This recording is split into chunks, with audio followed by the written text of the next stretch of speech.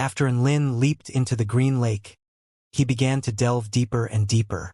The dark, corrosive power posed no threat to him as the barrier of vital energy he materialized around his body kept it at bay. There was a faint light within the lake water that seemed to be emanating from the lakebed. Thus, Enlin continued toward the source of the light, after diving to a depth of over a kilometer. The weeping of ghosts and monsters sounded from around him, and their voices seemed to be imbued with pain, despair, depravity, and all sorts of negative emotions. At the same time, a power that threatened to freeze Enlin's soul constantly invaded his body. Enlin harumphed coldly, and the peerless power of his consciousness instantly erupted forth, destroying all of the power sweeping toward him in the most brutal way possible. He steamrolled all the way down until he reached the lakebed. At the center of the lakebed was a platform, upon which a green bead lay. An extremely special power emanated from the bead, and that power was slowly changing the composition of the lake water. Divine Inspection Technique. Sky Sealing Dark King Bead. Collect all 9 beads the Sky Sealing Dark King distributed within this world, and you will have a chance to inherit the Sky Sealing Dark King's true inheritance from the Dark King Palace. A smile immediately appeared on Enlin's face upon seeing this. He had secured the 7th dark bead. There was an extremely intricate spell formation around the dark bead, which would be impossible for a normal return to void stage mighty figure to break open. But it was a piece of cake for Enlin with his divine inspection technique. Boom! Enlin flicked a finger, and the spell formation was violently broken, sending all of the lake water into a frenzy. Beside the lake, Little Xie and Dabai both knew that Enlin was finally going to stir up some trouble. It was also at this moment that an enraged roar erupted in the extremely far distance. Who dares to encroach upon my bathing lake? Boom, boom, boom. Terrifying shockwaves swept through the air. A man in a green imperial robe made his way over to them, seemingly walking quite slowly, but he was actually traveling extremely quickly. This was a tall man who stood straight as an arrow with angular, handsome features. A dark green light flashed from his inky black eyes, exuding a forbidding sense of ferocity. What was most noteworthy about him was that both his hands were twisted and inky black, and any movements he made with them made the space around him tremor and screech. Who are you? Woof! Dabai instantly focused his attention on the man in the green robe.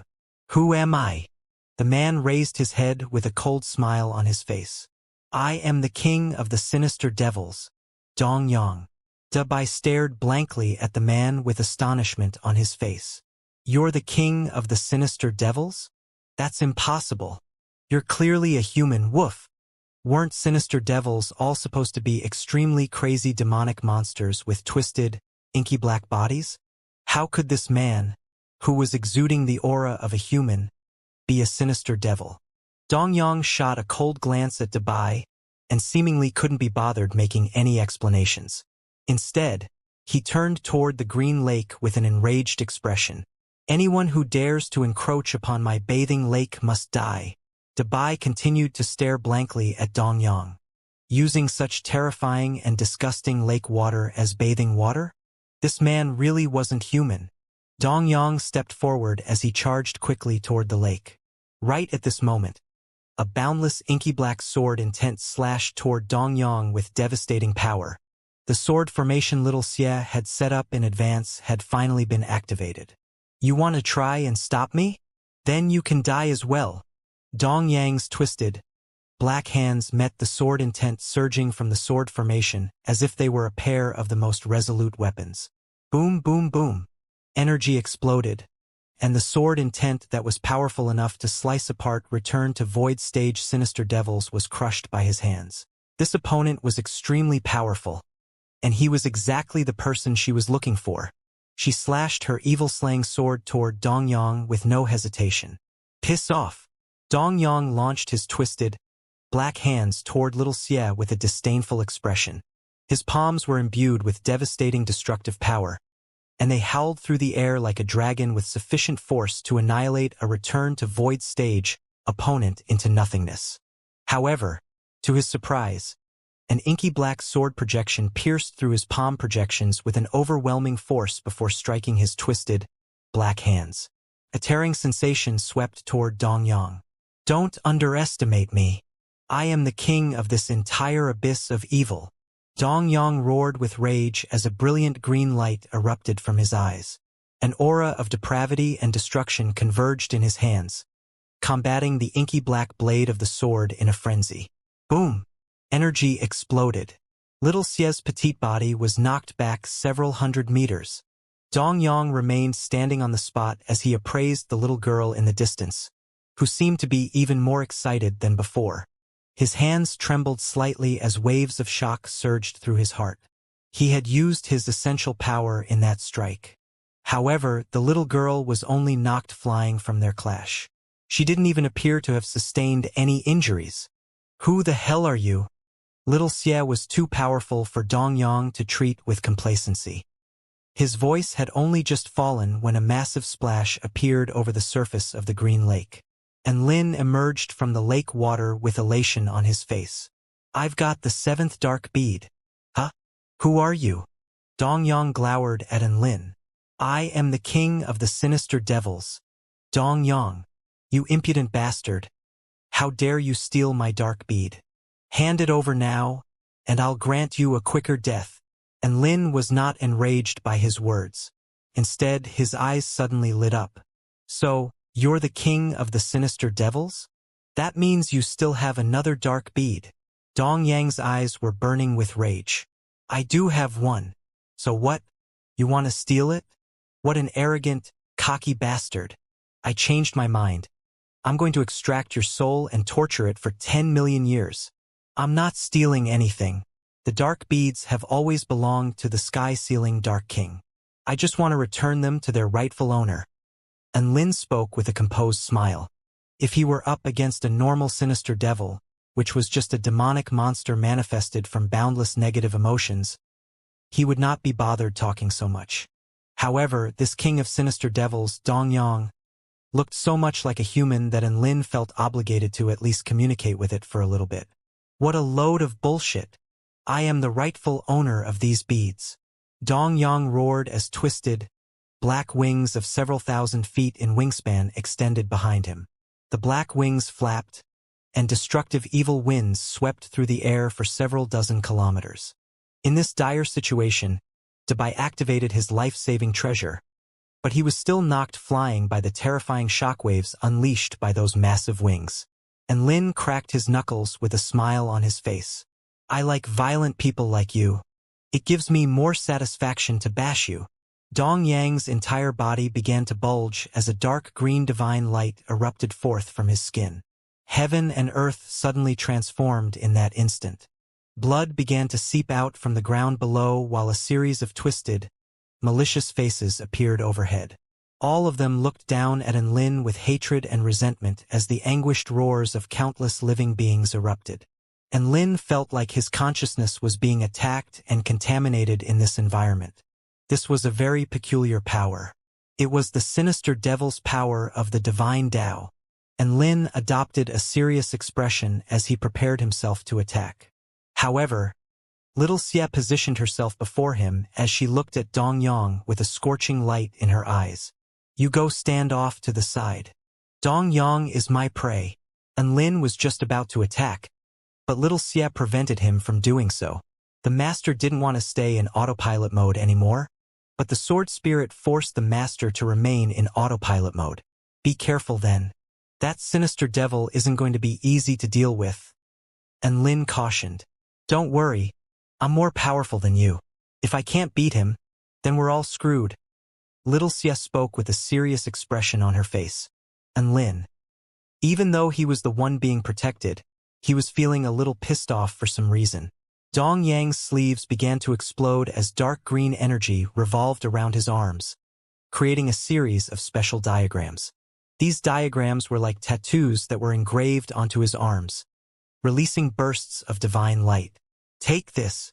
Dongyang pounced toward little Xia, and his fist descended with a terrifying might. Divine light surged, and the space around him crumbled. It was not an exaggeration to say that if a normal return to void intermediate stage cultivator was to take a punch like this head-on, they would be annihilated into nothingness. Little Xia's expression remained unchanged. Even though her body was quite petite, her sword strikes were extremely powerful, clashing with monstrous force against Dong Yang's fists. Boom! A violent explosion erupted as the fist collided with the sword, and terrifying shockwaves swept outward in a frenzy. Little Xia stumbled back in retreat from the terrifying force of the collision, but a bloodthirsty smile appeared on Dong Yang's face as he continued to press home his advantage. A series of sharp, inky black sword projections swept through the air. Little Xia's sword strikes were very powerful, but all of them were pulverized by Dong Yang's monstrous fists. Little Xia was slowly being forced onto the back foot. However, Enlin wasn't really worried as he felt like Little Xia still had many trump cards she hadn't used. However, he was soon greeted by a sight that had him completely astonished. Little Xia wielded her sword to defend herself against Dong Yang's relentless attacks, but tears were beginning to flow from the corners of her large eyes. Her cute little nose sniffled, and her lips pouted with an aggrieved expression. Enlin exclaimed with a shocked expression, "Little Xia has been beaten to the point of tears?" Little Xia turned to Enlin with an enraged expression upon hearing this, and she bit down upon her lower lip, as if she was trying to hold back her tears. However, the tears still fell anyway, giving her an extremely vulnerable and pitiable look. "Holy fuck! How dare you bully my Little Xia? I'll kill you!" Enlin was instantly enraged. He immediately unleashed his Fire God mode and launched a 4x Fire God fist upon Dong Yang. "Piss off! Don't hurt my Little Xia!" His fist fell like an incandescent sun. Dong Yang met Enlin's fist with a fist of his own, but he was bashed into the ground, and his twisted, black hand almost exploded, thereby indicating just how terrifying Enlin's punch was. However, it was also at this moment that a heart-wrenching sense of grief suddenly welled up in Enlin's heart. Wah! Irrepressible tears began to flow down his face. Enlin had clearly come out on top in that opening exchange, but he began to weep for some reason. "Wah!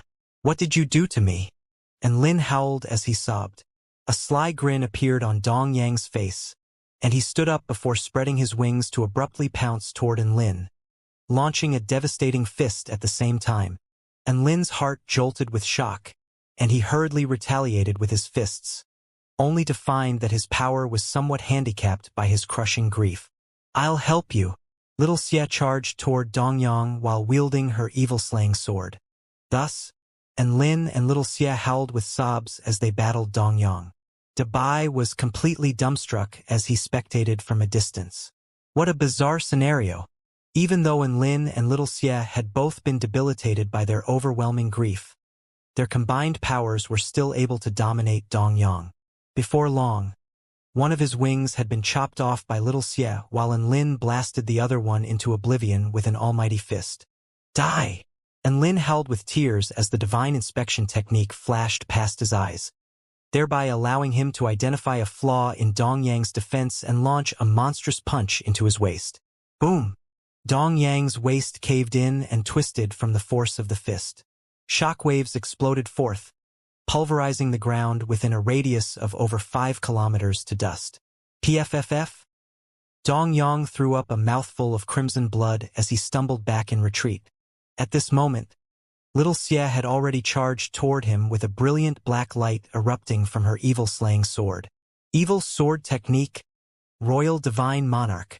Boundless sword intent surged into the sky, tearing apart the rock formations overhead. The sword projection was like a divine monarch descending upon this world with regal, unstoppable force.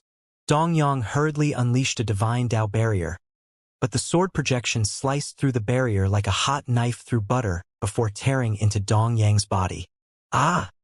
Dong Yang let loose a wail of anguish, and blood gushed forth from his chest as he hurtled back in retreat again.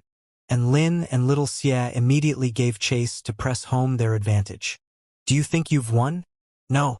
You will be the ones that lose in the end." Divine Dao light erupted from Dong Yang's arms again. This time, it was an extremely dark light that made his arms as resolute as black, divine metals. "Repent and despair." Dong Yang roared as he clenched his claws into fists. A divine Dao light erupted as he unleashed a barrage of attacks toward Enlin and Little Xie. Enlin and Little Xie countered ruthlessly. 1 second later, Dongyang was bashed into the ground again as he threw up a large mouthful of blood. Your loss has been sealed. You have no chance of winning. You are facing boundless despair. Dongyang crawled up from the ground with a malicious smile before pouncing toward Enlin and Little Xie again. 3 seconds later, boom! Dongyang was bashed into the ground again, and his body was riddled with wounds. You can't defeat me. Are you feeling despair now? Dongyang chuckled triumphantly as he threw up a mouthful of blood.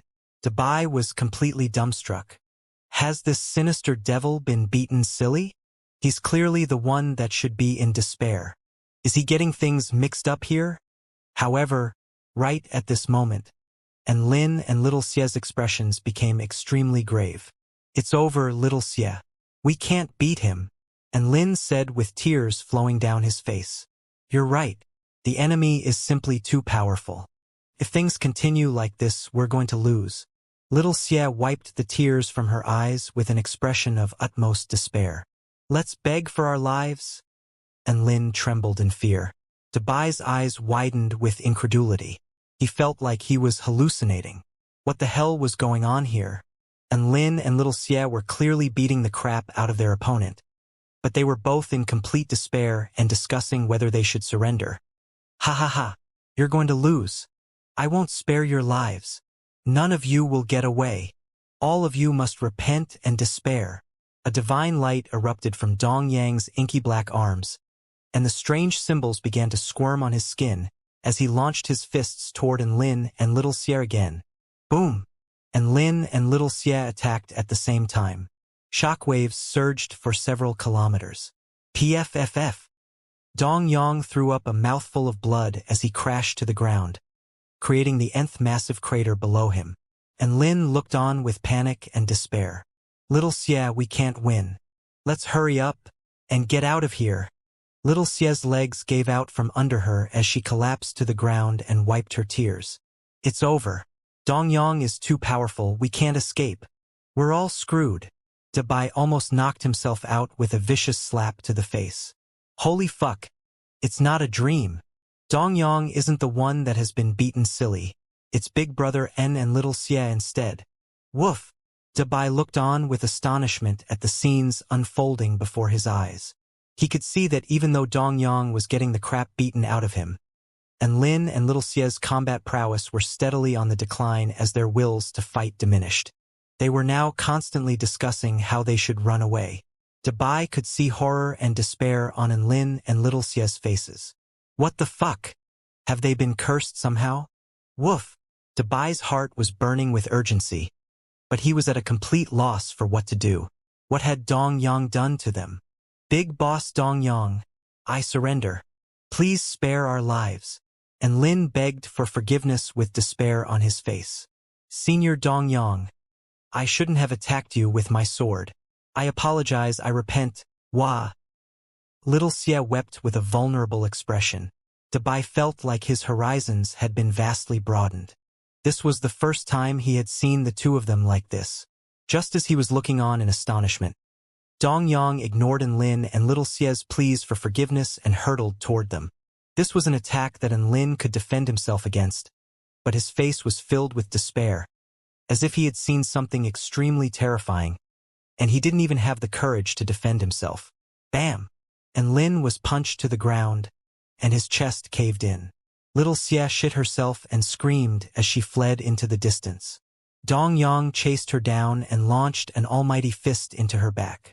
Little Xie was knocked flying for over a kilometer before crashing to the ground, leaving a massive trench in her wake. As the dust settled, she was revealed to be in an extremely sorry state with dust debris all over her petite body. A smug, malicious smile appeared on Dongyang's face as he surveyed the two people that he had bashed to the ground. Do you feel despair now? I am a sinister devil, so I am the embodiment of boundless negative emotions. My power of the divine Tao can project the negative emotions within my body and imbue them within my attacks to contaminate my target's emotions. Each and every one of my emotional attacks can stack on top of one another. After being struck by so many layers of despair, you probably don't even have the courage to stand up against me anymore. Ha ha ha. You won't escape. You're going to be tortured to death by me. Dong Yang made his way toward Lin and little Xie with a victorious expression. Dabai finally came to a realization of what was going on. So that sinister devil's power of the divine Tao was related to negative emotions. No wonder Lin and little Xie would lose all their wills to fight. They had been screwed over by Dong Yang's power of the divine Tao. Hence, the question was, what could he do? What could he do to help them? Dabai fell into deep thought. At this moment, Dong Yang was already cackling gleefully as he rushed toward Lin and little Xie to launch a series of fearsome attacks. If he didn't hurry up, they were going to be bashed to death by Dong Yang. In order to break the effect of one's power of the divine Tao, he would either need to crush Dong Yang with the power of his consciousness or replace the negative emotions with another emotion. However, this emotion had to be a very powerful one. One that could override the one instilled by the sinister devil's power of the divine Tao.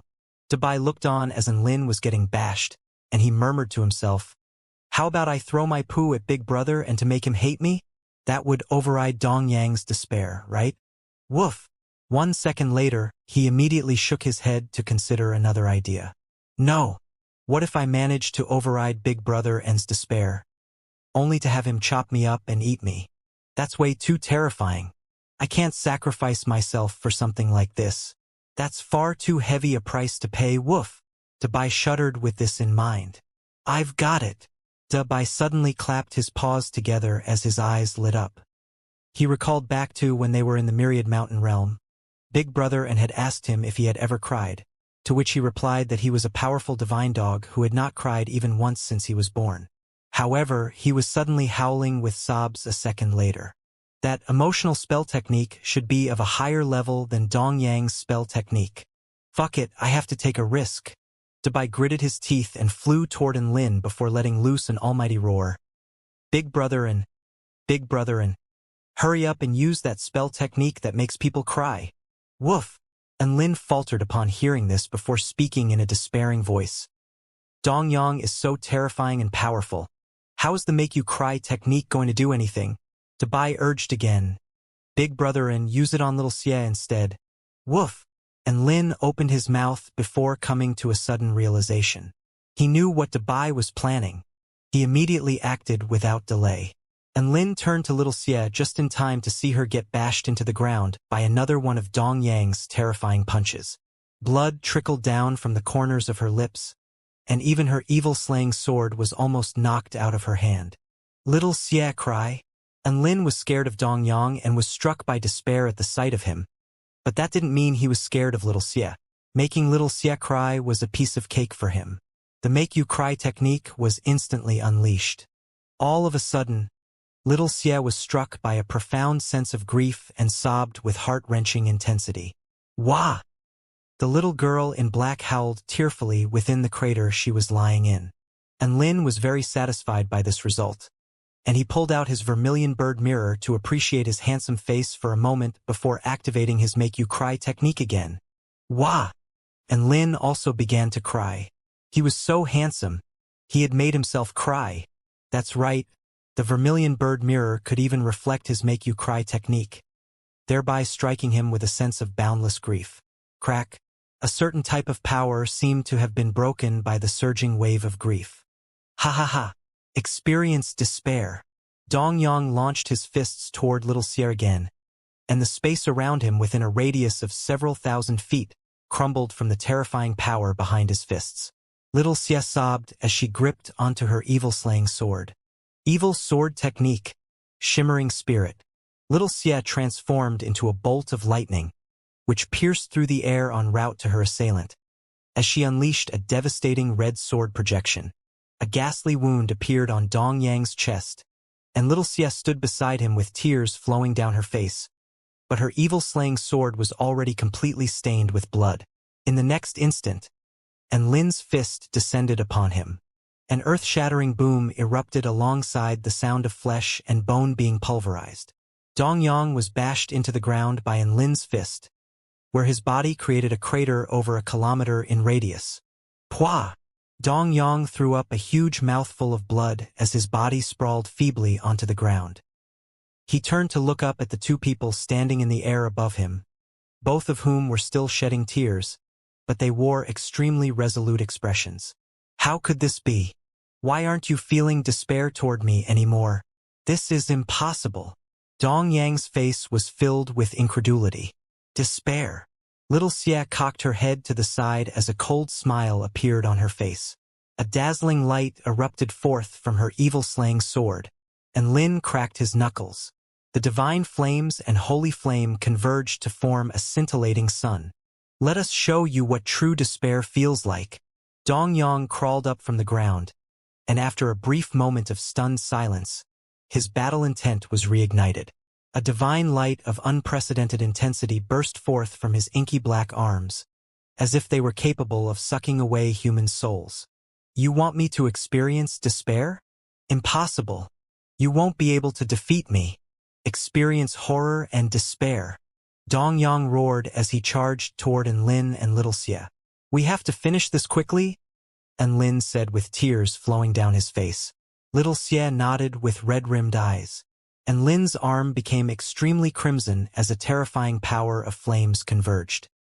His right arm began to expand, and the blood vessels within bulged, all of which had been transformed into the color of his holy flame. His entire arm lit up, as if the sun had suddenly appeared within the inky black abyss, lighting up everything within. 5 times, Fire God Fist, and Lin launched his fist toward Dongyang. If Enlin's attack were the sun, then Dongyang's attack would be the darkness of despair. This was a clash between light and darkness. Boom! The clash of energy twisted the space around them. A scintillating sun crashed down, while abyssal darkness rose to meet it.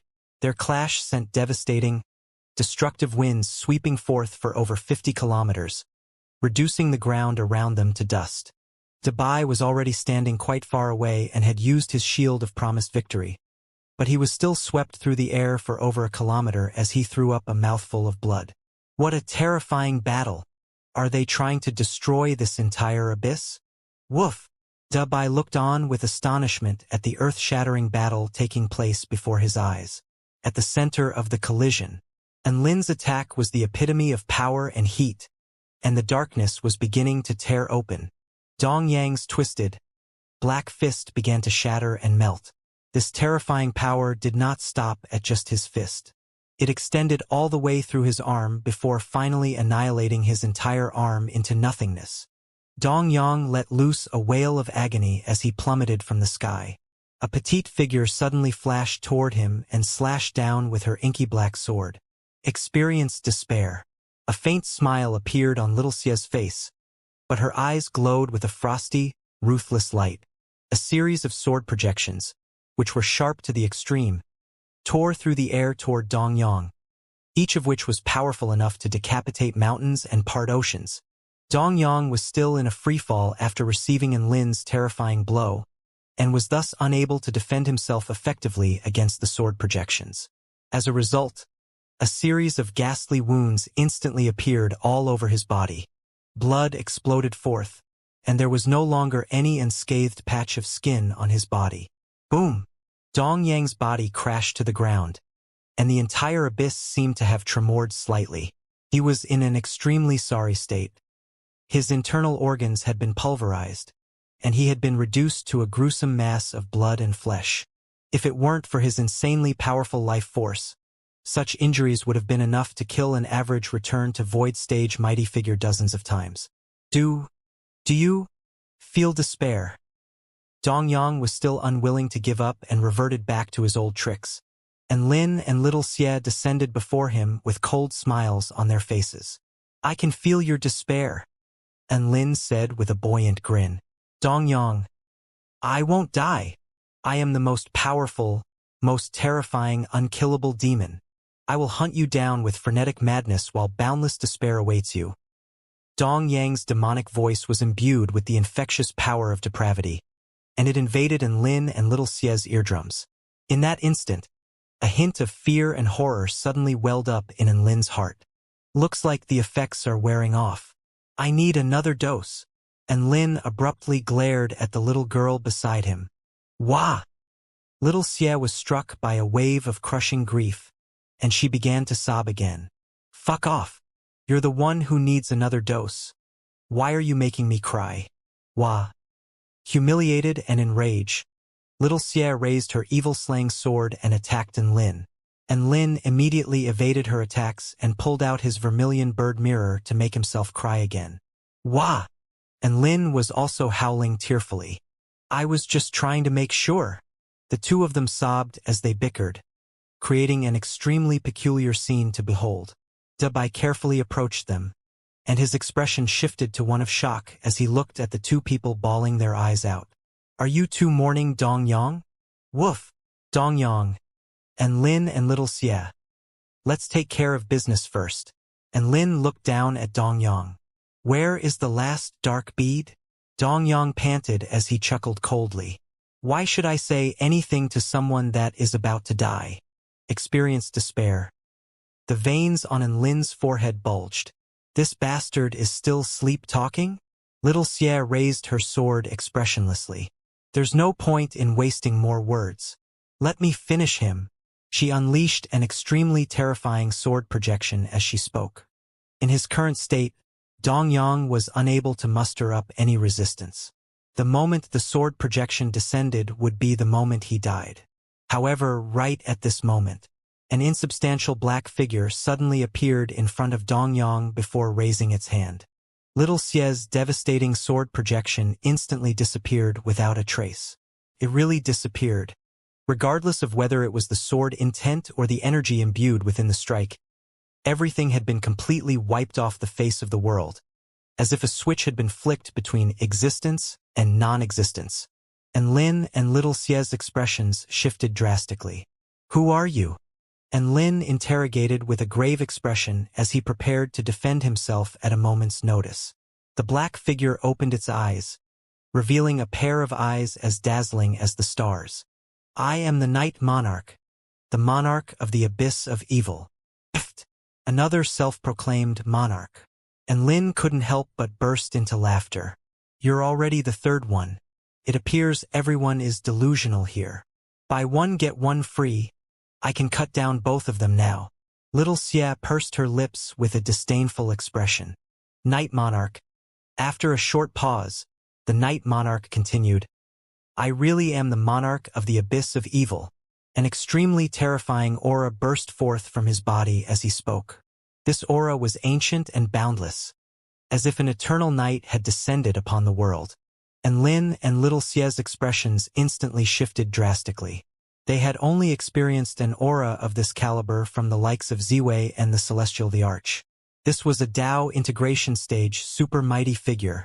Enlin's smile congealed on his face, and he took a deep breath before speaking in a respectful tone. Esteemed monarch of the abyss of evil, senior Night Monarch, may I ask why you have come here? The Night Monarch faltered slightly at Enlin's sudden change of tack before replying. Dong Yang cannot die. He is an important research subject of mine. Research subject? Enlin stared at the Night Monarch with astonishment on his face.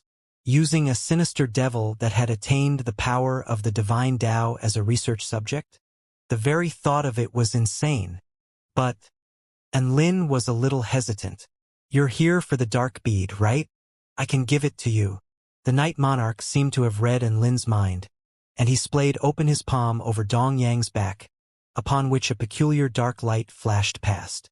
In the next instant, a translucent, inky black bead had appeared in his hand. The Night Monarch tossed the bead to Enlin without any hesitation. Here you go. Enlin caught the dark bead and was momentarily stunned. What an easygoing monarch. However, a thought then suddenly occurred to him. How do you know I want the dark beads? I calculated everything. I also know that you're collecting the dark beads so that you can obtain the sky-sealing Dark King's inheritance. The black figure seemed to be smiling as he spoke in a warm, gentle voice. Why did he seem to be smiling? That was because Enlin could only see a black humanoid silhouette. He was unable to see the Night Monarch's features. He did possess a pair of rather beautiful eyes, which appeared to be a pair of sapphires embedded onto his black, murky body. Not only were they not horrifying or unsettling to look at, but they also struck the onlookers with a sense of serenity and entrancement. Little Xia pouted with an aggrieved expression as she glanced at the Night Monarch. And Lin had obtained the dark bead, so his mission was completed, but her prey had been ripped out of her hands, and this was very likely to be the most delectable prey this entire abyss of evil had to offer. And Lin looked down at Dong Yang, who appeared to be on the brink of death, and he spoke with feigned nonchalance. "May I ask what you're planning to do with this research subject?" Experimenting with sinister devils sounded a little, well, sinister, no matter how you looked at it. In Lin's heart, he was already seeing the Night Monarch as a huge antagonist who was planning something unspeakably insidious. He wasn't really expecting the Night Monarch to give him a reply either. However, to his surprise, the Night Monarch gave him a reply without any fuss. "The experiment I'm conducting concerns a huge secret. There's no harm in telling you, however. For starters, do you know how the sinister devils of the abyss of evil came to be?" And Lin's brows furrowed slightly. He hadn't actually ever planned on thinking too deeply about something like this. However, the story of Ji Yanling and Wang Lu had already engraved itself into his mind. He knew very well how Wang Lu had fallen to become a sinister devil. All sinister devils were once humans, right? And Lin asked. An expression of surprise appeared on the Night Monarch's face. "You know about that?" He was trying to build some suspense, but Lin had foiled his plans to do so, and Lin nodded lightly. "I'm somewhat aware of that," the Night Monarch continued in a mysterious voice. "Then do you know how humans first became sinister devils?" And Lin thought about this carefully. Sinister devils did not have a long history. Hence, the event that created the first sinister devils should be something significant and recent. Could it be something triggered by the Purple Star incident? And Lin speculated. "Night Monarch, how do you know about that? How was he supposed to build any suspense like this?" "I'm somewhat aware," and Lin repeated with a modest expression. His expression remained calm, but waves of shock were surging through his heart. The fact that sinister devils were related to the Purple Star incident was no insignificant matter. After all, the Purple Star civilization had stabbed a hole into the sky. The Night Monarch abandoned any efforts to try and build suspense. The Purple Star civilization once suffered a backlash from the Heavenly Tao, and the entire civilization was instantly destroyed. However, things went much deeper than that. The consequences of the backlash from the Heavenly Tao aren't something that would draw to a conclusion after the fall of the Purple Star civilization. The sinister devils are actually a residual product of those consequences. Sinister devils were indeed transformed from humans. You could say that their origins lie in the punishment delivered by the Heavenly Tao, but you could also say that they were the manifestation of the resentment of the countless living beings that had perished in the aftermath of the Purple Star incident. They manifested themselves onto humans from the kingdom of the 9 states and the Buddhist kingdom through a very unique way before making humans fall into depravity. No one could stand up to the contamination of the boundless negative emotions, and all of them became sinister devils, upon which the condition slowly spread. This power is much more terrifying than plagues or curse techniques. It is almost as if it is trying to reduce the entire human race into a race of sinister devils. The Night Monarch spoke in an indifferent voice, but the darkness behind him was surging violently, and Lin was a little perplexed. Why have I never heard of something like this? Such a massive event should have extensive historical records and be known to the general public. The Night Monarch spoke in a slow voice. "You don't know how massive a price we had to pay in order to save the human race from that cataclysmic disaster. During that period of time, over 5 billion humans were transformed into sinister devils." And Lin was astonished by this number. That was the equivalent of an entire state's population. Nuwa, the Taoist Trinity, and Tao Lord Luya combined with 16 Tao integration stage super mighty figures unleashed an almighty spell formation to transfer all of the sinister devils out of the Tai Chu continent. They isolated the contamination source in order to put an end to this monumental disaster. For safety purposes, we also unleashed a divine technique to wipe away everyone's memories regarding the sinister devils. That's right. The only way to put an end to this disaster was to wipe away everyone's memories. The more they forgot, the smaller the aftermath of this event. And Lin was enlightened upon hearing this. No wonder he had no idea about a historic event like this. He had known nothing about the sinister devils aside from the fact that they were extremely terrifying demonic creatures. It was because everyone had been struck by an amnesia technique. A thought then suddenly occurred to Lin. If the sinister devils have all been transferred away, then the sinister devils of the abyss of evil. The Night Monarch looked into Lin's eyes. They're here because I want to save them. And Lin faltered upon hearing this. And he could see the sincerity and determination in the Night Monarch's eyes. Over 5 billion people, all of them were innocent. But they'd been forced out of their homeland and could only be tormented by boundless negative emotions for all of eternity without any way to relieve their sufferings. I want to transform them back into humans. I strove for a long time before receiving an agreement from the gods of creation to allow me to set up a sinister devil research facility within the abyss of evil. You should know that the sinister devils from the abyss of evil have never escaped to harm people outside of the abyss. That is because I've been governing their activities this entire time. And Lin nodded. That was indeed the case. They had initially thought that it was because sinister devils were afraid of light, but high-level sinister devils were completely immune to the effects of sunlight. Look at Dongyang. Look at how much he resembles a human. The Night Monarch pointed down at Dongyang. Dongyang lay with a pair of glazed eyes and a body riddled with wounds as he muttered to himself. Experience despair. Experience horror. You will all perish to horror and despair. Night Monarch. And Lin nodded to try and save some face for the Night Monarch. Aside from the fact that he's speaking a little incoherently, he really is no different from humans. And he's only speaking incoherently because we beat him silly. A smile appeared on the Night Monarch's face. As their cultivation bases progress, they will become more and more like humans. They'll be capable of cultivation, of speech, of experiencing emotions. They will no longer be insane, unruly, chaotic. Humans can turn into sinister devils, but sinister devils can also turn into humans. I've been doing this one thing for the past 10,000 years. Through experimenting with Dongyang, I've already managed to find many ways to alleviate their negative emotions. This is not just a temporary cure or a spell technique to seal away their negative emotions. I'm changing them from the inside so that they can recover their human emotions. The Night Monarch squatted down and caressed Dongyang's face as he spoke in a gentle voice. There is only one step left. Just one final step. This was a slightly touching scene. There's one problem here, and Lin suddenly said. What problem? The Night Monarch blinked with incomprehension. And Lin pointed at himself. This information must be very important. So why did you decide to disclose so much of it to me? Regardless of whether it was the historic event of the sinister devils wreaking havoc in the Kingdom of the Nine States or the experiment the Night Monarch was now conducting, both pieces of information were extremely important.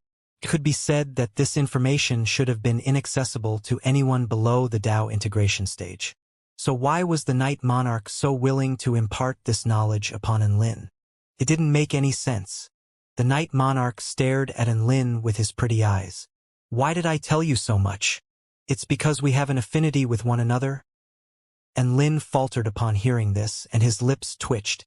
Could you be any less sincere with your answer? Things like affinity and fate were all fucking bullshit. That answer was the same as not providing an answer at all. The Night Monarch immediately provided an explanation at the sight of Lin's displeasure.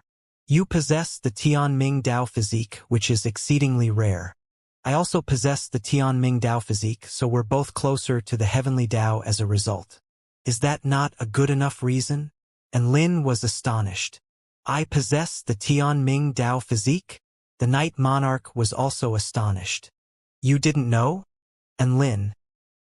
He thought about this carefully and recalled that the system seemed to have mentioned once upon a time that he possessed the Tianming Dao physique, which allowed it to fuse with him. I do have some recollection of that. Perhaps I really do possess the Tianming Dao physique. Speaking of which, what is this Tianming Dao physique? Why don't I feel like I'm special at all? And Lin murmured. The Night Monarch provided a patient explanation. We are ones blessed by the heavens. Don't you feel like it's particularly easy for you when you cultivate in spell techniques, observe intent realms, and make breakthroughs? Doesn't it feel easier for you to resonate with heaven and earth? Bullshit. Last time, I almost became a eunuch because I nearly failed to absorb enough Golden Realm essence crystal. And that I had to kiss the sun where I almost got burned to death. You call that easy? And Lin flared up with rage. The Night Monarch was at a complete loss. Are we talking about the same thing here? Sorry. Please continue. And Lin had accidentally let his emotions get the better of himself, and he could only offer an apologetic smile. The Night Monarch continued, we possess the Tianming Dao physique, and as a result we have brilliant aptitudes. We are closer to the heavenly Dao, and we receive a boost in our power when cultivating in dark-type spell techniques. A boost from dark-type spell techniques? And Lin's lips twitched upon hearing this. Meanwhile, he was using the fire god mode every day and whizzing it around like a miniature sun. It didn't really seem quite right. Look at the entire Tai Chu continent. Only you, Dao Lord Luya, and I possess this constitution. The Night Monarch continued. Dao Lord Luya? And Lin's body shuddered. What about him? The Night Monarch was intrigued by Lin's reaction. Is Dao Lord Luya an old man with a vulgar smile? And Lin interrogated. The Night Monarch cocked his head to the side. Dao Lord Luya is renowned for being a handsome and graceful man. How can he be an old man with a vulgar smile? And Lin's expression remained unchanged, but his conviction became even more firm. No wonder Xianxia had told him that he had a backer called Dao Lord Luya. That old man who had given him his system had to be Dao Lord Luya. That bastard had probably disguised himself.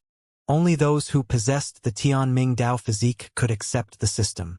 That bastard offloaded his system like an infectious disease.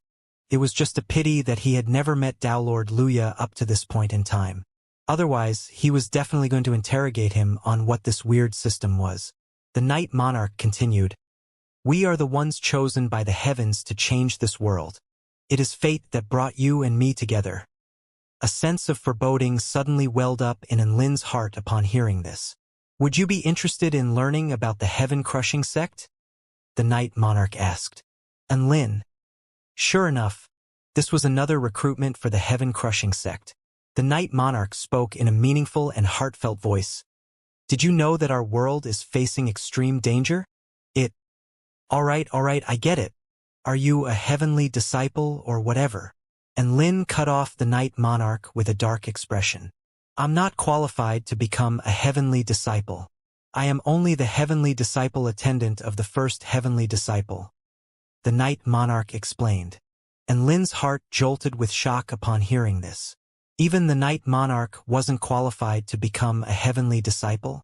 This heaven-crushing sect was even more terrifying than he had imagined. Don't even bother trying to invite me. Not even Cyril and Xianxia could convince me, so you should just give up. And Lin declined with a firm voice. The Night Monarch's heart jolted with surprise upon hearing this, and he appraised Lin even more carefully. You really do have an affinity with our heaven-crushing sect.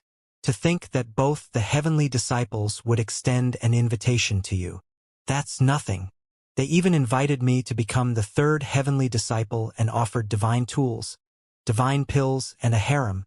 Even with those conditions, I still declined, so you should seriously just give up. And Lin waved a dismissive hand. The Night Monarch was astonished. This was the first time an expression of astonishment had appeared on his face. The third heavenly disciple? And you declined? Yeah. Is there a problem? And Lin was a little perplexed. The Night Monarch continued to stare at Lin, as if he was trying to see through him. I really have underestimated you. You are even more important than I had imagined. The Night Monarch was not disappointed in the slightest by Lin's rejection. Instead, his eyes took on an even more scorching light. And Lin was feeling a little unsettled. It was quite weird being stared at like this by a monarch. Regardless of whether I'm important or not, Even if I starve to death and can't find my way out of this abyss of evil, I still refuse to join this heaven-crushing sect. And Lin reaffirmed in a firm voice, "All right?" An expression of disappointment surfaced on the Night Monarch's face. "In any case, the heaven-crushing sect is always open to you. We will await the day you change your mind." And Lin felt like he had heard a similar spiel before, and he nodded without saying anything. The Night Monarch was a Dao integration stage super mighty figure after all, so it was not good to be too rude to him. An extremely hoarse voice sounded, and Lin looked down to discover Dongyang sprawled on the ground while throwing up mouthfuls of blood. Don't talk. I think I might need some emergency treatment. Erg. He threw up another mouthful of blood as he spoke. The Night Monarch was given a massive fright. I almost forgot about you. My poor Dongyang. Don't worry, with me here, nothing is going to happen to you. Dongyang. Experience despair. The Night Monarch was already injecting his own power into Dongyang's body to heal his injuries. "Senior Night Monarch, if there's nothing else, then I'll be taking my leave now." And Lin felt like there was no point to stay here any longer. The Night Monarch nodded. "I hope to see you again." Even though little Xie was reluctant to leave, and Lin still dragged her away and got onto Debai's back. "Master, what do I do? After finding out that sinister devils were transformed from humans, I don't think I have it in me to kill them anymore." Little Xie muttered with a conflicted expression on her round little face. And Lin turned to little Xie with a hint of surprise in his eyes. "I really didn't expect you to have thoughts like that." In his heart, little Xie was always this willful, domineering little girl. It could be said that it was quite a feat that she was able to extend compassion toward sinister devils after hearing their story. "Do you need sinister devils? I have a lot of sinister devils who have completely lost control and are beyond salvation. They've been driven completely mad by slaughter and are no longer capable of recovering their emotions. I can give those to you." The Night Monarch suddenly offered from behind them, and Lin's footsteps faltered upon hearing this. Little Xie also turned to look at the Night Monarch with a perplexed expression. The Night Monarch put his palms together, and a powerful spatial fluctuation swept toward them. In the next instant, Lin and little Xie appeared in an unfamiliar space. There was a cold, blue fire here that appeared as if it could freeze one's soul. They were burning gently in the darkness, lighting up the entire space with their cold light. Around them, one cage stood after another, within which countless sinister devils howled and screamed. The Night Monarch spoke in a faint voice. "They have gone beyond the point of no return. Not only are they hurting other living beings, but they have also even begun attacking their own race. Their last trace of humanity has already been wiped away, to the point that even I am unable to save them. Little sword spirit girl, if you want to obtain something from slaying these sinister devils, you are free to have a go. I was actually planning to take care of them myself soon anyway." Little Xie made her way toward the sinister devils upon hearing the Night Monarch's words. The sinister devils before her were even more twisted and insane than the ones she had seen. Boundless negative emotions swept forth like tsunami waves, threatening to drag everyone around them down into the abyss of depravity. "You must be in a lot of pain. Let me help you find your release." Little Xie spoke in a faint voice that was only audible to her. She slashed her evil-slaying sword through the air, and it instantly sliced through the sinister devil's body. "Roar!" The sinister devil let loose a crazed roar before its body was annihilated into nothingness, completely disappeared from this world. At the same time, a flow of energy fused into the evil-slaying sword along the blade of the sword. Little Xie closed her eyes and carefully savored the energy. She could feel that she had recovered quite a bit of her power again, as if a certain deficiency in her body had just been supplemented. "How do you feel?" And Lin asked with a concerned expression. "It works."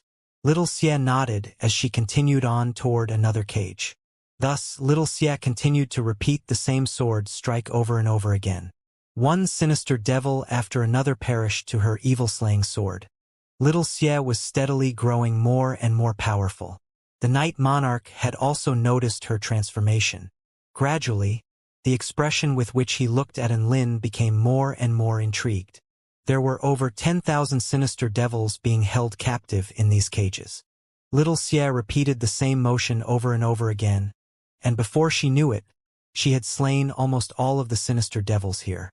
Aside from the fact that she was steadily growing more powerful, nothing was really changing, all the way up until she cut down one of the few remaining sinister devils. Boom! A certain shackle seemed to have been broken.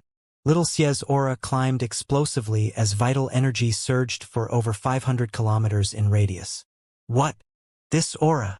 The Night Monarch's eyes widened with astonishment as he witnessed the scenes unfolding before his eyes. The power of darkness within the abyss of evil transformed into a colossal vortex, which poured into the little girl's body without any reservation, nor any end in sight. Little Xie's aura seemed to have put on a jetpack, and it elevated relentlessly, becoming more and more vast and ethereal. A divine light surged as the space around them was shattered. The space I created was shattered. The Night Monarch took a deep breath. As the space had been shattered, Enlin, Dabai, Little Xie, and the Night Monarch reappeared within the abyss of evil. Dongyang was struck by a sense of indescribable horror at the sight of the returning group, and he finally began to yell in despair. "Ah! Don't come over here!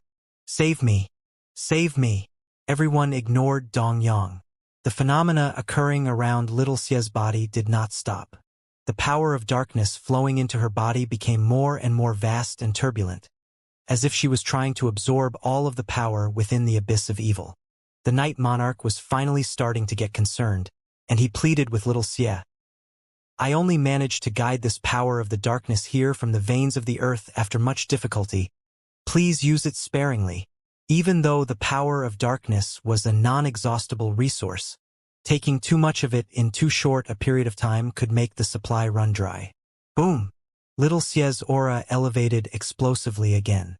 An inky black divine sword appeared on her forehead. A boundless black divine light began to sweep outward, but also enshrouding Little Xie's body like a cloak of feathers, making her appear as if she were the queen of darkness. Her terrifying aura erupted forth, striking Dongyang with a crushing sense of asphyxiation. The Night Monarch stumbled back with astonishment on his face. Divine Tao manifesting as a sword, divine light manifesting as a cloak. Is this sword spirit trying to break through to divine rank? Enlin was also struck by Little Xie's divine light, but he wasn't harmed in the slightest. Instead, it was an extremely comfortable sensation as his meridians and bones were all being nurtured to a great extent. Is Little Xie finally going to become a divine tool? He was ecstatic for Little Xie. She had been stuck at the pinnacle of immortal tools, and she was now finally able to make her breakthrough. Elsewhere, outside of the abyss of evil, the clear, blue skies had already transformed into complete darkness, as if eternal night were settling over heaven and earth. All humans and members of the ant tribe looked up at the sky with shock and horror, where it appeared as if doomsday were about to descend upon them. Even the celestial the Arch, who was far away in the heavenly court, abruptly stood up, and he narrowed his eyes as he looked toward the southeastern region of the Kingdom of the Nine States, seemingly as if he could see the darkness in the extremely far distance. What terrifying energy fluctuations! What kind of creature is making a breakthrough? In the sky above the abyss of evil, an inky black pillar of divine light fell from the sky before descending into the abyss.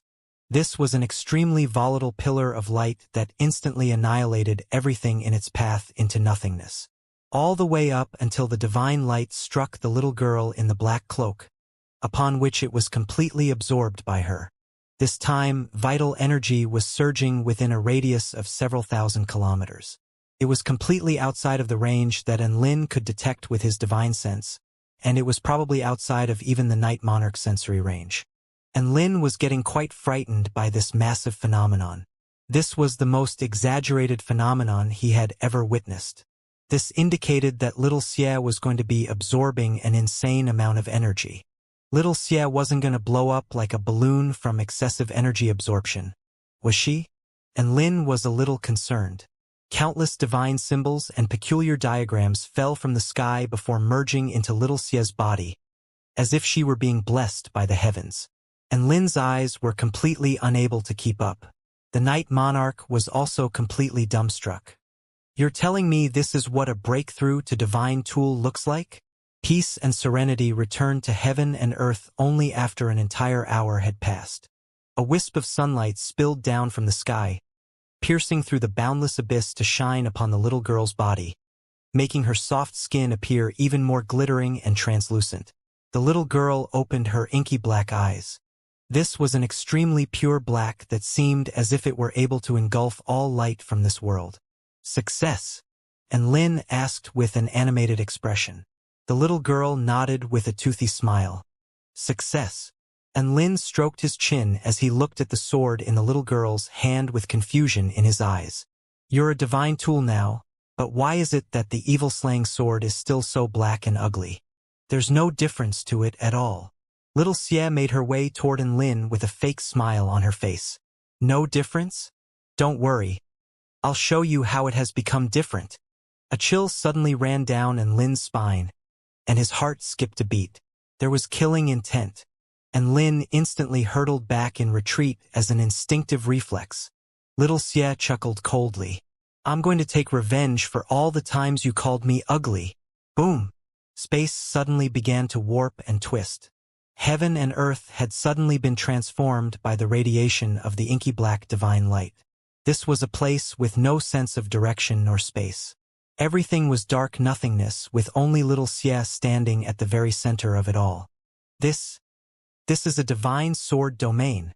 It is said that every divine tool that has nurtured a spirit has a very small chance of attaining their own domain after countless years of refinement. She has just made her breakthrough, yet she has already attained such a terrifying domain.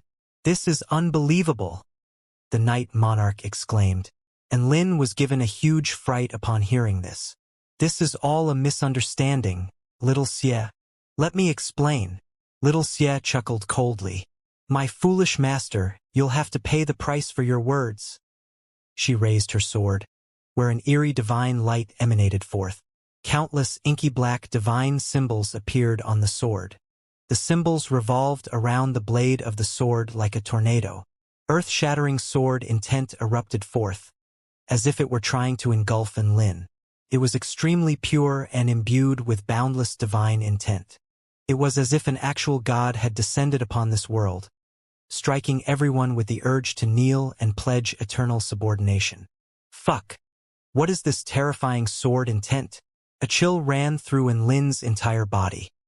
He felt like he would be engulfed by Little Xie's power if he had even the slightest lapse in concentration. Little Xie was serious this time, and Lin knew that he couldn't afford to hesitate, and he immediately unleashed his evading turtle technique. A green light erupted forth as an extremely dazzling turtle shell began to appear around his body. In this evading turtle state, he could keep even the attacks of a mighty figure at the return to Void Pinnacle stage at bay for a period of time. "Very good. You'll make a better sandbag for me now." Little Xie's eyes lit up upon seeing this, and the sword intent emanating from her evil-slaying sword began to elevate even further. "You need to be taught a lesson."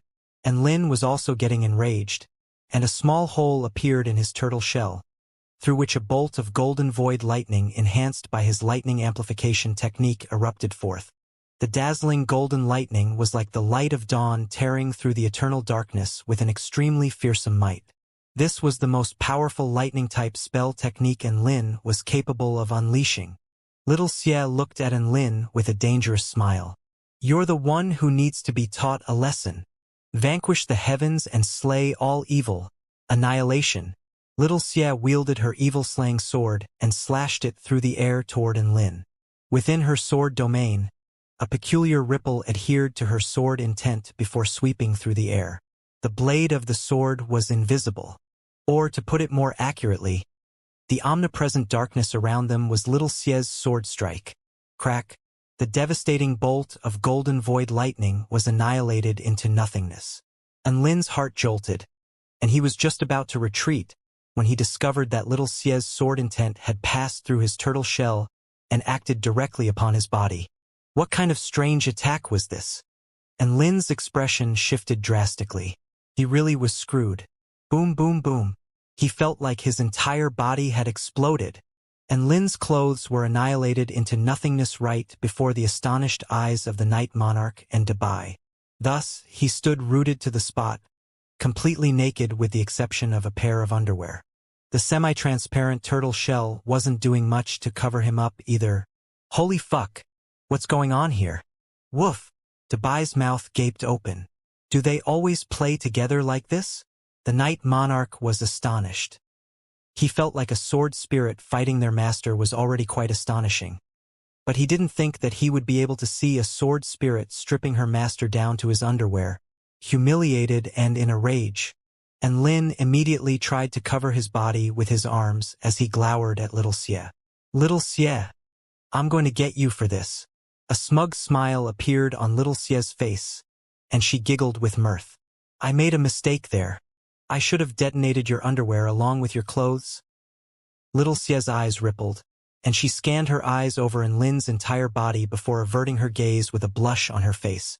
And Lin felt a cold wind blowing past his lower body upon hearing little Xie's words. Little Xie's sword strike was simply too bizarre. It completely disregarded his defenses and reduced his clothes to nothingness.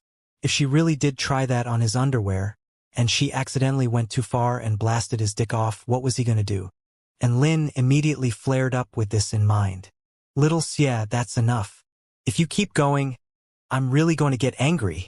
And Lin glowered at the little girl before him as killing intent billowed from his body. Little Xie nodded, and heaven and earth transformed again as everyone returned to their former location. Dong Yang was still moaning with pain as he lay on the ground, but the Night Monarch and Dubai both had astonishment written all over their faces.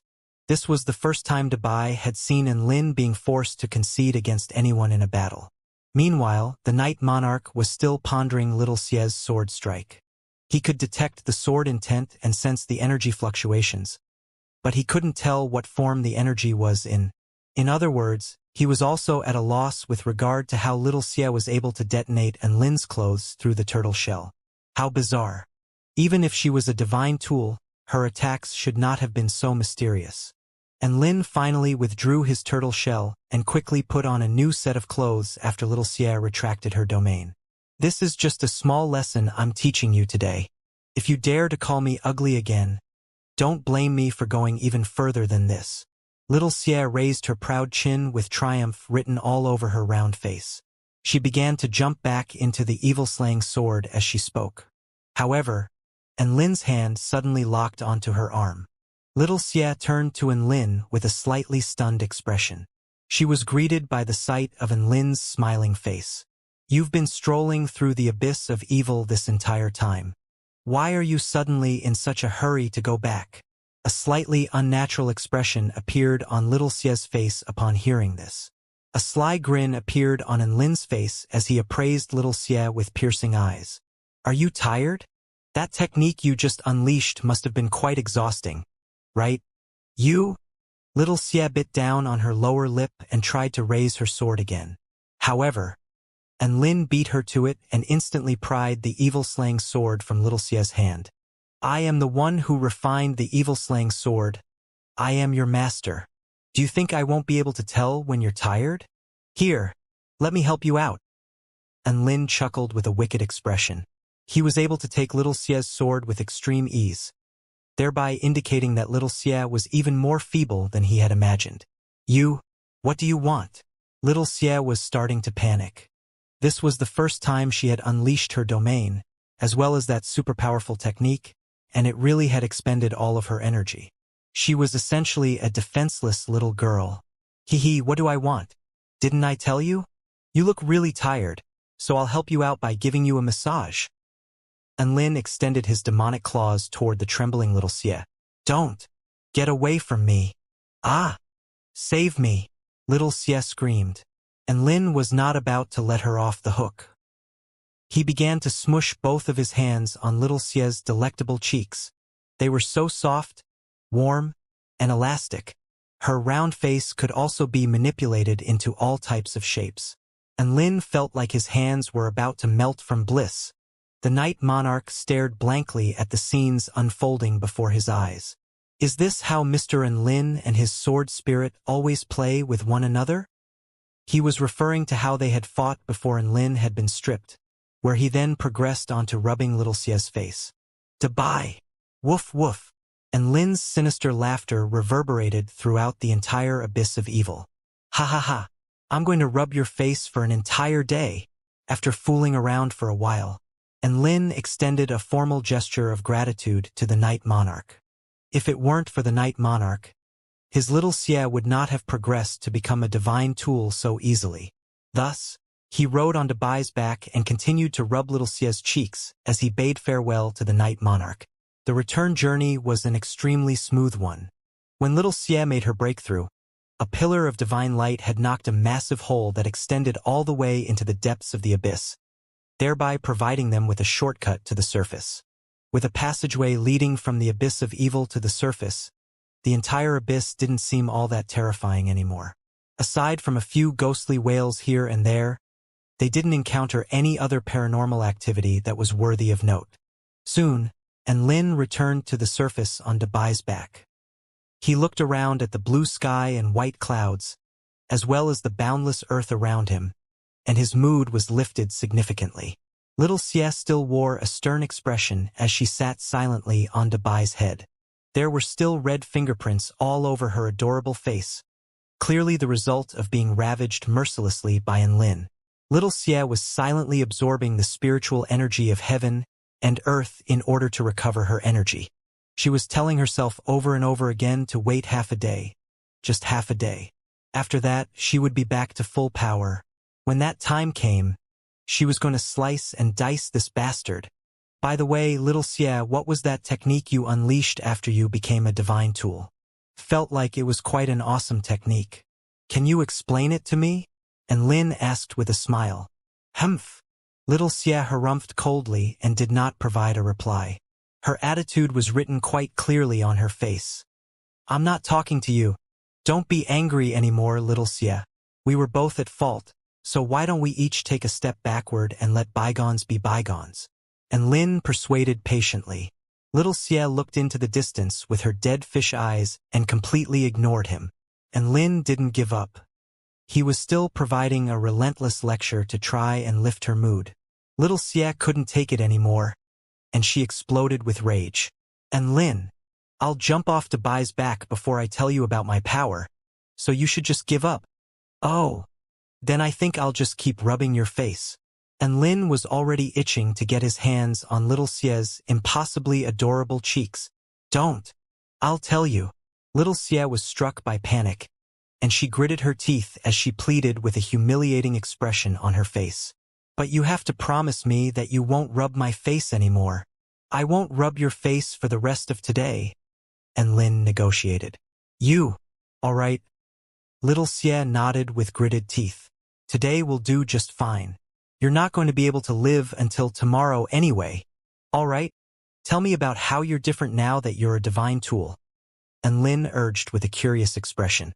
Little Xia replied with a stern expression. After becoming a divine tool, my evil-slaying sword is now a lot sharper than before, and it has been imbued with divine properties, which will allow it to break through the enemy's divine Tao more easily. If Master is a bit more powerful, perhaps it would even be able to slice apart immortal rank materials. Furthermore, as the sword spirit, my power has also increased drastically. I've attained my own domain and also a few new sword techniques that can resonate with heaven and earth. And Lin was very excited upon hearing this. What are the new sword techniques? Little Xia held up one little finger. The first technique is the vanquish the heavens and slay all evil annihilation technique. As long as my target is within my domain, I can annihilate any parts of their body. Selective annihilation? And Lin's expression shifted. This was not something that could be defended against through normal means. If little Xia had targeted his heart instead of his clothes, gasp, Holy Mother of God. A smug expression appeared on little Xia's face upon seeing Lin's fearful expression. She then held up a second finger. The second technique is the vanquish the heavens and slay all evil purification technique, which can purify the opponent's debilitating powers like poison, curses, or law restrictions. And Lin smacked his lips upon hearing this. That technique also sounded quite awesome. The third technique is the vanquish the heavens and slay all evil, depravity technique, which can reduce targets affected by my sword intent to mindless servants that will follow my every instruction. And Lin sighed with emotion upon hearing about these techniques. You can be an angel or a demon. Little Xie, you sure have some diversity to your character now. I'm nothing compared to you. You can interchange between being a bastard and a piece of shit. Little Xie spoke with a modest expression. And Lin, are you trying to get your cheeks pinched again? And Lin threatened with a menacing expression. Little Xie's petite body recoiled, but she still kept up a brave facade. You said you wouldn't pinch my cheeks for the rest of today. All right, hurry up and teach me your sword techniques. And Lin urged. Didn't you say that you can impart your sword techniques and true intent upon me after progressing to become a divine tool? I did, but a hesitant expression appeared on Little Xie's face. I'm too depleted to do that. You'll have to wait until I recover my energy first. All right, and Lin's heart was filled with anticipation.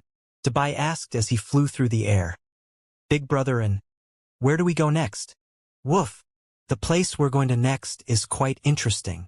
And Lin pulled out the map with a smile as he looked at the location of the final dark bead. What place could make you so excited, big brother? And woof. Dabai was intrigued. The 5-colored lightning pit. And Lin announced. Dabai shuddered and almost fell from the sky. He turned to stare at Lin with incredulity on his face. Big brother, and are you referring to the 5-colored lightning pit in the mythological beast sect? Of course. Is there a second 5-colored lightning pit? And Lin replied with a grin.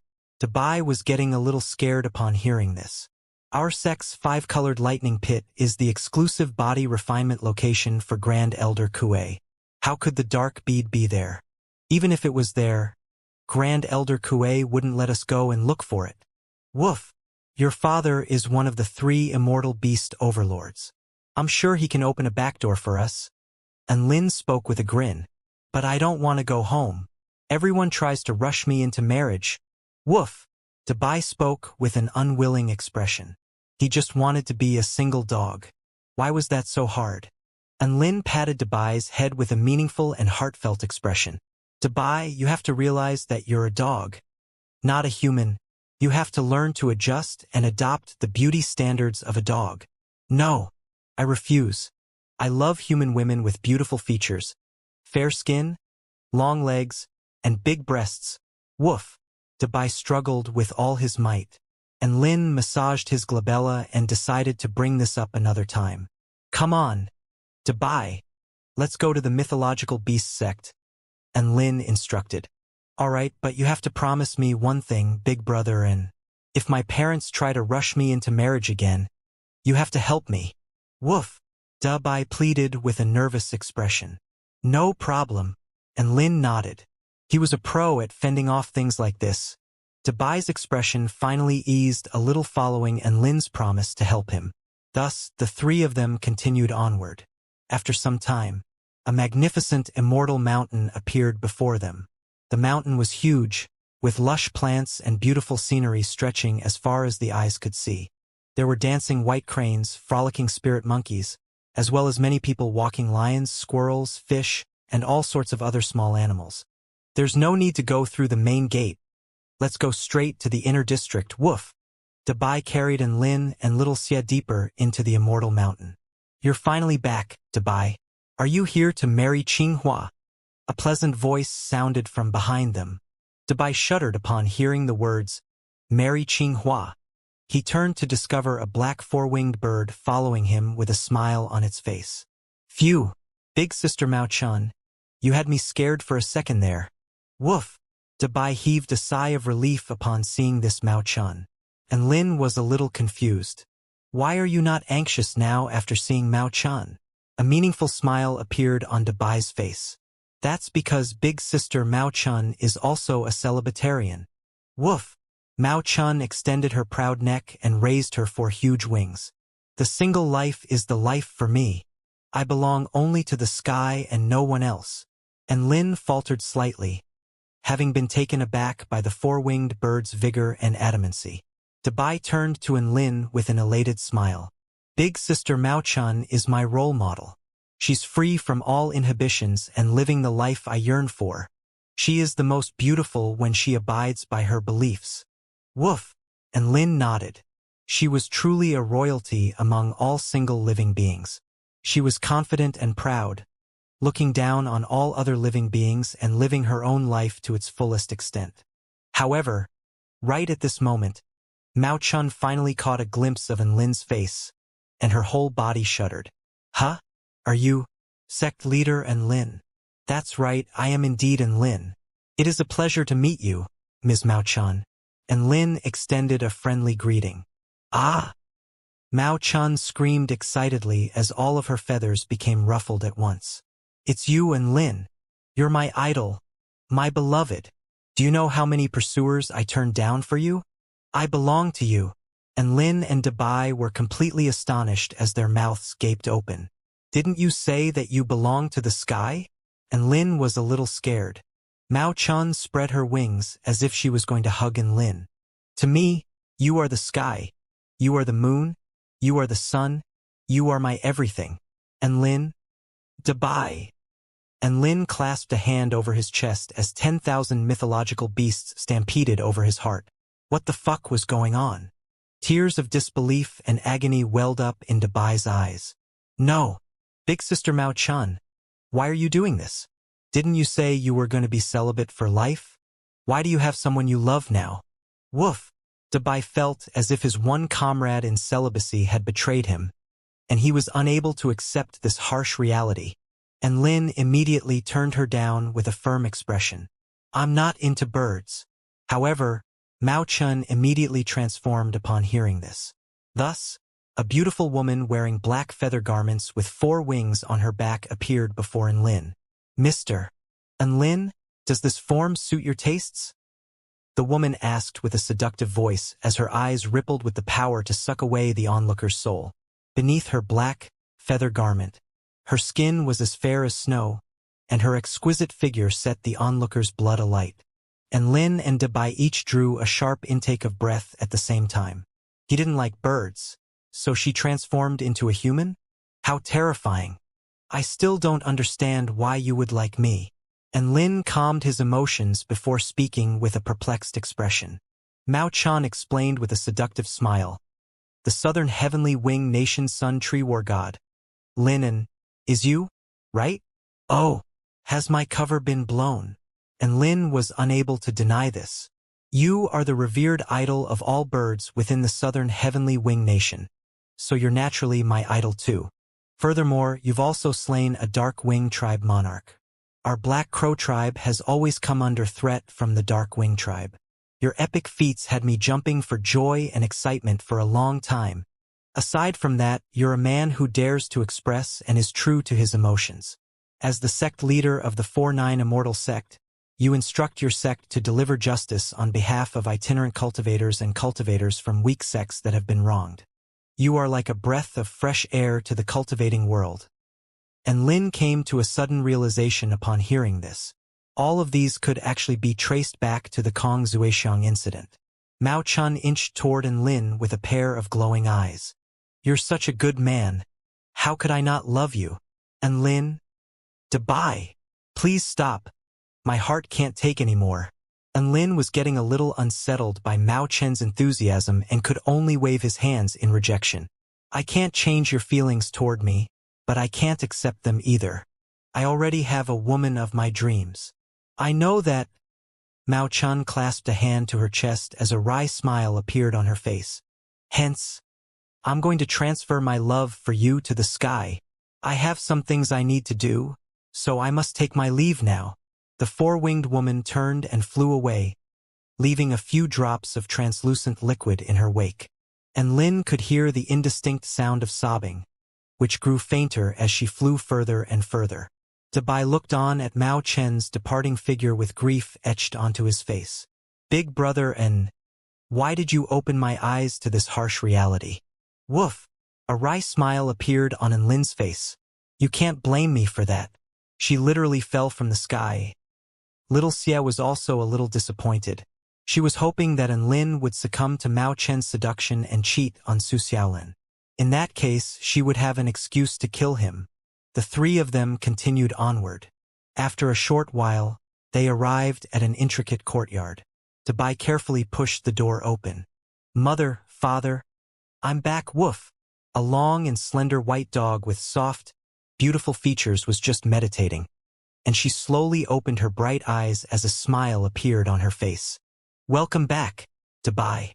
An adorable yet imposing white dog was sunbathing outside, and he too opened his eyes, upon which they immediately lit up. "Oh, Dabai, you've brought Mr. Enlin with you too." Enlin immediately extended a greeting while smiling. Enlin pays his respects to Senior Bai Xian and Senior Chun. "There's no need to be so polite. We're all part of a family here," Bai Xian said with a buoyant smile. Even though he was one of the three immortal beast overlords of the mythological beast sect, Enlin was the sect leader of the 4-9 immortal sect. As such, Enlin was not inferior to him in terms of status. "Please have a seat."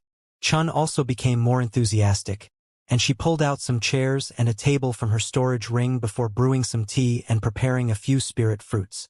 "Mr. Enlin, just treat this like your own home. We haven't had a good chance to thank you yet." "Then don't mind if I do." Enlin accepted the invitation and sat down on a chair before chomping on an expensive spirit fruit. Bai Xian appraised Enlin with approval and joy in his eyes.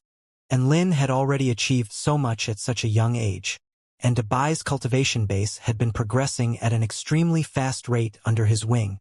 It looked like he had made a fantastic decision to allow Dabai to follow Enlin at that time.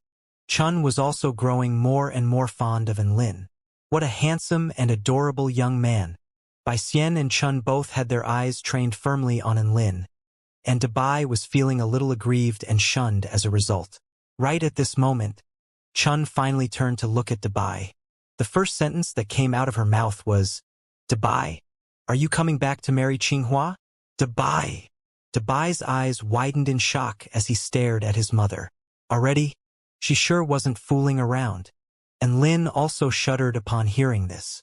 He knew that the real challenge had arrived. Bai Xian also chimed in with a smile. "Dabai, your brother Xiao Chou?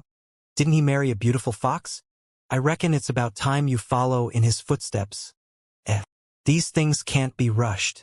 I'm just a 50-year-old puppy, woof." Dabai struggled with all his might. "If you wait too long, you might miss out. Qinghua has waited for you for so many years, and her heart has never wavered. Good dogs like her are hard to find these days. Where are you going to find another one like her if she gets taken by someone else?" Chun countered with watertight logic. Dabai turned to Enlin for help, only to find that Enlin was staring blankly into space. Dabai, where was the help he was supposed to be getting? It wasn't that Enlin didn't want to help him. He really had been distracted by something. Chun's words reminded him of his relationship with Xiaolin. Waiting too long was indeed not a good thing. Maybe he should hurry things up a little?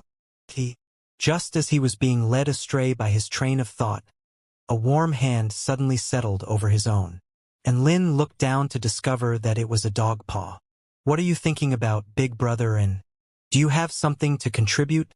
Dabai asked with a desperate, forced grin. And Lin, I look at it this way, Senior Bai Xian, Senior Chun. You were talking about Xiao Chou and Bai Yao's marriage, right? Well, they're actually a perfect example of the saying, good things take time. And Lin spoke with a smile. They waited over a century for one another, and their feelings never changed. Even though they hadn't met each other even once during that time, their hearts never wavered. As such, true love can stand the test of time. This, Chun wasn't expecting Enlin to take Dabai's side. Big brother and is right. Woof! Dabai clapped his paws together excitedly. In conversational topics such as marriage, parents would not listen to anything their children said. Some things had to be said by outsiders in order to achieve the desired effect. There's no need to be hasty. Any relationship requires time in order to test its integrity. A relationship that has not been tested by time and hardships is one that would be far too unreliable and most likely fragile. And Lin continued in a meaningful and heartfelt voice. Take Xinhua as an example. She likes Dubai, but Dubai is still on a journey of self-discovery. He still doesn't know how he feels toward Xinhua. If they're forced together before Dubai has a chance to identify his feelings, it would be unfair to both Dubai and Xinhua. Bai Xian and Chun fell into deep thought, wondering if they were indeed being too hasty. And Lin immediately struck another nail into the coffin. Another example is my relationship with Xiaolan. Our love for each is true, but I still stand by our agreement of 100 years, and I refuse to marry her even a year earlier than that. This entire century will act as the test of time for our relationship, and only by passing this test can we remain together for eternity. Dubai's mouth gaped open. What a blatant lie. Little Xie rolled her eyes as she internally scoffed at Lin for being a shameless hypocrite. Bai Xian and Chun looked at each other, having clearly had their resolves shaken. Sometimes, using oneself as an example was a very convincing tactic. That's right, even an outstanding man like Lin wasn't in any hurry. So why should Dubai be in a hurry? Bai Xian thought for a moment before conceding with a smile. Chun and I were just bringing this up as an errant thought. You make your own decisions, Dubai. I will, woof. Dubai was extremely excited to have survived that ordeal. And Lin also chimed in with a smile. I'll supervise Dubai's love life. I guarantee that under my supervision, Dubai will be sure to discover himself and find his true love. Bai Xian paused for a moment before speaking again. All right, then I'll have to trouble you with the duty of supervision, Mr. Lin. I really do need some help from you with regard to Dubai. Please feel free to tell me, Senior Bai Xian. And Lin nodded.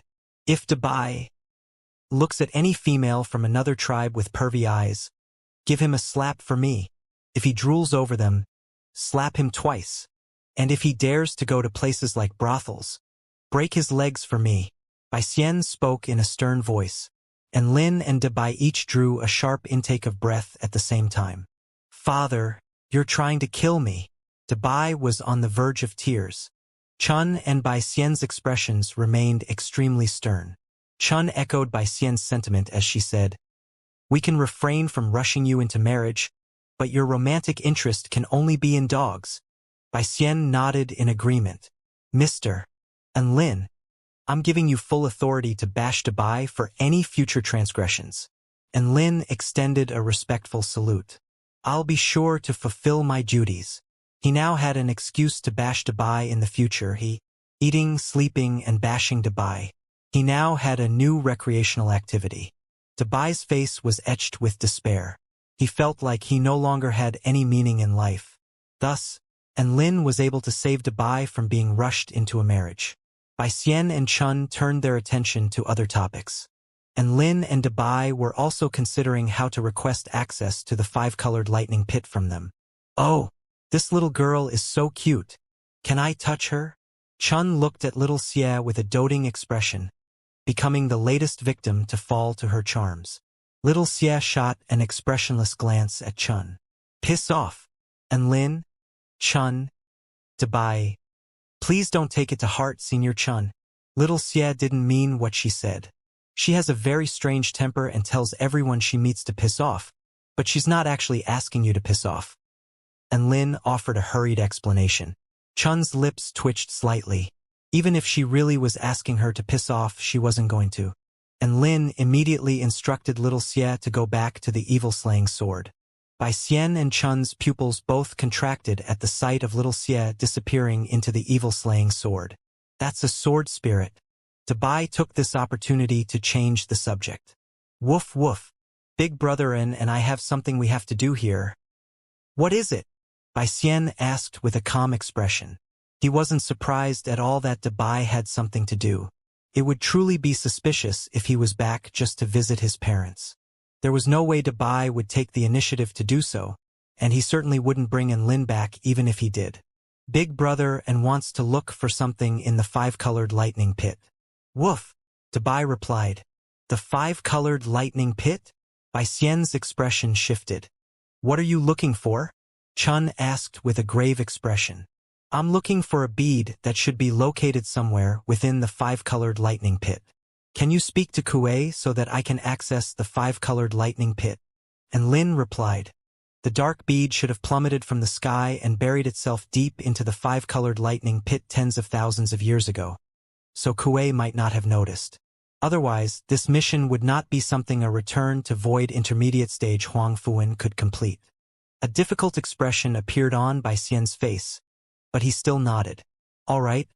I'll consult with Grand Elder Kuei to try and secure his approval." And Lin was ecstatic to hear this. "Thank you, Senior Bai Xian." Within the myriad beast hall of the mythological beast sect, there was a divine cow with only one dull, yellow eye on the center of its face sitting on an antiquated jade chair. Its entire body was a dull gray color, and each and every one of its inhalations and exhalations was accompanied by claps of thunder. It had purplish golden lightning revolving around its body, which was as dazzling as the sun and moon. It had only a single leg, but this was a powerful, pillar-like leg that appeared to be capable of stamping mountains flat. This divine cow was the Grand Elder of the mythological beast sect, Kuei. This extremely renowned Dao integration stage supermighty figure was currently looking up ahead with an extremely grave expression on its face. Standing before it was an extremely elegant and graceful phoenix. Its feathers had 9 different colors and were exquisitely beautiful to behold. Its tail feathers were like a vibrant dress that danced in the wind, creating a mesmerizing sight that was capable of entrancing onlookers. This phoenix only had to stand still, and it was already the epitome of beauty. "Mr. Kuei, you've had 3 days to think. Have you come to a conclusion?" The phoenix asked in a slow voice, which sounded like heavenly music. "Well, the conditions you have offered are very alluring. 29 flame true yang fruits are almost the equivalent of 2 divine fruits. However, in exchange, you want to enter the lethal lightning realm of the 5-colored lightning pit and take away all of the treasures there." A conflicted expression appeared on Kuei's face. A smile appeared on the phoenix's face. The treasures in there might not even be worth 29 flame true yang fruits. Besides, you are a mythological beast at the pinnacle of lightning-type beasts, but you're unable to go in, whereas I have a way to secure entry. Essentially, you're receiving 29 flame true yang fruits for an opportunity that is inaccessible to you. Are you still dissatisfied with these conditions? Kuei had to admit that it was very much tempted. The 5-colored lightning pit was one of the 10 most perilous lethal realms of the Kingdom of the 9 States. It usually refined its body using the 5-colored lightning pit, but the lethal lightning realm was like an absolute restricted realm that even it was unable to access. There were other Dao integration stage supermighty figures that wanted to access it, but the one who had offered the highest price was the phoenix standing before it at this very moment. This was the 9-colored divine vermilion bird from the southern heavenly wing nation. Just as Kuei was hesitating, a loud voice suddenly sounded from outside. "Mythological beast sect Bai Xian wishes to see Elder Kuei. Come in." Kuei's expression eased upon hearing this. A gallant, imposing white dog walked in. The huge dog's expression shifted drastically at the sight of the 9-colored divine vermilion bird. The 9-colored divine vermilion bird was an extremely mysterious mythological beast that rarely ever left the sun tree. So what was she doing here at the mythological beast sect? Bai Xian could still remember the first and only time he had seen the 9-colored divine vermilion bird. That was back when he had visited the southern heavenly wing nation as a representative of the mythological beast sect. At that time, the 9-colored divine vermilion bird descended from above like a proud, beautiful work of art, entrancing countless beasts present. It was not an exaggeration to say that the 9-colored divine vermilion bird was the goddess of all beasts. She was the epitome of beauty, power, and holiness. Let me make some introductions. This is the 9-colored divine vermilion bird from the southern heavenly wing nation. This is one of the 3 immortal beast overlords of our sect, Bai Xian, Kuei introduced. "Greetings, Senior Divine Vermilion Bird." Bai Xian extended a respectful salute. "Mr. Bai Xian." The 9-colored divine vermilion bird nodded as a simple greeting. Kuei was a little curious. "Bai Xian, what did you want to see me for?" "Grand Elder, sect leader and Lin of the 4-9 Immortal sect, would like to access your 5-colored lightning pit," Bai Xian replied. The 9-colored divine vermilion bird's eyes lit up slightly, but she didn't say anything. Oh? He wants to access my five-colored lightning pit? Why would he want to do that? Kuei asked. The 4-9 Immortal sect was extremely renowned, so Kuei was naturally aware of who Lin was. This was also the reason why it didn't immediately turn down the request. He seems to want to refine his body here as well. As you know, he is a master of lightning-based spell techniques as well, so he's very interested in the five-colored lightning pit. Bai Xian didn't tell Kuei about Lin's objective to find a bead. Otherwise, it would be the equivalent of disclosing to Kuei that there was a treasure to be found in the five-colored lightning pit. Kuei pondered whether it should allow this or not. The five-colored lightning pit was an extremely important restricted area to it. If something was to happen to it, it would die from heartbreak. Well, how about we discuss this another time? I'm currently also conversing with the 9-colored divine vermilion bird about the 5-colored lightning pit. Kuei thought about it before deciding to decline for now. There's no need for that. An extremely pleasant voice sounded. The 9-colored divine vermilion bird suddenly spoke. I'm quite interested in this legendary sect leader of the 4-9 Immortal sect. If you agree for me to enter the 5-colored lightning pit, I don't mind going in together with him. That way, you would obtain the treasure I'm offering and also have sold him a favor in the process. Kuei thought about it for a moment and felt like this logic was reasonable. No matter how powerful Lin was, he could only hang around the outer perimeters of the 5-colored lightning pit. What was the worst that could happen? The 4-9 Immortal sect was now on par with the 9 Imperials, so it was a good idea to sell their sect leader a favor. Besides, both the 9-colored divine vermilion bird and Bai Xian had taken his side, so Kuei really had no reason to decline his request. Speaking of which, to think that a mysterious and proud being like the 9-colored divine vermilion bird would be interested in Lin. This was quite interesting. Even though Kuei was a little surprised by this, it still nodded in the end. Alright, get Lin to come and see me. Also, 9-colored divine vermilion bird. I accept your conditions. A vibrant smile appeared on the 9-colored divine vermilion bird's face. You have my thanks, Mr. Kuei. Bai Xian also took his leave after that. And Lin soon heard this good news. Thus, he was led by Bai Xian past countless statues of powerful, ferocious beasts before arriving at a huge hall from which bursts of divine light emanated. And Lin was almost blinded by the scintillating lightning flashing within the hall upon his arrival. Junior and Lin pays his respects to Senior Kuei, and Lin extended a respectful bow. He then turned to the phoenix within the hall. The phoenix was simply too gorgeous and eye-catching for him to ignore. Her colorful feathers rippled with beautiful divine light, and her energy fluctuations were as warm as the spring wind blowing over a field of vibrant flowers. He turned toward the phoenix to discover the phoenix was also looking at him, and thus, their eyes met. The phoenix immediately averted her gaze like an arrogant queen, and Lin was a little perplexed. He had a nagging feeling that this phoenix was somehow very familiar. Let me introduce to you the 9-colored divine vermilion bird of the southern heavenly wing nation. And this is Lin of the 4-9 Immortal sect. Kuei spoke with a friendly smile, and Lin instantly drew a sharp intake of breath. It's her.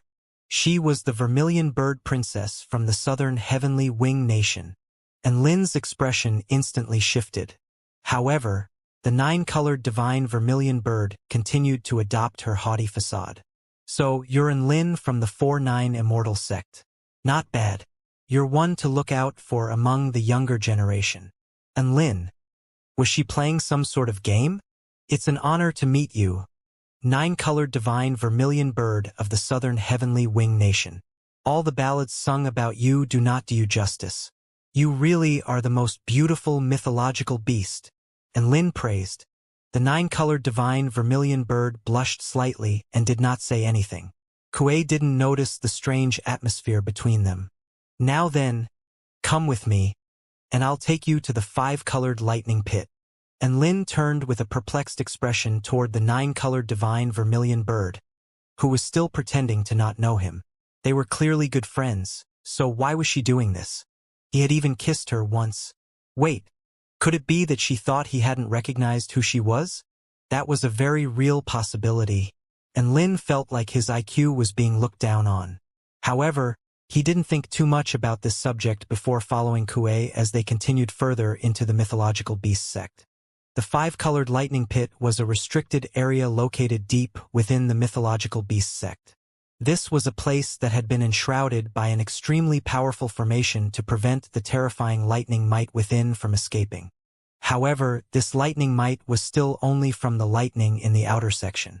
The most powerful lightning could be found in a mystic realm within the restricted area. That was the core region of the five-colored divine lightning, and it was known as the lethal lightning realm. This was a place that even Kuei, who stood at the pinnacle of lightning, was fearful toward. Kuei only had one leg, so he skipped along like a zombie. He didn't want to fly as he enjoyed this mode of transportation. He was like a moving earthquake, creating a spectacle that was both earth-shattering and quite comical. Not long after this, everyone arrived at the entrance to the spell formation. Kuei's single leg bent over, and he abruptly jumped as his body tipped back to deliver an almighty kick into the spell formation. Boom! A massive opening was kicked into the spell formation as a result, and Lin felt like his horizons had been greatly broadened. Kuei sure had a special way of opening up passageways in spell formations. Perhaps he really liked to show off his leg because he only had one? It was a pity that Lin was not interested in the slightest in a pillar-like leg like this one. Come with me. Kuei walked into the spell formation first, and Lin, the nine-colored divine vermilion bird, and Xian followed along. After entering the spell formation, they were greeted by the sight of dark clouds obscuring the entire sky, as well as a vast sea of terrifying lightning. Blue lightning, crimson lightning, golden lightning, green lightning, purple lightning. 5 different types of lightning fell like rain from the sky above, lighting up the sky with their dazzling light and triggering incessant, ear-splitting claps of thunder. And Lin looked down at the sea of lightning to find that it consisted of a special type of liquid, upon which countless bolts of lightning surged and crackled, emanating terrifying might that struck the onlookers with a crushing sense of suffocation. Any cultivators below returned to void stage would most definitely be reduced to nothingness in less than a second if they were to set foot upon this sea of lightning. However, Kuei leaped into the lightning without any fear nor hesitation. Countless bolts of lightning crashed into his body, but they were unable to inflict any damage whatsoever. Oh, nice moo! Kuei mooed with pleasure as he basked in the terrifying sea of lightning. Xian extended a paw into the sea of lightning, and bolts of lightning instantly crashed into his body. He was immediately struck by a numb, tearing sensation, and he quickly withdrew his paw with fear lingering on his face. What formidable lightning! He spoke with a grave expression. Xian was at the return to void final stage, but even he had to instantly retract his paw after coming into contact with the sea of lightning, thereby indicating just how devastating the lightning was. Be careful, Mr. Lin. This 5-colored divine lightning is not something to be scoffed at.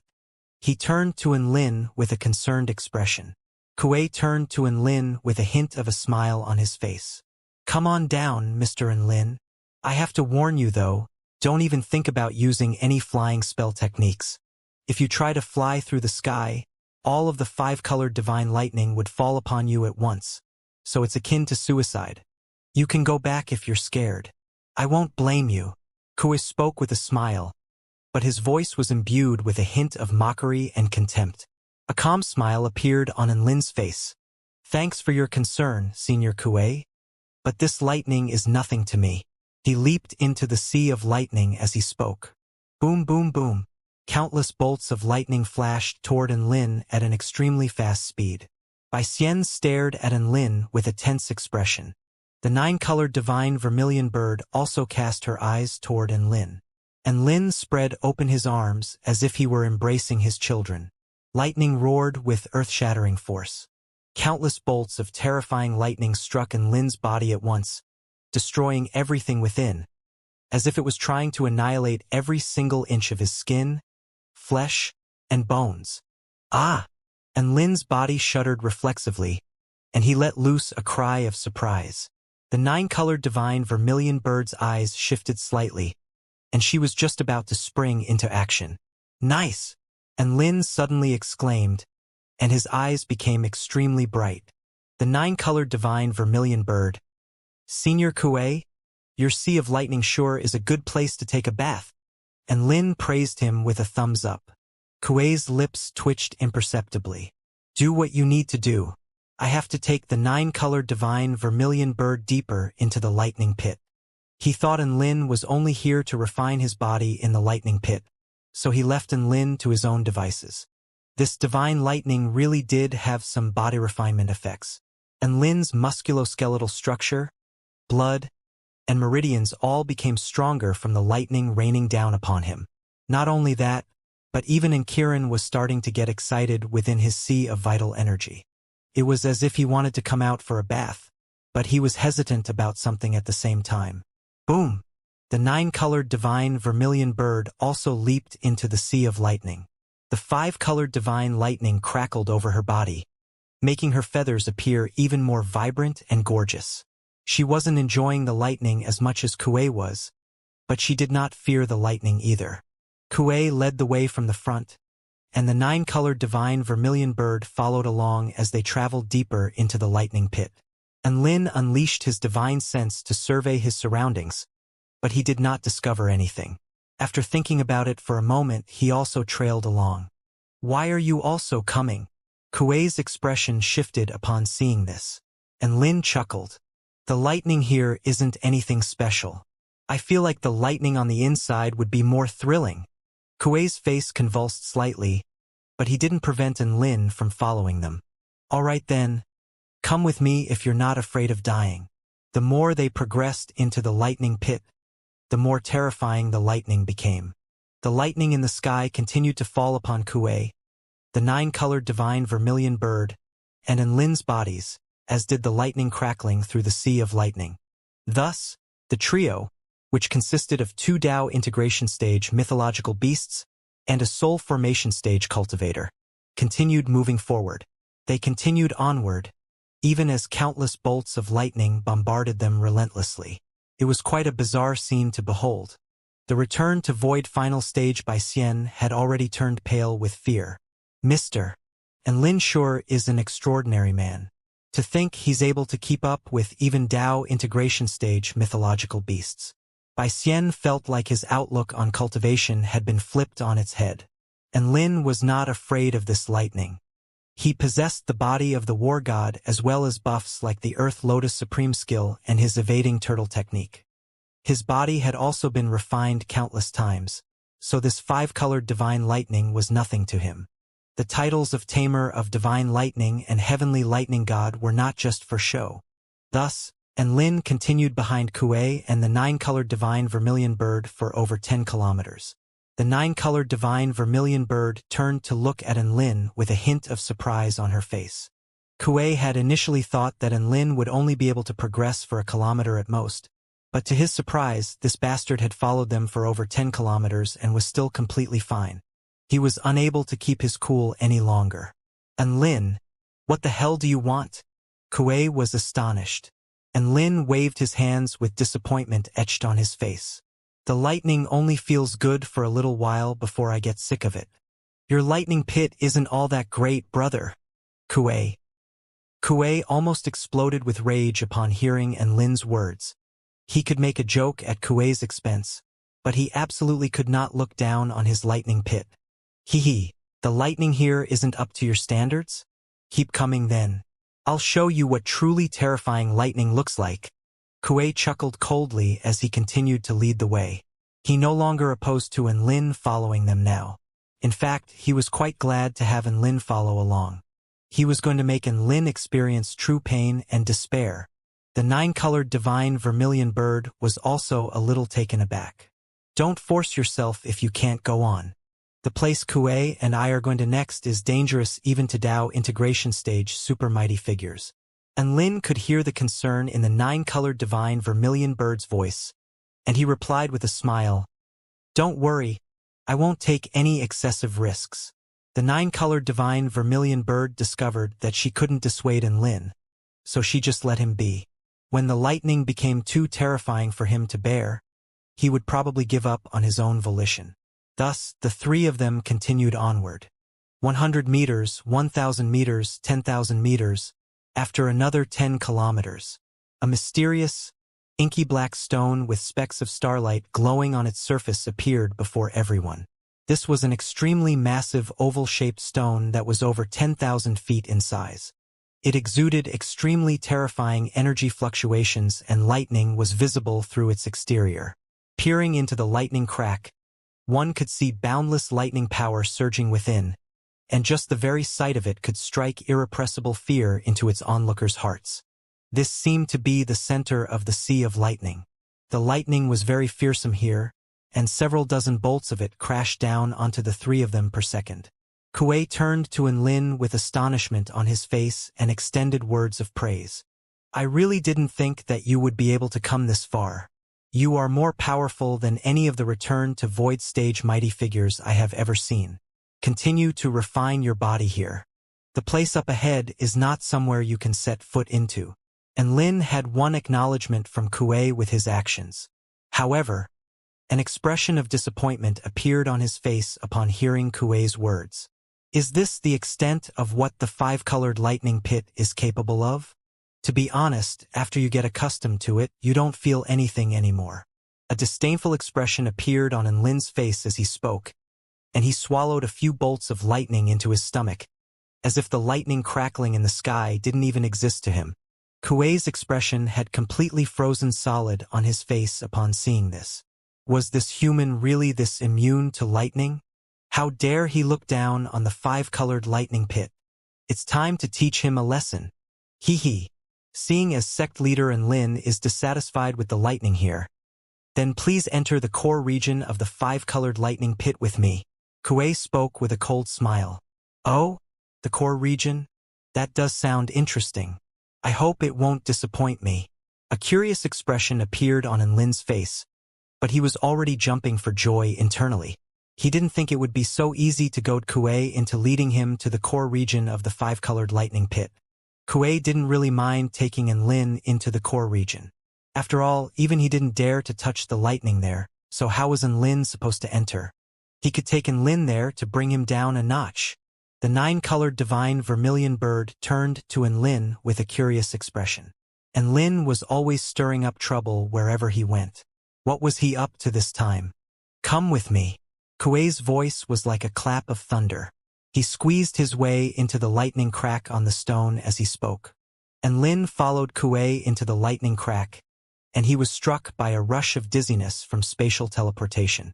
In the next instant, Enlin appeared in a place where there was no light.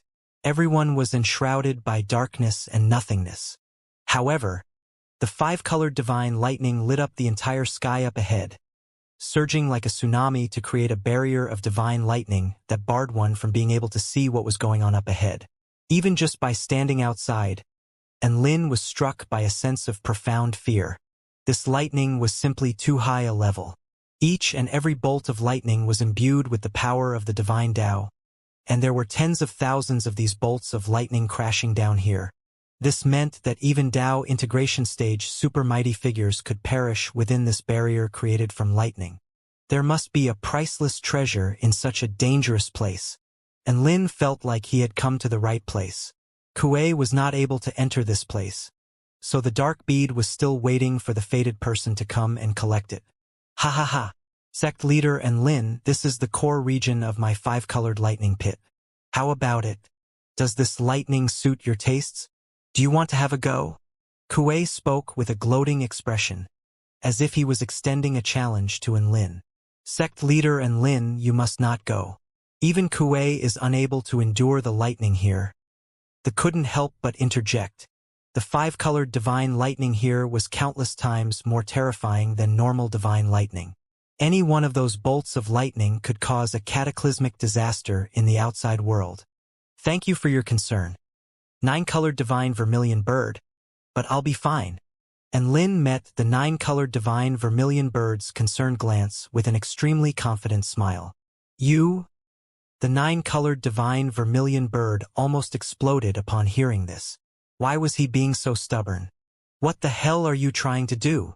A pleasant voice sounded in Enlin's mind, clearly a result of the 9-colored divine vermilion bird using a voice transmission technique. Haha, vermilion bird princess. Why didn't you keep pretending? And Lin transmitted his voice with a smile. A hint of surprise flashed past the 9-colored divine vermilion bird's gorgeous eyes. How did you know it was me? Don't underestimate my IQ. And Lin snapped. On that day, both of them had guessed each other's true identities, but neither of them said anything. Now that they met again, what was the point of hiding their identities? A hint of humiliation appeared on the 9-colored divine vermilion bird's face. Let's not talk about that for now. What are you trying to do? The lightning up ahead is really dangerous. You could seriously die. I have to go somewhere Kuei can't reach. There is a bead that I want in the 5-colored lightning pit, which is hidden in the deeper part of its core region. And Lin didn't hide his intention from the 9-colored divine vermilion bird. He trusted the vermilion bird princess.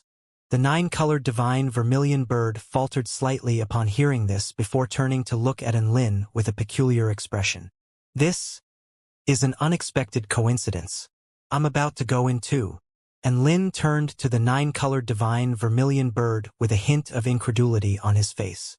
Even Kuei can't enter this place. What gives you the confidence to enter? A cold smile appeared on the 9-colored divine vermilion bird's face. I could ask you the exact same thing. And Lin had no response to this. At this moment, a thunderous voice suddenly sounded. Oi! Why are you looking at each other like that for? Do you two know each other? Kuei looked at the 9-colored divine vermilion bird and Lin with a confused expression. He had a nagging feeling that there was something peculiar about this situation. And Lin and the 9-colored divine vermilion bird both averted their gazes with slightly awkward expressions. I'm here to obtain treasures as well. I'll get the bead for you, you just stay here and keep yourself safe. Don't be goaded into losing your life.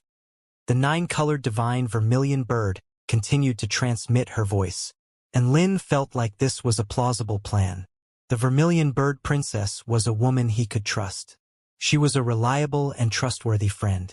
Otherwise, she would not have chosen to help him at the Sun Tree even after learning of his identity. However, did the vermilion bird princess really have what it would take to pass through this divine lightning barrier? Would she encounter some danger? Just as Lin was struggling to make a decision, a clear ding-dong suddenly sounded in his mind, and Lin's entire body shuddered upon hearing this. What the hell was that? He only realized after a moment that it was a system notification. My God! Is the system finally alive again? And Lin almost wept tears of excitement as he opened the system. The Special Missions tab was flashing. He opened the special mission. Detected that host has entered the chaotic lightning stone space, now assigning the mission below. Relinquish all resistance and stand still within the 5-colored divine lightning core for a minute. Mission success.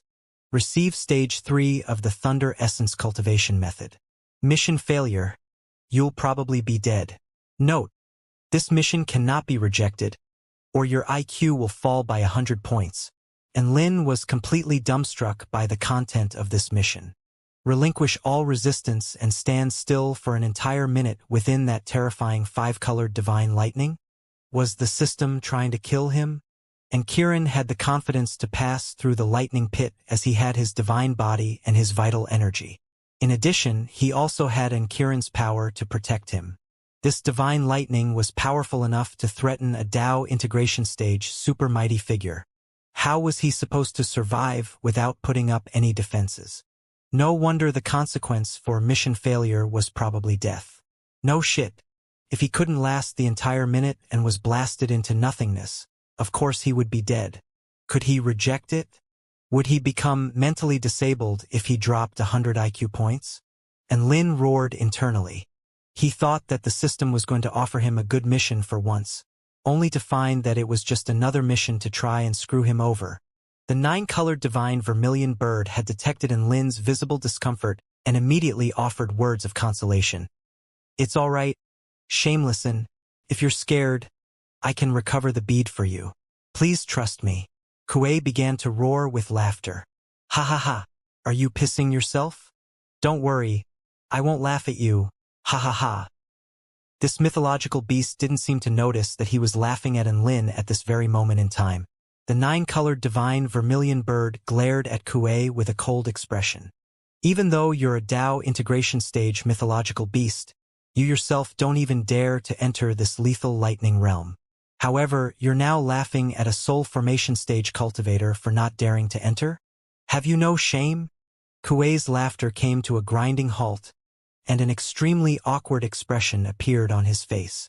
The nine-colored divine vermilion bird's words struck the nail on the head. This was like a university student who was unable to solve a question, laughing at a primary school student who was also unable to solve the same question. What a retard. Humph. I'm laughing at him for being so cocky. If you can't do something, then don't boast about it. Otherwise, you'll only be embarrassed. Kuei refused to back down.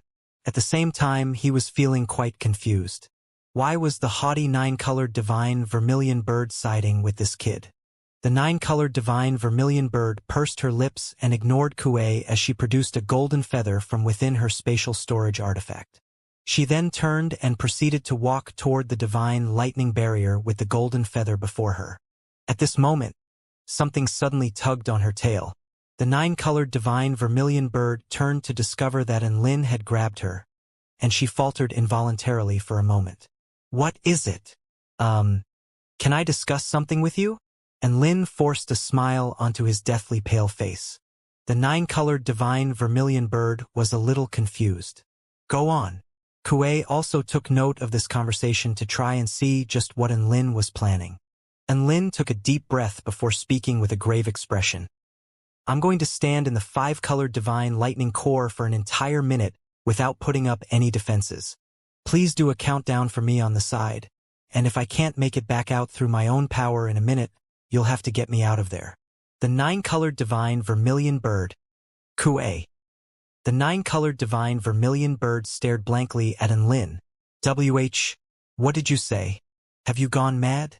Relinquish all defenses and stand under that lightning for an entire minute? Kuei's eyes widened with shock. Mister. Enlin, if you want to commit suicide, please make a public statement first. Otherwise, everyone is going to think our mythological beast sect did something unspeakable to you. Enlin ignored Kuei and looked into the nine-colored divine vermilion bird's eyes with a serious expression. I'm serious, and I haven't gone insane. This is one of those strange things I need to do. You know what I mean? The nine-colored divine vermilion bird came to a sudden realization upon hearing this, but she was still extremely concerned. But if you do that, you're really going to die. She knew what Enlin was capable of. After all, she had fought Enlin once in the arena. If he relinquished all defenses and stood under that lightning for an entire minute, it would be no different to committing suicide. Even a mythological beast like Kuei didn't dare to do something like this. Sect leader Enlin, even if you want to prove yourself, you don't have to prove yourself like this. What's the point? Kuei was still unable to comprehend what Enlin was doing. He felt like Enlin was a nutjob. Enlin continued to ignore Kuei as he looked into the nine-colored divine vermilion bird's eyes. Trust me, I can do it. The nine-colored divine vermilion bird stared into Enlin's determined eyes and nodded after several seconds of silence. All right, I'll do it. Last time he kissed the sun. This time he was embracing lightning. He was getting crazier and crazier each time they met. The nine-colored divine vermilion bird knew she would be unable to stop Enlin, so she decided to do everything she could to help him. Enlin finally heaved a sigh of relief upon hearing this. He waved farewell before making his way toward the five-colored divine lightning core. Even though he wasn't walking very quickly, each and every one of his footsteps was extremely firm and determined. What stood before him was the lethal core region of the five-colored lightning pit. Lightning flashed through the air, fracturing space and striking fear into its onlookers' hearts. Countless bolts of divine lightning fused together before exploding like a nuclear bomb, reducing everything in its wake to dust with its extreme temperatures and power. Enlin did not set up any defenses before making his way through the divine lightning barrier. Boundless lightning invaded his body in an instant, destroying his skin, internal organs, musculoskeletal structure, and his blood, as if it was trying to annihilate him into nothingness. Ah! Extreme pain and an excruciating tearing sensation hurtled through Enlin's body like a tsunami wave. Enlin felt as if he had been dissected by the lightning, and his body trembled uncontrollably. The nine-colored divine vermilion bird began her countdown at this moment. Enlin's entire body was almost instantly charred black. After relinquishing all defenses, even his body of the war god was no match for something of this caliber. The five-colored divine lightning instantly engulfed Enlin's body. Kuei's heart jolted with shock as he considered whether he should connect a voice transmission with the 4-9 Immortal sect and tell them to prepare a funeral for their sect leader. All of a sudden, a voice sounded from amid the countless bolts of divine lightning. Ha ha ha! Now this is what I'm talking about. Let the divine lightning fall with even more ferocity. Enlin's elated voice erupted. Kuei's lone eye widened, and he stared with incredulity and shock at the figure being struck by divine lightning. Enlin's body was clearly on the brink of breaking down, but he was still laughing heartily. Kuei almost knelt down to this human.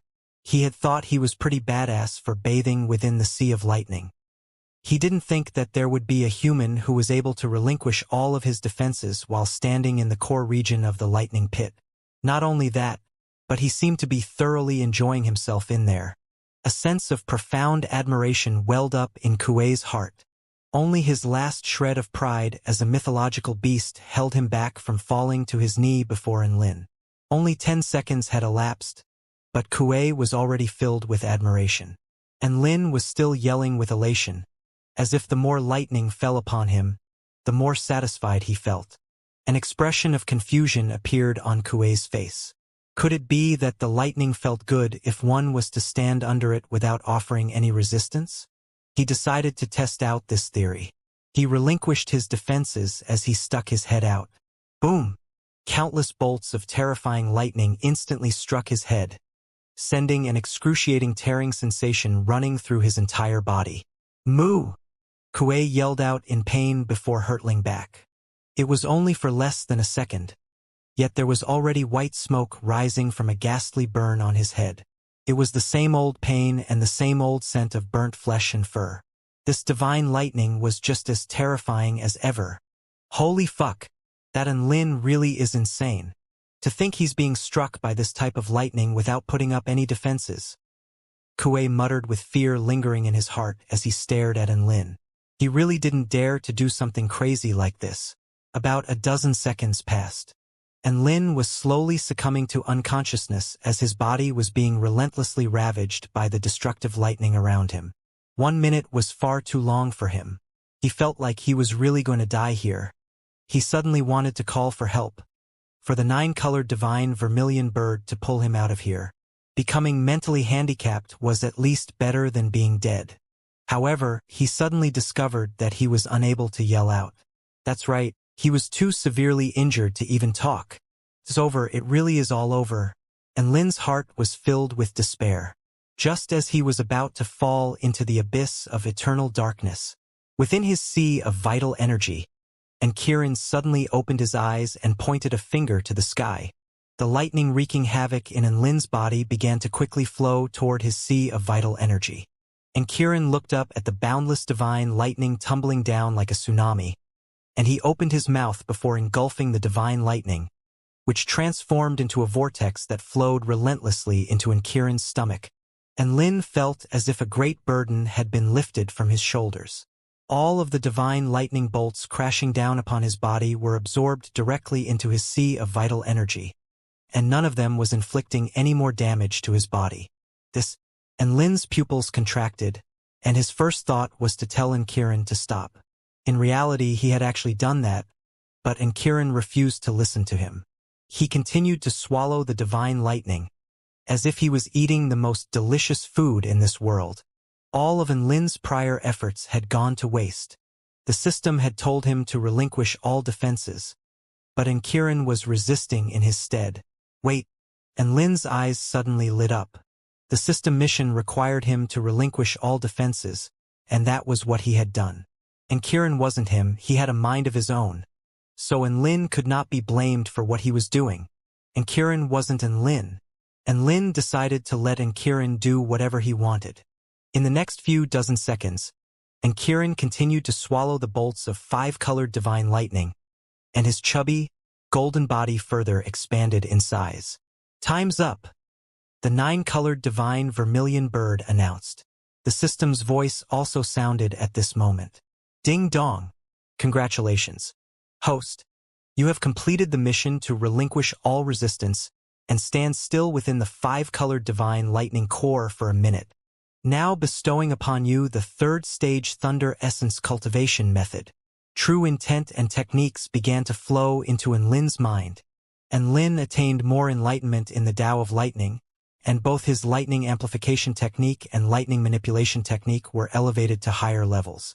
Not only that, but he had also received the lightning engulfment technique.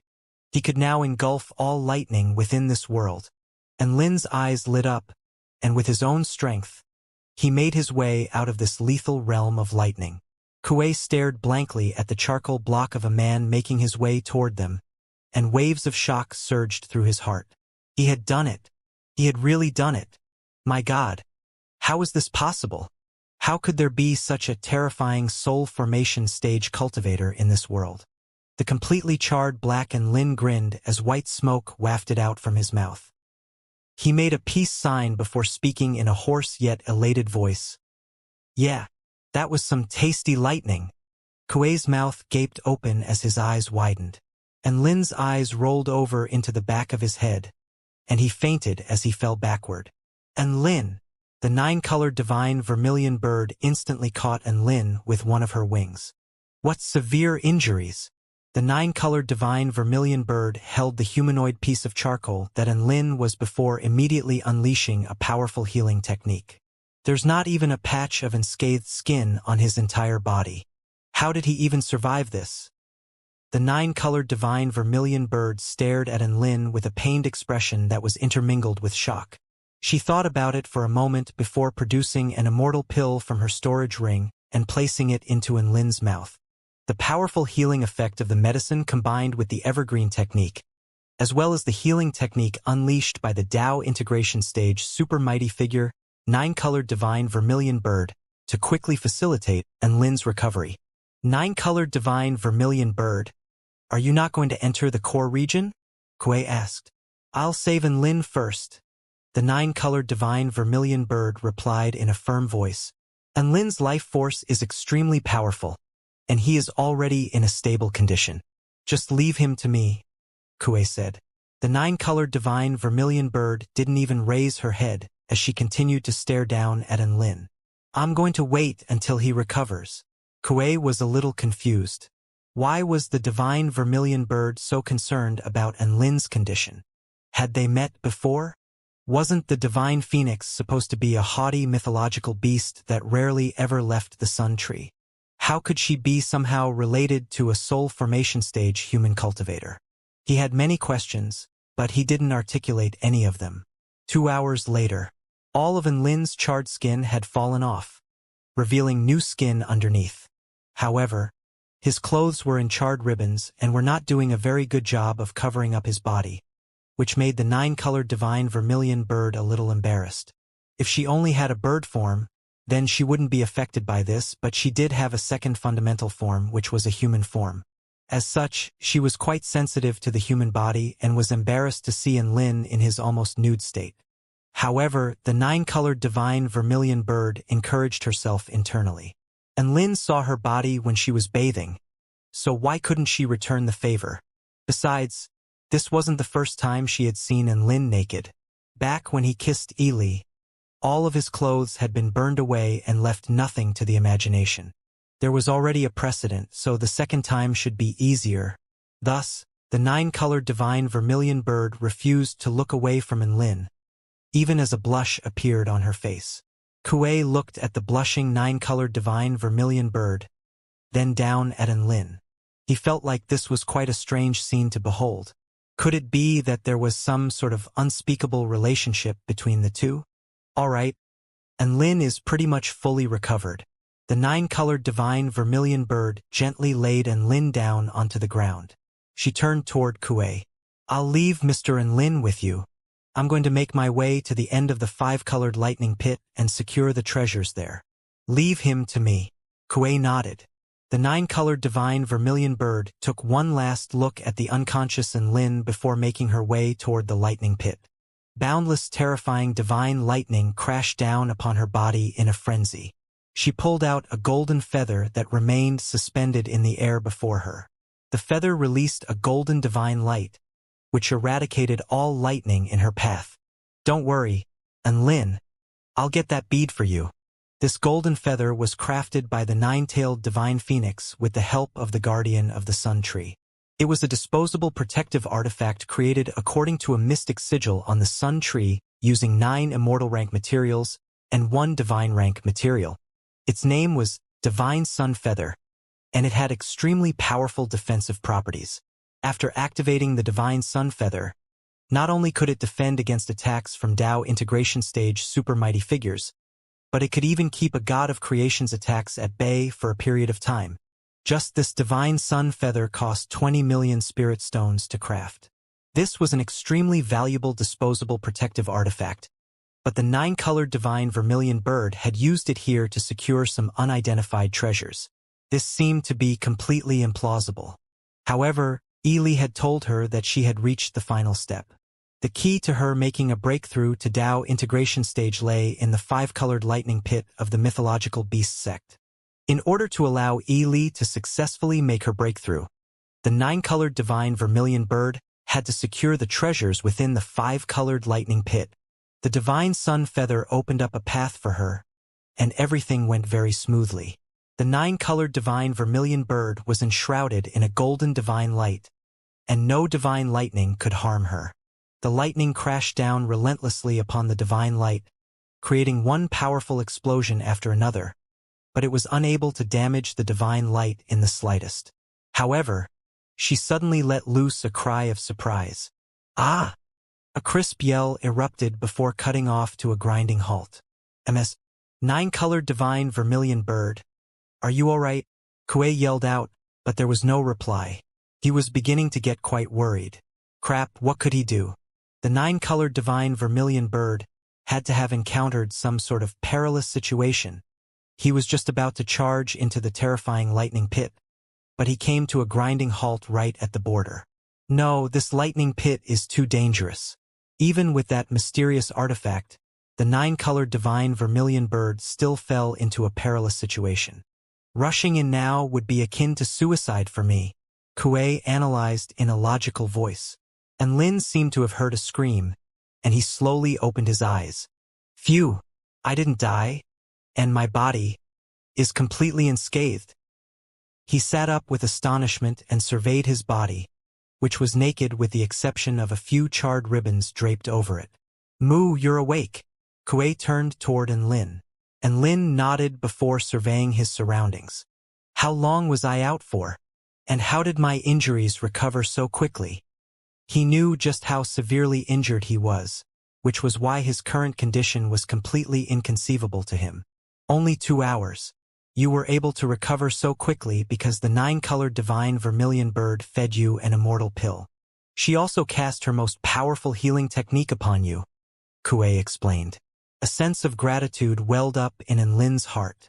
Where is the 9-colored divine vermilion bird? I feel like I just heard her voice. Is she in the 5-colored lightning pit? A grave expression appeared on Kuei's face. The 9-colored divine vermilion bird went in not too long ago. You heard that scream as well? It appears that she is in some danger. And Lin instantly stood up upon hearing this. Holy fuck! Why didn't you say so earlier? Well, it only happened just now, and you've only just woken up. Kuei was a little startled by Enlin's reaction. Besides, you won't be able to do anything for her anyway. She's now deep within the terrifying lightning pit. So how are you going to help her? Don't forget how you almost died from that lightning. And Lin made his way toward the turbulent lightning pit and responded without even turning his head. You seem to have forgotten that I only ended up like that because I didn't offer any resistance. Kuei looked on at Enlin and was unable to say anything. Enlin had already made his way to the border of the lightning pit. where countless bolts of lightning imbued with the power of annihilation and devastation crashed down like a torrential storm. If I use my power, who can stop the tamer of divine lightning? Piss off. He pointed a finger at the countless bolts of divine lightning surging in the sky. All of a sudden, all of the monstrously powerful bolts of divine lightning froze in midair. Immediately afterward, all of the bolts of lightning bowed and opened up a path, as if they were welcoming their king. What the hell is going on? Kuei felt as if he was about to go into cardiac arrest from shock. The five-colored divine lightning that even Kuei was extremely fearful toward was bowing to Enlin? What the fuck? Enlin continued onward just like that, and not a single bolt of lightning landed on his body, as if he were the monarch of all lightning. Kuei was completely speechless and could only stare blankly at the scenes unfolding before his eyes. He even had a feeling that if he were to use its own divine Tao lightning against Enlin, it would fare no better than this divine lightning. Just what kind of man was this Enlin? Enlin forged ahead, and his figure was gradually obscured by the lightning. The powerful bolts of divine lightning were capable of obstructing one's divine sense. So Kuei was no longer able to see where Enlin was, nor what he was doing. However, his mighty, seemingly invincible figure had been etched deeply into his mind. Enlin couldn't see where the nine-colored divine vermilion bird was, so he could only continue forward and call out her name in the process. It was a pity that his lightning manipulation technique could only manipulate lightning in a small area. His job would be a lot easier if he could just get rid of all the lightning here. He thought this to himself as he walked, and all of a sudden, his footing gave away from under him. Ah! He let loose an involuntary cry of surprise. Outside the lightning pit, Kuei heard Enlin's cry, and his expression instantly shifted drastically. Sect leader Enlin, are you all right? Moo! There was no reply. Kuei's face turned pale with fright. Crap, even a lightning cultivator as powerful as sect leader Enlin has been taken by this five-colored lightning pit? Thank God I didn't rush in. I have to reevaluate the danger level of this lightning pit. Meanwhile, within a space constructed by a net of five-colored divine lightning, Enlin fell from the sky and was elated to see the nine-colored divine vermilion bird. Vermilion bird princess. I'm so glad you're okay. The nine-colored divine vermilion bird looked around, only to find Enlin falling toward her. A smile appeared on her face before her brows furrowed. Enlin, why have you come here? This place is really dangerous. Just let me get the bead for you. I'm here to save you. Look at you right now.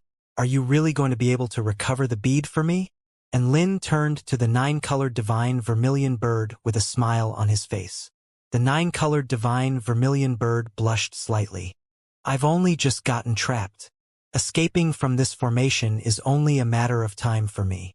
There were 5 balls of lightning revolving around her, all of which were exuding extremely terrifying energy fluctuations. There was a blue ball of lightning, a crimson ball of lightning, a golden ball of lightning, a green ball of lightning, and a purple ball of lightning, each of which was imbued with more lightning energy than anything Enlin had ever seen. Not only that, but Enlin could also sense a type of fundamental power from them. You be careful and don't move around. These balls of lightning are not that simple to deal with. As soon as you make a move, they're gonna pounce toward you. My divine sun feather was cracked by these things. The nine-colored divine vermilion bird cautioned. The reason why she didn't dare to leave was that she was afraid that the balls of lightning would shatter her divine sun feather. Don't worry. Sit back and watch my performance. Enlin tried to use his lightning manipulation technique on the balls of lightning. However, he found it extremely difficult to manipulate them. He had already attained the 3rd stage in his thunder essence cultivation method, but he was still unable to do so. Right at this moment. Enlin suddenly threw up a shiny, golden baby, wearing a matching set of red t-shirt and shorts. The nine-colored divine vermilion bird was astonished. Did this performance consist of him throwing up a baby? Her eyes widened, and she was just about to say something when she was greeted by the sight of the shiny, golden baby pouncing toward the balls of lightning with excitement flashing in his eyes. Everything had happened far too quickly. affording Enlin and the 9-colored divine vermilion bird 0 reaction time.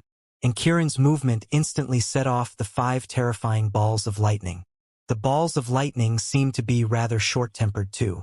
They immediately pounced toward Kieran at the sight of Kieran charging toward them.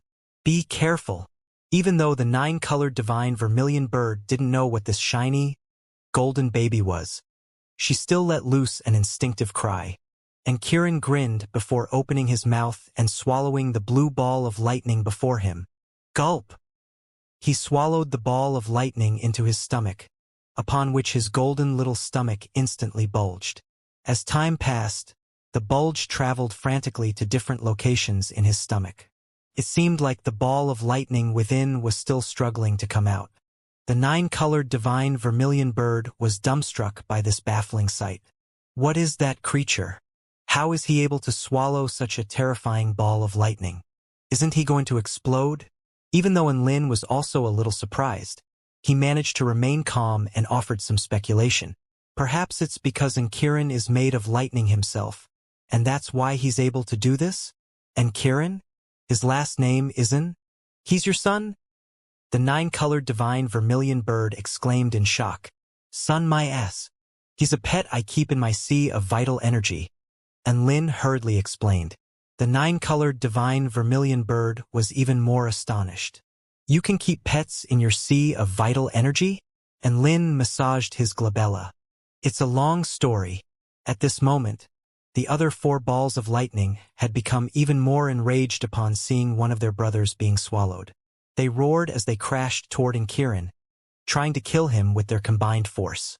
If this were an ordinary return to void stage mighty figure, just one of the lightning balls would be enough to reduce their target to nothingness upon contact. However, not only was Kieran not fearful toward them in the slightest, he launched himself toward them with even more excitement. Gulp! Gulp! Gulp! Gulp! And Kieran swallowed the remaining 4 balls of lightning in quick succession. All of the lightning balls had ended up in his stomach. The 9-colored divine vermilion bird was completely stupefied, and Enlin was also given a fright. He was feeling a little concerned that this little fella had bitten off more than he could chew. One had to realize that those 5 balls of lightning were no ordinary objects. These were balls of lightning imbued with a type of fundamental power that even the 9-colored divine vermilion bird was extremely wary of. And Kieran's body bulged relentlessly as the 5 balls of lightning crashed around in a frenzy. And Lin, is he really going to be all right? Should we get further away? The 9-colored divine vermilion bird was a little concerned that Kieran would explode. The force of that explosion would definitely be beyond Dao integration stage power, and she would not be able to keep them safe from an explosion of that caliber. Before Enlin even had a chance to reply, Kieran opened his mouth. Burp! After releasing a loud burp, his body suddenly settled down. His bulging body returned to normal, as if nothing had ever happened. Enlin was just about to make his way over to him when Kieran's waist suddenly bulged. 5 miniature balls of lightning with different colors and were connected by a band of golden void lightning suddenly appeared around his waist like a belt. No, not like a belt. It was a belt. The blue, crimson, golden, green, and purple balls of lightning all released terrifying energy fluctuations. But they revolved around Kieran's waist as if they were obedient underlings. What the fuck? Is my eyesight failing me? What the hell is going on here? He just made those terrifying balls of lightning into his belt. The 9-colored divine vermilion bird swore as her outlook on cultivation was flipped on its head. And Lin made his way over to Kieran with a curious expression. And Kieran put his hands on his waist and raised his little head like a valiant hero. When Enlin poked Kieran's belt, an extremely vast intent of divine lightning flowed from his fingertip into his entire body, making him shudder violently. It was also at this moment that a sense of resignation welled up in his heart. Immediately afterward, the true intents of countless lightning techniques exploded in his mind.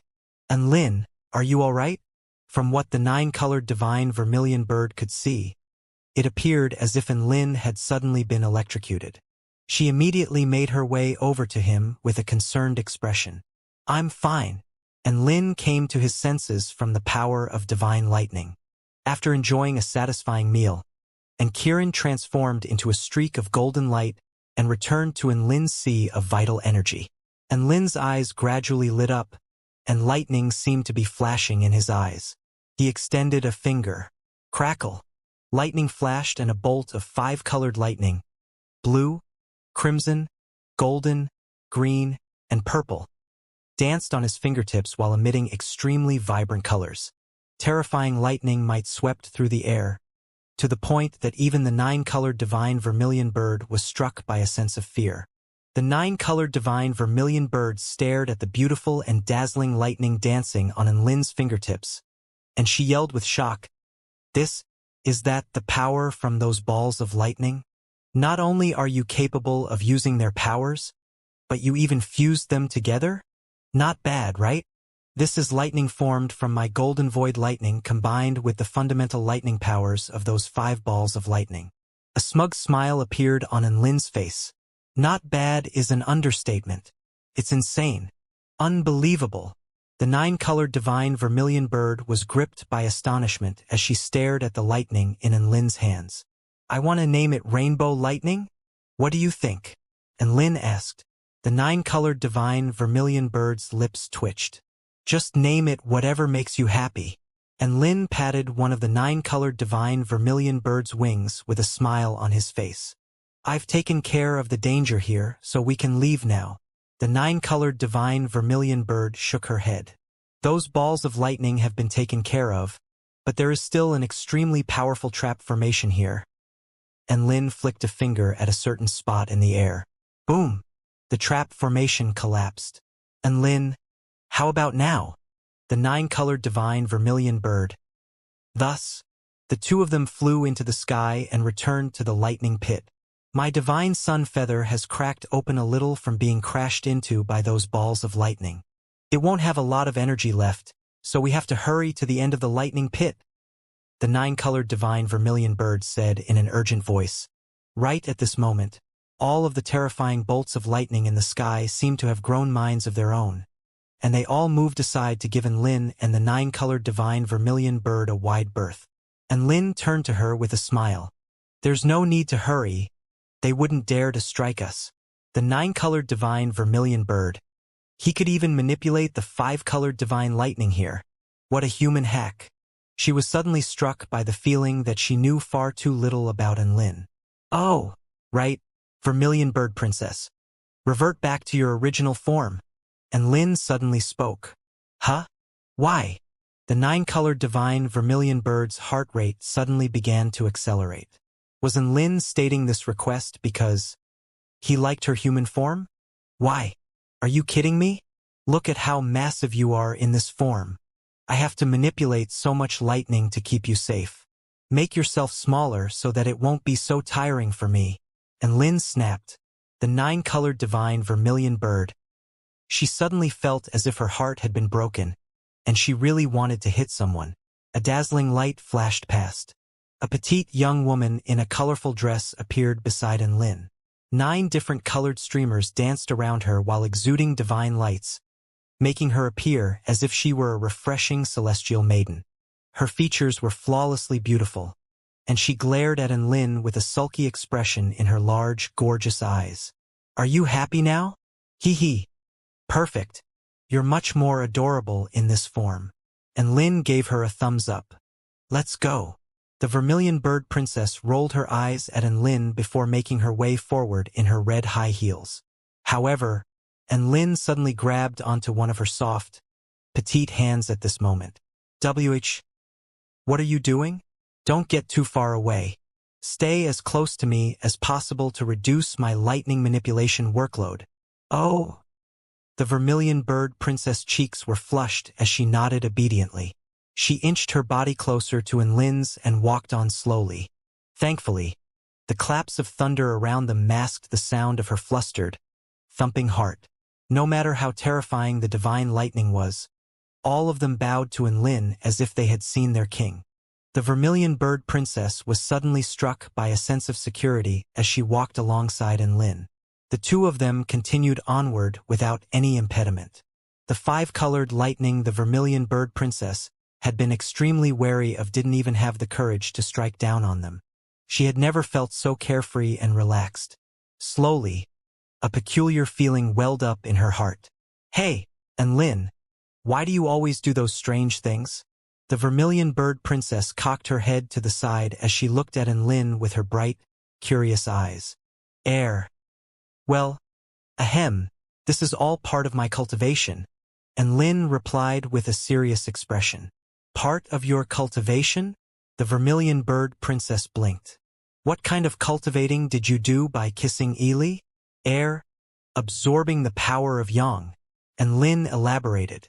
The vermilion bird princess thought to herself for a moment before a sweet smile appeared on her face. So that's what it is, I get it now. You relinquished all resistance and stood under the lightning for an entire minute, so that you could absorb the power of the five-colored lightning. That's right. And Lin nodded. He was just thinking about how to explain this situation to her. But she had made up an explanation for herself.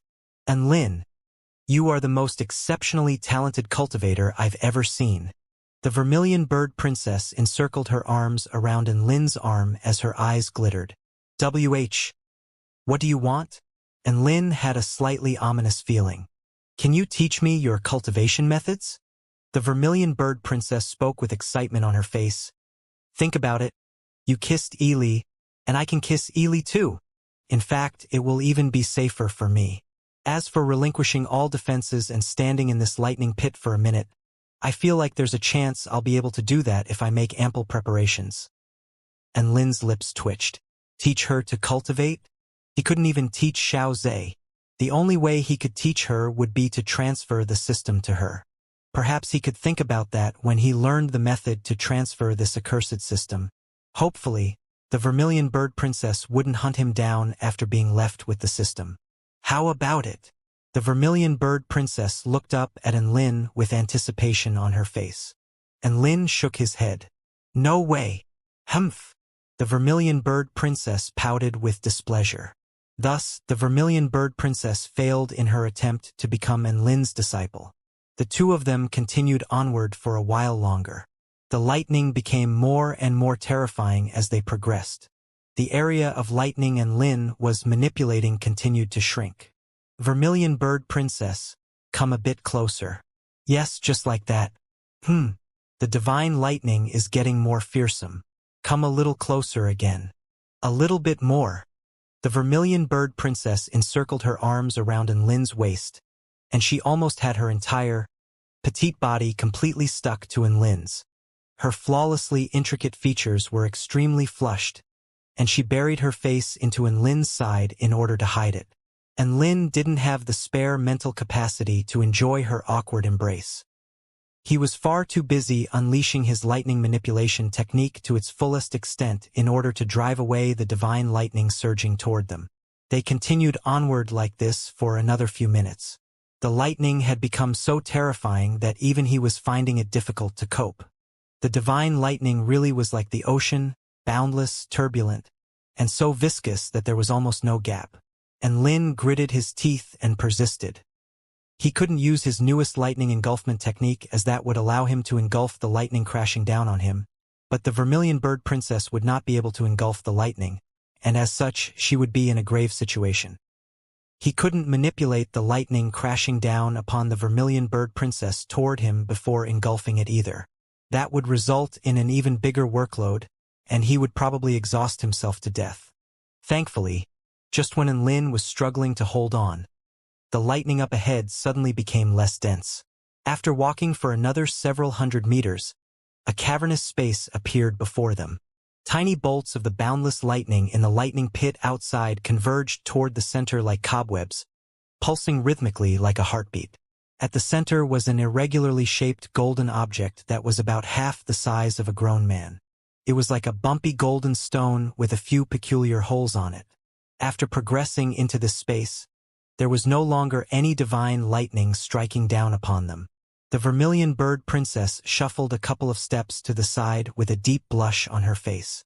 Only now did Lin experience a slight sense of loss. There was still a hint of lingering warmth while a peculiar yet pleasant scent remained behind. Ahem. A clear and extremely pleasant voice sounded. I can sense an extremely pure power of yang from that stone. That thing is most likely what Ili will need to progress to the Tao integration stage. The vermilion bird princess appraised the golden object before her as she made her analysis. A white light flashed past Enlin's eyes. Divine lightning yang stone. An item of extreme yang nurtured within the chaotic lightning stone space. It can greatly enhance the power of yang-type spell techniques and can also act as a foundational stone for one that possesses the body of the yang god. This is a top-tier divine rank material. This thing is called the Divine Lightning Yang Stone, and it's a top-tier divine rank material. This is indeed an extremely precious treasure. Enlin praised with a smile. The vermilion bird princess was quite surprised. You know about it? I have a rough understanding of it. Enlin spoke with a profound expression. You sure do look pleased with yourself.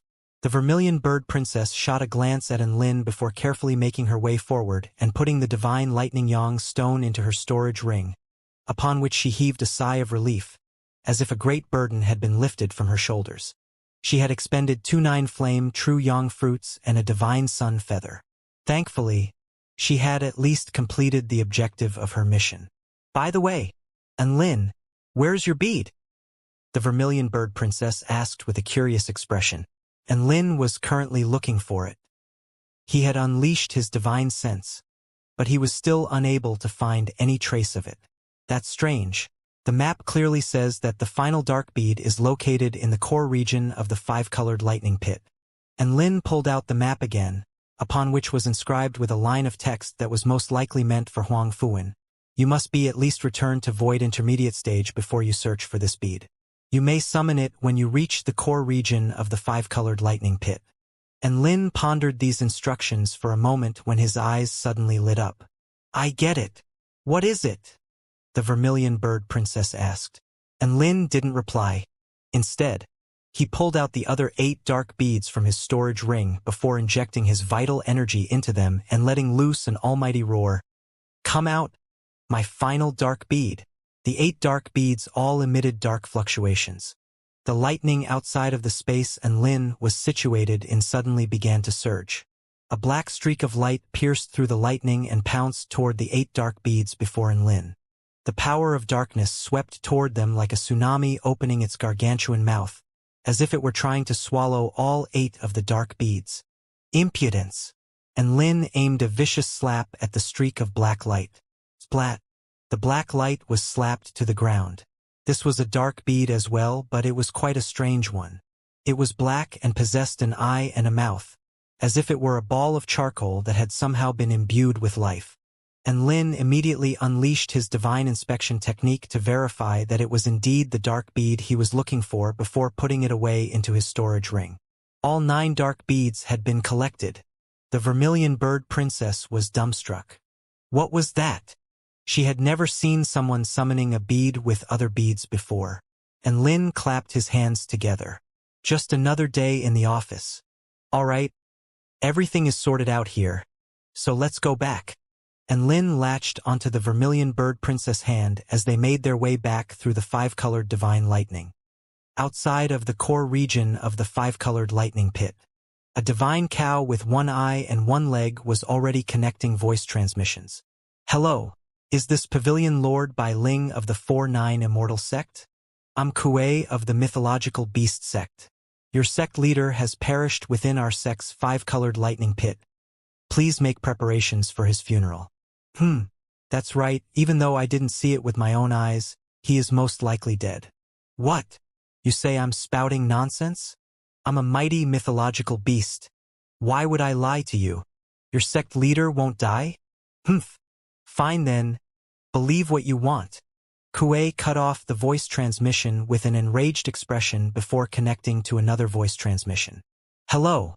Is this Mr. Eternal Sun God from the Sun Tree? I'm Kuei. I'm very sorry to inform you that your Sun Tree's 9-colored divine vermilion bird has perished in our sect's 5-colored lightning pit. Please make preparations for her funeral. Of course it's true. Why would I lie to you about something like this? You know me. I'm an honest cow. I saw the 9-colored divine vermilion bird scream before getting buried by divine lightning with my very own eyes. Just as he was speaking, a path suddenly appeared in the 5-colored divine lightning before him, and Lin held the vermilion bird princess' hand as they made their way out from the sea of lightning, with the dazzling lightning behind them acting as the perfect backdrop. Kuei was completely dumbstruck, as if he had seen a ghost. Kuei, why are you not speaking anymore? A voice sounded from his voice transmission talisman. Wait, I see the 9-colored divine vermilion bird. She doesn't appear to have died. Kuei muttered. Eternal Sun God. Are you fucking with me? Kuei silently hung up.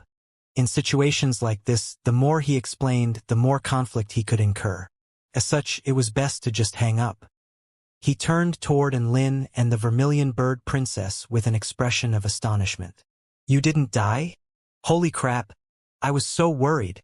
Are you really worried? You're clearly cursing us. The vermilion bird princess grumbled with a dark expression. Ha ha ha.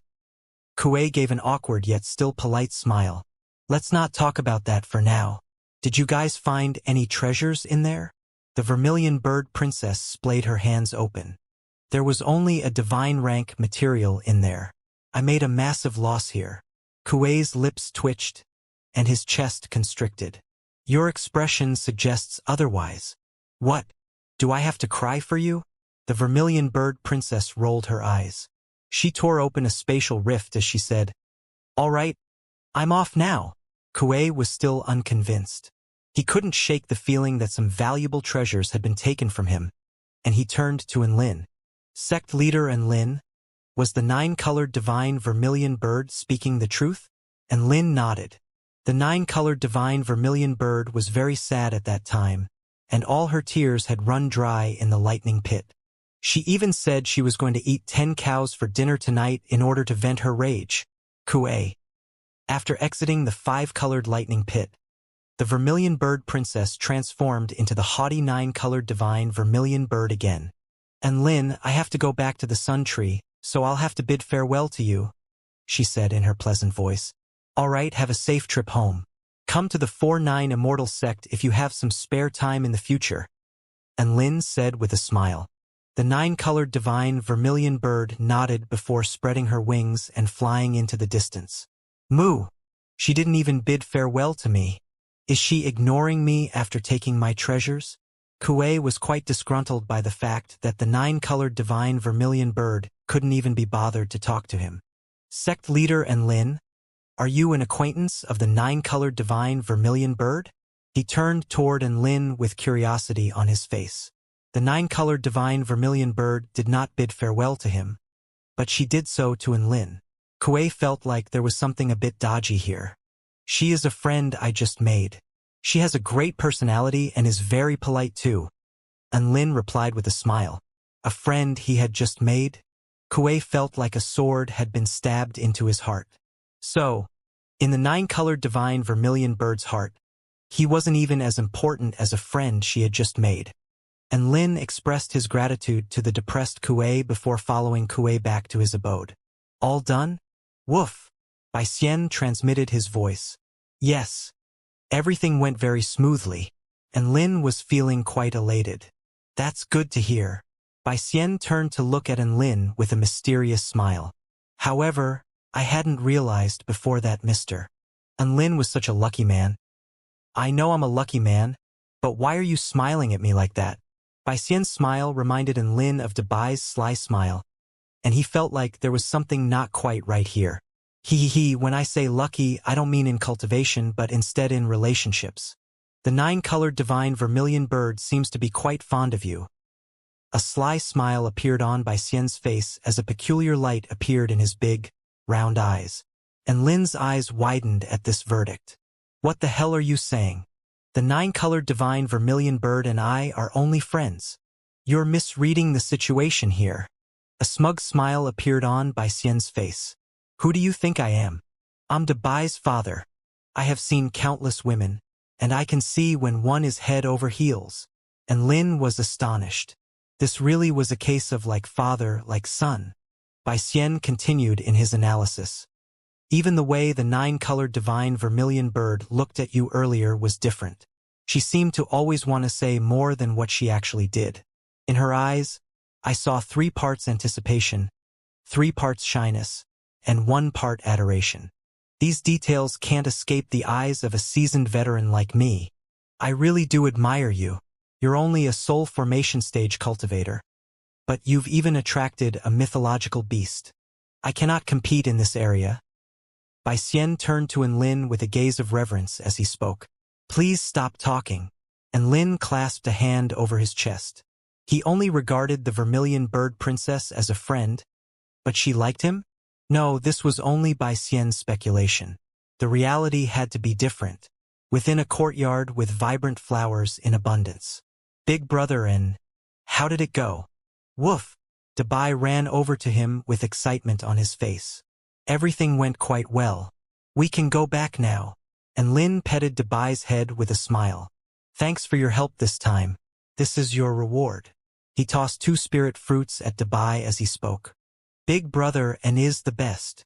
Dabai happily chomped on the spirit fruits. Bai Xian was ecstatic to see the interaction between Enlin and his son. His son was very fortunate to have such a generous and exceptionally prodigious master. Thus, all of them enjoyed dinner at Bai Xian's house. Dabai, Bai Xian, Chun, and Qinghua chatted with one another joyously over the dinner table. To Enlin, it looked like 4 Dabays with different voices speaking to one another, with him chiming in from time to time. It was a slightly strange feeling. The next morning, Enlin and Dabai set off on another journey. The place they were going to was the mystic realm of the Divine Dark Tao sect. In the distant past, the Divine Dark Tao sect was a massive force that was more powerful than even the Heavenly Court. Even though it was almost entirely in ruins, just the thought of the sky-sealing Dark King's inheritance being kept there made Enlin super excited. Huang Fuwen was undoubtedly a man with great fortune. However, he did not have the brain to match his brawn. As a result, he had perished, only to further Enlin's path of cultivation. The new Divine Dark Tao sect was located outside of the Kingdom of the 9 States. It was situated in a place known as the North Tsong Mountain Realm. Thinking about it, that made sense. The Divine Dark Tao sect had almost been hunted into extinction by the Heavenly Court, so establishing their sect again in the Kingdom of the 9 States would be akin to suicide. As such, they pretty much had no choice but to escape to elsewhere. The North Tsong Mountain Realm was located somewhere in the west of the Kingdom of the 9 States and the southwest of the sinister spirit beast cesspool. It was not a big place with only a landmass equivalent to about 2 large states, but it was a very extraordinary place. This was because it was the territory of one of the Tai Chu continent's first-rate tribes, the Stone Tribe. The members of the Stone Tribe weren't fond of battle and preferred to seclude themselves from the world in order to cultivate.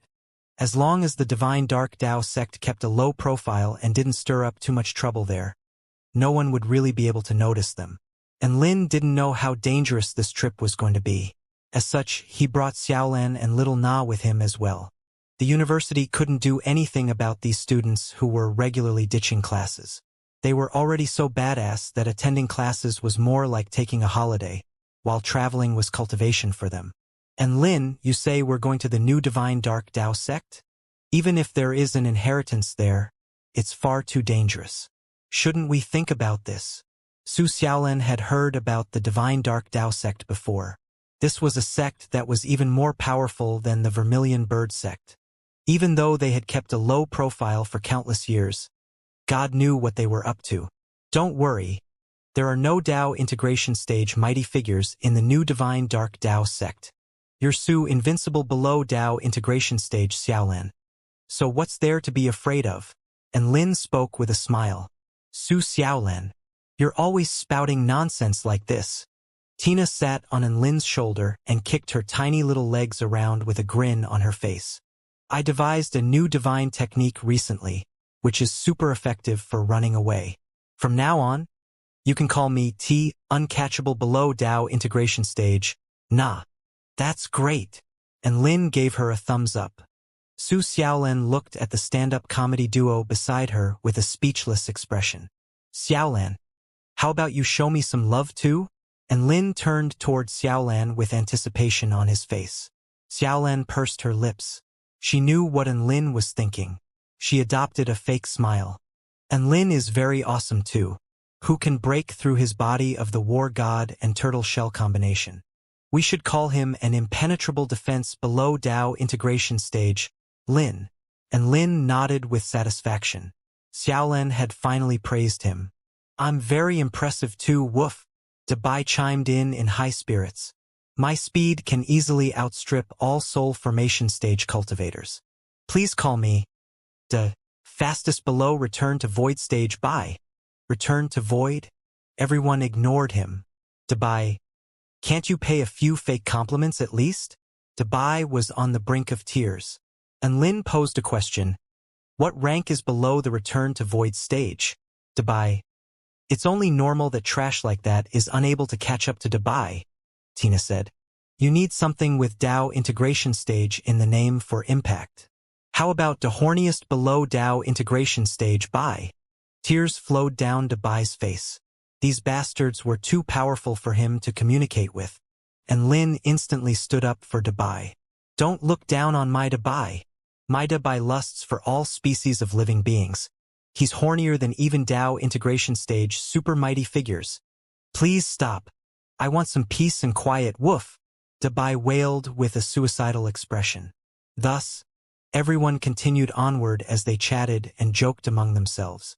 They used several teleportation spell formations and passed through many territories. Finally, a mountain range, which pierced into the clouds, appeared before their eyes. That's the North Song mountain realm up ahead. Make sure to try and not attract any attention when we pass through. And Lin spoke. Dabai immediately switched from corkscrew propeller mode to silent stealth mode. The stone tribe liked peace and quiet and detested any commotion. As such, Lin and the others decided to be good tourists and not get on the tribe's bad side. A series of lush, beautiful mountains pierced directly into the clouds, creating a marvelous, scenic spectacle to behold. There were all types of birds singing around them, and iridescent light appeared in the sky from time to time.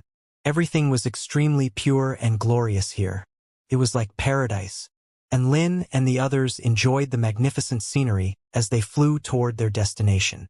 The new Divine Dark Dao sect is located on the southeastern border of the North Song mountain realm, on top of a divine mountain over 100,000 feet tall. The top half of the mountain is covered in ice and snow, while the bottom half is covered in fiery red autumn maple leaves, so it's quite easy to spot, Lin said as he looked at the map in his hands. Red and enticing on the bottom, soft and white on top. That is indeed quite easy to spot, woof. Dabai spoke, and Lin, Tina, and Su Xiaolan all turned toward Dabai with disdainful expressions. What? Why are you all looking at me like that? Woof. Dabai's chest constricted. I don't know why, but I feel like everything that comes out of your mouth is a little weird. Tina blinked her emerald eyes with a hint of disdain on her face. Discrimination. This is pure discrimination. Woof. Dabai spoke with a grief-stricken expression. No one had a response to this. Dabai was right. This was indeed discrimination. Dabai. Everyone began to search the southeastern border of the North Song mountain realm. It had to be said that this really was an extremely beautiful place. Glorious flora and fauna could be seen everywhere, and there were no aggressive beasts. There were also no particularly dangerous places, so it really was a perfect location to relax. Xiaolan, we should set up a holiday abode here. What do you think? And Lin was very fond of this place. That's a great idea. We can find a scenic place with rich vital energy. I could easily live here for a few centuries. Su Xiaolan replied with a dainty smile. You haven't even gotten married yet, and you're already thinking about things like this? Woof. Dabai was astonished. He was then attacked by two terrifying pairs of piercing eyes. Dabai instantly shuddered and didn't dare to speak anymore. After searching for 3 days, everyone finally arrived at a divine mountain that was identical to the one described on the map. Not only was it extremely massive, but the maple leaves on its bottom half also made it look like it had been set alight, creating a marvelous spectacle to behold. We've found the mountain. But where is the Divine Dark Dao sect? Su Xiaolin unleashed her divine sense, but she was unable to detect anything. Let's go to the summit. And Lin could sense something peculiar on the summit. Soon, everyone arrived at the summit. On the glacial summit of the mountain, there were some plants growing which exuded astonishing frost power. There appeared to be a few spirit rank plants that exuded extremely rich energy fluctuations. If it weren't for Enlin holding him back, Dabai would have already pounced on and eaten them. Hold on, Dabai. Those belong to that senior up ahead, Enlin said. Senior? Dabai was confused. There was someone else here? Enlin and Su Xiaolan made their way over to a gray, moss-covered rock and extended respectful salutes. Apologies for stumbling into your territory, Senior. We offer our apologies, Enlin said with an apologetic expression. The stone didn't say anything. Instead, it was only silently looking at the sun, which was gradually setting into the clouds. Only now did Dabai discover with astonishment that the stone on the border of the mountain summit was a little strange looking. It looked a little like a gigantic human constructed entirely from stones, and it seemed to be surveying the scenery in the far distance. Dabai was astonished. How was it possible that this guy's aura was so faint? He hadn't noticed such a gargantuan creature even though he was right next to it. Senior. Su Xiaolan thought the rock golem hadn't heard them the first time, so she called in a faint voice. The humanoid rock creature before them was a member of the stone tribe. She could sense an ethereal aura from within the body of this living being. I can hear what you're saying. Please bear with me for a moment as I bid farewell to the sun. A slow and heavy voice sounded, and Lin and Su Xiaolan both faltered momentarily upon hearing this. Bid farewell to the sun? Both of them turned in unison to the sky in the distance, where the sun was slowly setting into the clouds, making the clouds appear as if they had been set alight. They were already situated above the clouds. The summit of this divine mountain was situated at an even higher altitude than the layers of clouds. It had to be said that this sunset was very beautiful to behold, and Lin and the others stood silently beside the rock golem as they watched the sunset. The stone tribe living being stayed still for 2 whole hours, as if it really were an inanimate stone. Not only were they unable to hear its breathing, even its vital signs and life force energy seemed to have disappeared. Everyone had to remind themselves from time to time that the pile of stones before them was a living being. Otherwise, they were in danger of mistaking it for an inanimate pile of stones. The rock golem sat on the ground completely stationary even as snowflakes began to settle on its head. A little ice bug on the ground below crawled up its arm and onto its neck, but it still remained completely stationary. It was actually quite a peculiar sight to behold. The sun slowly disappeared from below the clouds and descended toward the horizon. Heaven and earth fell dark. The moon and stars replaced the sun in the sky. The stone tribe living being suddenly heaved a faint sigh. Farewell, Big Sister Sunday. And Lin and Su Xiaolan. Shouldn't it be Grandpa Sun? However, no one had ever seen the sun, so it could refer to the sun however it liked. After bidding farewell to the sun, the rock golem finally stood up and brushed off some of the snow and ice from its body before turning to Enlin and the others with curiosity on its face. Hello there, guests from afar. My apologies for that short delay. 2 hours was a short delay? That's all right. We thoroughly enjoyed watching the sunset as well, Enlin said with a smile. My big sister Sun is always so beautiful. I would greet her during the day, and we would separate at night, the rock golem said in a slow voice. Enlin, is this rock golem a retard? I think we should go. Su Xiaolan surreptitiously transmitted her voice. Let's ask some questions first. This rock golem should know some things. Enlin felt like this rock golem could be of use to them. Hence, Enlin looked up at the rock golem before speaking in a gentle voice. Senior, we are here to look for a hidden sect on this divine mountain. Have you seen any peculiar places on this mountain where they could be? Upon hearing this, the rock golem looked up at the stars before extending its arms. My voice, my call, my pursuit. Can the stars in the sky hear it? Enlin? Did he just get ignored? Enlin was a little angry and turned around to leave. At this moment, The rock golem suddenly spoke again. If you can answer a question for me, I'll answer your question. Please state your question, senior. And Lin was intrigued upon hearing this. But please don't ask questions like who am I? Where do I come from? And what is the purpose of my existence? Su Xiaolin added. Don't worry. I won't ask you for answers to any of those 3 stone tribe eternal conundrums. The rock golem replied with a smile. Everyone was shocked to hear this. So there really were living beings that pondered those questions? And they were supposed to be the 3 stone tribe eternal conundrums? That sounded really badass. The rock golem sat on the edge of the cliff as it looked at the stars in the sky. In the end, it turned toward the 2 moons in the sky before speaking in a slow voice. I often sit here with no one to talk to, so I think about some strange questions. And Lin, Xiaolan, Tina, and Dabai were all ready to listen. The rock golem continued.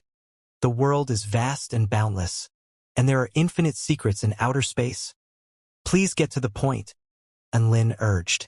The rock golem continued in its slow voice. This world is extremely big, and there are definitely powerful beings outside of our imagination.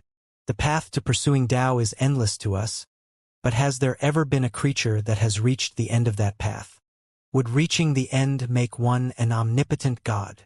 Senior, you said 1 question before, but you're asking 2 here. Su Xiaolan raised her hand. The rock golem scratched its head. My question has 2 sub-questions. Su Xiaolan and Lin. What a shameless rock golem. Everyone fell into deep thought about the first question. No one could say whether there had been a living being that had reached the end of Tao. After all, how were they supposed to know before they reached that level? This would be like back when Lin was immortal and had never even seen a cultivator. If someone told him there were people capable of easily moving mountains and filling seas, he would just scoff at the absurdity of the idea. The level someone was at determined how broad their horizons were. A cultivator of Lin's level did not dare to guess what was at the end of Tao. Su Xiaolan was in the same boat. Not only her, but even her Tao integration stage uncle wouldn't dare to make this assumption. However, Dabai suddenly spoke at this moment and answered both questions in one breath. No living being has ever reached the end of Tao, and there are no omniscient, omnipotent gods. And Lin and Su Xiaolan were shocked. The rock golem leaned forward with intrigue. Oh? Why do you say that? Dabai clapped his paw to his chest as he replied. Because I've never seen one before. What I have seen is the entire world. Hence, something I have not seen does not exist in my world, which means they don't exist at all. Woof. What kind of explanation was that? And Lin and Su Xiaolan both felt like Dabai had gone crazy. However, the rock golem's eyes lit up with a thoughtful expression. I see. I think therefore I am. A world with myself as the core is one that I can acknowledge to be real. If something does not exist in my reality, then it does not exist at all. This is a very good explanation. The rock golem looked at Dabai with an appreciative smile. And Lin and Su Xiaolan felt like they had to look at Dabai through new eyes. What a philosophical dog. Dabai wagged his tail with a smug expression at the sight of the shock expressions etched on Lin and Su Xiaolan's faces, feeling like he was very badass. However, right at this moment, the rock golem thought about it for a moment before speaking again. Even though this answer can explain my question, it's still not enough to convince me. Are there any other answers? It was asking for other answers. Everyone's heart sank. They were thinking they could rely on Dabai's bullshit theory to placate the rock golem, but it looked like that was not going to work. Dabai was very angry. This rock golem was being far too difficult. Just as everyone fell into deep thought again, a crisp, pleasant voice sounded. Little Na has an answer. Tina suddenly spoke up at this moment. Everyone turned to look at the adorable little fairy with curiosity and anticipation on their faces. Tina took a short moment to gather her thoughts before speaking with an earnest expression. You're asking whether any living being has ever reached the end of Tao and whether they would become an omniscient and omnipresent God if they did manage to do so. I'd say no as well. This is actually a very easy conundrum to solve. Oh? How so? The rock golem's interest was piqued. Tina replied with a smile. If there is an omnipotent God in this world, then can they create an unbreakable shield? If they can't, then they're not omnipotent. If they can, then theoretically even they would be unable to break the shield, so they're still not omnipotent. Little Na splayed open her tiny hands. As such, the concept of an omnipotent God in itself is a flawed concept that cannot exist in this world. And Lin, Su Xiaolan, and Dabai were all stunned. What watertight logic! The rock golem shuddered as golden light erupted from its eyes. How insightful! I have truly been enlightened. This is a problem that I've been struggling with for a long time, and I now finally have a solution. With this in mind, it bowed deeply to the little fairy on Lin's shoulder with an expression of gratitude on its face. Your words have opened my eyes. AI Air, thank you for your teachings. The rock golem voluntarily disclosed its name, thereby indicating that Tina had completely won it over with her theory. Hee, my name is Tina. You don't have to be so respectful, Mr. AI Air. We're just having a simple conversation with one another, Tina said with a lovely smile on her face. However, she was fretting about other things in her heart. She was the god of creation of the divine mirror world, yet she couldn't even sort out the problem with the void spirit tribe, so she was far from omnipotent. Then, have there been any living beings that have reached the end of Tao? AI Air asked. Tina replied with a smile. Of course not. The path to seeking Tao is a constant journey to improve one's cultivation base, and in turn, their power. The pinnacle of power is omnipotence. As such, omnipotence lies at the conclusion of Tao. However, omnipotent creatures cannot possibly exist, which is why there are no living beings that have ever reached the end of Tao. AI Air had been enlightened, and he spoke in a respectful voice. Senior Tina's words are like a beacon of light shining through the darkness, dispelling the murkiness in my heart. Please accept this salute from me. The massive rock golem knelt down to the tiny little Na as he spoke.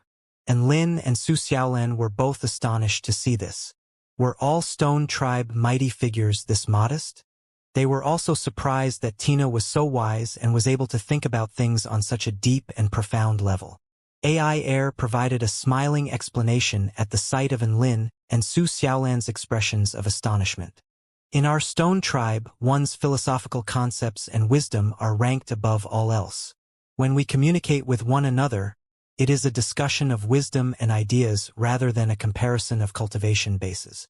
Whoever is wiser than me is qualified to be my master. I can be someone else's master today, but I would gladly accept them as my master the next day if their wisdom is more profound than mine.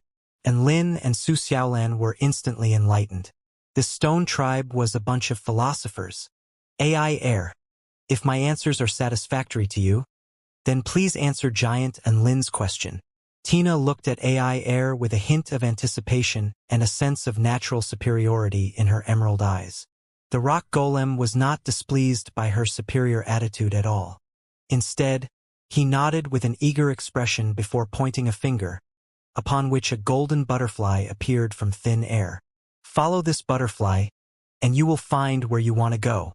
However, I must warn you that the sect within this divine mountain is not something that I would dare to stand against. You must proceed with the utmost caution. AI Air was a return to void intermediate stage mighty figure. Hence, this information was slightly alarming. And Lin and Su Xiaolan both bowed in gratitude. Thank you, Senior. Thus, the four of them followed the beautiful golden butterfly down the side of the divine mountain, all the way until they were halfway down the mountain. There, the golden butterfly suddenly flew toward a massive waterfall. The golden butterfly then disappeared into the waterfall. A waterfall?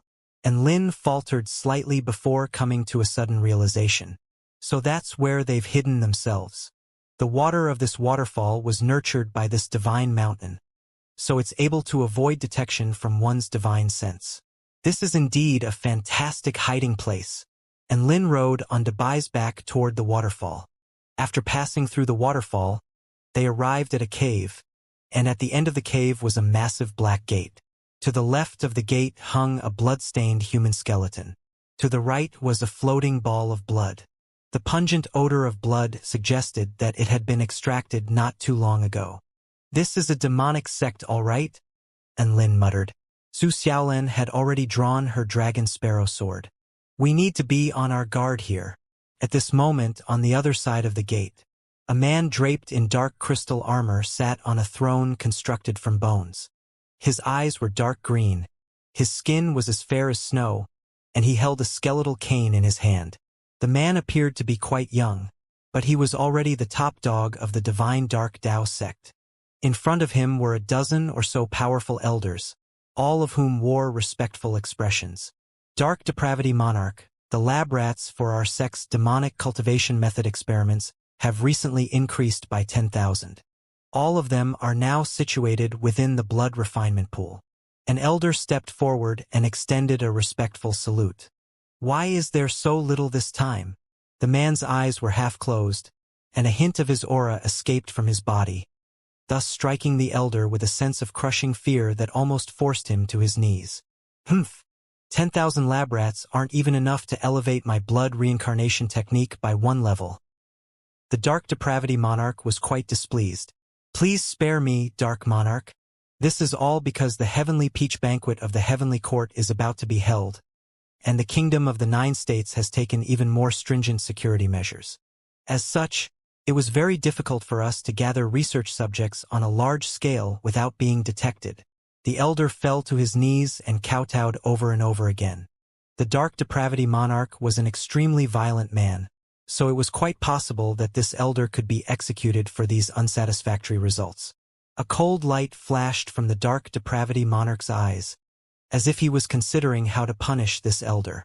Another elder with golden hair decided to knock another nail into his coffin with a cold smile. "I heard that one of Elder Xianxia's teams was annihilated by one of the 4-9 Immortal sect's enforcement teams. Not only did he get a pitiful amount of research subjects, but he has also led many of our sect disciples to their deaths." "Xiangling Yu?" Xianxia raised his head with an enraged expression. "That's enough. I don't care how many people die. Next time, you and Xianxia must secure at least 100,000 lab rats for me. As for the 4-9 Immortal sect, when I reach the Tao integration stage, I will raise their entire sect to the ground." The Dark Depravity Monarch raised his proud head with a disdainful expression. "Oh, right, Dark Depravity Monarch. I captured a female cultivator in the Kingdom of the 9 States as a new addition to your harem." A gorgeous woman in a black robe said with a smile. "Oh? Bring her to me then." The Dark Depravity Monarch's eyes lit up with intrigue. Aside from cultivating in his blood reincarnation technique, this Dark Monarch of the new divine Dark Tao sect had no hobbies other than to enjoy beautiful women. For this purpose, he had even set up a harem to pleasure himself. Soon, 2 black-robed demonic cultivators arrived with a purple-robed female cultivator that was clearly being held captive. The woman had an exquisite, voluptuous body, along with a set of beautiful features. Her lips were as succulent and enticing as cherries, and her bright eyes rippled like water. Just looking at her was enough to set one's desire alight. This was undoubtedly an absolute stunner. "Release me at once. Do you know who I am? I am the 6th princess of the Dark Wind Imperial family, Xianxia." She had initially thought that these demonic cultivators would let her go in fear of the Imperial family. However, to Xianxia's surprise, the man on the throne became even more excited upon hearing this. "Oh? You're a princess of one of the 9 Imperials? Fantastic. I've never tasted a princess before." The man licked his lips as a dangerous light flashed before his green eyes. "As for the Dark Wind Imperial family, I can destroy them with one hand tied behind my back." Xianxia shuddered upon seeing this, and an expression of despair appeared on her face. This man definitely did not have the power to destroy the Dark Wind Imperial family, but he was most definitely a nutjob. People like him did not care about the consequences of their actions. Even if the Dark Wind Imperial family crushed this demonic sect to avenge her, it wouldn't matter, as she would most likely have already been raped and even killed. Insane demonic cultivators like this were her worst fear. "Very good, Xiangling. I'll reward you with a 9th grade immortal pill this time." The Dark Depravity Monarch smiled. Thank you, Dark Monarch. The same female demonic cultivator half knelt to the ground and curtsied with a smile. Xianxia's eyes widened upon hearing this. 9th grade immortal pill? I'm only worth a 9th grade immortal pill? If you release me, I can give you any 1st grade immortal pill of your choice. Slap. A loud slap landed on Xianxia's face. Xianxia was dumbstruck. The person who had hit her was Xiangling. It is my honor to serve the Dark Depravity Monarch. The 9th grade immortal pill he rewarded me with is much more valuable than any 1st grade immortal pills you can offer. Xiangling spoke with a firm expression. The Dark Depravity Monarch nodded with approval at Xiangling. This was what the elder responsible for looking after his harem should be like. She was loyal to a fault. A smile appeared on the Dark Depravity Monarch's face as he turned to the purple-robed woman with a scorching light in his eyes. Your name is Xianxia, right?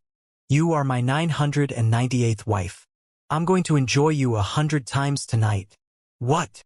Xianxia's eyes widened. 998th wife? 100 times? No. Don't do it. Xianxia's features were deathly pale, and she pleaded with a panicked expression. Please let me go. I'll do whatever you ask. Let you go. The Dark Depravity Monarch licked his lips. You are a woman who has caught my fancy. You have no choice. He flicked a drop of blood essence toward Xianxia as he spoke. Absorb this and sign a slave contract with me. Aren't you taking me as your wife? Why do I have to sign a slave contract? Xianxia's eyes widened in despair. What? You don't seem very happy to become my slave. The Dark Depravity Monarch's aura erupted explosively, and he raised a hand to reveal an image of countless living beings screaming and howling in agony. All of those living beings had lost their physical bodies, but their souls were still being tormented. Xianxia's features were now completely devoid of any color. The Dark Depravity Monarch smiled with a vicious expression. Going against my wishes will result in a fate worse than death. If Xianxia was to refuse the Dark Depravity Monarch's blood essence, she would undoubtedly become one of those countless tormented souls. She couldn't escape.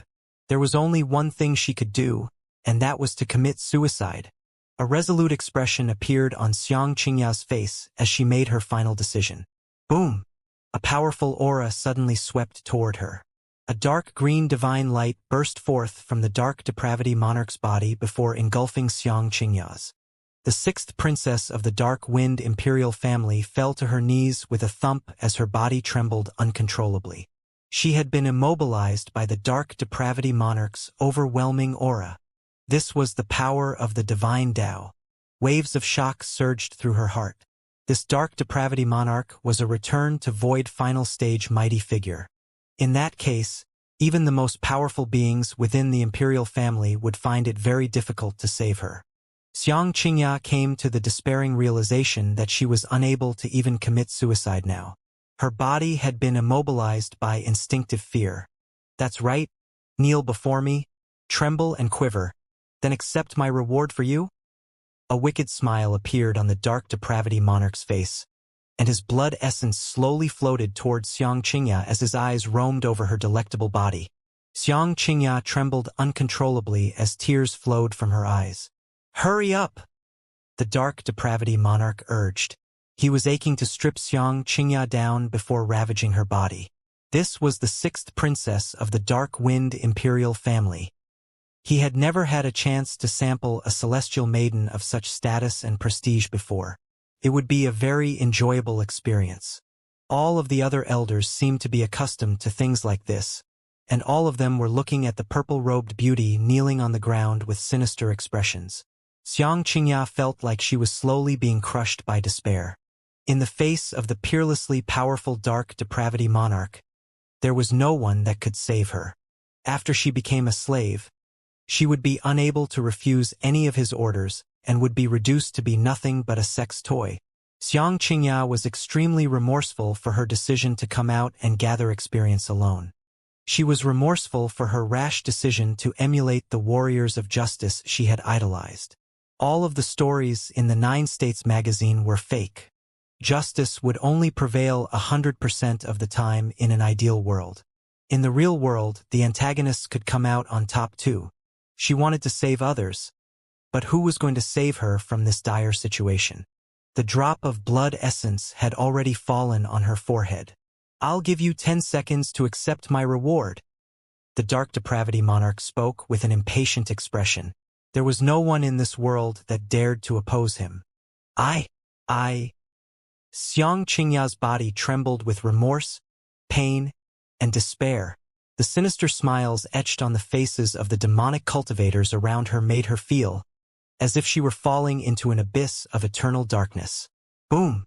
Right at this moment, the gate of the divine Dark Tao sect exploded. "Who's there?" All of the elders roared angrily. Everyone knew that their visitors were foes, not friends. After all, no friends would enter by blasting the door down. Crap! Has our position been exposed? Don't worry. Our Dark Monarch is a return to Void final stage mighty figure. Those cultivators will die before they get to spread the word. Hee hee. To think there are people foolish enough to invade our divine Dark Tao sect. All of the elders discussed spiritedly among themselves. The Dark Depravity Monarch sat on his throne with a nonchalant expression, as if this had nothing to do with him. There was no one in this world that dared to provoke him. All of those that had provoked him were already dead. Xianxia shuddered, and she unconsciously refused the Dark Depravity Monarch's blood essence as a hint of hope ignited in her heart. However, this was quickly snuffed out by logic. The Dark Depravity Monarch was so terrifying. Who could possibly save her? Which way to the Dark King Palace? A clear voice reverberated throughout the palace. Who is he? How does he know of the Dark King Palace? All of the elders' expressions shifted. The Dark King Palace was a restricted area of the Divine Dark Tao sect, which even their sect disciples knew nothing about. In the next instant, a handsome man dressed in a white robe appeared with a woman in a jade dress. The Dark Depravity Monarch wasn't interested in them initially, but his eyes immediately lit up at the sight of the woman in the jade dress. She was absolutely drop-dead gorgeous. Her hair was like a smooth, black waterfall, and her figure was absolutely flawless.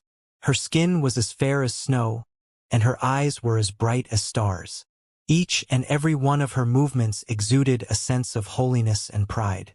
This was the first time he had seen such a refined, regal woman. The man in white furrowed his brows as if he had detected the Dark Depravity Monarch's scorching eyes. Before he had a chance to speak, the Dark Depravity Monarch spoke first. "That woman over there, you're mine from this day forth. You are going to be my 999th wife. But don't worry, I'll take good care of you, and your position will be elevated to the top of my harem." All of the elders let loose cries of surprise. The Dark Depravity Monarch was an extremely promiscuous man. The fact that he promised the highest position within his harem to this woman, whom he had only seen for the first time, indicated just how much he was attracted to her. That made sense, though. This woman's looks and disposition outstripped any members of his harem. In the face of the Dark Depravity Monarch's lavish offer, the woman in the jade dress didn't say anything. Instead, she was looking at him as if she were looking at an escaped mental asylum patient. And Lin had already pulled out his evil-slaying sword with a thunderous expression. The Dark Depravity Monarch looked at Lin with a disdainful expression.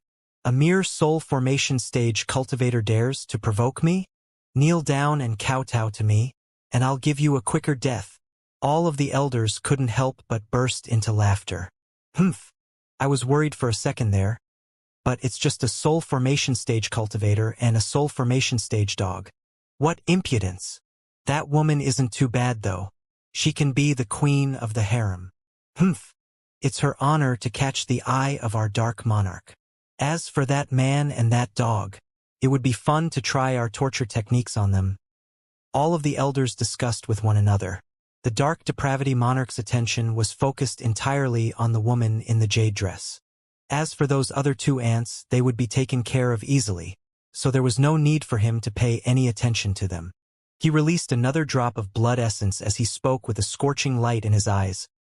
"Woman, refine this drop of blood essence and sign a slave contract. Before he even had a chance to finish his sentence, gale force winds suddenly blew toward him. In the next instant, he was greeted by the sight of a fist approaching him at an alarming speed. He was instantly struck by an extreme sense of danger. There was no time to dodge. Bam! An earth-shattering boom erupted alongside the sound of bone and flesh being pulverized. The dark depravity monarch's face caved in from the fist, and the skeletal throne behind him was pulverized as heaven and earth rocked violently. Boom! A massive crater appeared in the ground. Terrifying shockwaves erupted outward, almost razing the whole palace to the ground, and countless elders were blasted flying with astonishment etched on their faces. Within the crater, the dark depravity monarch lay with an expression of confusion and pain. His face was completely crooked and unrecognizable, and blood was still gushing from his mouth. The man who had inflicted these wounds on him was a soul formation stage cultivator. What the fuck kind of soul formation stage cultivator was this? All of the other elders looked like they had seen ghosts. Wasn't that the man they had disregarded as a mere ant? How did he manage to injure the dark depravity monarch with just one punch? That was the dark depravity monarch. He was the leader of the new divine dark Tao sect and a return to void final stage mighty figure. Pieces of shit like you need to know your place. You're lusting for my Tao partner? Why are you so keen on dying? The man's fist was still dripping with blood as he glowered at the dumbstruck dark depravity monarch. Xianxia raised her head with incredulity etched on her deathly pale features. The man before her was like an unreasonable glimmer of light that had torn a slit into the eternal darkness she was enshrouded by. The more she looked at him, the more she was struck by a sense of familiarity. She finally recalled the portrait that she had seen in the imperial palace and yelled in a trembling, excited voice, "Enlin! You're Enlin!" Xianxia's animated voice echoed throughout the palace. That's right, the arrivals were none other than Enlin's group. Enlin? Who's that? The dark depravity monarch's expression faltered slightly. He had been secluded in this mountain for a long time and did not recognize that name. However, one of the elders seemed to have recognized that name, and he yelled with a horrified expression, "Dark Monarch! Enlin is not someone to be messed with." At this moment, the second punch was already hurtling toward the dark depravity monarch. Die! The dark depravity monarch flared up with rage as a dark green power of the divine Tao, which was imbued with the power of death and decay, erupted toward Enlin. However, crimson golden flames exploded on Enlin's fist, and it tore through his power of the divine Tao like an incandescent sun. The fist crashed down with mountainous force upon the dark depravity monarch's chest right before his astonished eyes. His chest caved in immediately, and all of his organs were instantly displaced. Terrifying powers erupted forth as the divine flames incinerated everything while the monstrous force behind the fist annihilated everything in its path. The palace that had been reinforced by special essence stones were instantly reduced to rubble. Countless elders were knocked flying by the ensuing shockwaves as blood gushed out of their mouths. A tiny fairy unleashed an enchantment barrier to protect Su Xiaolan, Dabai, and Xianxia. You were dead from the moment you laid eyes on my Tao partner. And Lin was like a war god emerging from the flames as he looked down upon the dark depravity monarch with unbridled arrogance. The dark depravity monarch was about to have a mental breakdown. He didn't hold back his strength at all just then, but that soul formation stage male cultivator had somehow managed to pulverize his power of the divine Tao. It didn't make any sense. The dark depravity monarch was just about to say something. However, Enlin was not interested in hearing a dead man talk. A third punch hurtled forth like lightning. As the dark depravity monarch looked at the oncoming fist, fear and horror welled up in his heart for the first time. Blood reincarnation technique. He roared as the blood within his entire body surged. A revolving disk of blood appeared before him as a crimson light illuminated the entire space. The disk was a semi-transparent body of energy that was imbued with the dark depravity monarch's power of the divine Tao, which imparted upon it the true intent of slaughter and reincarnation. Boom! and Lin's fist struck the revolving disc, and about 70 to 80% of its power was absorbed by this revolving disc. The Dark Depravity Monarch took this opportunity to hurtle back in retreat as he roared a command. "Hurry! Buy some time for me." He really was scared. This sect leader of the 4-9 Immortal sect was far more terrifying than he had imagined. The 16 elders all charged forward at the Dark Depravity Monarch's behest. However, most of them pounced towards Su Xiaolan and her group. And Lin's strength was beyond reproach, but the most powerful cultivators in Su Xiaolan's group were only at the return to void initial stage. They could easily be taken as hostages. Ha ha ha! You're not getting away! Xiangling's golden hair transformed into countless golden snakes, which bared their venomous fangs towards Su Xiaolan. The golden snakes left tiny spatial cracks in their wake, and their fangs were imbued with extremely terrifying toxins. If one was to be bitten by those snakes, they would be paralyzed even if they were returned to void intermediate stage mighty figure. All of the other elders also unleashed terrifying spell techniques. Most of these spell techniques had the intent of immobilizing or ensnaring her. Su Xiaolan was the woman who had caught the eye of the Dark Depravity Monarch, so all of them wanted to capture her alive. Get away? Implying I have to run. Su Xiaolan glanced around at her surroundings before drawing her dragon sparrow sword. The crisp cry of the vermilion bird and the mighty roar of the true dragon reverberated throughout the ruined palace. Almost everyone was struck by an indescribably terrifying might, as if they were facing the most fearsome and ferocious beast in the world. All of them began to tremble uncontrollably from her monstrous power. This was no weak link. This was clearly an ancient, ferocious beast that struck horror into her opponents' hearts.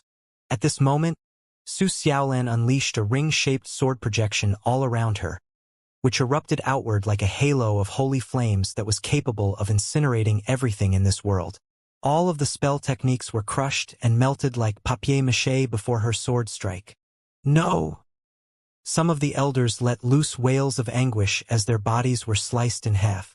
Some of the elders didn't even get a chance to cry out before they were melted into nothingness. The return to void intermediate stage Xiangling's golden snake hair had been completely burned away, and she howled in agony as she stumbled back in retreat. Sword intent swept outward and struck her in the stomach, making her throw up a large mouthful of blood before tumbling to the ground. Thankfully, her cultivation base ensured that she was not sliced cleanly in half. However, she was now a baldy. A clear, crisp voice sounded at this moment. "Trash like you think you can make me run away?" Su Xiaolan stood proudly at the center of the holy flames, as if she were a goddess descending upon this world. She was impossibly gorgeous, but her beauty and majesty were not to be encroached upon. She had only unleashed one sword strike, but among the 12 elders that had pounced toward her, 8 had died while 4 had sustained severe wounds. After that, all of the elders were struck by boundless horror. Xianxia was staring blankly at Su Xiaolan with an expression of entrancement on her face. To her, Su Xiaolan was the embodiment of beauty and strength. She was struck by a strong sense of yearning and reverence. At the same time, 4 of the elders pounced toward Lin to try and create an opportunity for the Dark Depravity Monarch. "Stop right there, bastard. Take this. Lin, today will be your death day. Die." All 4 elders unleashed their most powerful spell techniques. Lin turned and his muscles bulged as he unleashed a simple punch in his fire god mode. Bam! The fist descended like the sun, pulverizing everything in its wake. All of the spell techniques unleashed by the elders as well as their bodies were reduced to nothingness by this punch. The few remaining elders had completely shit themselves upon seeing this. The woman was terrifying, but the man was even more terrifying. It was as if 2 gods of slaughter had invaded their sect. The Dark Depravity Monarch took this opportunity to rush toward the back wall of the palace before ramming a powerful fist into a certain circular set of veined patterns on the wall. Boom! The power behind his fist proliferated forth. The entire divine mountain tremored as a boundless power began to converge beneath his feet. Inky black veined patterns instantly spread through the massive divine mountain. The 4 remaining elders felt a sense of hope upon seeing this. This is the Divine Dark Dao Sect's Dark King Sect Protection Formation. Yes, the Dark Depravity Monarch has activated the Sect Protection Formation, which is imbued with the power of the entire Divine Mountain that has been accumulating for over 10,000 years. Even Dao integration stage super mighty figures would be severely wounded by its power. This is an indescribably powerful Dao integration stage formation. No matter how powerful Enlin is, there's no way he can survive this. The Dark Depravity Monarch half knelt onto the ground as the blood disk continued to revolve behind him. Dark Depravity pays his respects to the sky-sealing Dark King. He roared as the power within the formation was activated. A black figure slowly became more and more substantial in front of the Dark Depravity Monarch. The black figure slowly materialized to form a man with bronze skin. He had a pair of inky black eyes that seemed to be capable of sucking away all life. Golden chains encircled his arms, from which divine light shone outward, sending a crushing sense of asphyxiation sweeping outward. All of the mighty figures present were in awe of the man standing before them. It was as if he was a man who dared to challenge the very heavens. All those who invade my divine dark Dao sect must die. An enraged roar of a fiend celestial from the pits of hell erupted. The Dark Depravity Monarch glowered at Enlin with a resentful expression. Enlin, no has ever dared to provoke me like this. It is already too late for you to repent. I'm going to make you endure torture countless times more painful than death. The golden chains around the arms of the sky-sealing Dark King began to spring into action as he spoke. Enlin was struck by a sense of danger for the first time. This projection of the sky-sealing Dark King possessed the power to kill him. He was just about to unleash his divine inspection technique to try and break this formation when the 9 refined dark beads in his storage ring suddenly began to tremor violently as they projected their urge to come out to Enlin. Enlin made a split-second decision to release the 9 dark beads from his storage ring. The 9 dark beads appeared in the air at the same time before quickly moving into a set position. Thin lines of energy connected them together, creating a special spell formation. Immediately afterward, a pillar of divine light fell from the sky onto Enlin's body. The dark light transformed into a cloak that settled over his body. Countless black divine symbols began to hover in the sky while revolving around Enlin's robe of dark light. Then, right before the astonished eyes of all of the divine dark Dao sect mighty figures, the sky-sealing Dark King's movements faltered, and he half knelt to the ground before bowing his head. The formation spirit of the sky-sealing Dark King pays his respects to the new Dark Monarch of the Divine Dark Dao Sect, the new Dark Monarch of the Divine Dark Dao Sect. All of the mighty figures present were dumbstruck. All of the powerful beings rushing over almost collapsed to their knees upon seeing this. Su Xiaolan couldn't help but rub her eyes before turning toward Enlin again. It's not hallucination. What's Enlin pulling this time? Xianxia's cherry lips had gaped wide open as she stared blankly at Enlin, feeling like her brain had been reduced to mush. She had viewed Enlin as the hero who was going to save her. But her hero had transformed to become the antagonistic boss? The Dark Depravity Monarch recovered from his shock before roaring with a hint of crazed desperation. No, that's impossible. Senior Sky-Sealing Dark King, hurry up and kill that enemy for me. It was quite clear that he was horrified. Things had progressed in a direction he would have never anticipated. The Sky-Sealing Dark King completely ignored the Dark Depravity Monarch's words. Instead, he continued to maintain his salute to Enlin. Enlin made his way toward the Dark Depravity Monarch with the dark cloak draped over his body. He wasn't unleashing his aura, but the Dark Depravity Monarch was still struck by a sense of shock and horror. Who are you? How did things become like this? Enlin chuckled coldly. Who am I? Didn't my fists already tell you the answer to that question? I am the sect leader of the 4-9 Immortal sect. Enlin launched another almighty fist as he spoke. His fire god fist was imbued with the power of annihilation from the dark cloak draped over his body, thus elevating its power to an even more terrifying level. Boom! The Dark Depravity Monarch tried to set up defensive measures, but his crimson disk was unable to blunt Enlin's power.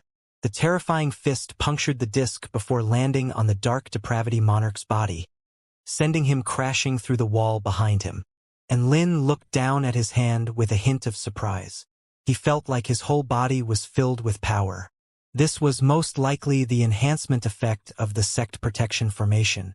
The enemy's formation was helping him, and Lin couldn't help but laugh out loud at this thought. He didn't really know what was going on, but it definitely had something to do with the 9 dark beads. The information provided to him by the divine inspection technique had told him that collecting all 9 dark beads would allow him to receive the sky-sealing Dark King's inheritance from the Dark King Palace. As such, was the new divine Dark Dao sect part of this inheritance? And Lin's heart stirred, and he activated the 9 dark beads before issuing a command to the half-kneeling sky-sealing Dark King formation spirit. Sky-sealing Dark King, kill him for me, as you wish. The sky-sealing Dark King formation spirit stood up and turned around. Boom! Boundless might erupted into the sky like a wild, turbulent ocean. The 2 golden chains around his arms slowly began to float in midair. The dark depravity monarch's expression shifted drastically. Stop, ancestor sky-sealing Dark King. I am the new sect leader of the divine Dark Dao sect, the dark depravity monarch. The sky-sealing Dark King did not say anything. He drew upon the power of the entire sect protection formation, and the 2 chains imbued with boundless golden divine light pierced through space toward the dark depravity monarch. The dark depravity monarch roared as he unleashed his crimson reincarnation disk as a shield. However, his crimson reincarnation disk, which was imbued with his power of the divine Tao, shattered like a pane of glass before the 2 golden chains and was reduced to dust. No! The dark depravity monarch howled with despair. The 2 golden chains instantly punctured through his head and heart. All of his powers were sealed away, and his body was enshrouded by divine light before instantly being reduced to a puddle of bloody water. The new sect leader of the divine Dark Dao sect, the return to void final stage dark depravity monarch, had fallen. All of the elders and powerful beings rushing over to provide reinforcements had forgotten how to breathe upon seeing this. Never would they have thought that the unparalleled dark depravity monarch would be slain by the sect protection formation he had summoned. This was simply incredible. However, this was reality, and even now, the sky-sealing Dark King formation spirit was respectfully awaiting further instructions from Enlin. Humph, that's what you get for lusting after my Dao partner. And you built a harem too?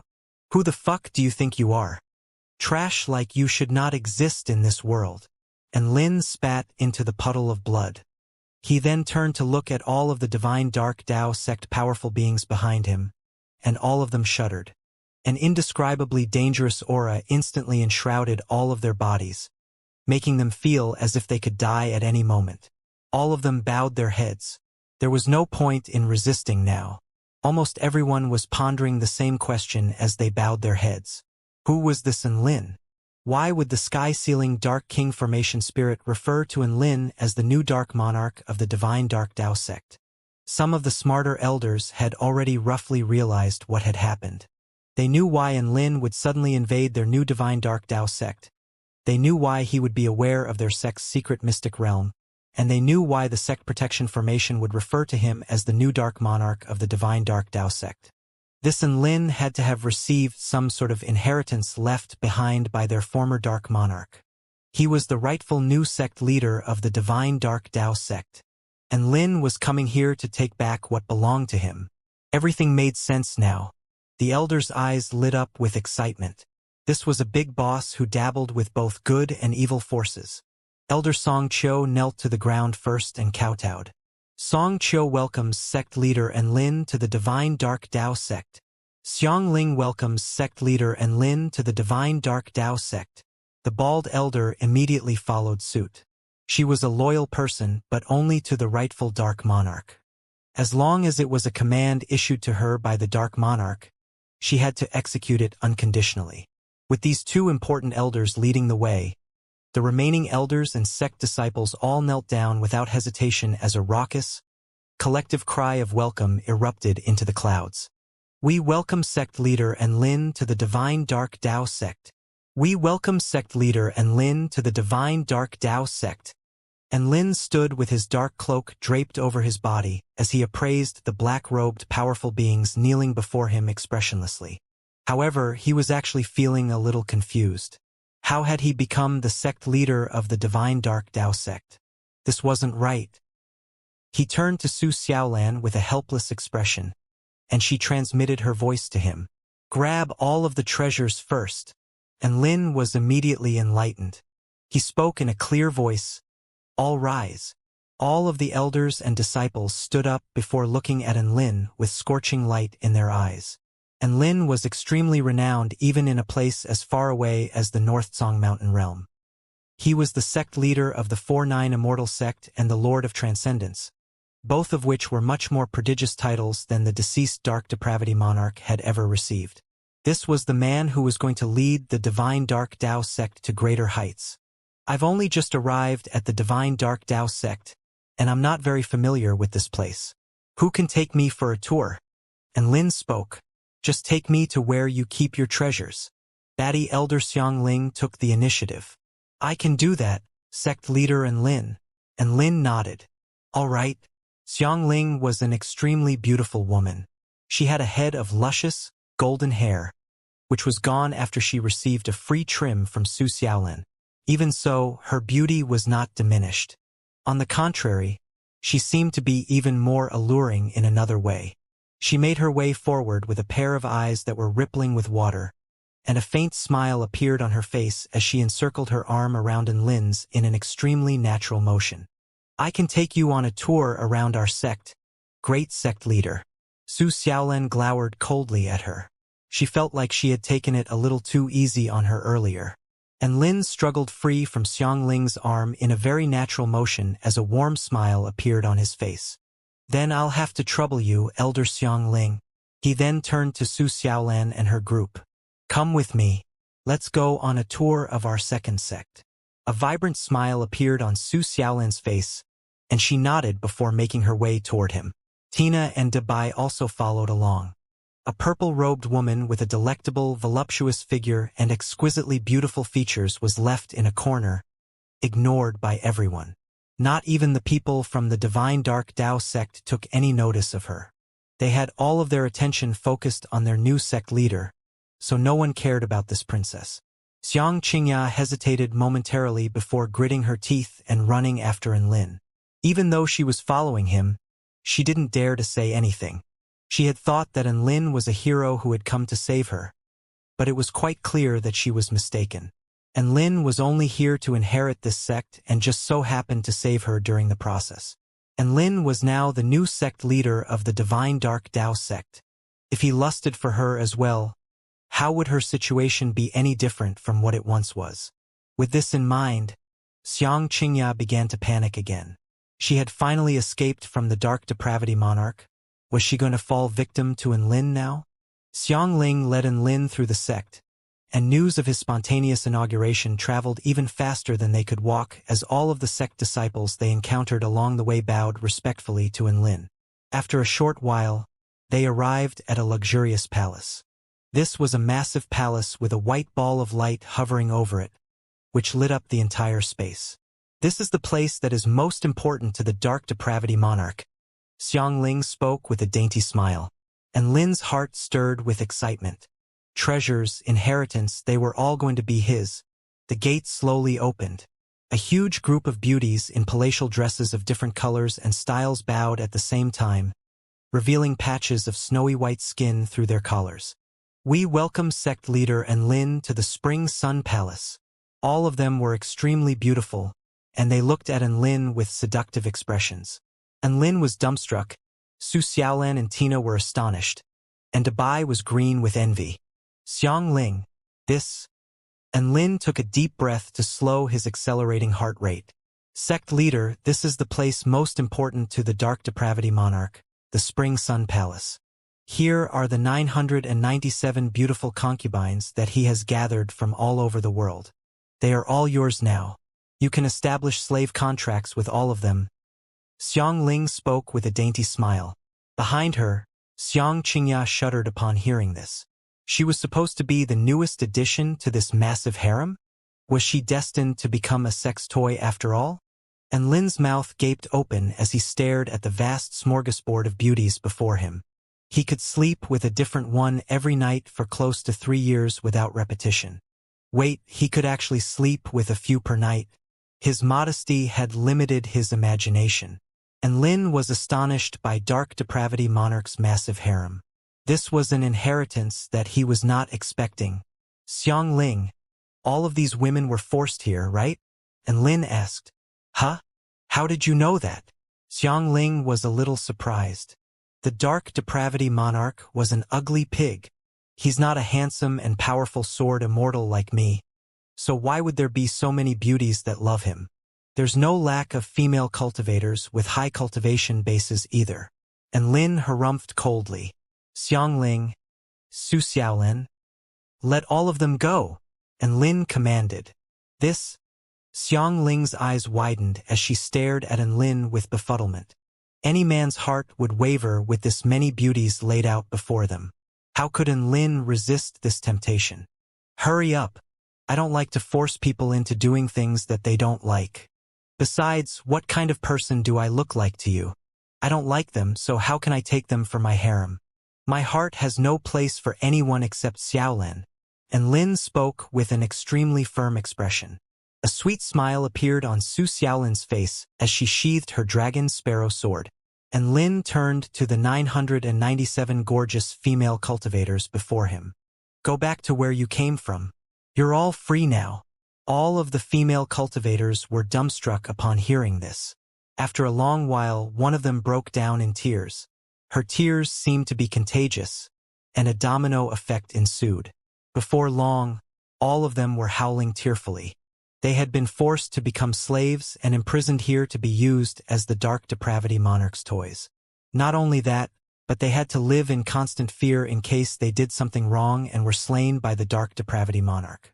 They thought that Lin would be exactly the same and that their dark days would continue under a different master this time.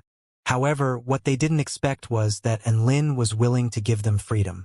And Lin had given them a second chance at life. Countless female cultivators extended grateful curtsies to Lin with tears flowing down their faces. You were captured here as well, right? You can go with them as well. And Lin turned to Xianxia. Only then did Xianxia recover from her shock. She looked up at the gentle expression on Lin's face and her cherry lips parted. But she didn't know what to say. What an emotional roller coaster. Her image of Lin had been flipped on its head over and over again in a short span of time. What are you still doing here? Do you need anything else? And Lin asked with a curious expression. I am the 6th princess of the Dark Wind Imperial family, Xianxia. I'll definitely repay you for saving me. Xianxia spoke with an extremely earnest expression. All right, I appreciate the thought. You can go now. And Lin nodded with a smile. He wasn't really looking forward to her repayment, even if she was to actually deliver on her promise. The 4-9 Immortal sect was comparable to any of the 9 Imperials anyway, so there wasn't really anything that this princess could give him. The princess looked deep into Lin's eyes before nodding and turning around to leave. She felt like Lin was not a bad person. Perhaps under his rule, the Divine Dark Dao sect would become a force for good. No one could go against Lin's wishes. Almost 1,000 female cultivators were freed, and they left the Divine Dark Dao sect without a hitch. Let's keep going, Lin instructed. All right, sect leader. Xiangling recovered her composure before nodding. Next, they visited some cultivation rooms and things of that nature which weren't really all that noteworthy. Finally, Lin arrived at the real treasure vault. They passed through a passageway lined with traps before opening a sturdy and heavy gate. Treasures stacked in mountains appeared before their eyes, and Lin and his group were completely dumbstruck by the countless treasures they beheld. It was quite clear that the treasures here were far beyond what Lin and the others were expecting. Xiangling introduced with a smile. This is our sect's treasure vault, and also where the Dark Depravity Monarch once stored his treasures. And Lin came to a realization upon hearing this. No wonder the Dark Depravity Monarch didn't even have a storage ring on him when he died. Xianxia pointed to the mountains of spirit stones and vital stones before them. There are a total of 130 million spirit stones here. Gulp, and Lin, Su Xiaolin, Dabai, and Tina all swallowed involuntarily. 130 million spirit stones were enough to stun even tycoon cultivators like them. Xianxia continued with her introduction. Here are 3 immortal tools, 156 spirit tools, and 2,500 magic tools. Here are 8 immortal pills, 6 immortal fruits, 320 spirit pills, 500 spirit fruits, and various exotic plants and minerals. And Lin and Su Xiaolin had to keep swallowing in order to avoid drooling. Thus, they made a lap of the entire treasure vault. Xianxia turned to Enlin with a smile. Great sect leader, you have the right to take any of the divine dark Tao sect's treasures. And you do not need my permission if you want to take anything from here. I can take anything? And Lin's breathing accelerated. That's right. Take anything you need. Xianxia waved an expansive hand. And Lin clapped his hands together and put all of the spirit stones into his storage ring. Xianxia and Lin, didn't you say I could take anything I need? I need money. Xianxia. After that, and Lin put all of the treasures within the treasure vault away into storage rings. One was not enough, and Lin had to use 3 supreme-grade storage rings. Xianxia and Lin explained, the treasures are not safe here. It's better to keep them with me. How could it not be safe here? Unless a Tao integration stage super mighty figure comes here, who would be able to access our sect's treasure vault by force? Xianxia pursed her lips and stated an objection. She was really starting to panic now. No one had ever dared to clean out the treasure vault like this. Unless a Tao integration stage super mighty figure comes here, I'm just an ordinary soul formation stage cultivator. Yet I can crash through this sect with ease. This place really is unsafe. And Lin spoke with a concerned expression. Xianxia was astonished. What the fuck was this about being an ordinary soul formation stage cultivator? But storing the treasures here in this treasure vault would make it easier for the elders to manage them. After all, the sect has so many disciples to whom resources need to be allocated to. You won't be able to take care of the distribution all by yourself. Even the Dark Depravity Monarch had kept all of his treasures within the treasure vault. Xianxia persisted. Don't compare me to that idiot. I have my own plans. Let me tally up the treasures first, then decide what to do with them. And Lin spoke with a stern expression. Xianxia was in despair. She knew she couldn't dissuade Lin, so she relinquished any attempt to do so. If anyone asked, she would just blame it on Lin. After clearing out the entire treasure vault, Lin and the others continued on toward other parts of the sect. By the way, do you know where the Dark King Palace is? And Lin suddenly asked. Xianxia was one of the highest-ranked elders here. If she didn't know, then there was probably no one in the sect who knew about this. Sure enough, her expression shifted slightly upon hearing Lin's words. The Dark King Palace? I do know where it is, but the Dark King Palace is protected by an extremely powerful restriction. Not even the Dark Depravity Monarch is able to access it, Xianxia replied. I told you not to compare me to the Dark Depravity Monarch. And Lin glared at Xianxia. Xiangliang's expression faltered, and she obediently led Lin to the Dark King Palace. There was a winding mountain path leading upward, and the Dark King Palace seemed to be located at the summit of the inside of the Divine Mountain. After a long while, they finally arrived at a place where boundless dark energy lingered in the air. Xianxia pointed toward a dark barrier in the distance, which was exuding an extremely vast aura. This was clearly a Tao integration stage energy restriction. Above the barrier, there was a stone plaque upon which the words, Dark King Palace, were inscribed. Xianxia pointed toward the barrier. The Dark King Palace is behind that barrier. No one can break through it unless they're a Tao integration stage super mighty figure, so... Boom! Before she had finished her sentence, the 9 dark beads crashed into the barrier and were reduced to dust. Immediately afterward, the barrier began to tremor violently before gradually splitting down the middle to form a passageway. And Lin turned around. What did you say? Xiangling. Su Xiaolin furrowed her brows. I feel like there is still some sort of extremely dangerous power within the passageway that is rejecting me. That's because you're not the master of the dark beads. I'm going in, you wait for me outside. And Lin waved a hand. Sure enough, none of the dark energy dared to approach Lin. All of it drifted off to the side as if they were obedient servants making way for their king. Thus, Lin disappeared from everyone else's line of sight. Xiangling stared blankly into the passageway as she muttered to herself. He can access the Dark King Palace. As expected, he is the Dark Monarch that is going to take our divine Dark Dao sect to greater heights. On the other side, Lin entered the Dark King Palace. Dark blue flames burned without rest, unleashing the power of darkness. With the help of their light, he could see that there was nothing in here. The only things that were situated within this palace were 3 statues, which were statues of the 3 Dark Monarchs.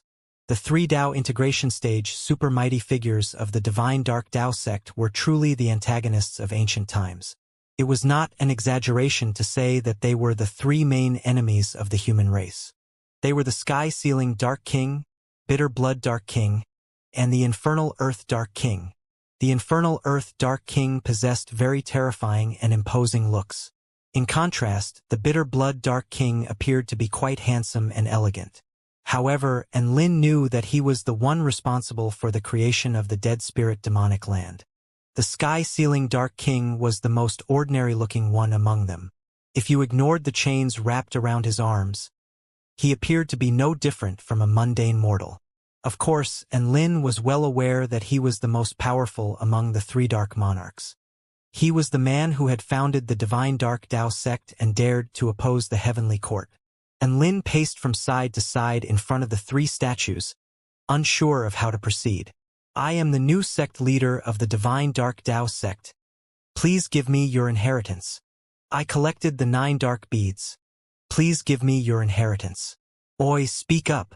Look, I've even flicked my blood essence onto your faces. Hurry up and give a response. Lin was starting to get a little pissed off by the 3 stationary statues. Everything remained deathly silent. Fuck. I feel like an idiot. Lin aimed a vicious kick at the Sky-Sealing Dark King's knee. Bam! Boom! The Sky-Sealing Dark King suddenly began to move. Lin was given a fright by this sudden development, and he retreated a couple of steps before raising his head to look up at the Sky-Sealing Dark King. The Sky-Sealing Dark King's entire body began to tremor, as if it had been awoken by Lin's kick to the knee. Rumble! The Sky-Sealing Dark King statue turned slightly to face Lin. Lin immediately extended a greeting. Hi there. I'm the new sect leader of the divine Dark Dao sect. Before he had a chance to finish his sentence, the Sky-Sealing Dark King clapped its hands together, and a black, rhomboid crystal appeared in midair while exuding bursts of divine light. An extremely mechanical voice sounded. Congratulations on reaching the Dark King Palace. This is the core technique I used to rule over the kingdom of the 9 states, the Sky-Sealing technique. I hope you can accept this inheritance and revitalize the divine Dark Dao sect to fulfill my wish of conquering the entire continent in my stead. After that, the Sky-Sealing Dark King fell stationary again. Lin faltered for a moment. So this was just a low-level artificial intelligence statue that was only capable of delivering a verbal message. He positioned the black rhomboid crystal in the center of his palm. How do I use this? Lin muttered to himself as he held the crystal. Divine inspection technique. A string of information instantly appeared in his mind. The Sky-Sealing Dark King's Sky-Sealing Technique Inheritance Crystal. A crystal manifested by the Sky-Sealing Dark King's power before his death, contains a spell technique inheritance. The inheritance requires one to be at the return to void stage, and one would only need to crush the crystal in order to accept it. Lin. He had to reach the return to void stage first? Fuck off. What a load of bullshit. And to think that he had worked so hard to gather all those dark beads. Lin almost threw up a mouthful of blood from rage. He kicked the Sky-Sealing Dark King's knee a few times, but there was no reaction. Lin was unwilling to give up. He aimed a few more vicious kicks at the knees of the bitter blood Dark King and the infernal earth Dark King, but they didn't yield any reactions either. During the ensuing period of time, he was like a curious husky, prodding and examining the bodies of the three Dark Monarchs to try and tease out a reaction. In the end, the three Dark Monarch statues were reduced to piles of rubble, but he received nothing else. Sigh, so there's only a sky ceiling technique here? And Lin heaved a sigh of disappointment. If the other divine Dark Dao sect cultivators were to hear this, they would probably go mad with rage. What did he mean by only a sky ceiling technique? This was a spell technique that was sought after by countless divine Dark Dao sect cultivators. In fact, this was a spell technique that even the two Dao integration stage Dark Monarchs yearned for. And Lin left the Dark King Palace with an expression of disappointment. Elder Xiangling hurriedly made her way toward Lin with wide eyes. Sect leader Lin, what did you see in the Dark King Palace? I saw statues of the three Dark Monarchs, Lin replied. Statues of the three Dark Monarchs. Xiangling's cheeks were flushed from excitement. She was a devout worshipper of the three ancient Dark Monarchs, and her heart rate accelerated upon hearing that there were statues of them within the palace. Ah, the three mighty Dark Monarchs must be very imposing and gallant, right? Xiangling was panting slightly as she spoke in a mellow, seductive voice. That's right, they were very imposing and gallant. And Lin replied with a serious expression. He was telling the truth. They were indeed very imposing and gallant. The only thing was that they were now piles of rubble. Then, when you were inside, Xiangling stared at Lin with a transfixed expression. I received an inheritance, but I can't use it yet. Lin spoke with a calm and collected expression. Xiangling shuddered, and her eyes were practically glowing. Her breathing accelerated further while the snowy white peaks on her chest rose and fell drastically. You really are the true leader of our divine Dark Dao sect. You are the future of the divine Dark Dao sect. Xiangling looked as if she wanted to jump on him and have his babies. And Lin was unable to bear her scorching gaze and immediately changed the subject. Let's continue with our tour of the sect. Yes. Xiangling nodded obediently as she led the way. She had been completely won over by Lin and no longer had any doubts about him. This is our battle simulation chamber. This is where we rest. This is the mystic realm, the infernal blood demon cave. As they continued onward, Lin became more and more familiar with the divine Dark Dao sect. In the end, Xiangling led them to a large black gate. This is the most important place in our divine Dark Dao sect. Xiangling spoke with an excited expression, and she licked her lips with yearning. Her action was almost involuntarily. I've saved the best for last. I'm sure you'll like this place. And Lin and Su Xiaolan were both a little curious. What kind of place could be even more important than the Spring Sun Palace and the Treasure Vault? The gate slowly opened. Blood-curdling cries instantly swept toward them. They converged to form sound waves that assaulted Lin's eardrums. The odor of blood was so pungent here that it struck one with the urge to throw up everything in their stomach. Xiangling took a deep breath with an intoxicated expression on her face. This is our divine Dark Dao sect's experimentation venue. Please follow me. As they continued onward, they were greeted by the sight of nude humans trapped in cages, all of whom possessed despairing, dead eyes that were completely devoid of any lives or emotions. The experimentation venue was massive. There were more than 100,000 humans trapped within cages, as well as thousands of sect disciples completing various tasks and duties. A sect disciple opened one of the cages before pulling out a naked man from within like a dirty rag. Hurry up! What are you stalling for? He dragged the man out and materialized a ball of black energy on his hand before pressing it to the man's head. Ah! The man howled in agony, and his face quickly crumbled as his flesh and blood evaporated. Soon, he was reduced to a corpse that consisted of only a skeleton in a bag of skin. The disciple threw the corpse into a massive black pit, which was too dark for anyone to see what was going on in there. However, there was an audible chewing sound coming from within, making one's flesh crawl. Another sect disciple pulled out a female cultivator and occasionally sliced into her skin, completely ignoring her ghastly wails of despair.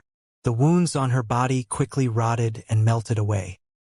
He continued to slice one wound after another into her body while pondering to himself the entire time, as if he was evaluating his own ability. The female cultivator was reduced to an unrecognizable mass of blood before falling dead to the ground. A disdainful expression appeared on the disciple's face, and he tossed the corpse into the dark pit to feed the creature inside. Similar heinous acts were taking place with extreme regularity across this vast experimentation venue. All of the humans in cages sobbed and wailed in pain and despair. Meanwhile, all of the demonic cultivators were either in deep thought, extremely pleased, or sadistically excited as they tormented their human subjects through all manners of inhuman techniques. One corpse after another was thrown into the dark pit. Blood flowed like a river as wails of despair erupted relentlessly in this cesspool of unspeakable terror. All of the disciples seemed to be thoroughly enjoying the atmosphere here. This place was hell on earth, and Lin's mind fell blank for a split second as he surveyed this scene. His body began to tremble with rage at the sight of the despairing human subjects and merciless divine dark Tao sect disciples. Tina, Su Xiaolan, and Dabai also gritted their teeth as their breathing accelerated. Sect leader and Lin, what do you think of our experimentation venue? Look at all of our sect disciples. How energetic and diligent they are. Xiangling was extremely proud. Upon seeing Lin's arrival, all of the divine dark Tao sect disciples worked even harder in order to impress their new sect leader. All of them unleashed a flurry of extremely heinous demonic techniques. The human experimental subjects howled with even more agony and anguish as they had their limbs amputated.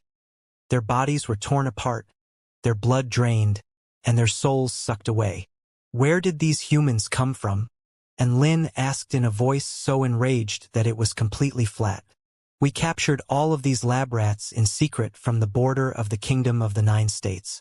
We have a quota of at least 100,000 a year to fill, and all of them will act as experimental subjects for our sect disciples and elders so that they could practice their demonic techniques. Of course, if it pleases you, we can increase this quota to an even higher number. Xiangling spoke with a wide grin. All of the sect disciples and elders are here to cultivate? And Lin asked again. That's right. However, we only have a limited number of subjects, so each divine dark Tao sect disciple has a cap on the number of subjects they had access to. Of course, you are exempt from this as the sect leader. You can experiment on as many subjects as you like. This is just one of your many special jurisdictive powers. Xiangling's eyes rippled seductively as she spoke, and Lin nodded. My horizons have been broadened. There are people being skinned, having their tendons pulled out, having their chests dug out, have holes drilled into their heads, having their souls extracted. I'm only limited by my imagination here. Xiangling nodded excitedly as the smile on her face grew wider and wider, and Lin took a deep breath. Boundless ferocious light erupted from his eyes as he roared with a thunder-like voice. Stop what you're all doing right fucking now. Boom! Golden ripples proliferated throughout the entire venue, and Lin had unleashed his divine might technique to its fullest extent. All of the disciples present fell to the ground, frothing at the mouth as their eyes rolled into the backs of their heads. Not even a single one of the several thousand disciples could stand up to the power of Lin's divine might technique. Even the return to void intermediate stage Xiangling's legs gave out from under her as she fell to her knees. The entire venue suddenly fell silent. All of the imprisoned human subjects turned toward Lin. However, there was absolutely no change to their lifeless, despairing eyes, as if they were looking at something that had nothing to do with them. And Lin, what's going on? Did we do something wrong? Xiangling stared at Lin with an innocent, panicked expression on her face, as if she had no clue why Lin would suddenly be so angry. In that instant, Lin felt as if he wasn't even living in the same world as all of these people. Lin pointed to all of the human subjects in the experimentation venue. Release all of these people at once. Xiangling looked up with confusion on her face. Sect leader Lin, why? We went to great lengths to capture so many lab rats, Why would we release them? Why would we release them? And Lin glared at Xiangling as killing intent surged in his heart. He took a deep breath to calm himself down. Most of these humans are just mortals, so it's no fun experimenting on them. We'll capture some cultivators next time. But if we alert the other sex. A difficult expression appeared on Xiangling's face. Am I the sect leader? Or are you the sect leader? And Lin roared. Xiangling shuddered as she bowed her head. You are the sect leader, of course. I'll release the subjects right away. Many of the human subjects in the experimentation venue finally showed some signs of emotions upon hearing Lin's words. However, many of them were still staring blankly at him without any indication that they had registered his words. All of them had clearly been tormented for too long and had not come to their senses yet. And Lin's decision sent waves of shock surging through the entire divine dark Dao sect. Elder Song Qiu immediately offered a straightforward objection, stating that Lin's actions would bring extremely severe negative repercussions upon the divine dark Dao sect. Song Qiu was then flattened to the ground with no one knowing if he was still alive. Outside of the divine mountain, close to 100 naked humans gathered. They breathed the pure and fresh air outside, basked under the warm light of the sun, and looked around at the beautiful scenery, feeling as if they were in a dream. Tina unleashed a spell technique to create clothes for all of these humans using grass and leaves. For some of the human subjects who had been too severely injured, Tina unleashed a healing technique to help them recover. Hello, Bailing? Send the spatial white fairy here. I'll send the coordinates to you. I need to help 100,000 humans return to the kingdom of the 9 states. And Lin said after he connected a voice transmission. All right, I'll get on it. Bailing didn't ask why. She immediately activated the aircraft. Xiangling stared at Lin with befuddlement on her face. Why? Why was her sect leader so good to these lab rats?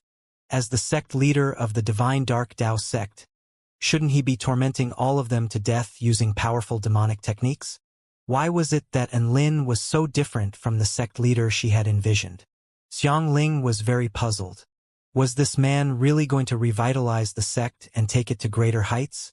And Lin cut off the voice transmission before turning to look back at the divine mountain. Its lower half was a fiery red expanse of maple leaves, while its upper half was a pristine expanse of white snow. It was like a gorgeous celestial maiden with fair skin and a vibrant red dress. However, he knew just how putrid the interior of this celestial maiden was. All of the divine dark Dao sect disciples had no empathy whatsoever. They put their human lab rats through inhumane torture, drawing countless heart-wrenching wails of despair, but they were not affected in the slightest.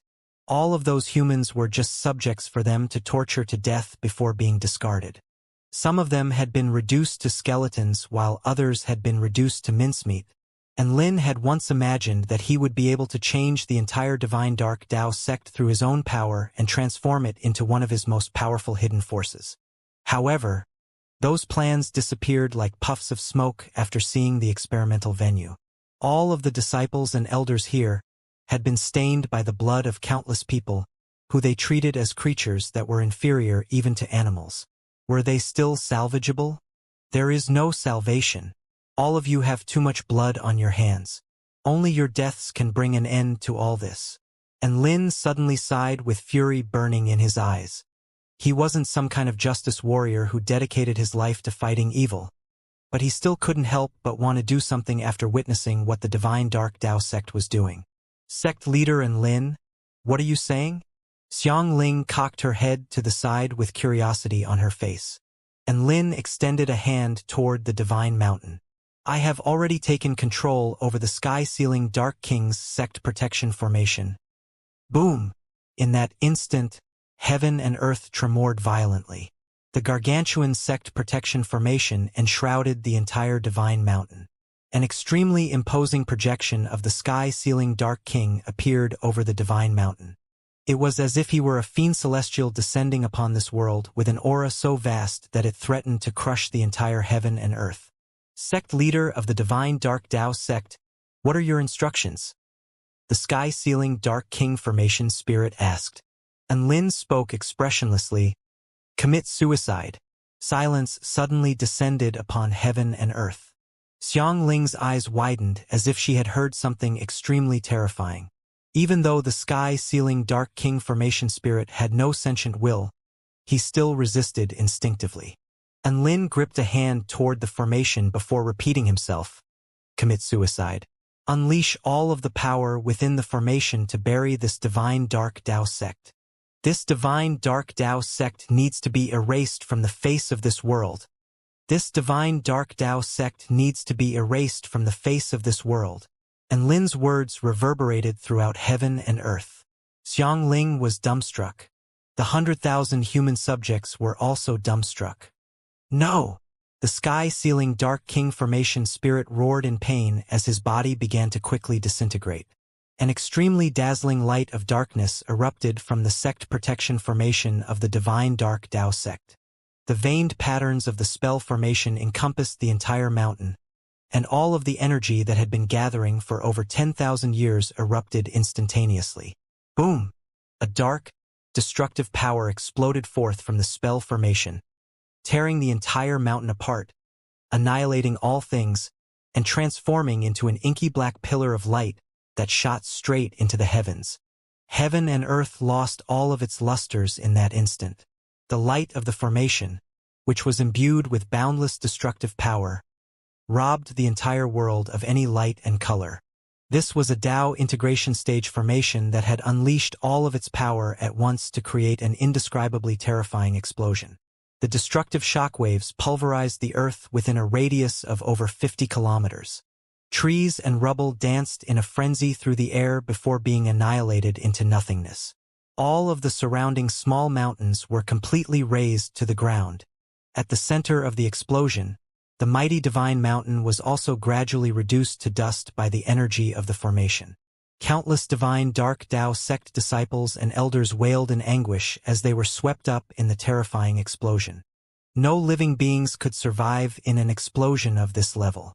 Over 100,000 humans stared blankly at the scenes of destruction unfolding before their eyes, and they finally began to shed tears amid the anguished wails of the divine Dark Dao sect disciples. Some of them were howling tearfully, some were laughing as they cried, and some knelt to the ground, kowtowing relentlessly. Only then had they truly been released.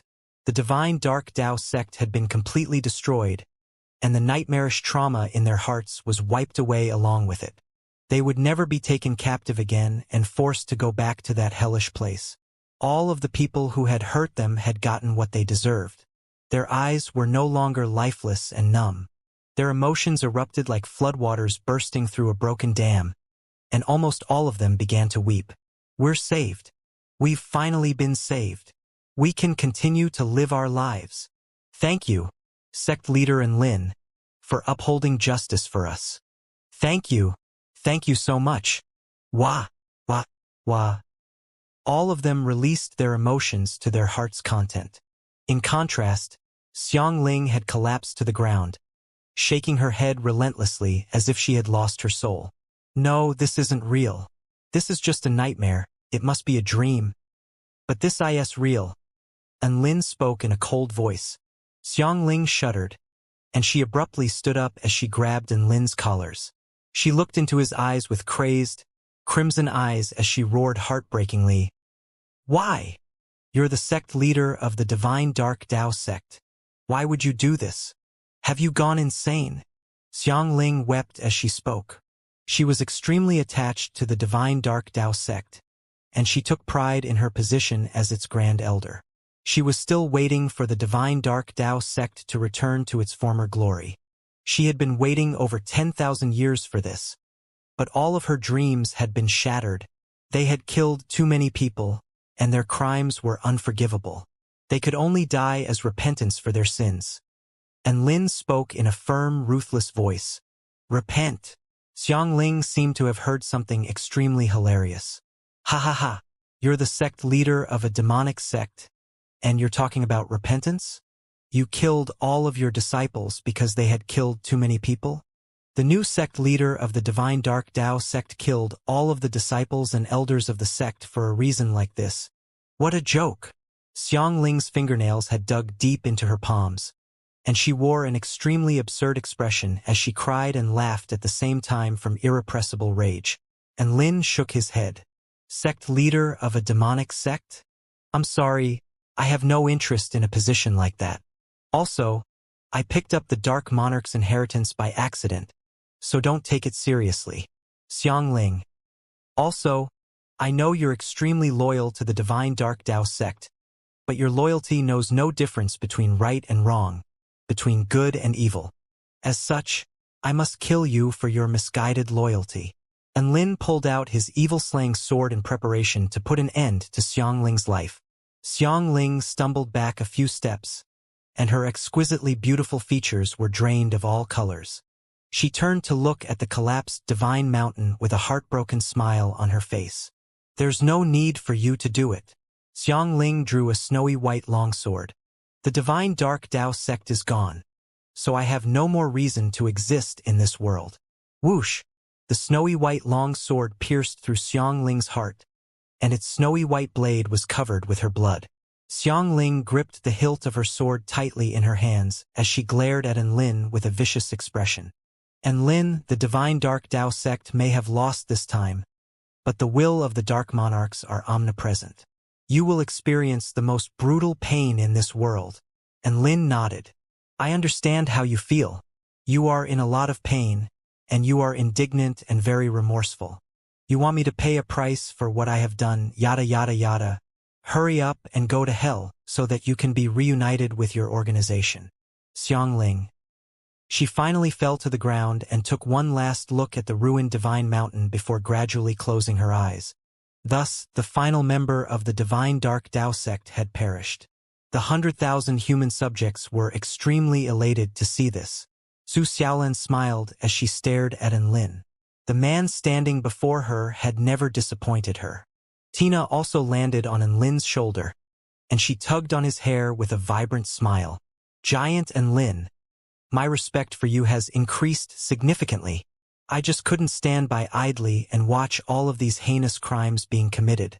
This divine dark Dao sect can go to hell. Enlin was not all that smug or elated about what he had done. All he wanted was for there to be less of these putrid sects to remain in this world. Bai Ling brought some disciples with her on her aircraft, and they soon arrived at the location indicated by the coordinates sent to her by Enlin. They soon began to load all of the human subjects onto the ship in order to take them back to the Kingdom of the Nine States. Enlin, you did another extremely good deed. I appreciate you, Bai Ling said with a vibrant smile on her face as she stood beside the cabin door. Big Sister Bai, please don't look at me like a senior. Enlin was feeling a little unsettled by Bai Ling's benevolent gaze. Why? I'm more than 10,000 years older than you, so how am I not your senior? Bai Ling cocked her head to the side with a warm smile. Xiao Tu and Xiao Zhe are a few hundred years older than me, and they're still my disciples. How about that? Enlin chuckled. Bai Ling. Bai Ling was a little angry. He was using his disciples to knock her down a notch again. How annoying. Enlin and the others boarded the spatial white ferry to return to the 4-9 Immortal sect. Peace resumed on heaven and earth. An eternity seemed to have passed. A burst of tremors suddenly ran through the rubble of the divine mountain. Boom! A rock golem that was riddled with wounds emerged from the rubble. Huff, huff, huff. That explosion almost killed old AI Air. How terrifying. Why did the divine mountain explode just when I was pondering about whether the world would come to destruction? Could it be that this place prohibits certain thoughts? The rock golem threw up a few kilograms of blood before sitting down atop the rubble and looking up into the sky again as he fell into deep thought. Just as AI Air was pondering a difficult question, the rubble around him suddenly began to tremor. Beneath the ground, there seemed to be a living being chewing something. Crunch, crunch, crunch, crunch. This was quite a sinister and gruesome sound that sent chills running down the listener's spine. How troublesome. Looks like I'll have to find another place. The rock golem pondered for a moment as he listened to the strange chewing sound for a short while before tearing open space and departing from this place. In the Kingdom of the Nine States, News of sect leader Enlin from the 4-9 Immortal sect destroying the new Divine Dark Dao sect and rescuing over 100,000 human prisoners instantly spread across the Kingdom of the Nine States and even the entire Taichu continent. Enlin and the others had not tried to broadcast this news. Instead, the 100,000 rescued humans had been promoting them in their stead. Thus, the 4-9 Immortal sect's reputation was elevated once again, and they truly became an immortal sect that everyone respected and revered. This was an extremely powerful sect that was determined to uphold justice. What else could one ask for? The 4-9 Immortal sect had always had a policy of upholding justice for itinerant cultivators and acting as their backers, thereby making them friends of itinerant cultivators. Now that they had saved all of those humans and destroyed a first-rate demonic sect, they had become friends of all of the citizens of the Kingdom of the Nine States. And Lin only founded this sect for fun. He didn't know that it would go this far. They had now become one of the role model sects for the entire Kingdom of the Nine States, and he was starting to panic a little. The image he had built for himself was too hard to live up to. If they did anything wrong in the future, they could very easily be criticized. On the contrary, if their sect did not have such a scintillating reputation, there would be a higher chance of them being forgiven by the public if they did something wrong. And Lin was very distressed, but he was powerless to change anything. There had even been this strange mantra that had popped up among the citizens, which went along the lines of, if you don't love the 4-9 Immortal sect, you're not a citizen of the Kingdom of the Nine States. As the 4-9 Immortal sect became more and more renowned, their number of outer sect disciples began to rapidly increase. There were very few inner sect disciples. The only way through which one could become an inner sect disciple was to display some sort of extremely exemplary performance as an outer sect disciple. Within the past few days, there had been no lack of soul formation stage powerful beings that had applied to become outer sect disciples, and Lin was really worried that he would be ruining these prodigies by accepting them. However, they were simply too enthusiastic and passionate for him to turn down, so he had no choice but to take them as outer sect disciples. Within the dark wind imperial palace of the Wind Plain state, a purple-robed woman with beautiful features and a voluptuous figure had her hands folded on top of one another on a red wood table, above which her chin rested. The snowy white melons on her chest had also been rested on the table. The woman was looking at a white jade mirror, within which some breaking news from the Kingdom of the Nine States was being broadcasted. There was a picture of a handsome man in a white robe, beside which a long article detailed his feats in the Divine Dark Dao sect. She was the sixth princess of the imperial family, Xianxia. An involuntary smile appeared on her face as she read the news. I thought you would become the sect leader of a demonic sect, but I didn't think you would do something like this. The light you're giving off makes me want to get closer to you. Within the 4-9 Immortal sect conference chamber. So that was what happened during my trip to the Divine Dark Dao sect. Aside from the 3 immortal tools, 8 immortal pills and 6 immortal fruits, all of the other items, which consist of 156 spirit tools, 2,500 magic tools, 320 spirit pills, 500 spirit fruits, and various exotic plants and minerals will be contributed to be sect resources. Any objections? And Lin spoke in a slow voice. All of the pavilion lords and elders raised both hands in approval. And Lin had completed this operation for himself rather than in the name of the entire sect. As such, all of these items Lin was giving to the sect was essentially a personal donation. Thus, all of the resources of the Divine Dark Dao sect now belonged to the 4-9 Immortal sect. The 4-9 Immortal sect could now be referred to as a tycoon sect.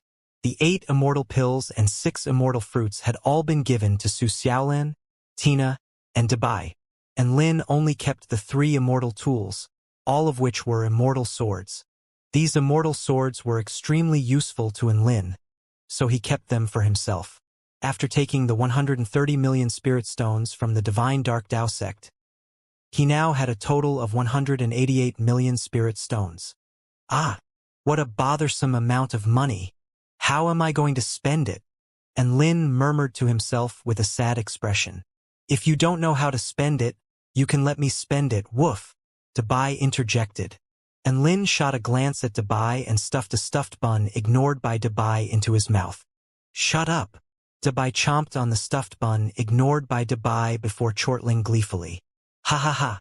Big brother, and do you think I provoked you by accident? It was all on purpose so that I could swindle a stuffed bun from you.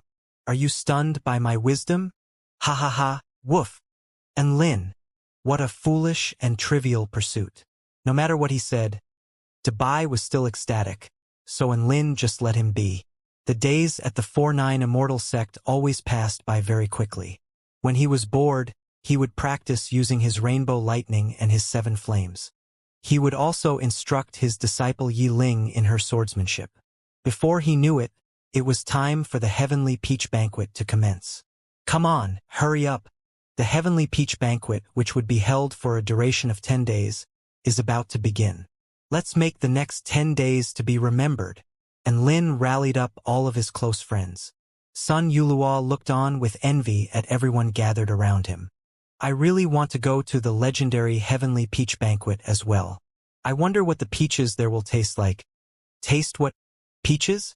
Are peaches as tasty as I am? A little boy with dark blue skin suddenly appeared in front of him before opening his massive, abyssal mouth, revealing rows of blood-stained teeth as the pungent odor of blood and decay wafted forth. Ah! Save me, mommy!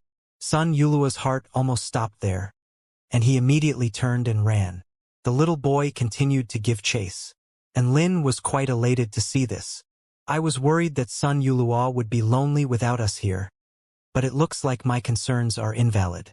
He still has the blue dream sword to keep him company. Look at them. They're such a serene and loving duo. Everyone's face darkened upon hearing this. How was this a serene and loving relationship? Those 2 adjectives were perhaps apt for describing the sword spirit, but Sun Yulua had been scared shitless. There were a total of 20 spots for 4-9 Immortal sect representatives to participate in the Heavenly Peach Banquet. And Lin looked around at everyone.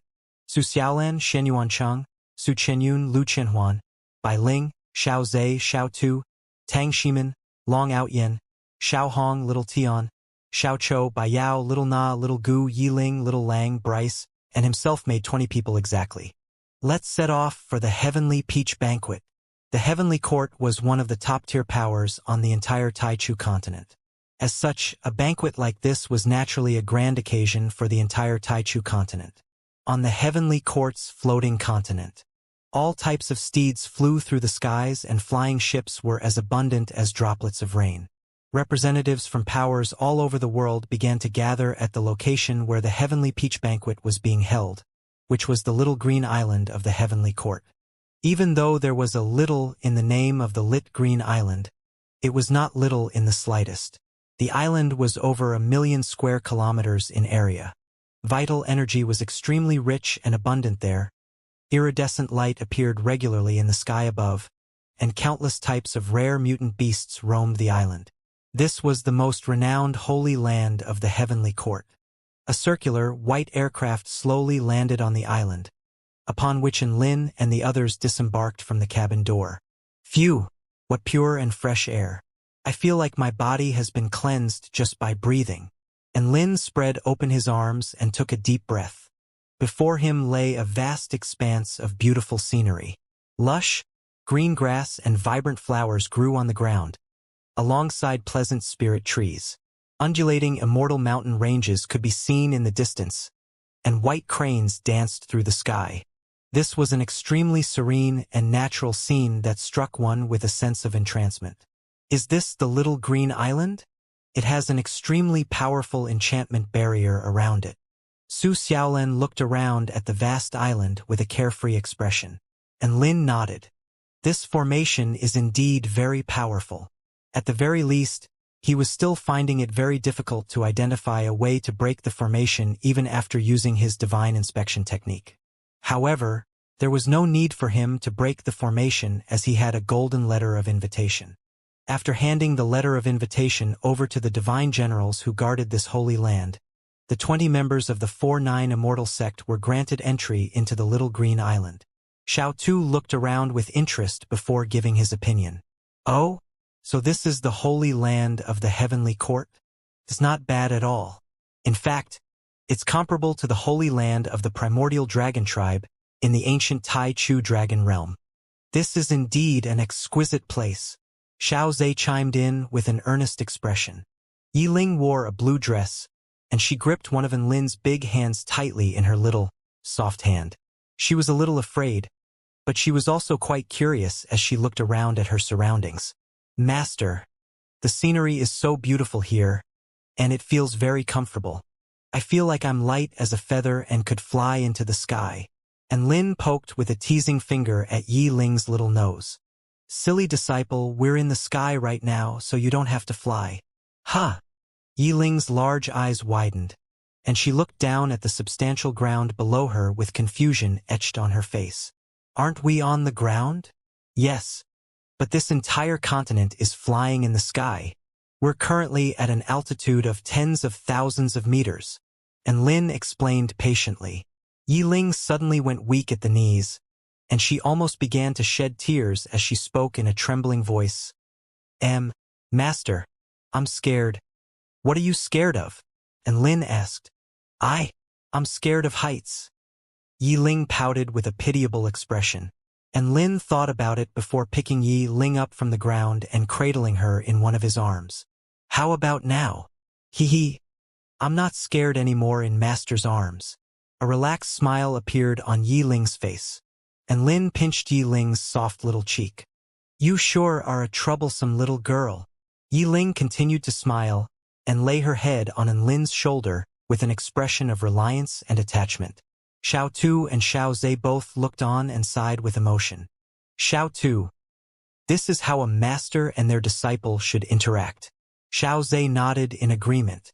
It's such a serene and affectionate relationship. I'm a little jealous. I feel like I'm a fake disciple, Xiao Tu continued. Xiao Zhe was astonished. Could it be that you want Lin to cradle you in his arms? My God! And Lin cradling a grown man. What a horrifying spectacle that would be. Xiao Zhe didn't even dare to imagine something like that. Don't go spouting bullshit. That's not what I meant. Xiao Tu blushed slightly with an enraged expression. The 4-9 Immortal sect party continued deeper into the little green island while walking on a bluestone path.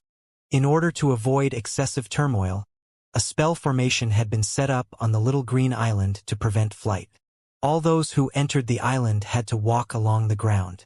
And Lin rode on by with Yi Ling in his arms as he enjoyed the scenery around him. Hi, and Lin, are you not going to come to greet me?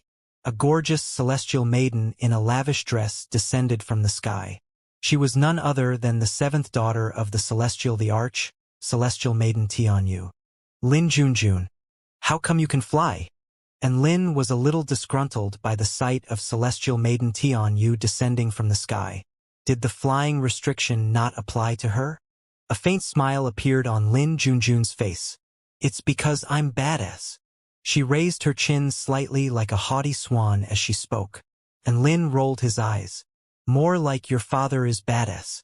As an honorary elder of the 4-9 Immortal sect, I'll show you guys around this place.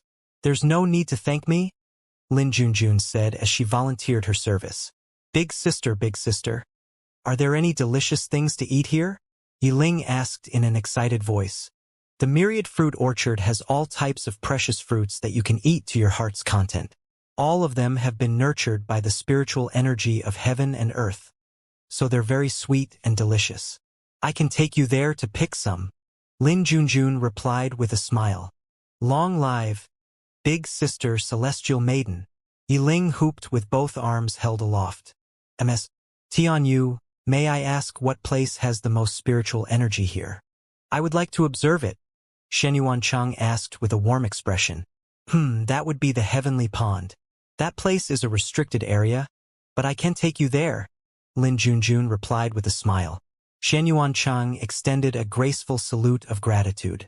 Thank you, Ms. Tianyu. Celestial Maiden Tianyu, I want to go to the sunniest place here, Xiao Hong said with excitement in her voice. All right, I'll take you there. Lin Junjun nodded. Here at the little green island, she adopted the role of a perfect hostess, satisfying everyone's needs. There are over 100 different powers that were invited to the Heavenly Court's Heavenly Peach Banquet, which amounts to a total of over 2,000 representatives. Among them, there are 20 powers from the kingdom of the 9 states, including the 4 great sects, the 9 imperials, as well as the top-tier immortal sects, including the 4-9 immortal sect. Within the myriad fruit orchard, Lin Junjun continued to explain everything as she led everyone on a fruit-picking tour. Aside from that, the creation realm of the Hall of Creation, the western paradise of the Buddhist kingdom, the holy paradise of the Garden of Eden, the Spirit Lake realm, the Northsong Mountain realm, the Thousand-Star Moving Islands, the Sea Heart Palace, the Dragon Court of the Eastern Seas, and various other major powers have also sent representatives here.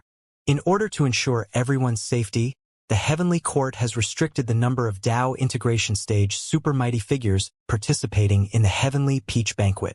However, there are still as many as 12 Dao Integration Stage participants. As for Return to Void Stage and Soul Formation Stage participants, there are simply too many to count. Lin Junjun's introduction sent shock surging through everyone's heart. As expected of one of the most renowned grand occasions of the entire continent, just the list of the participants was astonishing. All of the 4-9 Immortal sect representatives were a little excited. So we're going to be able to meet powerful beings from all over the world soon? Long Outyan's face lit up with excitement and battle intent. I want to see just how many familiar faces there are going to be on this new Tai Chu continent. Xiao Tu had a warm, curious smile on his face. As expected of the Heavenly Court, it is truly a top-tier power. Tang Shiman sighed with emotion. I wonder how much money we would earn if the 4-9 Immortal sect held an event of this caliber. Xiao Zhe was a little envious, and Lin drew a sharp intake of breath. Just the presents we would receive from all of the representatives would probably amount to a figure in excess of 100 million spirit stones. More than that. If we could widen our invitation scope and hold a few more activities, we would easily break through the 100 million mark. Lu Qinhuan spoke with excitement in her eyes. There's no use thinking about this now. We need to make the sect more powerful. Xianyuan Cheng's fighting spirit had been ignited, and he looked up into the sky with scorching eyes. The path to riches is right before our eyes. We just need to fight and get there. And Lin summed up everyone's words as the sect leader. We can do it. Su Qianyun clenched her delicate fist and spoke in her mellow voice. We can do it. We can do it. All of the other sect members also chimed in to pump themselves up. Lin Junjun. Weren't they going a little off topic? Why were things developing in this unexpected direction? Weren't they just praising the Heavenly Court? Why was it that they were suddenly discussing how their sect could earn money through holding events like this? Are they shameless? Lin Junjun roared in her heart, but she still maintained an elegant smile on her face. The Heavenly Peach Banquet hadn't officially commenced yet.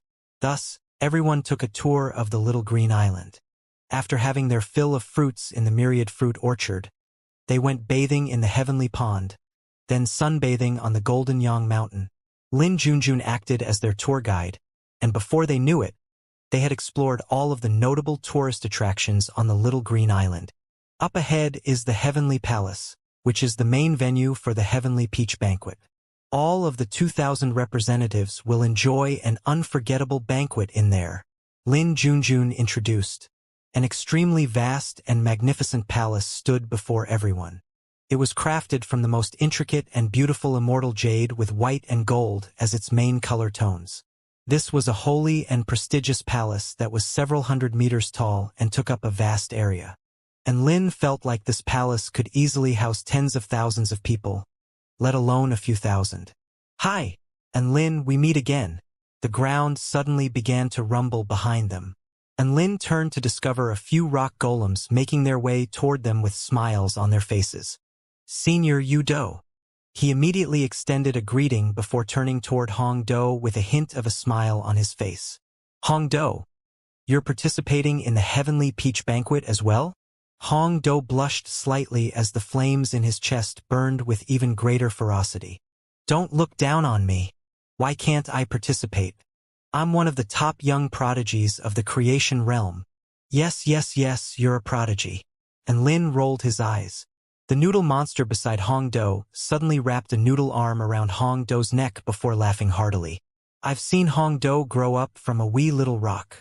Even though his cultivation base isn't progressing very quickly, he has an extremely solid foundation, so I have great hopes of him becoming a top-tier mighty figure in the future.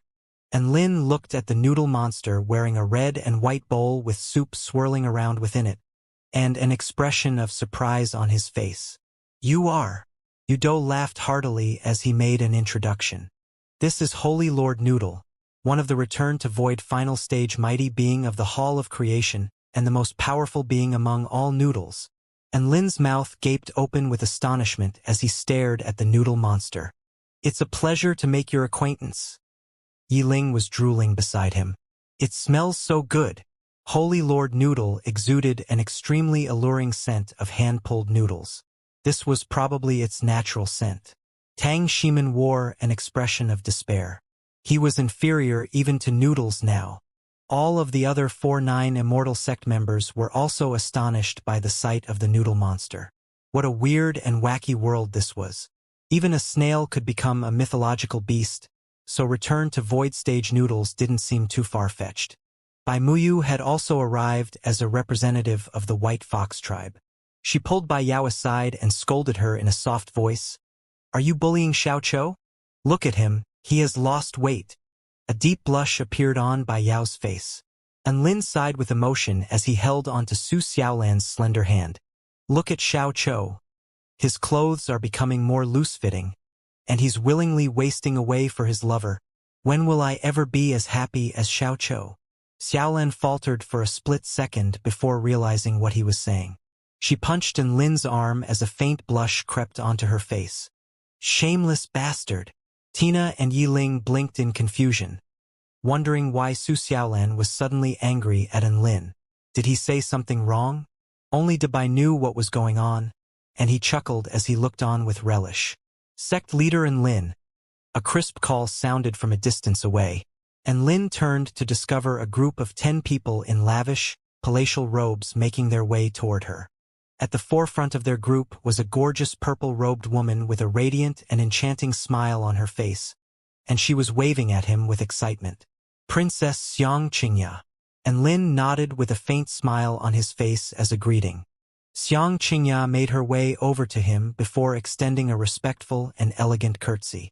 Sect leader Lin, I have not yet had a chance to repay you for what you have done the other day.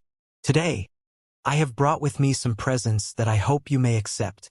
She produced a storage ring from her storage ring as she spoke before handing it over to Lin. And Lin accepted the storage ring without any fuss. He certainly wasn't going to refuse a present. I am the Emperor of the Dark Wind Imperial Family, Xiang Fengyi. I must thank you again for saving my daughter's life. Sect leader Lin. A graceful man with a very friendly demeanor extended a formal gesture of gratitude toward Lin. And Lin was happy to have them as allies, so he began to converse cheerfully with them. Not long after this, an extremely terrifying aura suddenly swept toward him, and Lin felt as if there were someone laying the tip of their sword over his heart. Danger. Extreme danger. Before Lin had a chance to do anything, Lu Qianhuan's enraged roar erupted. Lu Mingxian, are you crazy? This is the heavenly court. What the hell are you trying to do? The pressure on Lin's body instantly disappeared, and Lin turned to discover a handsome man making his way toward him with a group of close to 30 powerful sword immortals behind him. This was the Heavenly Sword Sect representative group. Lu Mingxian, if you do that again, you'll be barred from all future Heavenly Peach banquets. Lin Junjun spoke with a frosty expression.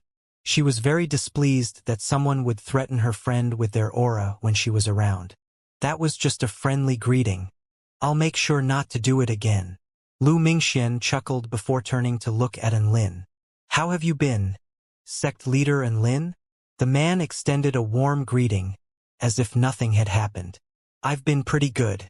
It's just that there are too many cultivators trying to join the 4-9 Immortal sect, and I'm having a hard time dealing with all of them. And Lin replied with a calm smile. Oh? Do you personally attend to all cultivators that try to join your sect? Does the 4-9 Immortal sect just accept any random cultivators as disciples? Lu Mingxian was a little surprised.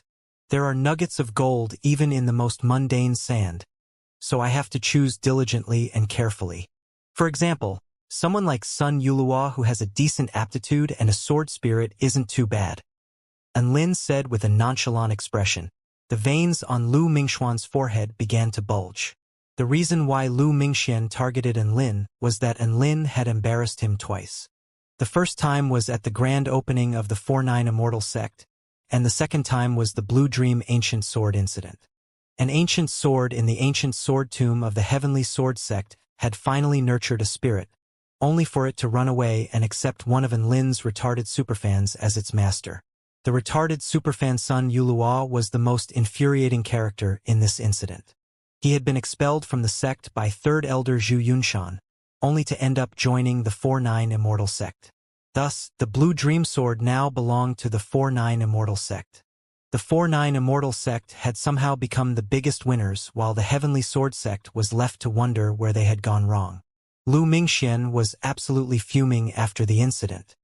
He immediately punished Zhu Yunshan with 500 years of seclusion and that he was not allowed to come out of without permission. Don't get cocky, Enlin. What belongs to our Heavenly Sword sect will always belong to our Heavenly Sword sect. You're going to rue the day you crossed our Heavenly Sword sect. A young man in a blue robe stepped forward with an enraged expression on his face. Enlin shot a glance at him before chuckling with a disdainful expression. Oh, look who it is. It's the very same Xianxia that ran crying for his daddy when he fought me. What? You finally have the confidence to step up to the plate again, now that your daddy's here for you. You! Xianxia was seething with rage, but he didn't have a response to this. Who the hell do you think you are? You don't even have a Dao integration stage super mighty figure in your 4-9 Immortal sect. And you want to stand against the Heavenly Sword sect? You're just a piece of trash outside of the 4-9 Immortal sect's territory. A woman stepped forward with an enraged cry. Enlin had some recollection of this woman. She was Lu Qianhuan's stepmother, Zhu Shan. Don't say that about my sect, you bad woman. Yiling was a little scared of Zhu Shan, but she still stood up for her sect. Zhu Shan had almost killed Yiling because of Lu Wenbin. If it weren't for Enlin's interception, Yiling most likely would have been dead. Yiling viewed the sect as her own home, and she couldn't allow someone to badmouth her sect. Even if this was a woman she was petrified of, Yiling was still determined to stand up against her. All of the 4-9 Immortal sect representatives turned toward the Heavenly Sword sect with unfriendly expressions. Enlin's brows furrowed slightly, and he ignored Zhu Shan as he turned toward Lu Mingxian with a smile. Sect leader Lu Shur has an eye for women. What an intelligent and benevolent wife you have. Lu Mingxuan's expression darkened. Zhu Shan was even more enraged and was about to lash out. This was quite clearly an insult to her. Enlin stood with a cold smile on his face. If it weren't for the fact that Zhu Shan had a powerful backer, she would have been dead a long time ago. At this moment, a gentle, pleasant voice sounded. Hee. I have heard great things about the renowned Heavenly Sword sect, but I didn't think the sect leader's wife would be such a bitch. My horizons have been broadened. Zhu Shan's chest constricted with rage upon hearing this. How dare you say that to me? Do you want to die? I'm speaking the truth. What, you want to fight me, you old hag? An exquisitely beautiful woman made her way slowly over to them. She wore a crown on her head, and her eyes were as blue as the sea. Her figure was enticing and alluring, and her skin was as fair as snow. Her features were a little soft and fragile, but an indomitable will burned in her eyes. A smile appeared on Enlin's face upon seeing her. She was the princess of the Spirit Fish clan, Lan Xiaoni. Wait, no, she was now the leader of the West Sea Alliance, Lan Xiaoni. You think you have the right to be cocky just because you have a Dao integration stage super mighty figure on your side? If you really want to fight, the 2 Dao integration stage seniors behind me would be happy to spar with you. Lan Xiaoni glared at Zhu Shan with a haughty expression. High Priests Guyu and Yufeiyu stepped forward as their auras drifted forth. Zhu Shan's features paled, and she silently took a step backward. Each first-rate power on the continent was only permitted to send 1 Dao integration stage representative. She was not an idiot, and she knew what it entailed for Lan Xiaoni to have two Dao integration stage super mighty figures standing behind her. This was not someone she could mess with. Lu Mingxian wasn't going to start an altercation with such a terrifying force over a trivial matter like this. These are private matters between us and the 4-9 Immortal sect. Why do you insist on intervening? Lu Mingxian turned to Lan Xiaoni and her group with a curious expression. The West Sea Alliance had essentially ruled over the entire West Sea. Never had such a colossus been seen within the West Sea. He didn't understand why this alliance was siding with the 4-9 Immortal sect. I don't like seeing cocky bitches, it's as simple as that. What right does that slut have to defame the 4-9 Immortal sect? Lan Xiaoni was ruthless and unrelenting in her reply. You! Zhu Shan trembled with rage, and she drew her sword before letting loose an infuriated cry. I'll kill you! However, in the next instant, her power was restricted. Lu Mingxian slowly forced her sword back into its scabbard. Why, Mingxian, she's insulting me. Zhu Shan gritted her teeth as she fought back the tears that were fighting to flow from her eyes. You insulted the 4-9 Immortal sect first. Let it go. We'll leave everything for after the Heavenly Peach Banquet. Lu Mingxian spoke in a flat voice, clearly disinterested in starting an altercation here. Zhu Shan had never been so humiliated in her life, not even when she was at the 4-9 Immortal sect's grand opening. There was someone throwing terms like bitch and slut to her face. She had never been treated like this before, and the thought of not being able to retaliate was about to drive her mad. However, Lu Mingxian had already spoken, so she couldn't do anything. Thus, the Heavenly Sword sect members scurried into the Heavenly Palace with their tails between their legs. Lan Xiaoni made her way over and extended a friendly greeting. Sect leader and Lin, friends of the 4-9 Immortal sect, I am Lan Xiaoni, the leader of the West Sea Alliance. Greetings, Great Alliance leader. Lin pretended to not know her as he spoke with a smile. An embarrassed blush appeared on Lan Xiaoni's gorgeous features, and she transmitted her voice to him. Stop, Big Boss Lin. Just call me by my name. Underling Lan, you were really cool just then. And Lin transmitted his praise. Hee hee. A smile of smugness and pride appeared on her face. She was quite happy to be able to stand up for her big boss. Alliance leader Lan Xiaoni. Greetings, Great Alliance leader Lan Xiaoni. All of the 4-9 Immortal sect members also chimed in with carefree smiles on their faces. They had all met Lan Xiaoni once in the 4-9 Immortal sect, so they knew that she was basically half a member of the 4-9 Immortal sect. There's no need to be so polite. Just refer to me by my name. A faint smile appeared on Lan Xiaoni's face. She had instantly transformed from a domineering, majestic queen to a gentle and fragile young woman. This was who she really was. That domineering facade she had displayed earlier was just a guise for everyone else to see. Yu Dou and his group stared blankly at the joyous and harmonious interaction taking place before their eyes. They were even more dumbstruck since they were also in the audience during the Fox Tribe wedding. What's going on? Isn't Lan Xiaoni supposed to be a sworn enemy of Xiao Chou and Bai Yao? Why are they suddenly so friendly with one another? Yu Dou was baffled. Hong Dou looked at Lin and Lan Xiaoni before his rocky shoulders shuddered. Could it be? What is it? Yu Dou asked. Hong Dou caught himself and shook his head vigorously. I'm not going to say anything. He knew that he couldn't speculate about things so easily. Otherwise, he might become Lin's punching bag again. Hong Dou turned toward Lin and Lan Xiaoni before heaving a long sigh. He nodded with a knowing smile on his face, as if he were aware of some unspeakable insider information. Don't worry, Mr. Lin. I'll keep your secret. After chatting for a while, everyone began to enter the Heavenly Palace. The main venue for the Heavenly Peach Banquet was the Heavenly Palace. They entered the palace and were instantly struck by the refreshing aroma of fruits. And Lin only had to inhale once, and he felt as if all of the meridians within his body were melting. He felt as if he were about to ascend into the heavens. Ah, is this the aroma of the heavenly peaches? Is this the legendary aroma of heavenly peaches that can extend one's lifespan by a decade upon inhalation? My God, it smells so good. All of the 4-9 Immortal sect members were entranced by the glorious aroma. Lin Junjun spoke with a smile. That's right. This is the joint aroma emanating from all of the spirit peaches that ripen once every century. All of you now have the right to sample 3 of those spirit peaches for free. Gulp. All of the 4-9 Immortal sect members swallowed involuntarily upon hearing this. Just the aroma was already making their stomachs grumble. Eating them must be a great delight. They were right to have come to this heavenly peach banquet. Within the palace, iridescent light hovered in the air alongside elegant, flying spirit beasts, creating a beautiful, dreamy spectacle to behold. A series of extremely intricate white tables and chairs were positioned according to a set pattern. All of the powers had their own tables, which had been set up in advance. There were plates of fruits laid out on every table, on which all types of delectable fruits had been placed.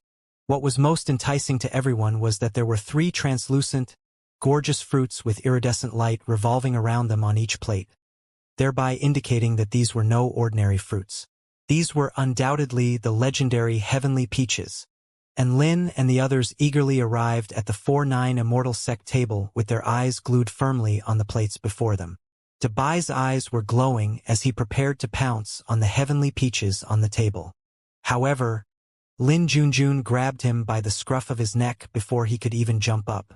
The Celestial the Arch hasn't even spoken yet, so you better calm down, Lin Junjun warned.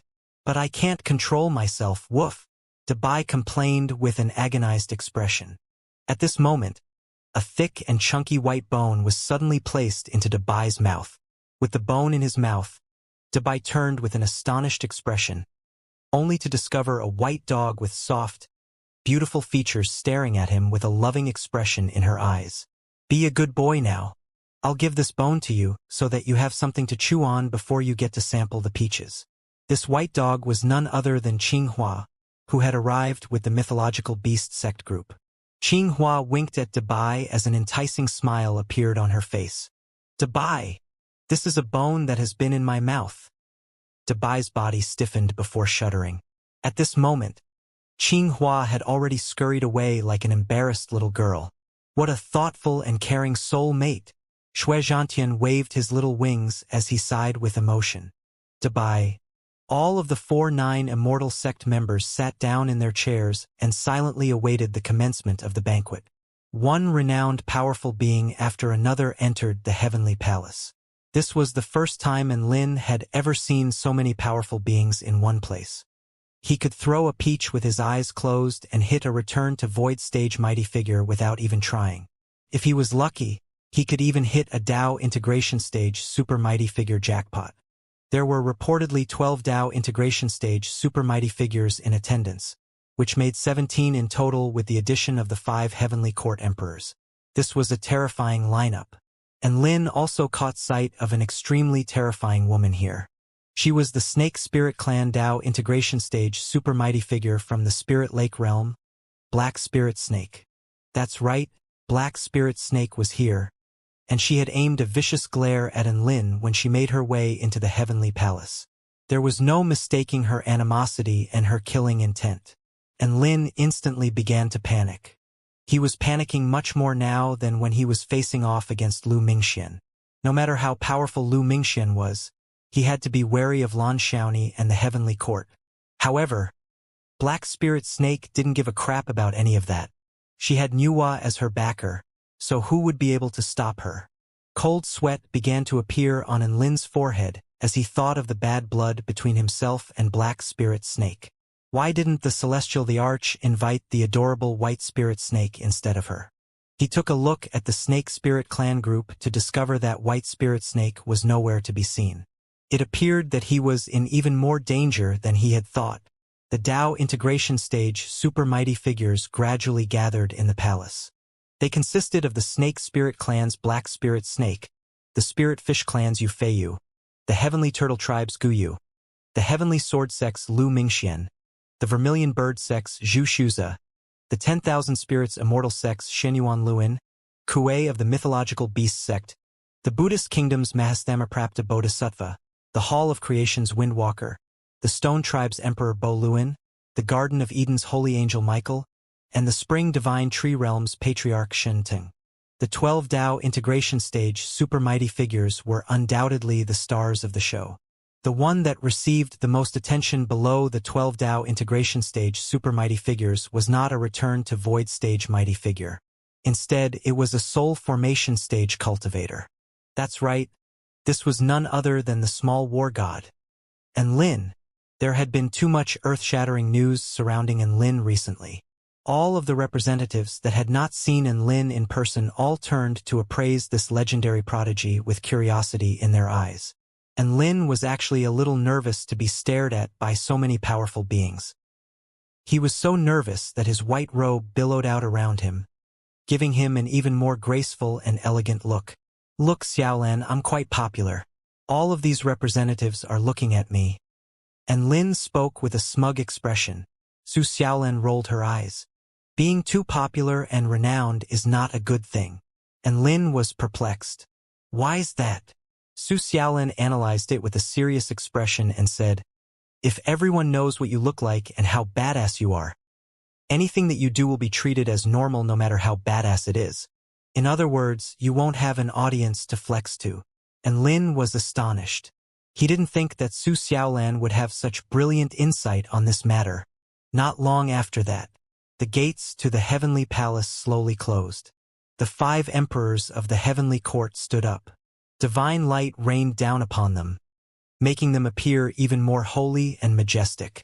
The Arch, Emperor Ziwei, Emperor Tianhuang, Emperor Changshang, and Emperor Qinghua recited their secret scriptures to the heavens at the same time. This was a very formal and solemn moment. None of the living beings present dared to cause a commotion during this time. It was as if doing anything out of line at this moment would be insulting to the very heavens. Enlin was also listening silently, but he couldn't understand anything that was being said. However, he found their voices to be indescribably soothing for some reason. After listening to a long string of soothing gibberish, he finally heard something that he could understand. I hereby announce the official commencement of the Heavenly Peach Banquet. This was probably the most unique speech Enlin had ever heard. Everyone wore dumbstruck expressions throughout as they listened to the speech that they could not understand. In the end, the only sentence that they could understand told them that the Heavenly Peach Banquet had commenced. Mesmerizing music instantly sounded throughout the entire palace. Several celestial maidens of the heavenly court began to play splendid music. The 7 celestial maidens had also changed into beautiful dresses and put on an exquisite, enchanting dance to the music. Dabai clapped his paws together and cheered at the top of his lungs. He was so entranced by the heavenly music and dance that he had even forgotten to eat his heavenly peaches. Enlin was also looking up at the dancing celestial maidens with a smile on his face. He had seen the 7 celestial maidens bickering, fighting over food, and wolfing down his dishes, but this was the first time he had seen them dance on such a serious occasion. It had to be said that their dance really was extremely pleasing to the eye. Each and every one of their motions was a marvelous spectacle to behold, and even though there were 7 of them dancing at the same time, all of them were in perfect harmony with one another, as if they were all parts of one person. Many of the living beings were completely entranced and captivated by the dance of the 7 celestial maidens. Of course, there were some who had begun feasting on the heavenly peaches. Bursts of blissful cries erupted throughout the palace. Delicious!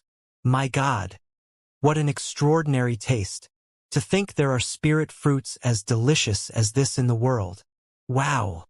This really is extremely delectable. Many of the living beings simply couldn't stop after taking one bite of the heavenly peaches. And Lin turned toward Holy Lord Noodle with a curious expression to see how this weird guy was going to eat the heavenly peaches. It wrapped a heavenly peach in its noodle arm before placing it into its noodle soup, upon which its body began to tremble lightly. The soup surged and tumbled, and the heavenly peach began to slowly disappear from the bottom amid a series of blissful cries. Oh, delicious! Oh, magnificent! And Lin? What a bizarre spectacle to behold! And Lin picked up one of his heavenly peaches. The peach was extremely delectable and made one salivate involuntarily just by looking at it. It was like a gorgeous young woman with her head bowed in embarrassment as she seduced his senses.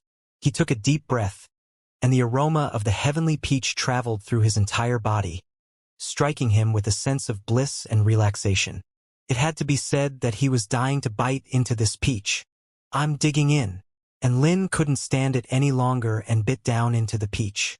The peach was quite crispy, and its exquisitely delectable juices instantly met his tongue, presenting a combination of refreshing coolness, a blend of sweet and sour, and a soft, smooth texture. And Lin's entire body shuddered, and he began to devour the peach with renewed vigor.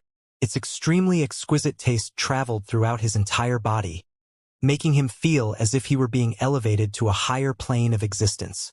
"Ah, so good," and Lin praised in a loud voice. That was the only thing he had time to say before his mouth was completely filled with another bite of the heavenly peach again. Delicious fruit juice spread through his entire body. It nurtured his entire body and filled him with boundless energy. And Lin felt like if a mortal was to take a bite of this peach, they might get their lifespan extended by 100 years. These peaches really were delicious, and they were also extremely beneficial to the body. All of the 4-9 Immortal sect members also dug in, and all of them were soon gasping with praise and amazement, clearly enjoying the peaches very much. Tina was the most elated one among them. She was so small that the heavenly peaches before her were even larger than she was. How could she not be happy to be able to devour 3 of these massive, delicious peaches? Da Bai had also transformed into his miniature form, and he nibbled at the heavenly peaches in a frenzy. Even though the size of the peaches didn't actually make a difference to the objective, the smaller they were, the more bites they could take, and the more enjoyment they could derive. Listening to heavenly music while sampling heavenly peaches and enjoying the exquisite dance of the 7 celestial maidens. Was there a better combination in this world? Yiling was also thoroughly enjoying her heavenly peaches. These fruits were even more delicious than the spirit fruits Lin had given her. And Lin quickly finished his 3 heavenly peaches, and Yiling hesitated momentarily before extending a soft, delicate hand to offer one of her heavenly peaches to him. "You have some, master. I can't eat this much." And Lin was still in the process of savoring the lingering taste of the heavenly peaches, and he faltered slightly upon hearing this. He turned to discover Yiling offering a heavenly peach, and he couldn't help but burst into laughter at the sight of the pained expression on Yiling's face. And Lin was very touched. He then looked at his other 2 disciples, Xiao Tu and Xiao Zhe, who were chomping away like pigs, and he heaved a faint sigh. He caressed Yiling's head with a warm smile. "Good girl, little Ling. Master is already full, so you eat it instead." "Oh!" Yiling did not suspect Lin's words and continued to savor her peaches. Not long after that, crack, boom, vital energy suddenly began to surge. All of the mighty figures sampling the heavenly peaches were given a fright before turning toward a certain direction. In that direction, vital energy had converged to form a vortex that was frantically gathering more vital energy from its surroundings. Master, I think I'm making a breakthrough." Yiling chewed on her heavenly peach as she spoke, and Lin, everyone. As expected of his disciple, she was making a breakthrough from eating heavenly peaches. This was even more badass than when he made his breakthrough by doing push-ups. And Lin was quite elated. All of the 4-9 Immortal sect members were speechless. What a freak. She had reached the 4th stage Dao body at 7 years of age just from eating a heavenly peach. Who's that little girl over there? Her aptitude is not bad. She's very adorable too. She's definitely going to be a captivating celestial maiden in about a dozen years' time. I think she's sect leader and Lin's disciple. And her name is Yiling or something like that. All of the mighty figures began to discuss spiritedly among themselves. Yiling had unwittingly thrust herself under the limelight. She was getting quite embarrassed at the sight of so many people staring at and talking about her. And her face turned an even more delectable shade of red than the heavenly peaches as she silently lowered her head. Yiling had probably set a record for attracting attention from the most mighty figures at her age. One had to realize that there were 17 Dao integration stage super mighty figures and hundreds of return to void stage mighty figures gathered here. This was an early pinnacle in Yi Ling's life. However, this was only a small episode on the Heavenly Peach Banquet, and all of the mighty figures soon turned their attention back to the music, dance, and heavenly peaches. After the 7 celestial maidens finished their dance, the lightning god and lightning goddess took the stage. The music instantly became more hyped up. Countless bolts of lightning flashed through the air. The lightning god and lightning goddess swayed their bodies rhythmically to the music, performing a few high-difficulty maneuvers from time to time. Raucous cheers erupted from the audience as the atmosphere reached a new climax. The Celestial the Arch stood up with a smile on his face. Thus concludes the first activity of the Heavenly Peach Banquet. Next, we are going to commence our second activity, the Battle for the Heavenly Peaches. Battle for the Heavenly Peaches? All of the mighty figures who were just yearning for more instantly turned their eyes upon the Celestial the Arch.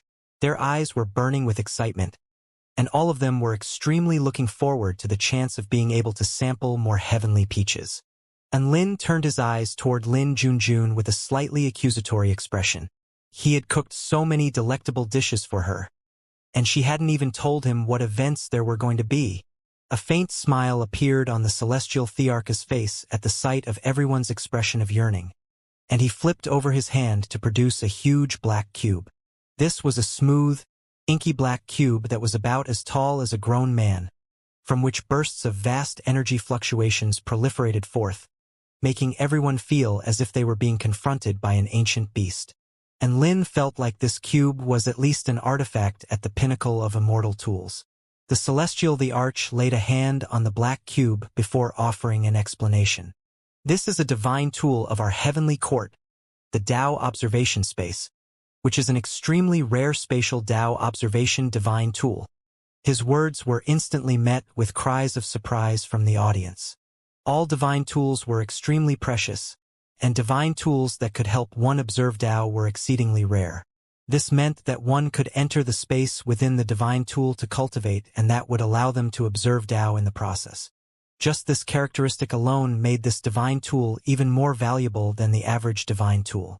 The Celestial the Arch continued. The second activity is the Battle for the Heavenly Peaches. Where are the Heavenly Peaches?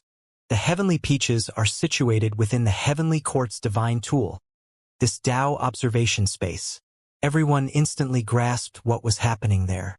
They were supposed to battle for the Heavenly Peaches after entering the divine tool. It's exactly as you think. All of you can enter the space within the divine tool to fight for the Heavenly Peaches.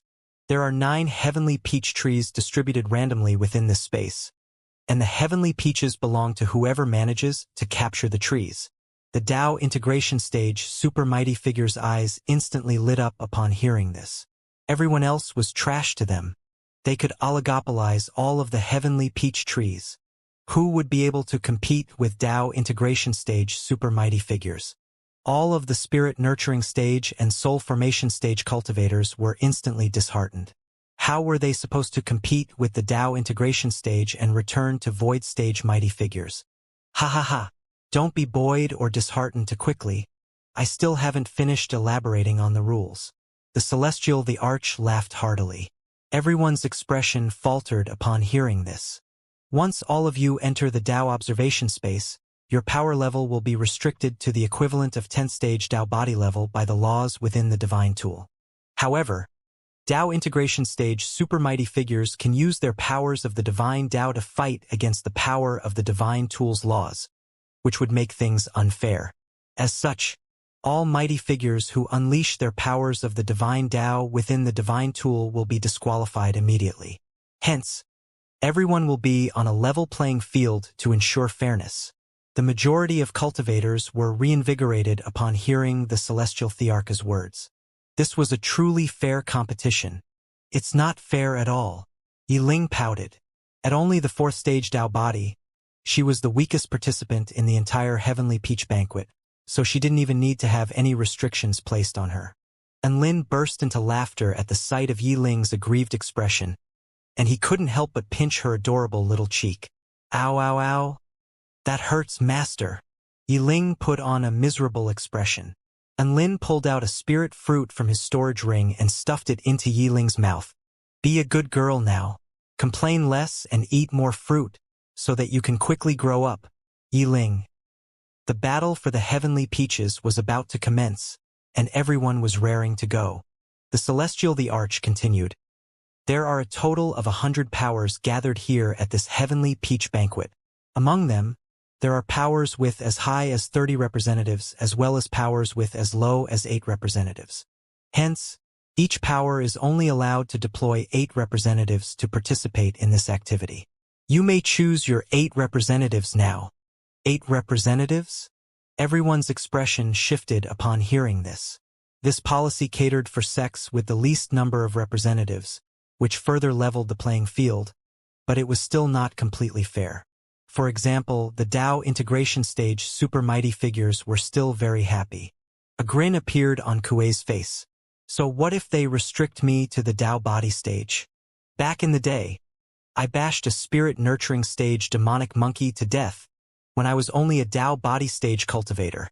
The Wind Walker of the Hall of Creation spoke in an ethereal voice. Dao body stage? There's no point to this restriction as my strength can be displayed in other facets. Patriarch Shin tongue chortled with glee. So what if there's a power restriction? I can take on 100 with ease. All of the Dao integration stage super mighty figures were brimming with confidence. Even with restrictions placed on their cultivation base, they had an overwhelming advantage in terms of usage of techniques and tactics, battle experiences, as well as observations. They would use these advantages to crush their competition. This was the confidence of the Dao integration stage super mighty figures. In this world, absolute fairness did not exist. The Celestial the Arch was only doing this to make the events more fun and interesting. There is one more thing everyone needs to remember. All living beings will be ejected from the divine tool and disqualified after sustaining 20% damage. Alright, please prepare your teams of 8 and gather by the divine tool once you've made your decision. The Celestial the Arch slapped a hand to the black cube, and powerful spatial fluctuations erupted from it. And Lin turned to all of his fellow sect members. Who wants to go? As expected, Xiao Hong shook her head. I'll stay behind. Please bring out a few more peaches for me, master. One heavenly peach tree must have a lot of heavenly peaches growing on it. Little Gu recoiled slightly. At Dao body stage, I hadn't even attained my butterfly form yet, so I'm just going to be trampled on like a bug. Little Na raised both of her tiny arms. I'll go. I'll go. Dabai was also quite excited. I'll go too, woof. I'm currently at a critical juncture in refining my Dao of defense, so I don't want to experience any handicap in power. Xiao Zhe spoke with a disappointed expression. I'm at a critical juncture of my preparation to make a breakthrough, so I don't want to get bashed. Xiao Tu didn't want to go either. Su Xiaolan smiled. I'll go. Lu Chenhuan, Su Chenyun, and Shen Yuancheng also decided to participate. All right, there's one final spot left. Hurry up, and Lin urged. I want to go. Yiling offered with a dainty smile, and Lin stuffed another spirit fruit in her mouth. Go eat your fruit. Don't meddle with what the adults are doing. Xiao Chou thought for a moment before raising his hand. I'll take the final spot. All right, that's 8 of us. Let's go take all the heavenly peaches. And Lin announced. And Lin, Su Xiaolan, Dabai, Little Na, Xiao Chou, Lu Chenhuan, Shen Yuancheng, and Su Chenyun gathered before the black cube divine tool. All of the powerful beings from other powers also gathered around the black cube. All of them were either dazzling prodigies on the Taichu continent or renowned, veteran mighty figures that had been tried and tested. There were no weaklings here. The battle between 100 sects officially commenced. The Celestial the Arch slapped his hand onto the black cube again. Dao observation space, activate. Boom! A burst of extremely powerful spatial fluctuations swept forth, and Lin was struck by a terrifying rush of dizziness. In the next instant, he found himself in an extremely unfamiliar environment. He was greeted by the sight of an extremely beautiful set of mountain ranges. There were all types of graceful creatures and lush plants that could be seen under a clear blue sky with sparse white clouds. As expected, we've been split up. And Lin heaved a faint sigh. Almost all forms of spatial teleportation distributed everyone to different locations. Should I focus on finding the heavenly peach trees first or find some allies first? And Lin fell into deep thought. Screw it, just go with the flow. And Lin decided to leave everything to fate. Theoretically speaking, there was strength in numbers, but there would be no point in gathering a ton of allies if all of the heavenly peaches were taken during that time. He appraised his current conditions to find that his power had been severely handicapped. 10th stage Dao body. It had been a long time since Lin had felt this weak. His body of the war god could no longer be maintained properly, and he could only summon a ball of divine flames that was about the size of his palm. Even though it was extremely scorching hot and could make the air shimmer and twist, there was too little of it to maintain his fire god mode. How pitiful! And Lin was feeling a little sorry for himself. He wandered around aimlessly, looking for where the heavenly peach trees might be located. Boom! All of a sudden, a pillar of golden light shot into the sky from a mountain that was not far away. What a benevolent and merciful pillar of light! And Lin's eyes widened with shock. It was quite clear that this was an artificial pillar of light. So what was the purpose behind putting up this light show? Wouldn't it expose one's location and attract enemies? And Lin's expression shifted drastically. This must be a special signal to alert one's allies. They're gathering all of their allies even if it's at the risk of exposing their position. He felt like this was a very bold move, almost to the point of cockiness. Seeing as that was the case, he didn't mind teaching them a lesson on humility. And Lin began to run toward the pillar of golden light on the mountain. The pillar of light did not originate from the summit. Instead, it was originating from halfway up the side of the mountain, which was an indication that the person responsible for setting off the pillar of light was leaving an escape route for themselves rather than trapping themselves on the summit. In the heavenly palace, a huge screen suddenly appeared above the Dao observation space divine tool before splitting up into 800 different screens. Each of the screens displayed footage of one contestant. The Celestial the Arch spoke with a consolatory expression. Everyone who did not get a chance to participate in the activity will not need to worry about getting bored. Let's enjoy some fruit and watch the event unfold. All of the living beings in the audience were elated to be able to watch such a splendid show. Our sect leader Kuei is awesome as usual. He has only just entered that world and has already kicked another contestant to death.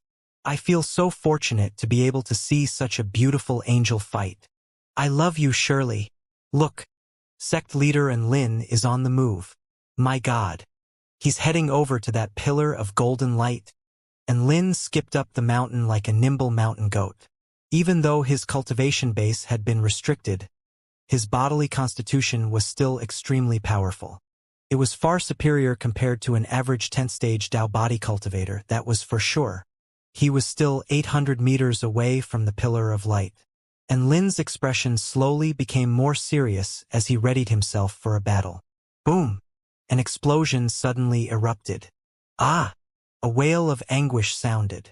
A black figure flew through the air in a parabolic path. Thump!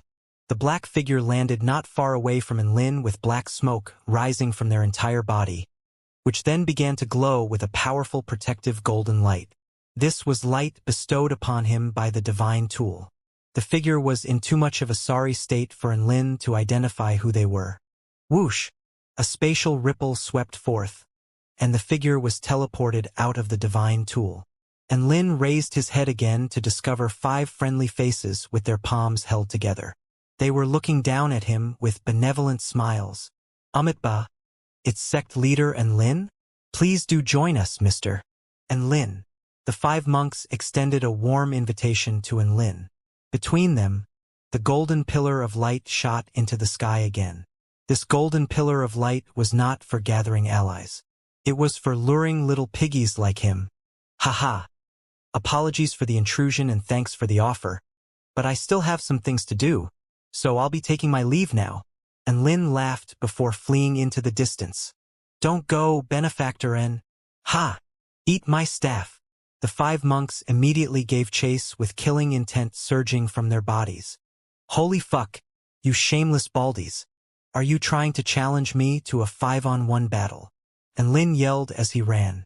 He was not interested in a battle like that.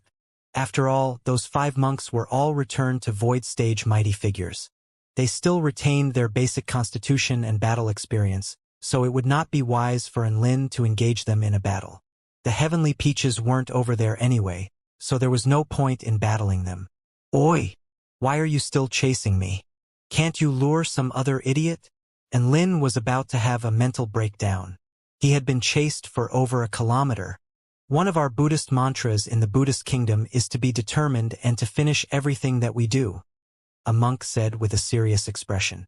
This is the persistence that is necessary for us to refine our hearts. Another monk chimed in. We will not give up unless we reach our target. A younger monk continued with a scorching light in his eyes. The eldest monk had his eyes closed and his palms together, but he was the fastest of them all. Amitba. Benefactor and Lin, just give up. And Lin felt as if 10,000 mythological beasts were stampeding through his heart. Was this a bunch of monks or a bunch of nutjobs? Not only were they unwilling to let him go, but they were also making all of these excuses to make it seem like what they were doing was for a noble cause. And Lin continued to flee, and the 5 monks continued to give chase. Elsewhere. Fuck you, Hongdo. I didn't even tell you to go. What the fuck is wrong with you? Look at the situation now. We're both screwed. A spinning top hurled abuse at the rock golem beside it. Hongdo recoiled slightly. It's not like we can't beat that thing. Then go beat it. The spinning top flared up with rage. Behind them was a massive, double-headed dragon over 100 feet long. It opened its cavernous mouth, and a boundless wave of scorching flames erupted forth. Hongdo. A black shadow suddenly appeared from nearby. Hongdo focused his gaze and was ecstatic to find that it was an ally. Mr. And Lin. What a coincidence. Come save me. And Lin. Motherfucker. And Lin immediately fled toward another direction at the sight of Hongdo and the double-headed dragon. Hongdo called out in an urgent voice upon seeing this. Don't abandon me, Mr. and Lin. We know where one of the heavenly peach trees is. And this double-headed dragon is the guardian of that heavenly peach tree. Boom! The spinning top flared up with rage before kicking Hongdo into the distance. Go fuck yourself. How could you disclose that to others? Hongdo retorted with an aggrieved expression. But if I don't tell him that, we're not going to get any help, and we'll perish to that dragon. Survival is our top priority right now. Sure enough. And Lin's footsteps came to a grinding halt, and he suddenly turned around. Don't panic, Mr. Hongdo. I'll come to save you. He made his way over to them as a powerful aura erupted from his body. Look, Mr. and Lin is coming. He's very powerful, so we've got hope now. Hongdo spoke with an elated smile. The spinning top's lips twitched as it rotated. You idiot. Look what's behind him. Huh? What is it?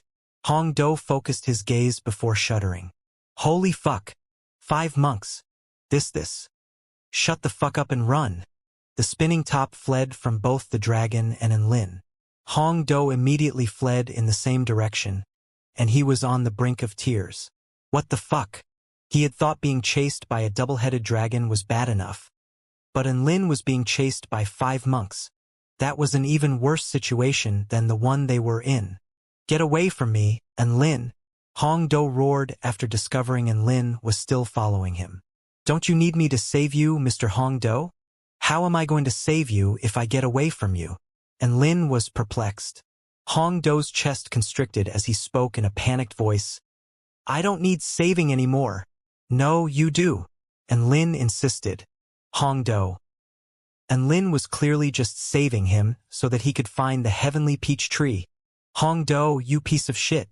We had a 20% chance of survival, but now, our chances have dropped to less than 10%. The spinning top grumbled with an enraged expression. Hongdo was also extremely remorseful. How had things become like this? I have one final plan. We can split up so that at least one of us survives. The spinning top suggested. Split up? Great idea. Hongdo's eyes lit up with excitement. I'll go this way, you go that way. The spinning top immediately fled in a different direction as it spoke. Thus, the two of them split up. At the same time, the spinning top was chuckling with glee in its heart. As soon as they split up, the double-headed dragon would undoubtedly choose to pursue Hongdo. Hongdo was the one that had attacked it first, so he was naturally going to bear the brunt of the dragon's rage. Hongdo, you'll live on in my heart, and I'll work twice as hard to make up for your absence. Ha ha ha. The spinning top was ecstatic, until it turned around to discover the double-headed dragon pursuing it. The spinning top. Why? Why are you chasing me? The spinning top roared with grief and indignation. The double-headed dragon did not give a reply. However, it had both of its eyes firmly locked on the spinning top with a scorching expression on its face. It had the enthusiasm and obsession of a dog chasing a frisbee. The spinning top held more temptation to it than the rock golem did. The spinning top seemed to have also realized this, and it was about to have a mental breakdown. It had reaped what it had sown and screwed itself over while trying to screw Hongdo over. On the other side, Hongdo was very touched by the spinning top's selfless gesture. You'll live on in my heart, and I'll work twice as hard to make up for your absence. The spinning top had told him that one of them would be able to survive if they split up. It was right. Hongdo had finally escaped from the double-headed dragon. At that moment, a voice suddenly sounded beside him. Wait for me, brother Hongdo. Hongdo turned and almost wept from what he saw. Who the fuck is your brother? Hurry up and get the fuck away from me. Can't you see I don't need to be saved anymore? The person beside him was none other than Enlin, and behind him were 5 benevolent, smiling monks in hot pursuit, all of whom were exuding extremely powerful energy fluctuations. No, you do, Enlin insisted. Hongdo. It looked like the spinning top's theory that one of them would survive was incorrect after all. In a situation like this, it was pretty much all over for Hongdo. Hongdo was cursing himself. Why did he yell for help from Enlin? I beg of you, please let me go. Hongdo pleaded. Brother Hongdo, what do you say we team up and kill those 5 monks behind us? Enlin suggested. You know what I'm capable of, right? Hongdo's fleeing footsteps faltered slightly. I can easily beat up return to void stage mighty figures as a soul formation stage cultivator. How do you think I'll fare against other 10th stage Dao body cultivators? Enlin asked. Hongdo came to an abrupt halt as the flames in his chest burned with fighting spirit. Fuck it. Let's do this. Mr. Enlin, I'll team up with you. Enlin was elated to hear this. You won't be sorry for your choice. Let's go together. An insignia of a golden lotus appeared on his forehead as he spoke, and his aura became even more fearsome. Hongdo was keen to prove that he was no slouch either, and crimson flames erupted from his entire body. He threw himself at the 5 monks behind them and let loose an almighty roar. Red lotus explosion. The flames around Hongdo's body blossomed like a red lotus before exploding. Boom! The air was twisted, and the earth was shattered. Hongdo's explosion created shockwaves that erupted outward in a radius of over 100 meters.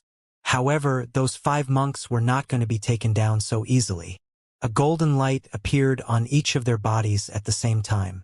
Although they were all knocked back by Hongdo's attack, all of them remained completely unscathed. Hongdo was startled upon seeing this. These monks were even more powerful than he had imagined. Dragon Binding Lock. Finger of Divine Power. Great Golden Buddha Seal. 3 of the monks unleashed attacks toward Hongdo at once, while the other 2 were guarding against Enlin. Golden Vital Energy locks pierced through the air, and Hongdo quickly evaded. However, the sharp projection from the Finger of Divine Power pierced through his chest, sending magma gushing forth. Ah! Hongdo wailed. A huge golden palm fell from the sky at this moment, bashing him deep into the ground. Boom! The earth was shattered as dust and debris flew through the air. It was also at this moment that a light breeze swept past. The eldest monk's expression shifted drastically. Be careful! Ah! At this moment, an anguished cry had already sounded. A monk's chest had been punctured by an inky black sword blade around which streams of white wind revolved. Too late. That's the first one. And Lin spoke in a cold voice. A golden protective light suddenly erupted from the monk's body, and he was summoned back by the divine tool, having clearly been disqualified.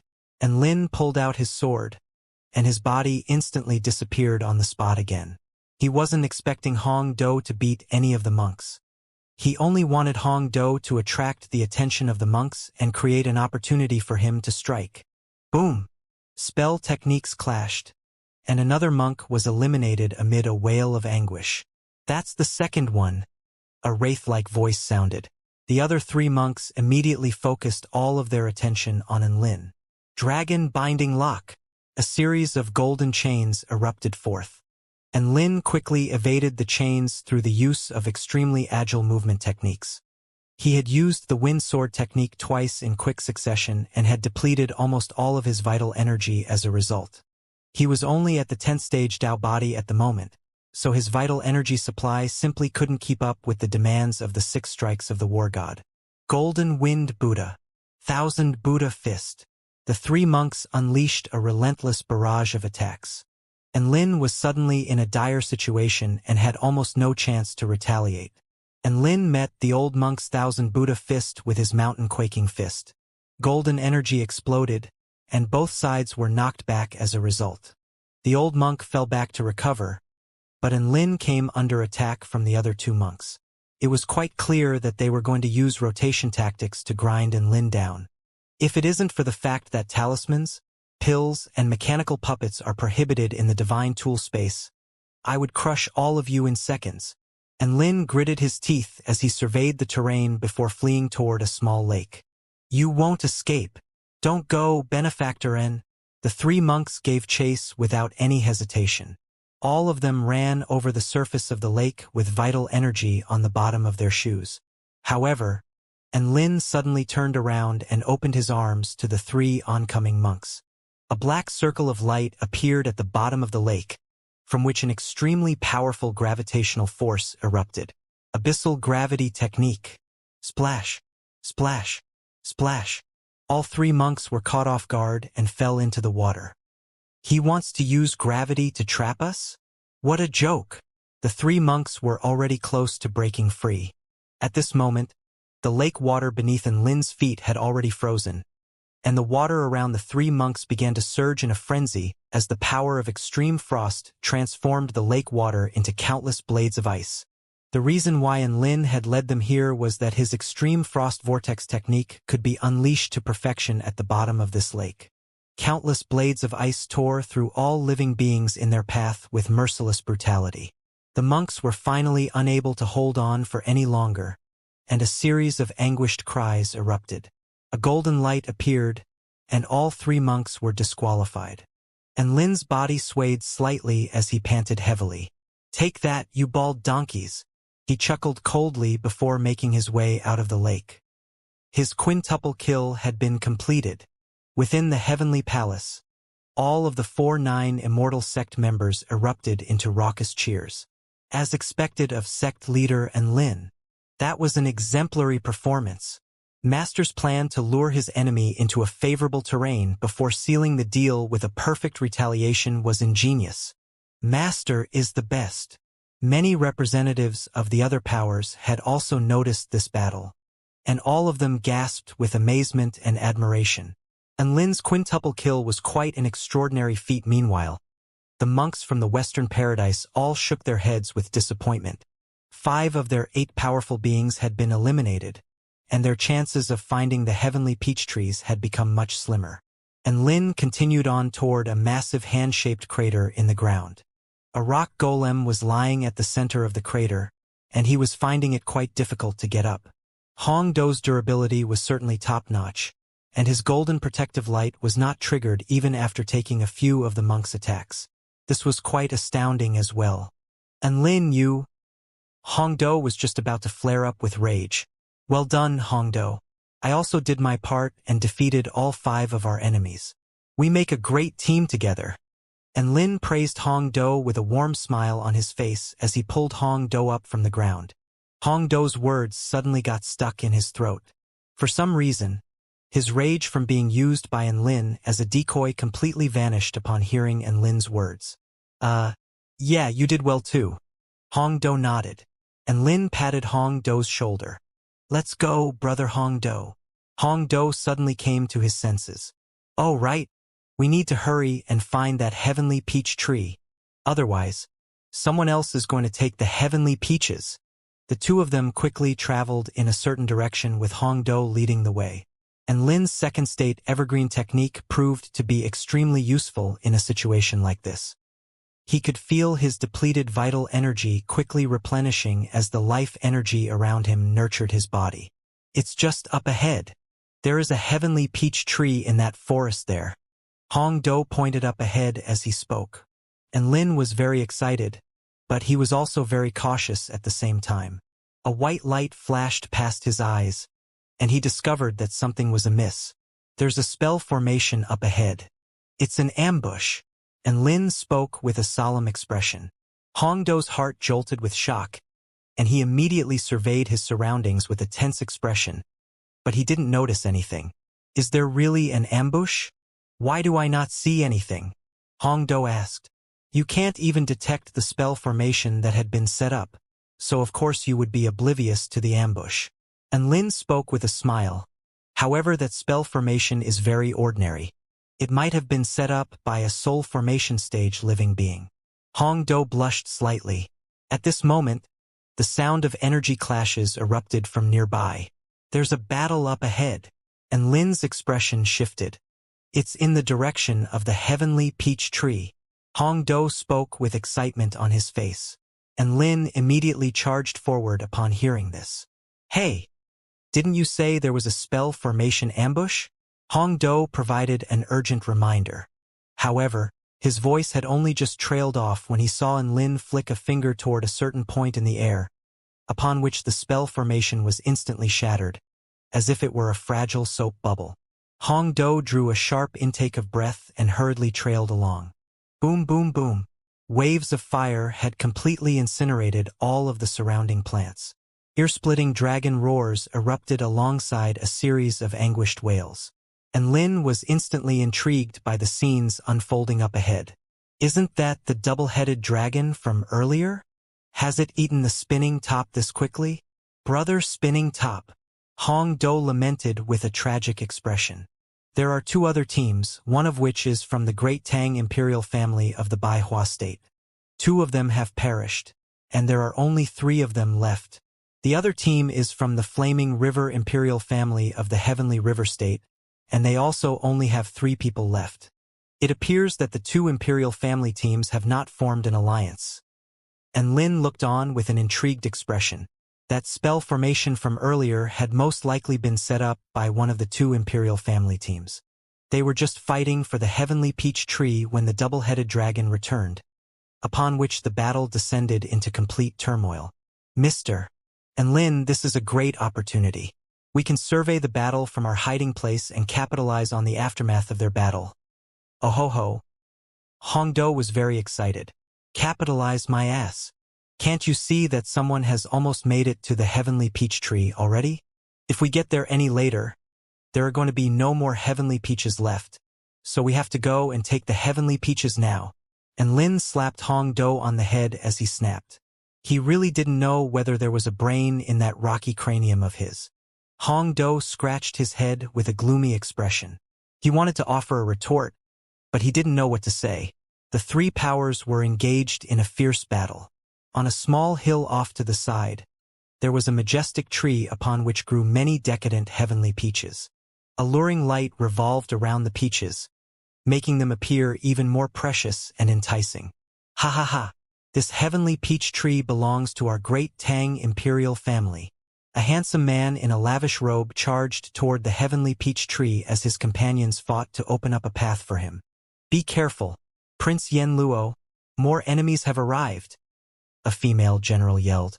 Not only did the man in the lavish robe not turn back upon hearing this, he instead threw himself even more quickly at the heavenly peach tree. It had to be said that this was the most correct decision.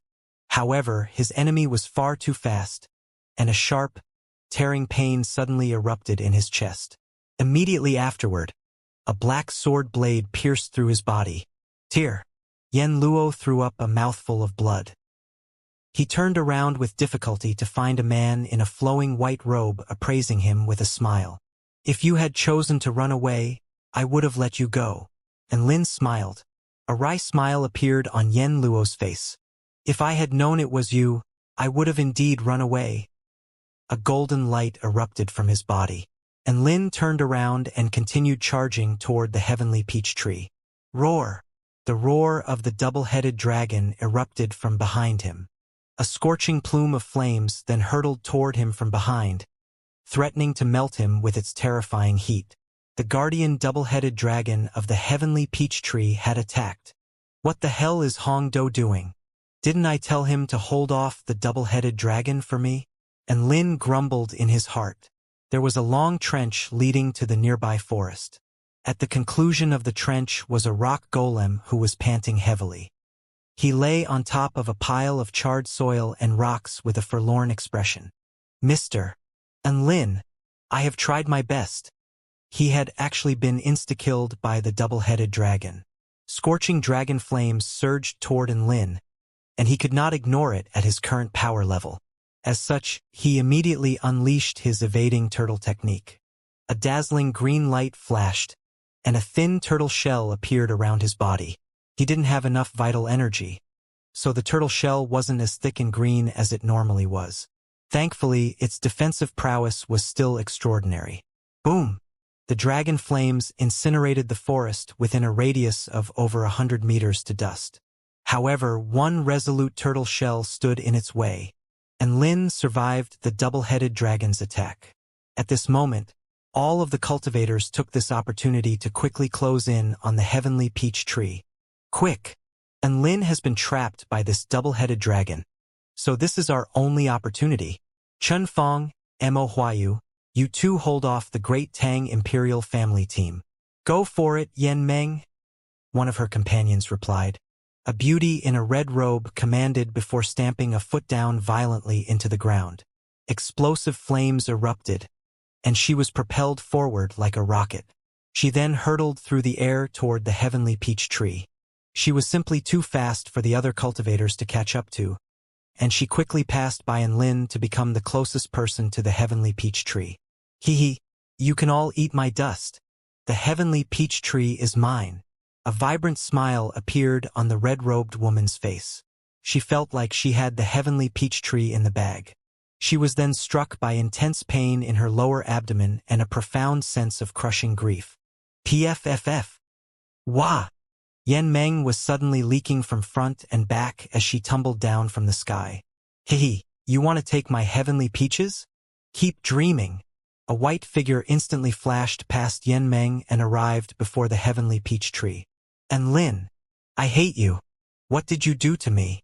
Yen Meng howled tearfully as she gripped her lower abdomen with an expression of humiliation and rage. And Lin ignored her and placed his hands on the trunk of the heavenly peach tree. He let loose an almighty roar, and his muscles bulged as he uprooted the entire heavenly peach tree before putting it away into his storage ring. Why? Yen Meng was completely dumbstruck as she stared blankly at Lin. You can do that? She had thought that Lin would pluck the heavenly peaches from the tree one by one, thereby giving them a chance to snatch a few, but she didn't think that Lin would take the entire tree. What an asshole. For some reason, she suddenly recalled back to her horrific experience in the treasure vault of the Baihua state, where she could only look on helplessly as Lin used some sort of special method to refine all of the ancient artifacts there. Perhaps Lin was simply not someone that could be judged from the perspective of a normal person. Run! We have to get out of here! Yen Meng suddenly yelled. There was no point in staying here now that the heavenly peach tree had been taken. Their top priority now was to conserve their numbers to fight for the remaining 8 heavenly peach trees. The other 2 flaming river imperial family members looked at each other before fleeing into the distance. The double-headed dragon roared before pouncing toward Lin. He had taken the heavenly peach tree, so he had become the double-headed dragon's sworn enemy. The great Tang imperial family members hesitated momentarily before choosing to hide behind the double-headed dragon. clearly thinking about landing a killing blow should the opportunity arise. And Lin was very powerful, but this double-headed dragon was no slouch. It was a spirit-nurturing intermediate-stage dragon, and it could surely at least inflict some severe wounds upon Lin. Fortune favors the brave. They chose to try and take this opportunity to land the killing blow and forcefully snatch away the heavenly peach tree in Lin's storage ring. The battle between Lin and the double-headed dragon quickly commenced. This double-headed dragon had wings, so it was even faster than Lin. This was why Lin did not choose to run away, as that would simply not work. Hence, he decided to engage the double-headed dragon in a battle. He had already taken a heavenly peach tree, so he had nothing to be afraid of. As such, this was the perfect opportunity to fight at full strength and assess just what he was capable of in this world. Take this! And Lin activated his Earth Lotus Supreme skill to its maximum extent, and the vast power of the earth enveloped his fist, which began to glow with a dazzling golden light. Divine flames were also imbued into the fist, and its power was explosively elevated as a result. The double-headed dragon blasted a pillar of scorching flames from its mouth, which was capable of even melting spirit-nurturing stage spirit beasts. Divine Flame Mountain Quaking Fist. And Lin was not fearful in the slightest as he launched his almighty fist. His golden fist crashed into the double-headed dragon's pillar of flames to create an earth-shattering explosion. Scorching flames exploded outward in waves. The double-headed dragon was astonished to see that Lin's divine flames completely neutralized its own, and the golden fist tore through the air before crashing into its chest. Bam! The dragon's chest was punctured by the golden fist, and the divine flames shot through the wound before spreading throughout the double-headed dragon's entire body. Howl! The double-headed dragon let loose a blood-curdling cry, and it struggled for dear life as the divine flames incinerated its massive body. Boom! The earth tremored violently. The charred black double-headed dragon crashed to the ground, clearly dead as dead could be. The two great Tang imperial family members hiding behind the double-headed dragon were completely dumbstruck. Insta-kill? How is that possible? That double-headed dragon was a spirit-nurturing intermediate-stage spirit beast, whom they had thought would at least pose a challenge to Lin. But instead, it had been fucking insta-killed. The two cultivators didn't even need to look at each other before coming to the same decision, which was to get out of there as quickly as they could. They were doubtful of whether they could defeat the double-headed dragon even after combining their powers, but Lin had insta-killed it with a single punch.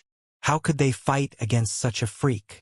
However, just as the two of them were retreating in panic, a massive wall suddenly emerged from the earth before them, thus completely blocking their way. A rock golem stood on the wall with his arms crossed over his chest. You want to run? You'll have to ask your daddy Hong Do for permission first. Hong Do's sudden appearance gave both of the great Tang imperial family members a massive fright. However, they soon recovered their composure before charging toward Hong Do at even greater speed. 13 Tang Sword, Mountain-Splitting Strike. One of the men unleashed a dazzling sword projection imbued with the power to slice mountains and part oceans, which crashed heavily into the wall Hong Do had constructed. Boom! The wall was shattered by the sword strike. Hong Do fell from the top of the wall, and before he even had a chance to do anything, the other man had already charged toward him before unleashing an almighty palm. Hong Do unleashed a hurried punch. A violent collision of energy ensued. Hong Do let loose a wail of anguish as he was blasted through the air. Humph! We have to ask for your permission? Who do you think you are? The man who had unleashed the palm harumphed coldly with a disdainful expression before continuing to flee into the distance. However, he hadn't even taken 2 steps before he was struck from behind by a terrifying power that almost tore his entire body apart and threatened to pulverize his spine. PFFF. The man didn't even have time to react before he threw up a mouthful of blood, and his body flew through the air like a cannonball, traveling even farther than Hong Do had. When he finally tumbled to the ground, a golden protective light had already burst forth from his body. Are you that proud of knocking a noob flying? A cold voice sounded, and Lin had finally arrived. The momentary distraction Hong Do had set up allowed him to easily catch up to the two fleeing cultivators. After eliminating one of the cultivators, he immediately gave chase to the other one. The air around Lin's body suddenly began to twist and warp, and he hurtled forward like a mighty Kuan Pong. The surrounding air did not pose any resistance to him. Instead, it helped to further enhance his speed. This was the mythological beast Kuan Peng's Kuan Pong travel. It only took Lin a few seconds to catch up with the remaining Great Tang Imperial family cultivator. The man knew that he wouldn't be able to get away, so he turned around to fight, and his sword pierced through the air toward Lin like a bolt of lightning. Bam! The long sword struck some sort of seemingly indestructible object and could not travel even an inch further. The man's pupils contracted drastically as he focused his gaze.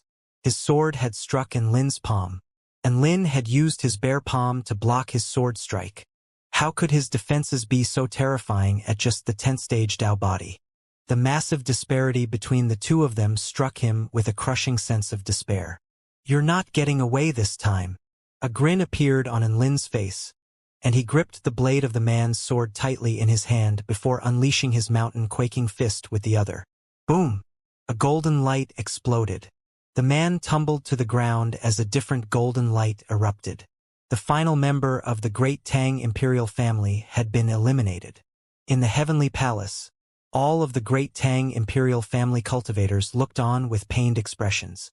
Those two idiots! Couldn't they have learned from the Flaming River Imperial family? And Lin is not someone to be messed with. Even though all of them are at the 10th stage Dao body, they're simply not on the same level. There are only 2 people left among the original 8. We have no hope of securing any heavenly peaches. All of the Great Tang Imperial family cultivators were extremely dejected, while the 4-9 Immortal sect cultivators were jumping joyfully. Yay! Sect leader Lin really is the best. We've got heavenly peaches to eat now. Master is so powerful. He delivers on his promises, and he sweeps away all obstacles in his way. Classmate Lin has taken one of the 9 heavenly peach trees, while Senior Windwalker of the Hall of Creation has taken another, leaving 7 left. We still have chances to secure even more heavenly peach trees. Everyone looked up with excitement at the image of Lin on the screen. They were looking forward to what he was going to do next. Within the Dao observation space, Lin pulled Hong Do up from the ground and asked with a concerned expression, "Are you all right?" "I'm fine." Hong Do shook his head before turning to look at Lin's storage ring. "About the heavenly peaches." "I understand, Mr. Hong Do. Seeing as you provided information and contributed your efforts to secure this heavenly peach tree, I won't make you leave empty-handed. How about we split it 80:20? Lin spoke with a gentle expression. Hong Do faltered momentarily before feeling a little embarrassed. "Mr. Lin, I don't think that's fair to you. You should take some more." "You mean we should do 90:10 instead? What a ridiculous request. But I'll allow it." Lin waved an expansive hand. "Ha!" Hong Do was momentarily dumbstruck before coming to his senses and flaring up with rage. "You, Lin, you're saying you want 90% of the heavenly peaches?" He had thought that the 80:20 Lin had proposed would be 80:20 to his favor, but he had interpreted it in the reverse order. "I provided the location of the heavenly peach tree and also contributed my efforts, so how can you give me so little? This is daylight robbery." Hong Do roared with grief and indignation, and Lin was confused. "That's why I proposed 80:20, but you insisted on giving me more than that, so what could I do? If you want to change your mind, then I guess we'll just do 80:20 again." Hong Do's eyes widened, and the flames in his chest exploded. It had exploded with rage. "No, I've contributed much more than that. You can't do this to me."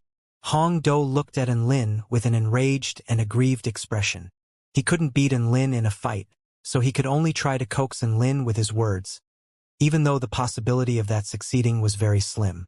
What a fickle rock golem. Lin pursed his lips. "All right then, seeing as we're such good friends, I'll do 70:30. Hong Do faltered slightly upon hearing this. He hadn't expected Lin to actually change his mind. For some reason, he was quite touched by his gesture. And Lin pulled out the heavenly peach tree, upon which hung many alluring heavenly peaches. He counted all of them to discover that there were exactly 100 heavenly peaches on the tree. And Lin gave Hong Do 30 heavenly peaches before putting the heavenly peach tree into his storage ring again. Thank you. Hong Do accepted the heavenly peaches with gratitude. Soon they set forth on their journey again. In the battle for heavenly peaches, one required not just power, but also the ability to find the heavenly peach trees within a limited amount of time. And Lin and Hong Do ran over the undulating mountains and hills. The lush scenery around them was very pleasing to the eye. Boom! The earth suddenly tremored violently. A small mushroom cloud rose up in the distance. And Lin's eyes abruptly lit up at the sight of the explosive power. There's no mistaking it. That's Big Brother Cheng's power. And Lin was very excited to have found his first teammate and immediately charged in that direction. Wait for me, mister. And Lin. Hong Do tried to keep up with Lin's sudden acceleration, only to discover with despair that Lin was simply way too fast for him to keep up with. Within a vast expanse of flames and debris, Xianxia stood with his sword as a crutch while panting heavily with bloodstains all over his body. Two handsome men with white wings lay on the ground before him with golden protective light glowing around their bodies. However, there were still two extremely powerful Light Wing clan cultivators situated not too far away, both of whom were hovering in the sky and looking down at Xianxia with animosity on their faces. Relinquish your futile resistance, Xianxia. There is no way out of this for you. Tell me where those other two people disappeared into the white snow mountain. Shirley pointed her sword at Xianxia as she spoke. You'll never find them. Xianxia pulled his sword out from the ground as a determined expression appeared on his face. Seeing as you won't talk, I'll send you on your way. A six-winged Light Wing clan male cultivator spoke expressionlessly, and his aura suddenly transformed. Over 1,000 white vital energy swords that were sharp to the extreme appeared behind him. He was Holy Angel Michael of the Garden of Eden, a Tao integration stage super mighty figure.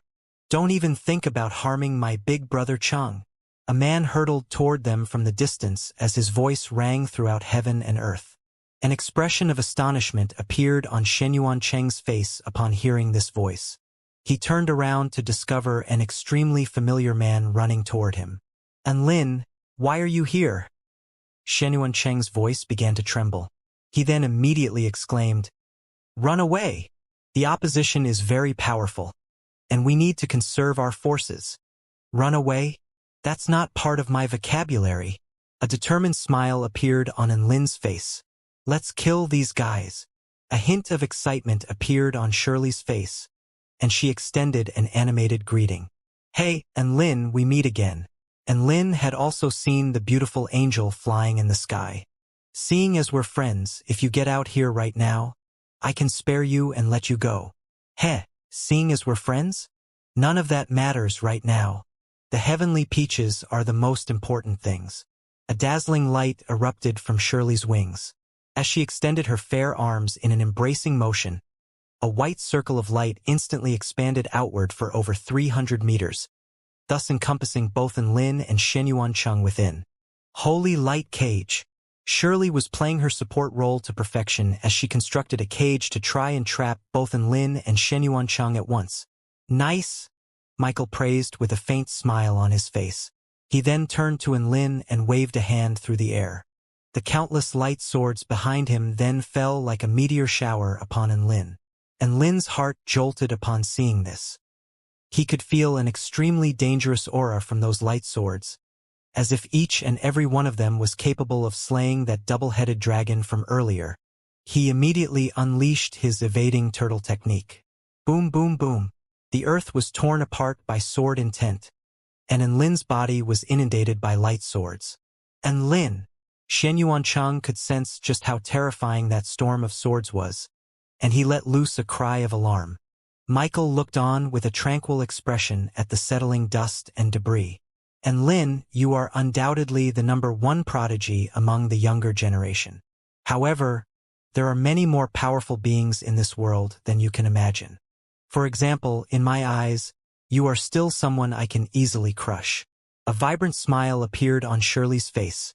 Hee hee, and Lin, you used that little queen as a hack during the Tao Exchange Conference of the Four Powers, and now I'm using our holy angel as a hack to return the favor.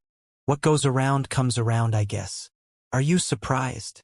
Michael of the Garden of Eden was no ordinary Tao integration stage super mighty figure.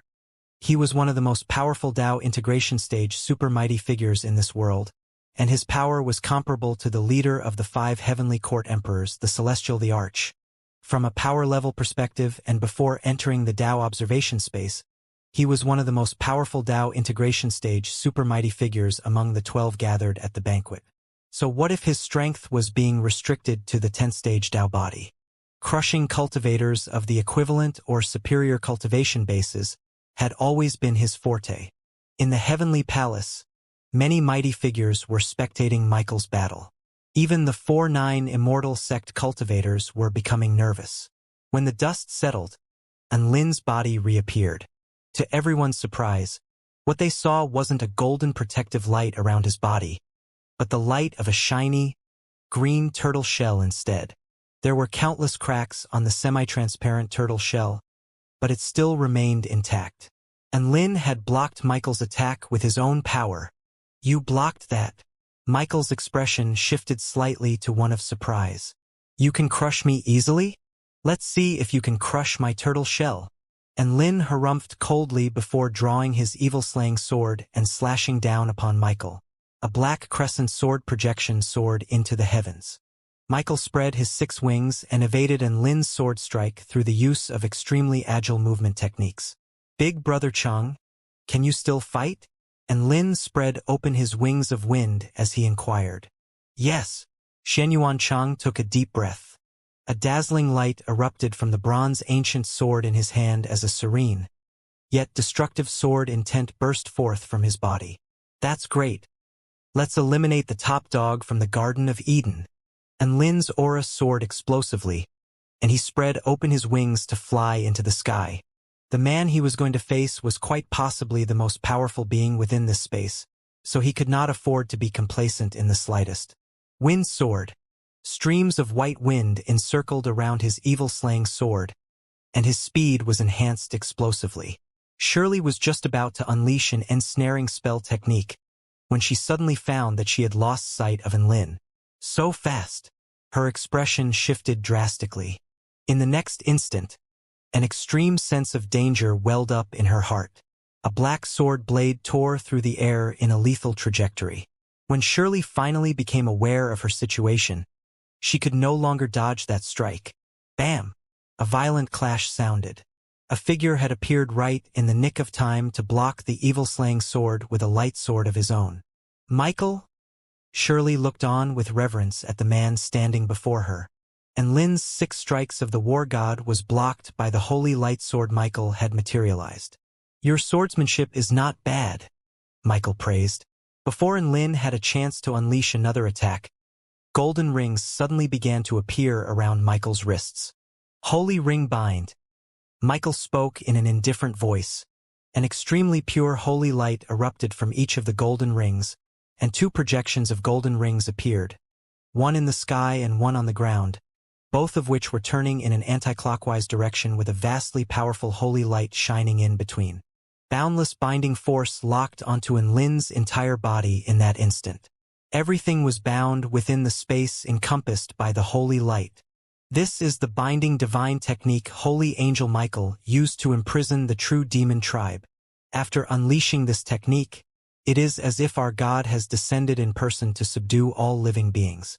I didn't think that Holy Angel Michael would still be capable of using this even at just 10th stage Tao body.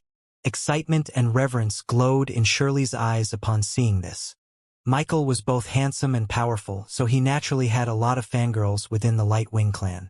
The holy ring bind I can unleash now is less than 1 in 10,000 of its usual potency, but it can still bind all living beings below the soul formation stage. Michael was very confident. And Lin was bound by the holy light, and he felt as if his entire body was being crushed. It was extremely difficult for him to even take a single step, so he was completely at Michael's mercy in his current state. And Lin, you have lost. Michael flew toward Lin while wielding his light sword. All of a sudden, he turned around and unleashed a defensive technique. Boom! A violent explosion transformed the space around him into a vacuum, and devastating shockwaves swept forth for over a kilometer. Destructive power soared into the sky, shattering the 2 golden rings in the process. The holy ring bind could bind an enemy within, but it had no effect on enemies outside of the rings. Hence, Xianxia had ample preparation time. That explosion was extremely powerful and had used up almost all of Xianxia's strength. The shock waves swept forth with unstoppable force, crushing the golden rings before engulfing Lin and Michael. Lin, take this opportunity, Xianxia roared. Even though this explosion did not differentiate between friend and foe, he knew that no one's skin could be thicker than Lin's at the 10th stage Dao body. Sure enough, a black shadow tore through the waves of flames and instantly appeared in front of Shirley before piercing through Shirley's chest. Eliminate the support first. Splat. How merciless! A wry smile appeared on Shirley's face as blood trickled from the corners of her lips. A smile also appeared on Lin's face. Get out of here, and watch how I defeat Michael. He withdrew his sword blade, and blood splattered through the air. A golden protective light enshrouded her entire body before a spatial power teleported her out of the Dao observation space. With a smile on his face, Lin turned toward the man enshrouded in holy light. Just one left. He had taken care of Shirley in order to avoid the unpredictability of her potentially unleashing lethal techniques from the shadows.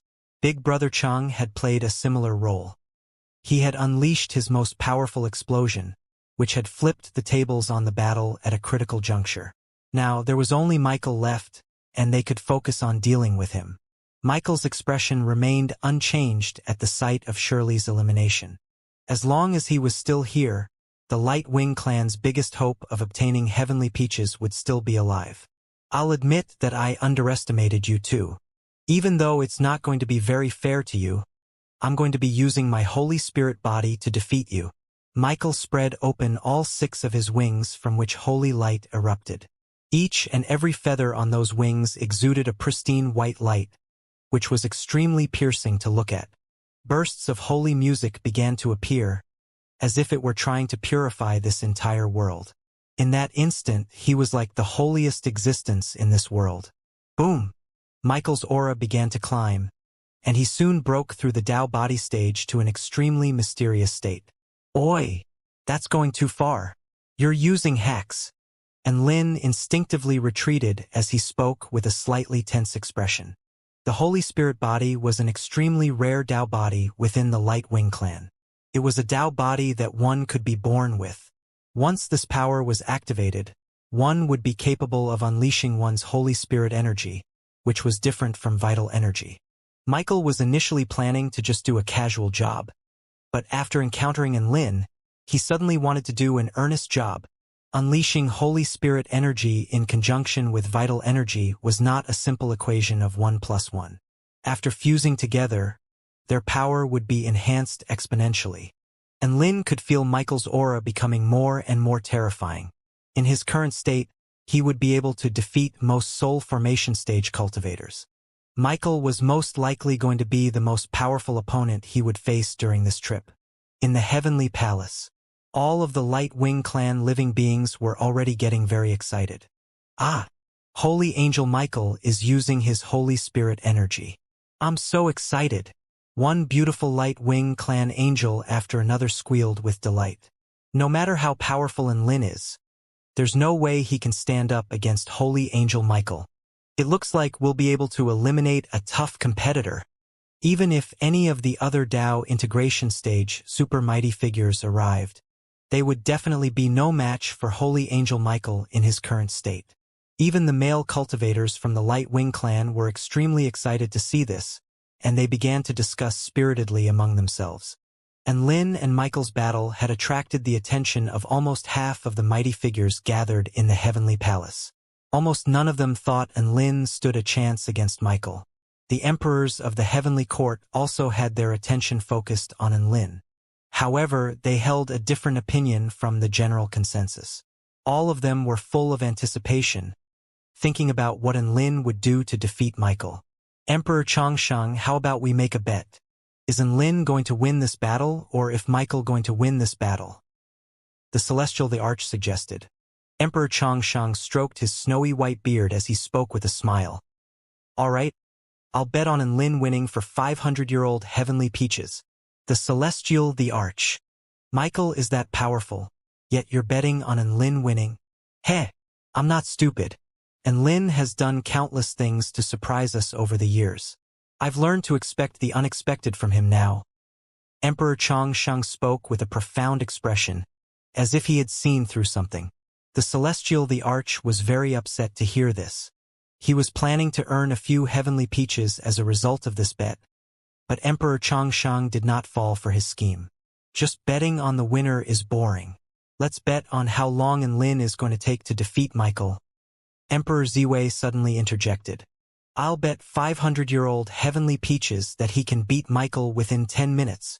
Emperor Ziwei had once been pummeled by Enlin, so he was very confident in Enlin's combat prowess. I'll bet that he won't be able to. The Celestial the Arch finally made his decision after pondering for a short while. Michael was a super mighty figure with powers that were comparable to his, so he decided to show some faith in Michael. Meanwhile, within the Dao observation space. You seem to like using swords, so I'll beat you with my sword. Michael spoke in an indifferent voice, as if he were an emotionless god. A light sword had already appeared in his hand as he spoke. Boom! Michael hurtled toward Enlin at an extremely fast speed, leaving a sonic boom in his wake. The light sword in his hand unleashed an extremely pure and powerful strike. This was a sword technique with no bells and whistles. After fusing the Holy Spirit energy together with vital energy, even the most simple sword strikes would be overwhelmingly powerful, so there was no need for any embellishment. The hair on the back of Enlin's neck instantly stood on end, and he immediately unleashed his endless night sword technique to its fullest extent. Inky black sword intent erupted forth, and it was as if night had suddenly fallen across their battlefield. In the next instant, holy light tore through the darkness. Michael's light sword clashed violently with the evil-slaying sword, and a sharp screeching sound erupted from the grating sword blades. Enlin felt as if the holy light sword was like a tumbling tsunami, and his body was blasted back like a cannonball by its overwhelming force before crashing heavily to the ground. Boom! Enlin's body raised half of a small mountain to the ground. His blood churned within his body before trickling from the corners of his lips. His body of the war god had been restricted, so his defenses definitely were not enough to keep up with Michael's attacks. Enlin had been forced onto the back foot after their first clash. Before Enlin had a chance to catch his breath, Michael flew toward him again as his holy light sword came crashing down. Whoosh! A holy light sword projection tore through the earth. A white figure was knocked flying again by the sword projection.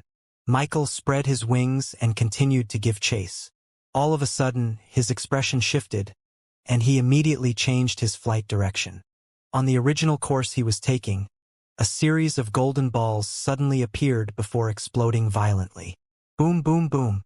Energy exploded and gale force winds swept forth, making the onlookers' flesh crawl. Michael heaved a faint sigh of relief. Thankfully, he had reacted in the nick of time. Otherwise, that would have been quite dangerous. He turned toward a man nearby who was handsome enough to rival him. To think that you're able to conceal your Tao of explosion with a spell formation you set up in advance.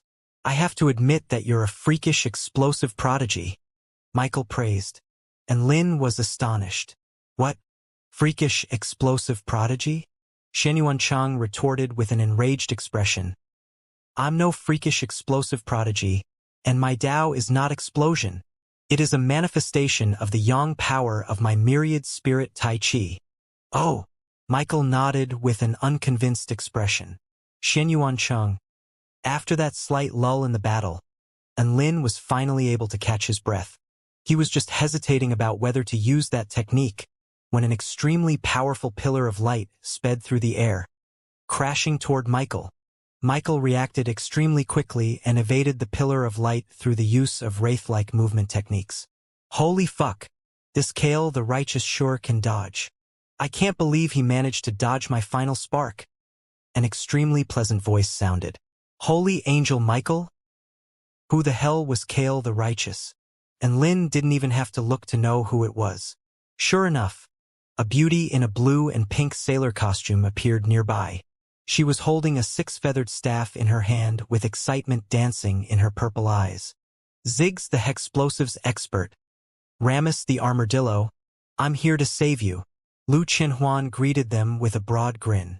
And Lin faltered for a few seconds before coming to his senses and flaring up with rage. Ramus the armadillo my ass. I'm the Wuju Bladesman. Holy Angel Michael furrowed his brows slightly. What kind of nonsense were these cultivators spouting? He couldn't understand any of it. However, none of that mattered. He just had to cut all of them down. Holy light surged forth. A crescent sword projection over 100 meters in length hurtled toward Lu Qianhuan at an extremely fast speed. Lu Qianhuan could only use her staff as a shield to defend herself.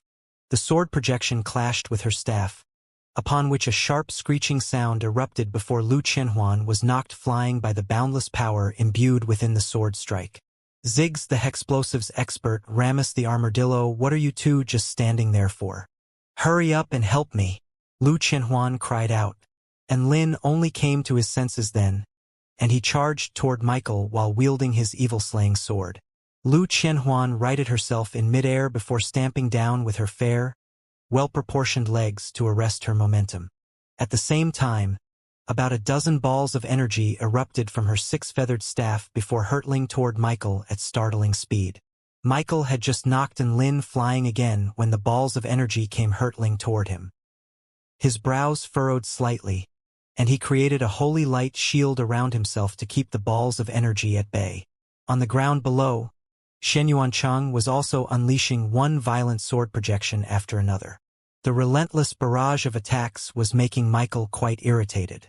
I don't have time to waste with all of you.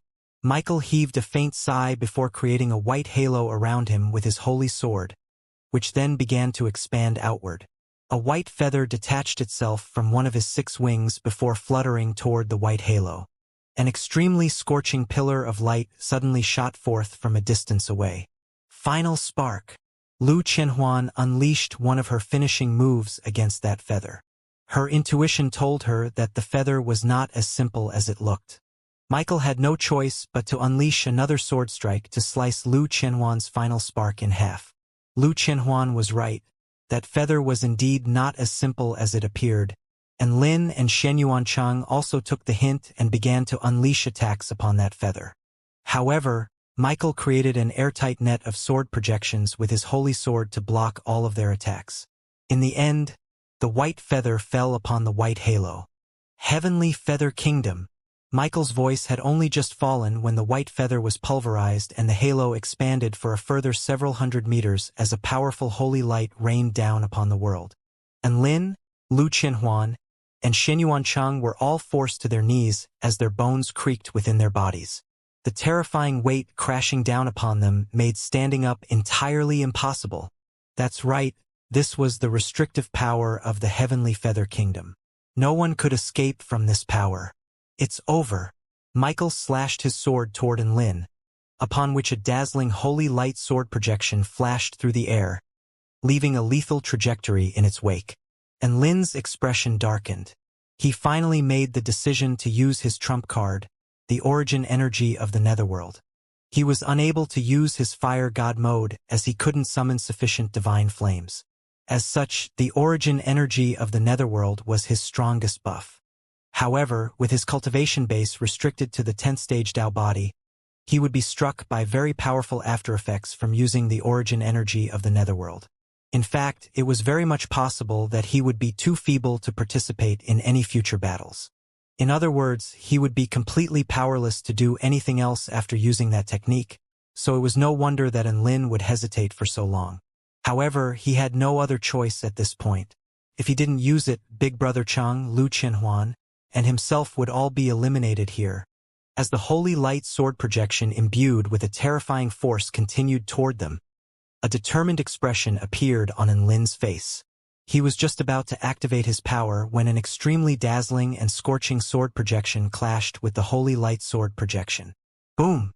Energy exploded violently, and Lin was knocked flying for a few dozen meters before tumbling to the ground, but he was internally ecstatic. Xiaolan! He called out with an excited expression. That's right, this sword intent, this holy flame power, all of it was extremely familiar to him. Su Xiaolan had arrived on the scene. Michael turned toward the woman in the jade dress standing proudly nearby, and his expression shifted once again. You managed to come back? Ripples suddenly surged through the air. Michael seemed to have detected something, and he immediately slashed his sword toward a certain spot in the air. A crisp collision sounded. A bright blue moonlight disk crashed into the holy light sword at blinding speed, upon which cold, dazzling light erupted forth. The timing wasn't bad, but you're dreaming if you think you can hurt me with a surprise attack like this. Michael exerted more force, and the moonlight disk was sent flying through the air. An exquisitely beautiful celestial maiden in a palatial dress waved a slender hand, and the blue moonlight disk obediently returned to where she was standing. Su Qianyun. And Lin was even more elated. All of his friends were here, and he was feeling a lot more confident. Classmate and Lin, you're here as well. Su Qianyun heaved a sigh of relief.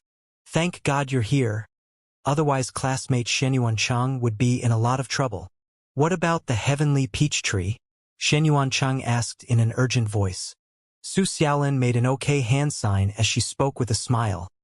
All wrapped up. We eliminated 3 Light Wing clan cultivators and passed through an illusionary formation before finding it at the summit of the snow mountain. What? You two also secured a heavenly peach tree? And Lin's eyes widened with astonishment. It was all thanks to Big Brother Chang buying us time with his life on the line. Su Xiaolan sighed with emotion. In the sky above, Michael's expression completely darkened. Joel and the others were all eliminated? How could that be? He knew that the 2 women before him were at the soul formation stage and the return to void initial stage. But prior to entering this world, Joel and the other 2 Light Wing tribe cultivators with him were all returned to void stage mighty figures. They should have had an advantage both in battle experience as well as their expertise in using their spell techniques. How could they have lost to those 2 women? Michael found this to be incomprehensible. However, he began to understand why after witnessing Su Qianyun's mysterious moonlight disk and the terrifying sword strike Su Xiaolan had unleashed. These 2 women possessed powers that completely outstripped their cultivation bases. Generally speaking, all powerful beings that were able to defeat enemies with superior cultivation bases should be able to do so even after having their power restricted to the 10th stage Dao body. Michael and Lin, Su Xiaolan, and Su Qianyun were all prime examples of this. Michael pressed a hand to the air, and the power of his heavenly feather kingdom completely erupted forth. And Lin, Lu Qianhuan, and Shen Yuanchang were crushed deep into the ground amid 3 resounding booms. He then unleashed a holy light sword projection that knocked Su Xiaolin back for over a kilometer, upon which she crashed into a tall mountain in the distance. In the next instant, he disappeared from the spot to evade the moonlight disk's sneak attack. Before Su Qianyun even had a chance to react, she saw a white figure appear before her, while holding aloft an outstretched finger. A holy light flashed, and she received a heavy blow to the stomach, causing her to throw up a mouthful of blood before tumbling to the ground. Michael retracted his finger expressionlessly. He had beaten all 5 of them in the blink of an eye. You are all very powerful, but in my eyes, I am more than enough to defeat all 5 of you. His words were very arrogant, but no one could refute them. The power Michael displayed at just the 10th stage Dao body truly struck despair into everyone's heart. He really was worthy of his title as the top dog of the Garden of Eden. Lu Qianhuan lay on the ground, panting heavily with a despairing expression. It's over. Kale the Righteous has demolished our entire party. Lux the Lady of Luminosity, Ziggs the Hexplosives expert, Ramus the Armadillo, Master E the Wuju Bladesman, and Diana Scorn of the Moon have all fallen. Michael looked down at the 5 fallen warriors, and he raised his sword before striking down upon Shen Yuanchang without hesitation. The light of the holy sword replaced the light of the sun and the moon as it descended mercilessly. Xianxia had been restricted by the heavenly feather kingdom and was not even able to get to his feet. As such, he could only look on helplessly as the holy light sword descended upon him. However, in this impossibly dire situation, a familiar white figure suddenly appeared before him. This was a man with black mist emanating from his body, and his aura was fearsomely vast. He held a black sword in his hand, and he only had to slash his sword toward the holy light sword projection before darkness took the place of light, as if night had spontaneously fallen. The holy light sword projection was engulfed by the black sword projection. Michael's pupils contracted drastically, and he exclaimed with astonishment on his face, "Impossible!" "And Lin," Xianxia smiled. The man standing before him was none other than Enlin, who had activated his origin energy of the netherworld. "You forced my hand, Michael. Let me show you just how terrifying I can be." Enlin raised his sword to the sky, and all of the light between heaven and earth seemed to have sucked toward it. "Go, Ramus the Armadillo!"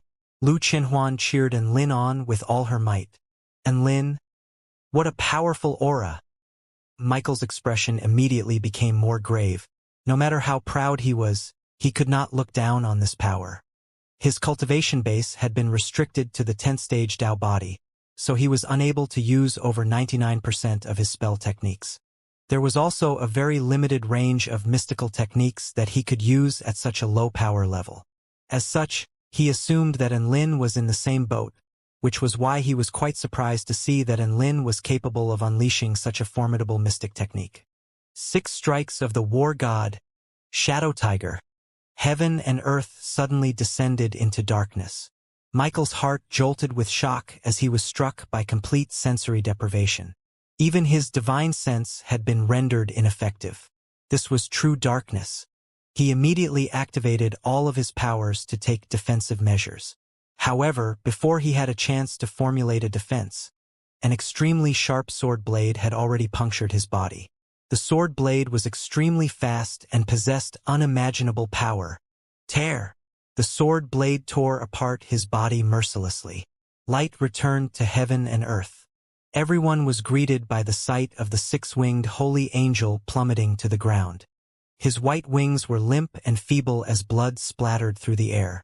A golden protective light instantly enshrouded his body, and Lin stood in midair with wings of wind spread open on his back. He held the blood-stained evil-slaying sword in his hand while black mist revolved around his body. He was like an invincible war god standing between heaven and earth. Lu Chenhuan erupted into raucous cheers upon seeing this. The heavenly palace was in complete turmoil. The scenes that everyone had just witnessed were simply far too astonishing. My God, Michael lost? He clearly had the upper hand a second ago. How did he lose in the blink of an eye? That was an insta-kill. How crazy is that? Many of the living beings present felt as if they had been slapped as they stared up at the screen with embarrassment and astonishment etched onto their faces. These were all mighty figures who were convinced that Enlin's loss was sealed, and some of them had even made predictions about how Enlin would fall before however many minutes were up. No, how could Holy Angel Michael be defeated? This is not real. It's all fake. I must be dreaming. Some of Holy Angel Michael's devout fans were unable to accept the reality, and they yelled out to try and dispel what must have been an illusion. All of the Light Wing clan living beings had been stunned into silence.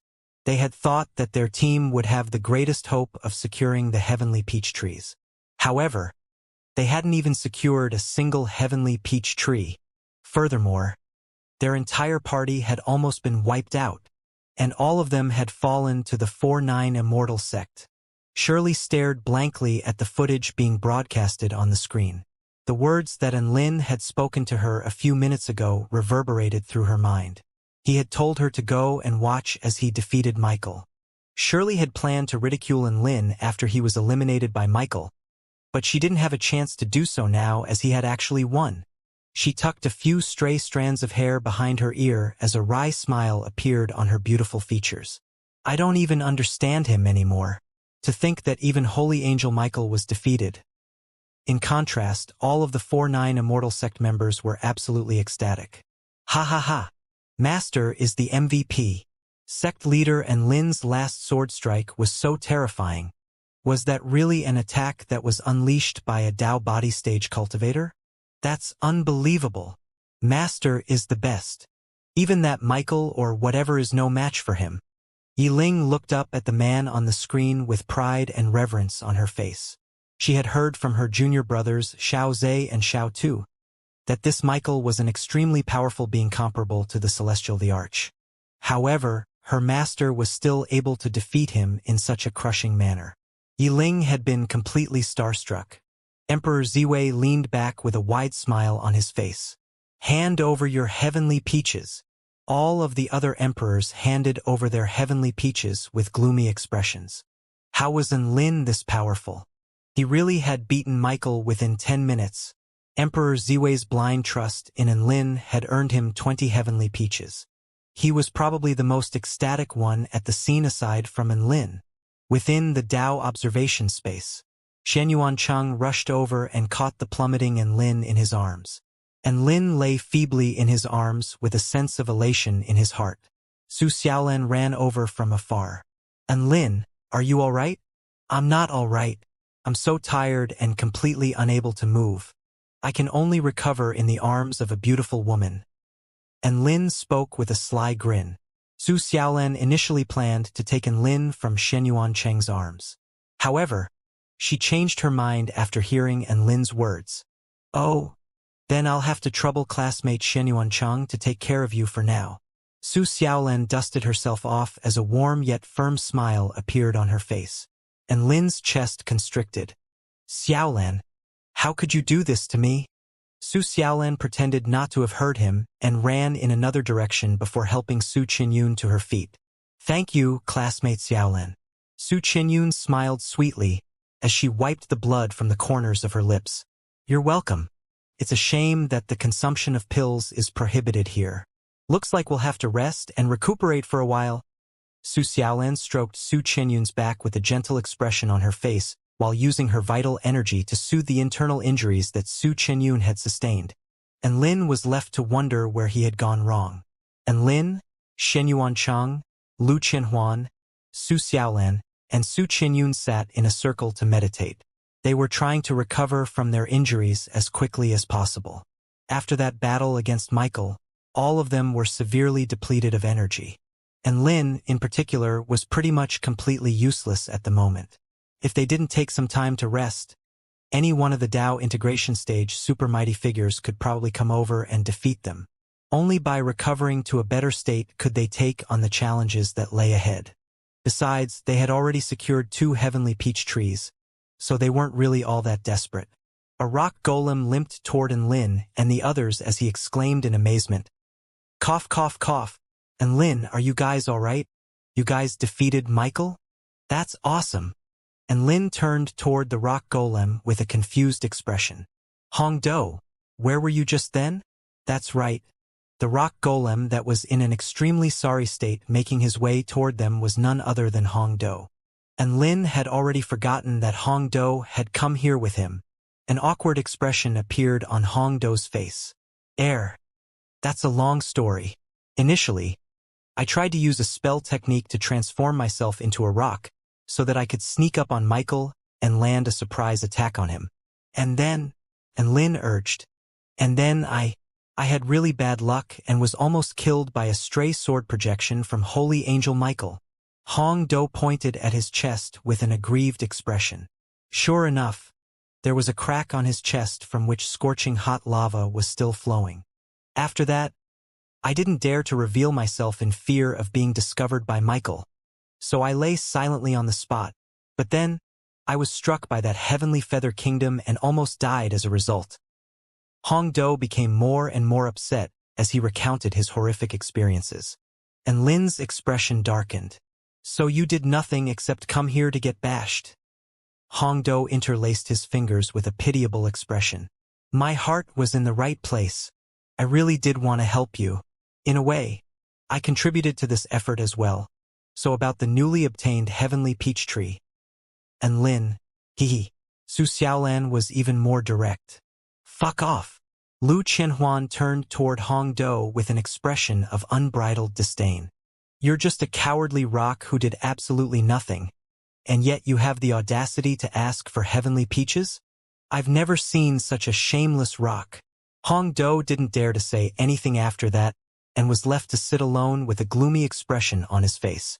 Everyone continued to rest and recuperate. On another mountain in the distance, there were a black dog and a bowl of noodles. They were hiding behind a large tree and surveying Enlin and the others with expressions of yearning on their faces. Woof! They look like a spent force. Should we attack now, Master Noodle? The black dog asked in a low voice. Not yet. Our enemies were able to defeat Holy Angel Michael, so we can never be too careful here. Besides, we have to take the heavenly peach trees from their storage rings before we trigger the golden protective light, which is only going to increase the difficulty. We have to think about a viable course of action first. The bowl of noodles spoke with a grave expression. The black dog lay down obediently upon hearing this as it continued to survey Enlin and his group. Humph! That bastard Hong Do is hanging with the 4-9 Immortal sect group. He looks like a pitiful slave. The black dog harumphed coldly. Don't be so quick to condemn him, he may be of help to us.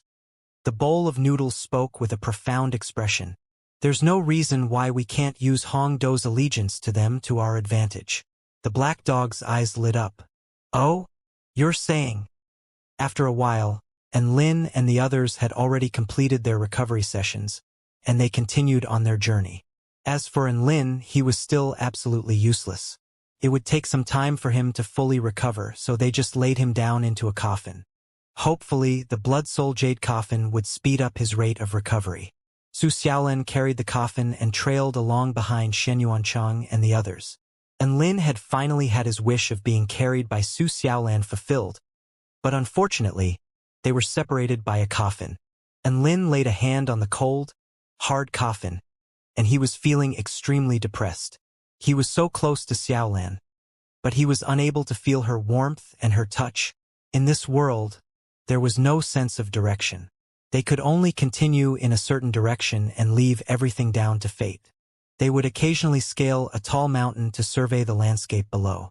When they encountered enemies, they would eliminate their opponents if they were weak, or find a chance to land the killing blow when their opponents were strong. All in all, their trip was progressing quite smoothly. They had also encountered teams from other top-rate immortal sects of the Kingdom of the Nine States, but all of them fled upon seeing the 4-9 Immortal sect team. I feel like we took the wrong way. This time, we really have come to the end of the path. Shen Yuancheng stood atop a tall mountain as he looked ahead into the murky gray spatial boundary in the distance. Hey, look over there. Lu Qianhuan pointed in another direction with excitement etched on her face.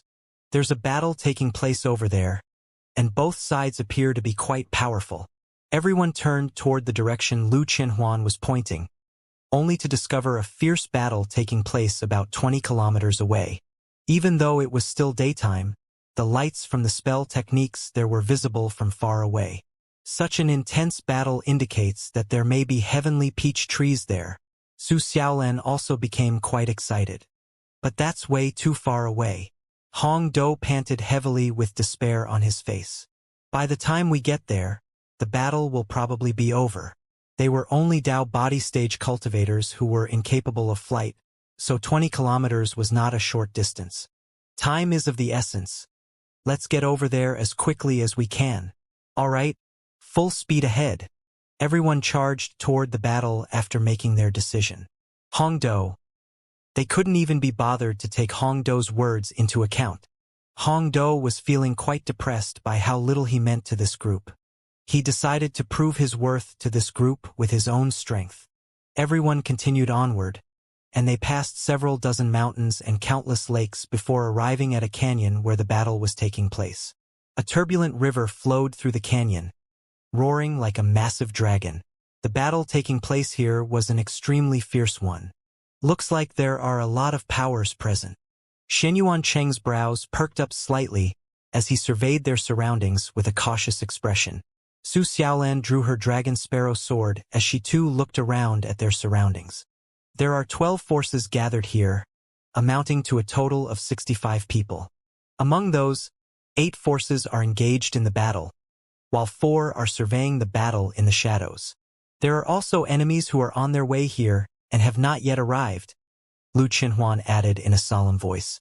Everyone knew that an extremely terrifying battle was about to erupt here. The reason for this was because there was a cherry blossom forest within the canyon, and at the center of this forest, there were 3 heavenly peach trees protected by a series of natural barriers. There are too many powers gathered here, so we need to devise a course of action before we enter the fray. Xianyuan Cheng spoke with a serious expression. Master Yi the Wuju Bladesman is the most powerful, so he'll be the main offensive force. The rock golem can act as the meat shield. Diana Scorn of the Moon will be responsible for assassination, while Ziggs the Hexplosives expert and I will be situated at the rear of the formation to contribute to our offensive output. Lu Qinhuan assigned roles for everyone with an excited expression. Everyone? And Lin finally explained all of the characters to everyone after seeing their dumbstruck expressions. For example, Master Yi the Wuju Bladesman was Su Xiaolan. Diana Scorn of the Moon was Su Qianyun. Everyone slowly began to understand upon hearing this. This formation seemed to be quite a viable one.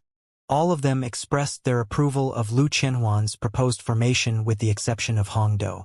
Why do I have to be the meat shield? Hong Do protested with an enraged expression. Su Xiaolan glared at Hong Do.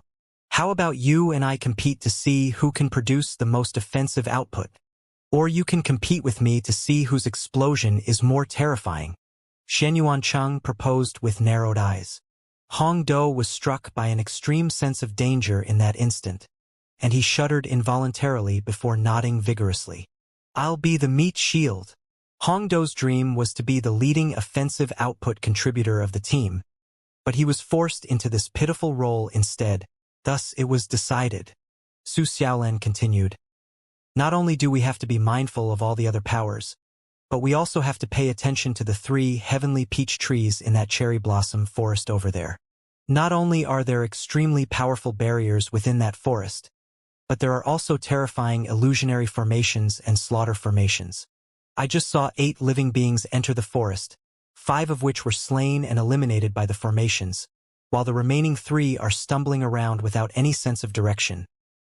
And Lin heaved a faint sigh upon hearing this. If it weren't for the fact that he had to continue to rest and recuperate, he would have easily taken care of all of those formations.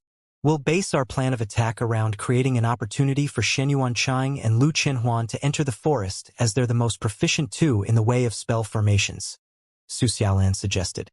No one had any objections. The battle was still raging on, and more people were getting eliminated as well as entering the cherry blossom forest. They knew that they couldn't delay any longer, otherwise, other powers would reach the heavenly peach trees first. Hence, and Lin and the others decided to officially enter the fray. Thus, the 4-9 Immortal sect also joined in on the battle. Su Xiaolan led the way like a proud vermilion bird with holy vermilion flames dancing all over her body, making her completely untouchable. Ha ha ha! Come hit me, you stupid cunts! Hong Do rushed into the battlefield and basically just tried to insult as many people as possible. It actually worked to a certain extent. There really were a few people with explosive tempers that were distracted by Hong Do's childish insults. Of course, all of them ended up being blasted by Lu Qinhuan and Xianyuan Cheng. The 4-9 Immortal sect members cooperated with one another in perfect harmony, and they collectively pierced through their enemies like a sharp knife. Be on your guard, everyone. The 4-9 Immortal sect is here. No one can impede my Spider Star Spirit tribe. Surround them at once. A spider with 8 legs, 2 scythe-like arms, and a single green eye roared. The other 4 spiders with it also roared with excitement, and all of them converged toward the 4-9 Immortal sect members before launching one venomous spiderweb after another. The spiderwebs glowed with specks of blue starlight, indicating that they were imbued with the power of stars, which made them resistant to fire as well as all sorts of sabers and swords. This was the signature technique of the Spider Star Spirit tribe, the Star Spirit Net. Even a spirit-nurturing stage spirit beast would find it difficult to evade these nets, which were raining down from all directions.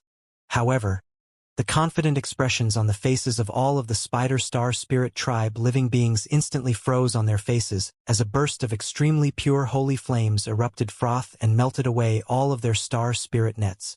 What? Our nets are fire resistant. How did they get burned away? What terrifying flames! The Spider Star Spirit Tribe living beings were astonished. Get out of the way!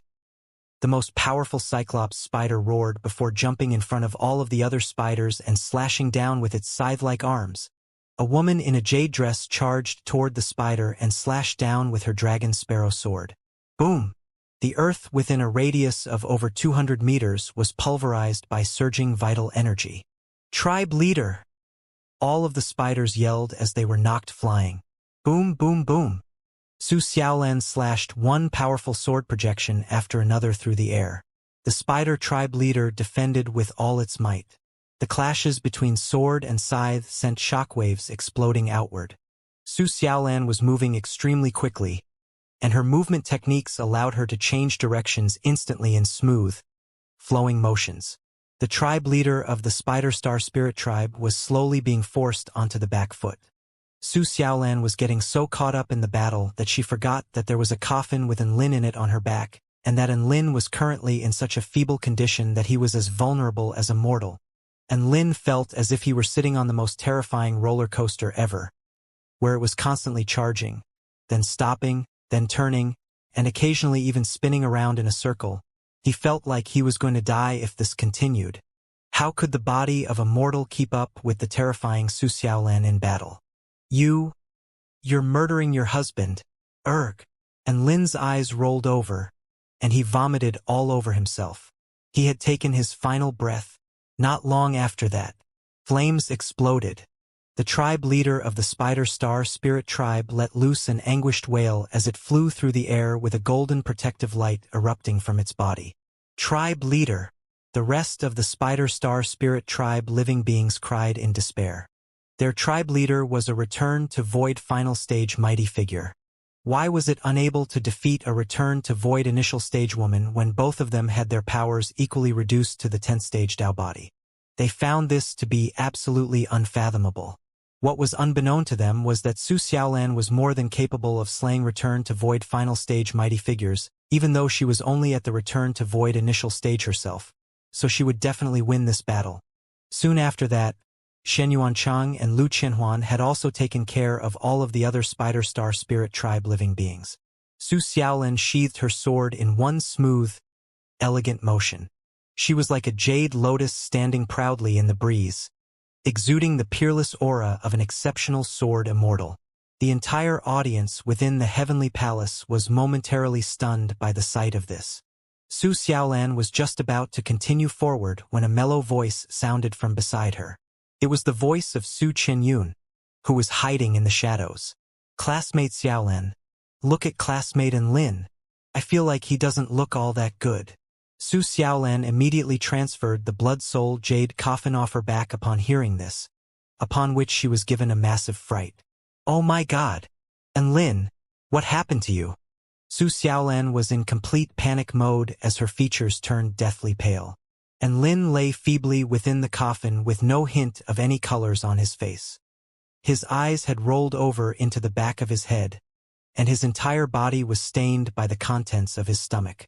Most importantly, he wasn't breathing. Su Xiaolan and the others were petrified upon seeing this. Enlin! Su Xiaolan threw the lid off the coffin in a frenzy before cradling Enlin up in her arms. She pressed her slender hands over Enlin's chest and pressed down his chest rhythmically, as if she was trying to resuscitate him. At the same time, vital energy surged as a pure flame power quickly nurtured Enlin's entire body.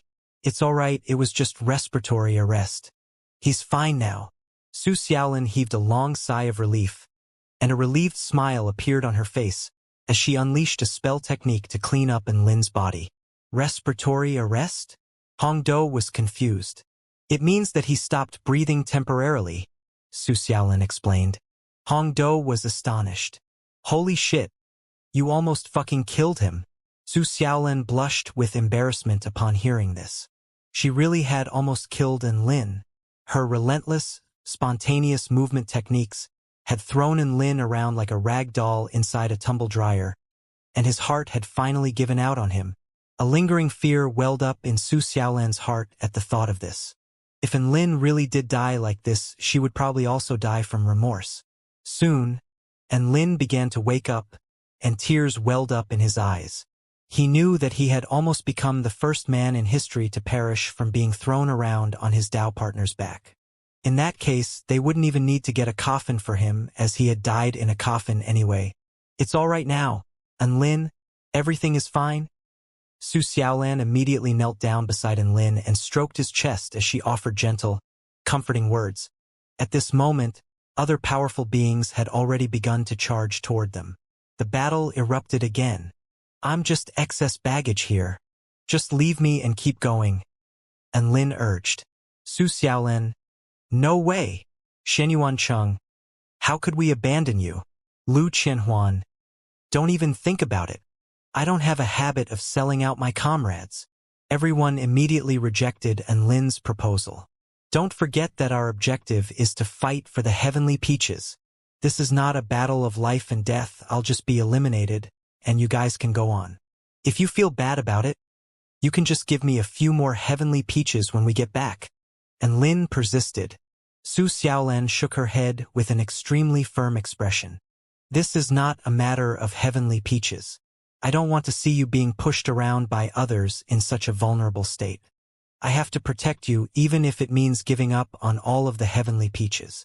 Lin's expression faltered upon hearing this, and he stared blankly at the woman before him. He could see the extremely staunch determination on her face, and he was very touched by her words. The heavenly peaches didn't matter. She simply wanted to protect him in his vulnerable state. Even though Lin was a dead weight to everyone, he was still extremely happy that everyone would stand by him and protect him with everything they got. Su Xiaolan placed Lin back into the coffin before turning to Hong Do. You carry Lin and stay behind me. Her movement speed and movement techniques were unbearable to Lin, so she had to find someone to take care of him. Hong Do was clearly the best choice. Hong Do had been moved by everyone's touching display of loyalty to Lin, and he immediately accepted this duty. Don't worry, I'll take good care of Mr. Lin. He placed the coffin on his back before standing up straight and puffing out his chest, as if he was undertaking the most important mission. They charged toward the cherry blossom forest in the distance again. It had to be said that their team was an extremely powerful one. They were sweeping through all obstacles, and it was not an exaggeration to say that they were invincible here. Hong Do followed behind Su Xiaolan and was no longer the meat shield. Instead, he was the manual laborer, or for the want of a better term, the sect leader's guardian. He felt like this occupation suited him quite well. It was quite a prestigious role, and it filled him with a sense of achievement. He was just running along when a voice was suddenly transmitted into his ear. Hong Do, Hong Do. Hong Do shuddered as he traced the voice transmission. You're the Holy Lord Noodle? There was no mistaking that voice. It belonged to the Holy Lord Noodle, the Hall of Creation mighty figure at the Return to Void pinnacle stage. That's right, it's me. I didn't think you would be with the 4-9 Immortal sect. Well done. The Holy Lord Noodle's elated voice sounded alongside the sloshing of its noodle soup. Hong Do thought the Holy Lord Noodle was insulting him, and an awkward expression appeared on his face as he transmitted his voice in reply. This is just a temporary alliance, so please don't think too much of it. There's no need to hide things from me. I know that you're just infiltrating the enemy team. Infiltrating? Hong Do was dumbstruck. Of course. Don't forget what event this is. This is a battle for the heavenly peaches, so whatever you do is for the sake of securing more heavenly peaches, is it not? The Holy Lord Noodle's voice sounded again. That may be true, but what does that have to do with infiltration? Hong Do was still perplexed. Don't forget what you have on your back. That's sect leader Lin of the 4-9 Immortal sect. I've heard your conversation, and I know that he has a heavenly peach tree in his storage ring. He's just a feeble mortal right now, so you can take the heavenly peach tree from his storage ring. After that, you can take him as a hostage and force the 4-9 Immortal sect to hand over their other heavenly peach tree as well. That way, we'll end up with 2 heavenly peach trees. Hongdo, I was wrong about you. You're a wise rock with an eye for the future. The Holy Lord Noodle seemed to be reinforcing something as it spoke. A thought suddenly exploded in Hongdo's mind, as if the sun had finally broken through the clouds. That's right. This was a battle for the heavenly peaches, so what the hell was he doing acting as a manual laborer for the 4-9 Immortal sect? This was a massive opportunity to secure 2 heavenly peach trees. The Holy Lord Noodle had shown him the way, and it was a perfectly feasible plan. Hongdo, what are you still hesitating about? If you're scared of the 4-9 Immortal sect members taking revenge on you, Black Dog and I can help you.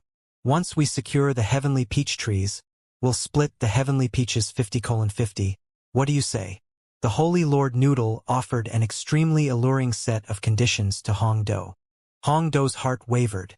He was a member of the Hall of Creation, and the whole point of this alliance was so that he could secure more heavenly peaches. If there was a way to secure heavenly peaches now, why wouldn't he do it? And Lin and Su Xiaolan were always looking down on him.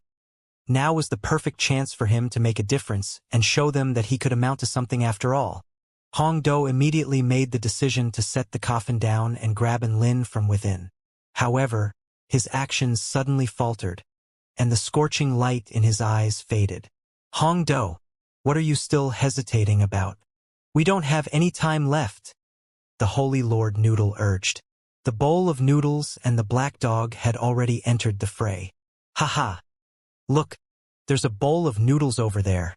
A stone tribe living chortled with mirth as it slashed its saber toward the noodles.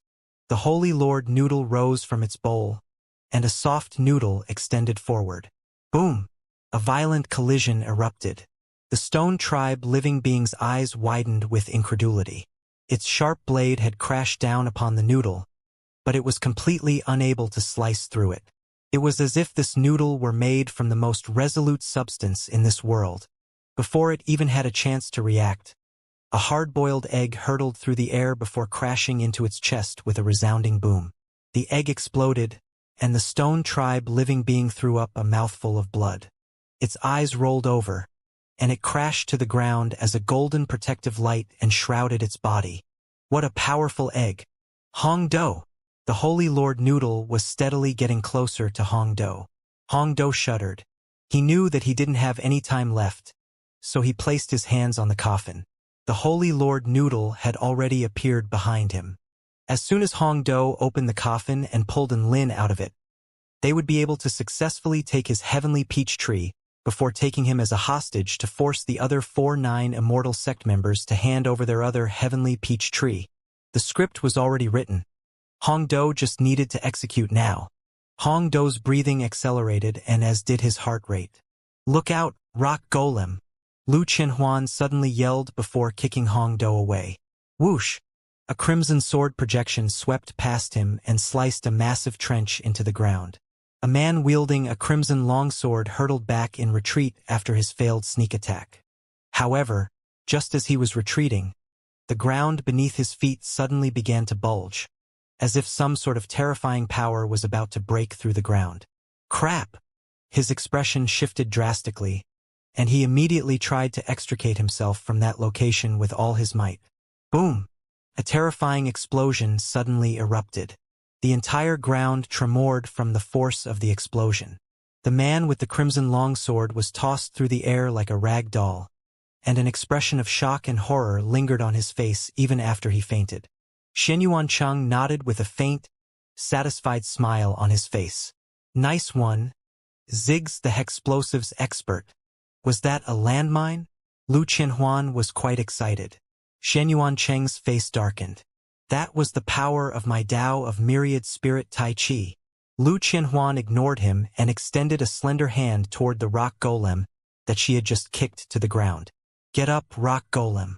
Make sure to be on your guard, and don't have another lapse in concentration like that. Our sect leader's life and safety are in your hands, so don't disappoint us. Huh?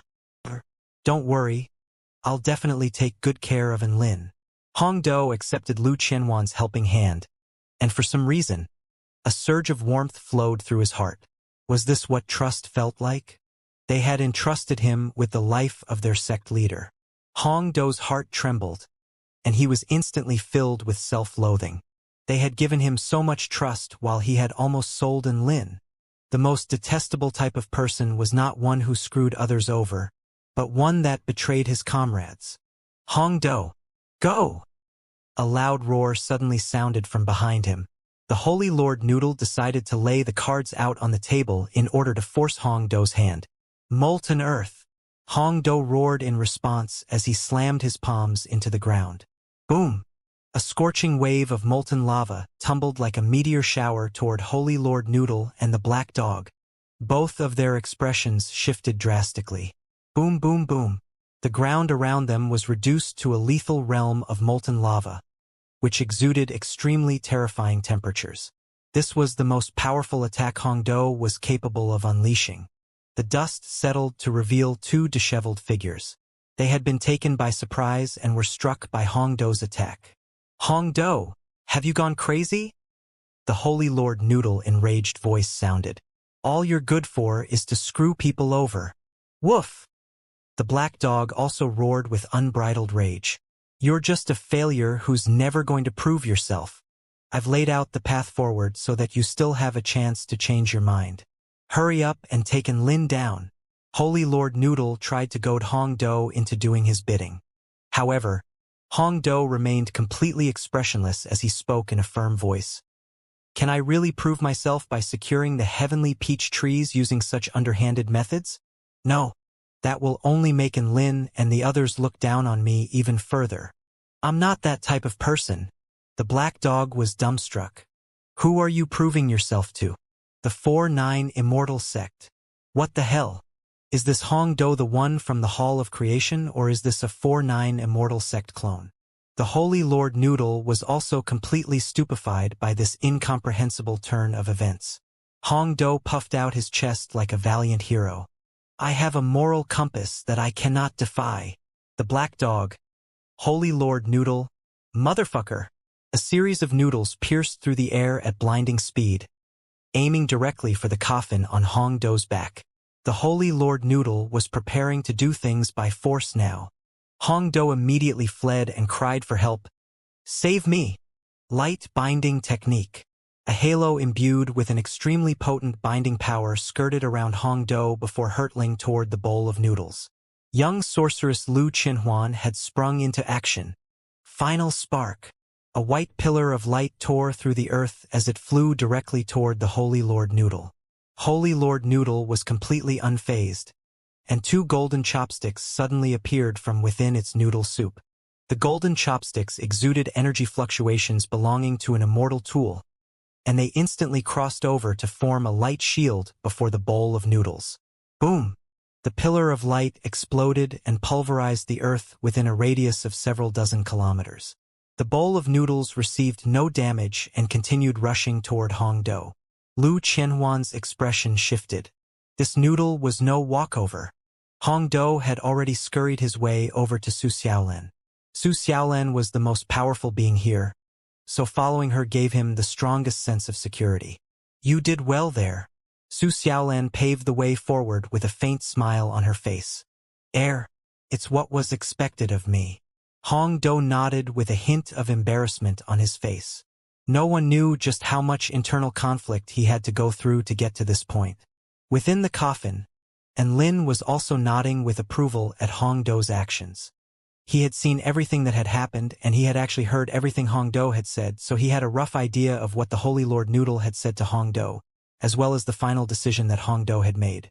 And Lin was actually quite surprised that Hong Do had made this choice, but at the same time he was also quite gratified. It seemed that he had not misplaced his trust. The Holy Lord Noodle and the Black Dog were still chasing after them relentlessly.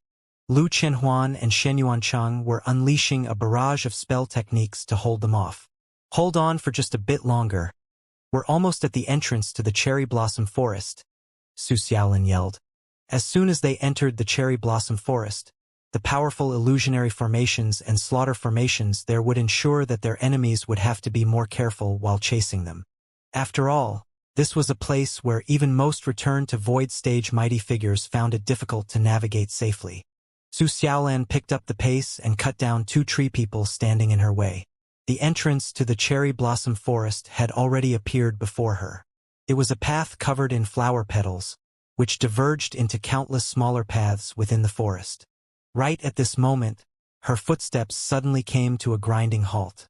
Extremely terrifying sword intent descended from the sky. The earth before them was instantly pulverized by the sword intent. Phew! Su Xiaolan heaved a sigh of relief with lingering fear in her heart. That was close. If she had run just a little bit faster, she might have been struck by that attack. Who dares to attack me? Get out here right now. Su Xiaolan let loose a clear cry as she recovered her usual demeanor of an exceptional sword immortal. A handsome man revealed himself in another direction. Each of his footsteps seemed to have been taken according to a particular rhythm, and his ethereal sword intent surged from his body. Behind him were 5 powerful blue-robed cultivators. It's me, Lu Mingxian. You do not have permission to access this forest. This forest now belongs to my heavenly sword sect. The man clasped his hands behind his back as he spoke with a cold expression on his face.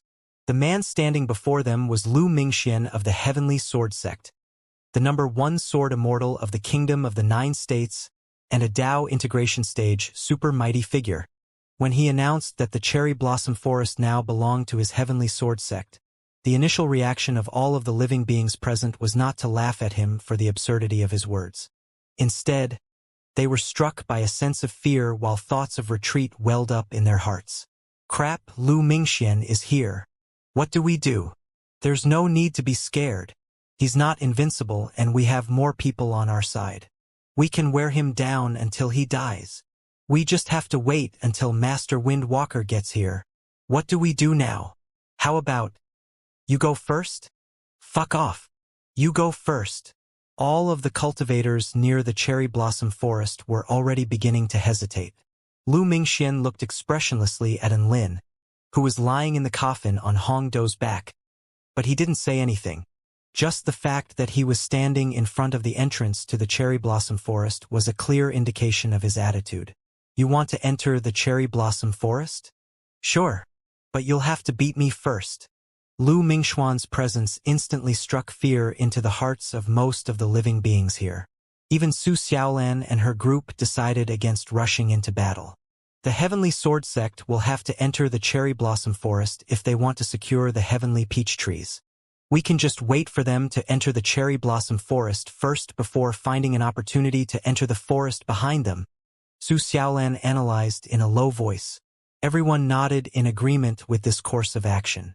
If Lu Mingxian wanted to flex, then just let him flex.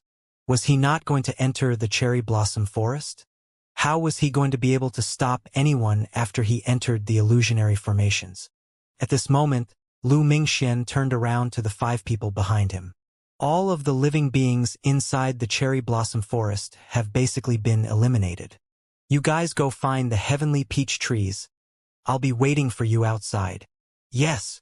The Heavenly Sword Sect disciples extended a respectful salute before making their way into the cherry blossom forest. All of the 4-9 Immortal Sect cultivators. They were waiting for Lu Mingxian to enter the cherry blossom forest, but he wasn't even going to do that? However, this was perhaps the best course of action. It would prevent anyone else from entering the cherry blossom forest aside from the Heavenly Sword Sect disciples, so the heavenly peach trees could only belong to them.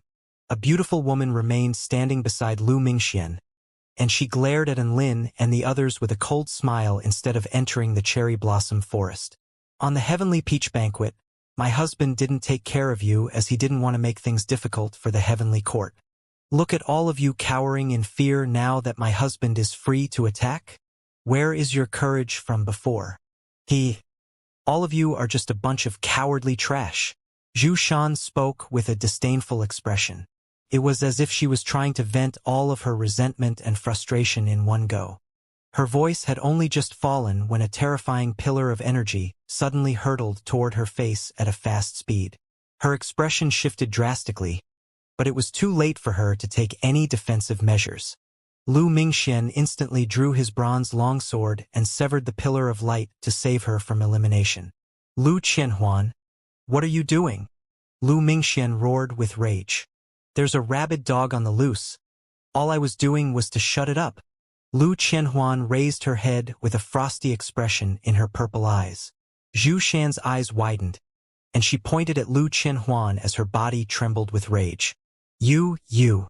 She did not share a good relationship with Lu Qianhuan, but they had never insulted each other in public before. However, Lu Qianhuan had finally crossed that line. Lu Qianhuan, you're going too far. How could you insult her in public? Lu Mingxian was incensed. Lu Qianhuan pointed at Zhu Shan. Why didn't you say anything when she called me cowardly trash? Lu Mingxian faltered upon hearing this, and he did not have a response. Zhu Shan had labeled the entire 4-9 Immortal sect group as cowardly trash, and this included Lu Qianhuan. However, Lu Mingxian hadn't responded to this at all. A hint of guilt welled up in Lu Mingxuan's heart, and he glared at Zhu Shan. Zhu Shan immediately lowered her head and took a few steps backward. Lu Qianhuan was not about to let her go that easily. Don't think that you can do whatever you want here just because you saved my father's life once. I will cut down anyone who insults my friends. Mingxian? Zhu Shan turned toward Lu Mingxian with a pitiable expression as tears shimmered in her eyes. Go into the forest. I can take care of things here. Lu Mingxian spoke with a resigned expression. No. I want to be with you. Zhu Shan stared at Lu Mingxian with passionate eyes as she spoke in a firm voice. Lu Qianhuan wanted to hurl up the contents of her stomach upon seeing this, and she laid a finger on her storage ring, as if she was plotting something. Zhu Shan then turned to all of the powerful beings present with a cold smile on her face. All of you just sit tight and wait here. No one can enter the cherry blossom forest without the permission of my husband. And Lin couldn't help but state in observation. I feel like this woman is trying to screw Lu Mingxian over. Why does she keep trying to draw more hatred toward him? Lu Mingxian. PFFF. Lu Qianhuan couldn't help but burst into laughter upon hearing this. All of the rage that she had gathered was instantly dispelled by Lin's mocking words. Zhu Shan flared up with rage. Lin, shut up and lie in your coffin. Humph. I'm not even trying to boast. But if I can get out of this coffin, I can cut down anyone, regardless of whether they're Lu Mingxian, the #1 sword immortal of the Kingdom of the 9 States, or the sect leader of the Heavenly Sword Sect. And Lin spoke with a cold expression. Zhu Shan's expression darkened. Weren't all three of those the same fucking person? Lu Mingxuan's eyelids twitched, and he was struck by the urge to cut someone down. A young sorceress in a sailor costume doubled over with laughter, as if the person Lin was referring to wasn't her father. Mingxian, aren't you going to teach this Lin a lesson? I heard that he has a heavenly peach tree too, so we can take that from them. Zhu Shan urged. The 4-9 Immortal sect actually has 2 heavenly peach trees. The Holy Lord Noodle suddenly called out. Mr. Lu Mingxian, how about we combine forces to take care of the 4-9 Immortal sect? Then split the heavenly peaches 40:60. Woof! We'll take 60, you take 40. The black dog wagged his tail excitedly. Boom! A noodle immediately bashed the black dog into the ground. We'll take 40, you take 60, how about that? The Holy Lord Noodle said. If they couldn't win, then they would just have to join forces with the Heavenly Sword sect. No matter how powerful the 4-9 Immortal sect was, they couldn't take on both sides at once. Zhu Shan immediately exploded with rage. Who the hell do you think you are? You want to form an alliance with our Heavenly Sword sect? Get the fuck out of here if you don't want to die. Holy fuck. That bitch just insulted us. The black dog's face was contorted with rage. The noodle soup within Holy Lord Noodle's bowl was boiling. How dare she insult the mighty Holy Lord Noodle? Let's beat the shit out of her. The 2 Hall of Creation mighty figures immediately changed their minds about joining forces with the Heavenly Sword sect. I told you this woman is trying to screw Lu Mingxian over. And Lin shrugged within the coffin. Su Xiaolan and the others all burst out laughing. Even Hong Do was chortling like a tractor. Mingxian, that's not what I meant. I just feel like we can take all of the heavenly peach trees and that there's no need to share any with the Hall of Creation. Zhu Shan explained with an urgent voice. I know. Lu Mingxian nodded with an indifferent expression. Even though Zhu Shan often didn't think before she spoke, he knew what her intentions were. At this moment, Holy Lord Noodle and the Black Dog were already pouncing toward Lu Mingxian. Holy Lord Noodle and the Black Dog were both returned to Void Final Stage mighty figures. In a one-on-one fight, they would definitely be unable to defeat Lu Mingxian. However, seeing as they were all restricted to the same cultivation base, there was a chance that they would be able to defeat Lu Mingxian in a two-on-one fight. They had to retaliate after being insulted. Even noodles had dignity and pride. Violent Noodle Strike. Holy Lord Noodle soup boiled as countless strands of noodles imbued with some terrifying power and scorching heat tore through the air, flying toward Lu Mingxuan's nose, ears, mouth, butthole, and other orifices. Lu Mingxuan's brows furrowed, and he harumphed coldly, as if he was extremely disdainful toward this mode of attack. A bronze ancient sword was unsheathed as his earth-shattering sword intent erupted forth. He sliced the oncoming noodles into countless pieces in the blink of an eye. Moon-eating heavenly dog. The Black Dog also pounced toward Lu Mingxian, and it bared its sharp and bloodthirsty fangs as it opened its mouth so big that it was even bigger than a grown man.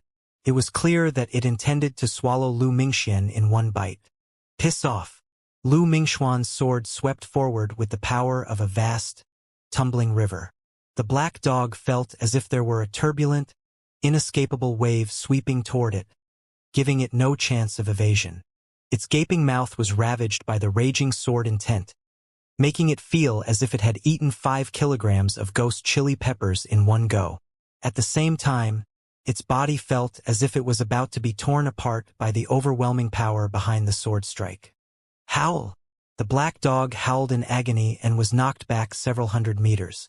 Holy Lord Noodle immediately retreated as it looked at Lu Mingxian with an alarmed expression.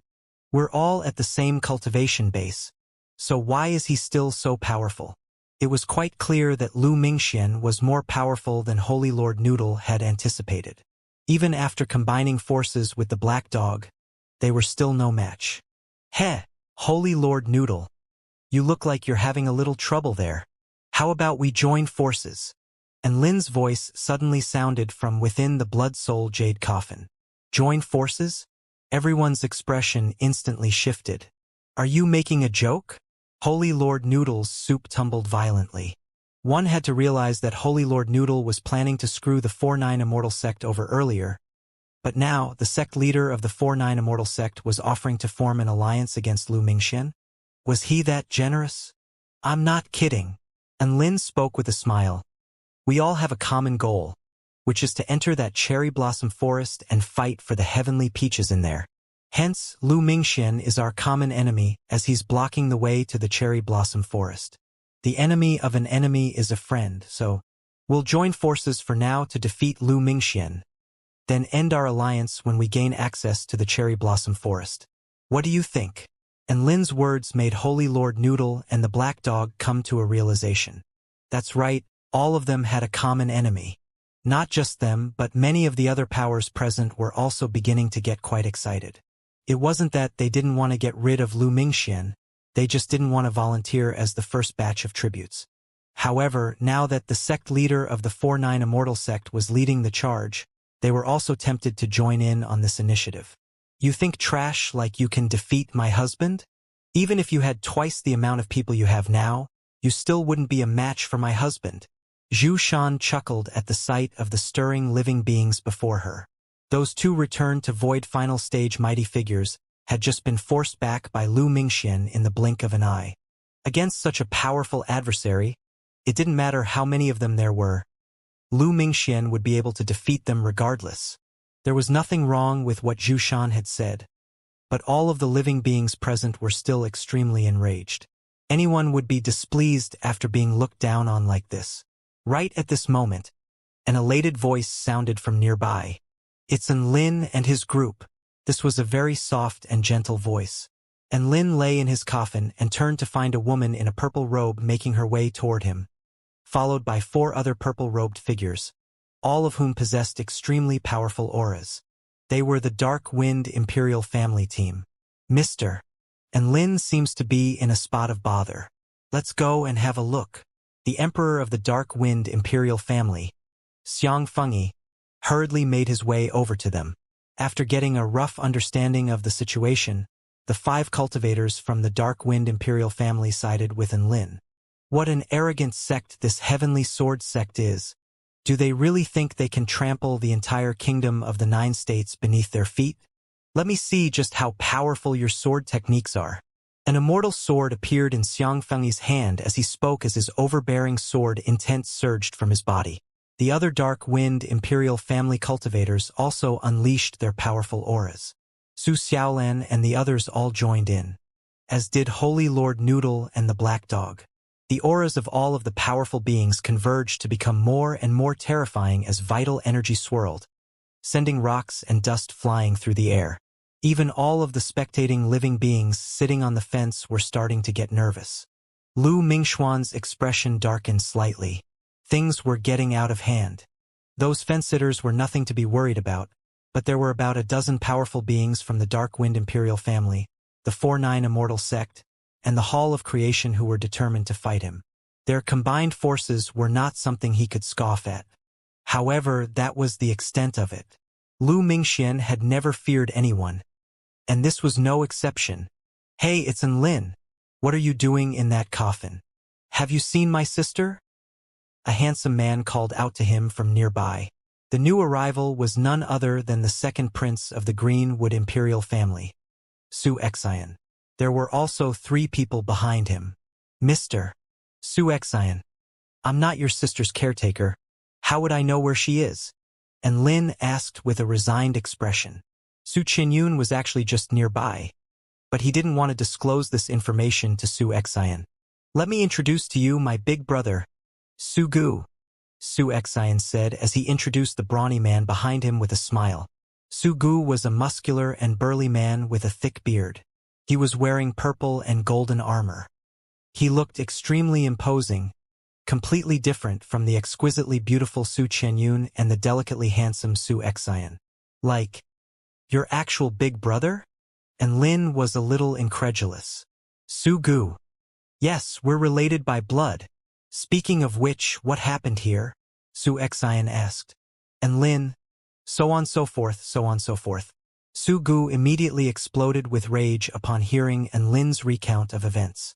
Motherfucker! I've always heard the Heavenly Sword sect was an arrogant sect, but it looks like the rumors are true after all. Let me see if sect leader Lu Mingxian has what it takes to be so cocky. Mr. Enlin, will come and help you. Xianxia spoke with an excited expression. Thus, the 4 powerful beings from the Greenwood Imperial family also joined the party to bash Lu Mingxian. Even Zhu Shan's features paled slightly upon seeing this. They were being oppressed by close to 20 hostile powerful beings at once, and she was really feeling the pressure now. Even Lu Mingxuan's expression became slightly graver as he gripped his ancient sword even more tightly, and Lin lay in the coffin as a victorious smile appeared on his face. Sect leader Lu Mingxian, the power of the masses is not something you can fight against. Looks like you better step aside. I will only gather more and more allies, whereas you will continue to remain alone. How long do you think you'll last? Lu Mingxian had no rebuttal to Enlin's words.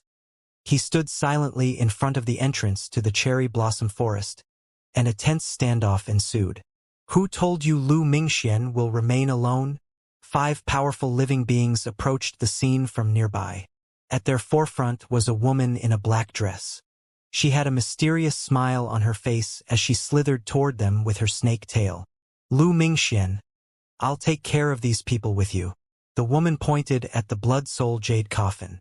After the battle, you can do whatever you like to anyone else here, but leave Enlin to me. What do you think? Disaster struck at the worst possible time. Enlin turned toward the woman with the sly smile on her face, and his own smile instantly congealed. The woman was none other than Black Spirit Snake of the Snake Spirit clan. This was the very same Black Spirit Snake who had developed a lot of bad blood with Enlin from their various encounters. You'll take Enlin? I don't think so. Su Xiaolan's dragon sparrow sword flashed with a cold light as she glared at the exquisitely beautiful Black Spirit Snake with a frosty expression. So what if she was a Dao integration stage super mighty figure? Su Xiaolan would cut down anyone who dared to try and lay hands on her and Lin. Lu Mingxian, what do you think? Black Spirit Snake asked again with a smile. Zhu Shan didn't dare to say anything this time. She knew that this woman was not someone she could mess with. Lu Mingxian nodded almost without any hesitation. All right, we'll do as you say. I'm very happy to have you as an ally. He had no reason to refuse Black Spirit Snake's offer. More and more enemies were piling up, and he was experiencing a lot of pressure. At a time like this, he needed to gather as many powerful allies as possible. Besides, if he really did reject Black Spirit Snake, what if she took offense and also turned on him? Thus, the two Dao integration stage super mighty figures formed an alliance. All of the living beings standing against them were struck by a sense of indescribable pressure. Anyone would panic after being confronted by two Dao integration stage super mighty figures, and they were no exception. Hand over and Lin, and I can perhaps let all of you go. A smile appeared on Black Spirit Snake's face as she drew a massive golden sword. Lu Mingxian shot a glance at her. Let everyone else go? I don't think that was what we agreed on. I got a little carried away there. Black Spirit Snake was a little embarrassed. I'll leave everyone else to you. All of the 4-9 Immortal sect cultivators instantly flared up with rage upon hearing this. You want us to hand over in Lin? How about you get fucked? Su Xiaolan pointed her sword at Black Spirit Snake. You'll have to kill us if you want to get to Enlin, Shen Yuancheng announced in a firm voice. Zhu Shan chortled with glee. Ha ha ha, you just don't know when to give up. Do you? Are you still unaware of what opponents you're facing? This is two Dao integration stage super mighty figures. What are you going to do? No one stands a chance against two Dao integration stage super mighty figures, so it won't matter no matter how many people join forces with you. Zhu Shan began to run her mouth again after receiving Black Spirit Snake as an ally. Lu Qianhuan was just about to give her a piece of her mind when a voice suddenly sounded. You need a lesson in humility, young lady. A man in a red and golden Taoist robe with a vast aura emanating from his body appeared in the distance, accompanied by 3 other extremely powerful cultivators. It's the sect leader of the Vermilion Bird sect, Zhu Shuza. Gasp! Another Dao integration stage super mighty figure. What the hell is going on with this place? It's like a magnet for powerful beings. Well, we did cause a massive commotion here. A huge stir was created again by Zhu Shuza's arrival. Zhu Shan's expression shifted again, and she had no response to give. This was another Dao integration stage super mighty figure, and she had to think twice about insulting someone like this. Zhu Shuza also stood with Enlin and the others, clearly showing where his allegiance lay. Even though he didn't say anything, the aura emanating from his body was enough to strike fear into the hearts of many of the other living beings present. Zhu Shuza, what are you planning to do? Lu Mingxian turned to his fellow sect leader of one of the 4 great sects and asked in a low voice. What am I planning to do? Since my niece is being pushed around, I can hardly just stand by and watch. Zhu Shuza spoke with a faint smile. Su Xiaolan turned toward him with a complex expression. Uncle. With Zhu Shuza's inclusion, the balance had been tipped again. If a fight was to break out now, it really would be unclear which side would come out on top. Right at this moment, another voice sounded. Big brother and... What are you doing in that coffin? Ha ha ha. Woof. It was an extremely familiar voice. Everyone turned to discover an adorable yet imposing white dog pouncing toward Enlin with excitement on his face. More importantly, he was accompanied by Xian, and Hu Xian of the 3 immortal beast overlords as well as the grand elder of the mythological beast sect. Kuei. Ha ha ha. Mr. Enlin, I didn't think someone as badass as you would end up in a coffin so soon. Kuei chuckled with a gleeful expression. Even though he was mocking Enlin, the friendliness in his voice was plain for everyone to hear. Mr. Enlin, what's going on? Xian asked with a concerned expression. Enlin, so on so forth, so on so forth. Is the Heavenly Sword sect already this arrogant? Xian flared up with rage. Let me see if you have what it takes to claim this cherry blossom forest. Kuei was literally exploding with rage as lightning exploded all over his body. It was quite clear that his short fuse had been completely set off. Thus, the mythological beast sect powerful beings also sided with the 4-9 Immortal sect. Zhu Shan, Lu Mingxian and Black Spirit Snake both wore extremely grave expressions. Before the battle erupted. Hehe, little Cheng, what are you doing standing here? Are you not going to go in? A graceful and extremely handsome man who bore a resemblance to Shenyuan Cheng made his way over to everyone. Even though he was only by himself, no one dared to look down on him. This was because he was the sect leader of the 10,000 Spirits Immortal sect and a Dao integration stage super mighty figure, Shenyuan Luin. Father! Shenyuan Cheng extended a formal salute. All right, there's no need to be so polite. What are you still standing here for? Shenyuan Luin inquired with a warm smile. Shenyuan Cheng, so on so forth, so on so forth. Upon hearing Shenyuan Cheng's recount, even the graceful and cultured Shenyuan Luin showed a rare display of rage. All right, Lu Mingxian, Black Spirit Snake, you sure are brave. Do you two think this is your backyard? And you can do anything you want here? You can talk the talk, but let me see if you can walk the walk. An extremely terrifying aura exploded forth from his body. Lu Mingxian and Black Spirit Snake. The combined auras of several dozen soul formation stage and return to void stage powerful beings, as well as 3 Dao integration stage super mighty figures swept toward them like a monstrous tsunami wave. Zhu Shan's features were deathly pale, and she was a little unsteady on her feet as she inched closer to Lu Mingxian. However, before Zhu Shan had a chance to catch her breath, another pleasant and somewhat familiar voice sounded. Sect leader and Lin, why are you in a coffin? Even though the words were spoken in a dignified and official voice, it was not difficult to hear the gentle concern in her tone. And Lin raised his head to discover an exquisitely beautiful mermaid making her way over atop a wave while looking at him with concern flashing in her sapphire eyes. The princess of the Spirit Fish clan and leader of the West Sea Alliance, Lan Xiaoni, had arrived. Behind her were the 2 high priests Yu Feiyu and Guyu, and other powerful beings from their 2 tribes. And Lin immediately bemoaned the situation to her. So on so forth, so on so forth. Lan Xiaoni's expression completely darkened upon hearing his recount of events. Well, well, well, as expected of the mighty Heavenly Sword Sect and Snake Spirit Clan. You've taken over the Cherry Blossom Forest, have you? All West Sea Alliance members heed my call. Blast our way through. Lan Xiaoni's cold voice sounded. Boom, boom, boom. 2 Dao integration stage super mighty figures and a few soul formation stage and return to void stage powerful beings unleashed their auras at the same, which swept forth like a vast ocean. This was a lineup of 5 Dao integration stage super mighty figures alongside several dozen soul formation stage and return to void stage powerful beings. Even though they had all been restricted to the same 10th stage Dao body, their powers and true intent could not be masked.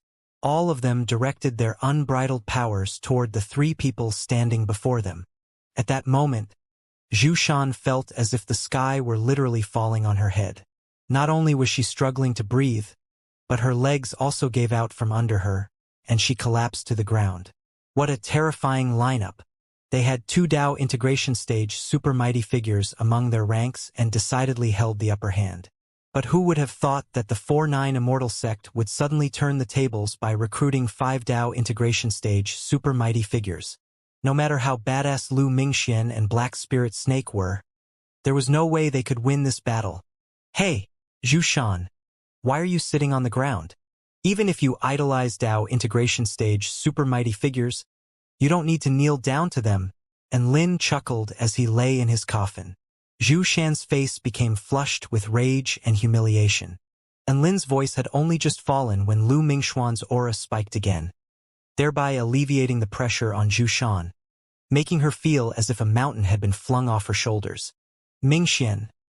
Zhu Shan turned to Lu Mingxian with a grateful expression before getting to her feet with difficulty. Zhu Shan, didn't you say Dao integration stage super mighty figures were really badass? I've got a few here as well now. What should I do? And Lin continued to pile on the insult to her injury. There was finally someone who dared to challenge him to a war of words, so he wasn't going to let her off that easily. Sure enough, Zhu Shan's face was turning purple with rage. Her entire body was trembling with rage, but she had no words to retaliate. At this moment, Lu Mingxian suddenly spoke. I'm only here to block the way of the 4-9 Immortal sect team. All other Dao integration stage super mighty figures and their respective powers are free to enter the cherry blossom forest. Lu Mingxian stepped to the side as he spoke, revealing the passageway to the cherry blossom forest. This was quite a smart move, and just a simple sentence was able to alleviate the forthcoming conflict. That's right, even the Dao integration stage super mighty figures here were battling for the heavenly peaches. If Lu Mingxian was willing to let them pass and fight for the heavenly peaches, why would they continue to stay here? Zhu Shan was internally applauding his clever move. However, to their surprise, none of the mighty figures showed any reaction to his words. They continued to stand by Enlin. It was as if they hadn't even heard what Lu Mingxian had said. Enlin, I'll always stand by you, Xianxia declared. If you dare to target Enlin, I'll target you. Su Xian spoke in an indifferent voice. Zhu Shuza laughed heartily. I need to make sure my niece has heavenly peaches to eat.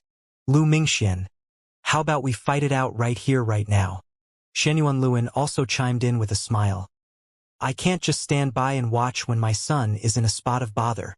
Sect leader, I'll give you a hand too. Kuei spoke with a broad grin. He was actually just itching for a chance to bash Lu Mingxian. After all, heavenly peaches weren't all that difficult to come by. But an opportunity to pummel Lu Mingxian certainly didn't arise every day.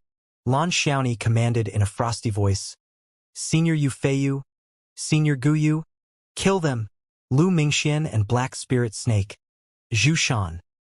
None of Enlin's allies decided to abandon him and enter the cherry blossom forest. Only now did Lu Mingxian and the others realize just how powerful the 4-9 Immortal sect was. This was not an indication of how powerful the 4-9 Immortal sect members were, but instead, it highlighted just how many powerful connections they had.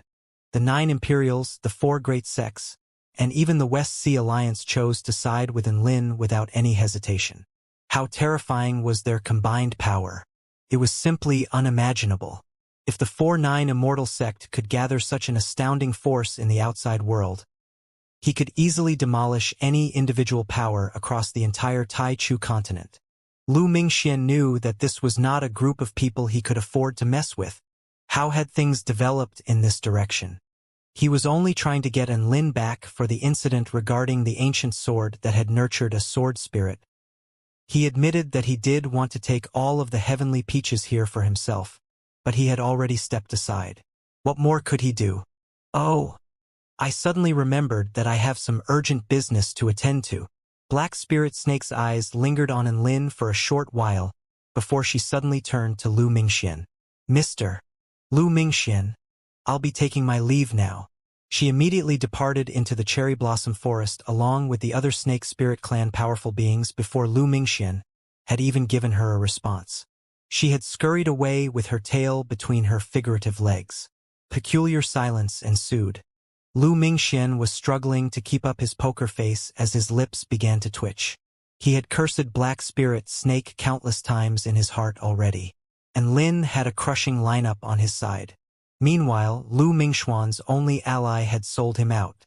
The number 1 sword immortal of the Kingdom of the 9 States was feeling a little dejected at this thought. Mingxian W. Zhu Shan's voice was trembling with fear. It was an absolutely terrifying experience being glared at like this by so many powerful beings. Lu Mingxian heaved a resigned sigh before stepping aside with Zhu Shan, leaving the entrance to the cherry blossom forest open to everyone. His attitude was quite clear. Lu Mingxian had conceded victory to the 4-9 Immortal sect. The mighty sect leader of the Heavenly Sword sect finally bowed his proud head in the face of so many Dao integration stage and returned to void stage mighty figures. Where there's life, there's hope. Let's put with this for now. Lu Mingxian transmitted his calm voice to Zhu Shan. Zhu Shan nodded as she glared at the 4-9 Immortal sect group with a resentful expression. Haha. Lu Mingxian has stepped aside, so we can go in now. Humph. It's pretty satisfying bringing down such a cocky bastard. Let's go. Wait, we have the overwhelming advantage here. Why should we just go like this? You mean? All of the mighty figures looked at each other to discover their own excitement mirrored on each other's face. We've got so many people. Wouldn't it be going a little too far? Heh, that's what Lu Mingxian gets for acting like he's the king of the world. Why can't we teach him a lesson and bring him down a notch? That's right. If we hadn't arrived on the scene, what would they have done to the 4-9 Immortal sect? He can bully the weak, so why can't we? We need to make him pay for this so that he would think twice before being so cocky in the future. All of the mighty figures turned toward Lu Mingxian. The atmosphere became quite peculiar again. Why are all of you guys still here? The heavenly peach trees are going to be taken soon. Zhu Shan cried out at all of the mighty figures that had turned their eyes toward her again. However, her trembling body indicated that she already knew what was going to happen next. What did it feel like to have 5 Dao integration stage super mighty figures and several dozen return to void stage and soul formation stage powerful beings glare at you at the same time? Charge! Let me assess the power of the number 1 sword immortal of the kingdom of the 9 states. Step aside. I want to see if my holy flame is more powerful, or if his sword is more powerful. Lu Mingxian is too popular, we won't be able to land a hit on him at this rate. So be it. Let's teach this bitch a lesson for running her mouth. Thus, Lu Mingxian and Zhu Shan were instantly attacked by powerful beings. Su Xiaolan, Shen Yuancheng, and the others also joined in on the fun. Lu Mingxian was quite powerful after all. He unleashed a few extremely terrifying sword projections, which injured Kuei and Zhu Shuza and also managed to eliminate 10 powerful beings. However, he was then swamped by countless terrifying spell techniques. A golden protective light appeared around his body. No one even knew who had landed the killing blow. They were all perpetrators anyway. No! Save me, Mingxian! Ah! An agonized scream erupted. Zhu Shan was bashed to the ground. Her hair looked like a bird's nest, and there was blood trickling down the corners of her lips. A golden protective light appeared around her body. If it weren't for that, she would probably be dead in less than a second. Look at the pitiful wretch. Wasn't she all arrogant and cocky not too long ago? She thinks she's badass just because she's got a powerful backer. What an anticlimax. This bitch is way too weak even as a punching bag. All of the mighty figures harumphed coldly with disdainful expressions. Zhu Shan's wounded body trembled as she stared at the mighty figures before her with pain and horror. She really was scared. She didn't think that these living beings would be so resentful toward her and so merciless in their attacks. Sometimes, the person who ran their mouths evoked more hatred than the one who was actually doing the fighting. Bye-bye, Lu Mingxian, Zhu Shan. I'll be sure to work thrice as hard in order to make up for your absences. And Lin waved his hand from within the coffin. Zhu Shan threw up another mouthful of blood from rage. She hated Lin so much that she wanted to rip him to shreds, and she was enraged to the verge of tears. Come to think of it, she had never come out on top in altercations with Lin, and she had always left in an extremely sorry state. This time, Lin didn't even do anything aside from instigating everything from within his coffin. Yet Lu Mingxian and herself were both pummeled into elimination. Lin, you better? Zhu Shan pointed at Lin and was just about to deliver a threat when an extremely potent spatial power enshrouded her body, upon which she instantly disappeared from the spot. In the next instant, she appeared within the Heavenly Palace healing formation. Remember this. Zhu Shan's finger was still pointing up ahead when she reappeared, and she was greeted by the sight of a pig monster looking at her expressionlessly. A sly smile appeared on the pig monster's face. Remember what? Did something happen between us? Zhu Shan finally burst into tears. Wah! She didn't even get a chance to finish her threat. How infuriating. Within the Dao observation space, everyone was very satisfied with the outcome of that altercation, and all of them rushed into the cherry blossom forest. As everyone had played a part in bashing Lu Mingxian, they had become comrades in a way, and none of them wanted to eliminate anyone else before entering the cherry blossom forest. Thus, Everyone made their way into the cherry blossom forest in a peaceful and orderly fashion. And Lin will be enemies once we are in there. You better be on your guard. Ha ha ha. Kuei laughed heartily with an eager expression on his face. And Lin's expression darkened. Senior Kuei, I'm a disabled man trapped in a coffin. Wouldn't you be embarrassed to push me around in my current condition? Of course not. If I don't take the chance to push you around now, it's going to be quite difficult for me to do so in the future. Kuei chuckled as he put on a menacing display of crackling lightning before skipping into the entrance with his lone leg. Don't worry, Big Boss and Lin. I'll protect you. Lan Xiaoni transmitted her voice as she aimed a surreptitious wink toward him. And Lin was elated. He had both his Dao partner and his underling to protect him. Life was good. Even though he was as feeble as a mortal and lying in a coffin, he was very happy. Don't worry, Mr. Lin. I'll protect you. Hong Do patted the coffin with his large hand, and he turned around to reveal what he thought to be a very reliable smile. Thank you, Mr. Hong Do. Even though Lin wasn't very convinced, he still offered some obligatory words of gratitude. Follow me.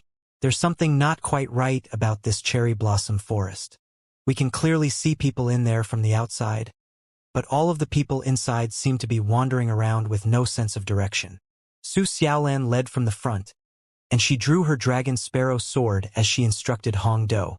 Hong Do nodded before entering the cherry blossom forest with Lin on his back. The space around them transformed drastically upon entering the cherry blossom forest, and all of them were struck by a rush of dizziness. Not only are there illusionary and slaughter formations, but there is also a spatial formation. Hong Do's expression shifted drastically, and he let loose a cry of surprise. After the space settled around him, he discovered that he had lost sight of Su Xiaolan. Crap! The interior of this cherry blossom forest is completely different from what it looks like on the outside. Hong Do was struck by a sense of foreboding. This was an extremely high-level spell formation, at least Dao integration stage, that was for sure. They were using a Dao integration stage spatial formation to deal with 10th-stage Dao body cultivators like them. So much overkill. Don't worry, Lin, I'll protect you. Hong Do tried to reassure Lin, but it was more like he was reassuring himself. He patted the coffin that was strapped to his back as a comforting gesture. However, his hand met his own backside instead. Hong Do? Boom! Hong Do yelled as if he had been struck by lightning. Ah, Lin, where are you? Oh my God, I've lost him. Meanwhile, Lin was having a mental breakdown. There was a coffin constructed from blood jade sitting silently on a path paved with flower petals. Lin lay within the coffin with a suicidal expression on his face. Let me out. Somebody help me. Lin was in complete despair. He had not recovered much of his strength, so he was unable to push open the lid on this immortal tool coffin. In other words, he was trapped in this bloody thing. This was an environment fraught with peril, but he could only lie in this coffin like a sitting duck. What a hopeless situation. Why does this cherry blossom forest feel like an alternate world? Everyone had been split up as well. How troublesome. Lin grumbled. Hong Do was still carrying him on his back 1 second ago, and in the next second, Hong Do had disappeared, and Lin naturally fell to the ground along with the coffin. Sigh. It looks like I'm destined to be a spectator during this battle for the heavenly peaches. He heaved a forlorn sight. Actually, even spectators could travel around and choose what they wanted to see. He didn't even have that choice open to him. He was in complete standby mode. About 10 minutes later, Master, look over there. There's a crimson coffin. A crisp, yet excited voice sounded. Be careful, my disciple. That must be a demonic creature sealed within this formation. It's an extremely dangerous trap, and we should just leave it alone. An elderly voice analyzed. Lin was enraged to hear this. You're a demonic creature. Your whole family consists of demonic creatures. He was clearly a peerlessly handsome young man who had been sealed in this coffin. Two figures were conversing with one another as they slowly approached him. There was only one path here, so they had to pass by the coffin. And Lin could finally see who they were now. They were two powerful beings from the Stone Tribe. Ah, Master, I remember who that is now. Isn't that Enlin in the coffin? I'm sure of it, that's Enlin in there, the younger Stone Tribe powerful being exclaimed. And Lin was quite elated. At least one of them wasn't blind. The older Stone Tribe powerful being immediately slapped the younger one in the back of the head. It's not real. This is an illusionary realm. A trap. Everything was set up by the cherry blossom formation to lure you in. The younger Stone Tribe powerful being instantly came to a realization. Master is right. Right my ass. What a load of bullshit. And Lin was unable to stand this conversation. At this moment, the elder Stone Tribe cultivator was already stroking its mossy beard with a smug expression. My disciple, you're still too young and have many things to learn from me. Yes, Master. The younger Stone Tribe cultivator nodded. And Lin didn't want to say anything. It would be best if they could just leave like this. He couldn't retaliate if a battle ensued after all. If they took the heavenly peach tree from his storage ring, it would be a massive loss to him. All of the Stone Tribe members liked to think. They lived like philosophers and would often overthink things. In reality, these overthinking Stone Tribe cultivators were a good thing to Enlin. In fact, it was fantastic. Hurry up and fuck off. Wait, Master, something's not right. You know that I've always been very sensitive to life force energy from birth. I can feel that there really is a life form within the coffin, and its life force fluctuations are exactly the same as Enlin's. The younger Stone Tribe cultivator said with an excited expression. The elder Stone Tribe cultivator's footsteps faltered. Enlin's heart jolted, and a thought suddenly occurred to him as he turned toward the two Stone Tribe living beings with a peculiar smile on his face. Come on over, fellow cultivators. Hurry. He made his voice intentionally extremely enticing. I am sect leader Enlin of the 4-9 Immortal sect. If you can take the lid off this coffin, I'll give you an entire heavenly peach tree. A mysterious smile appeared on Enlin's face as he spoke. The two Stone Tribe living beings were given a fright, and they immediately rushed back in retreat. Master. He just said he's Enlin. The younger Stone Tribe living being yelled before quickly coming to his senses. Wait, Master. If that really is Enlin in there, why would he try and convince us to open his coffin? He would want us to leave instead. As such, this must be a trap within the illusionary formation, right? And Lin was ecstatic. What a smart little stone. The younger Stone Tribe living being sighed with emotion. This cherry blossom forest really is terrifying. To think that it would transform into an immobilized Enlin with the identical life force energy. I almost fell for it. To think that the first trap is already this terrifying. No wonder none of the living beings here have secured any of the 3 heavenly peach trees even after such a long time. And Lin couldn't help but snicker as he internally praised himself for his resourcefulness. This was a perfect use of reverse psychology. After admitting to the fact that he was indeed Enlin, the Stone Tribe living beings were instead adamant that he was not Enlin. Wait!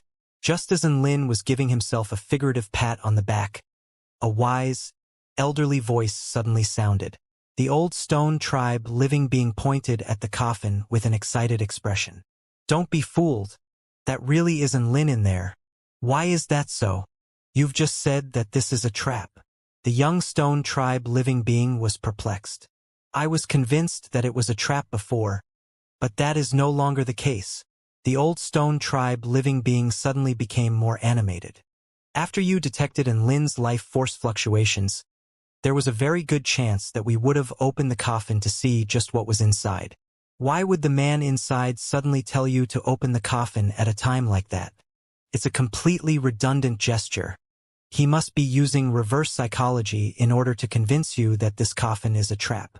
In other words, he's doing all this so that you won't open the coffin. Wisdom flashed in the old Stone Tribe living being's eyes, as if it had gleaned the truth.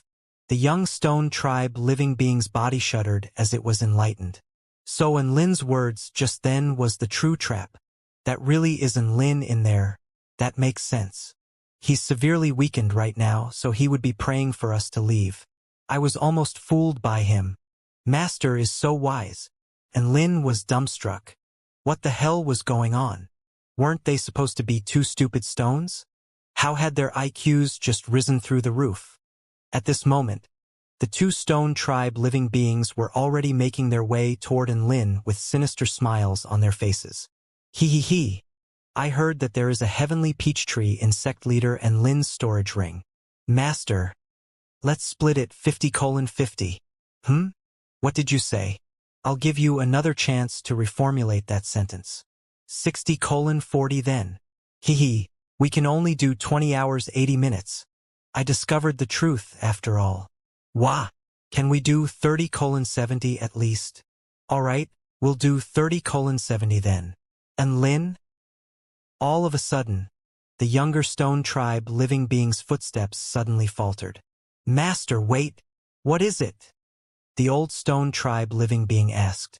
The young stone tribe living being replied, How do you know that must be Lin in the coffin? The traps in this cherry blossom forest are extremely sinister and unpredictable.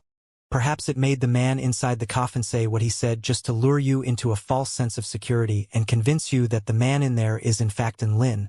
We were initially approaching the trap with caution, but now, we're approaching the trap with a sense of complacency. This is also a part of the trap. The young stone tribe living being's words sent a shudder running through the old stone tribe living being's body. You're right, the old stone tribe living being said with a thoughtful expression. And Lin? The two stone tribe living beings decided to leave. Before Lin even had a chance to breathe a sigh of relief. Wait! The old stone tribe living being suddenly stopped again. What is it? The young stone tribe living being asked.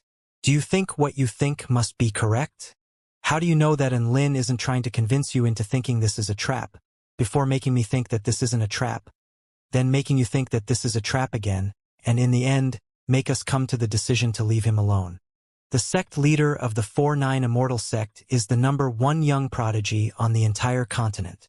His wisdom and intelligence are unmatched. He has most likely already guessed what you and I are thinking.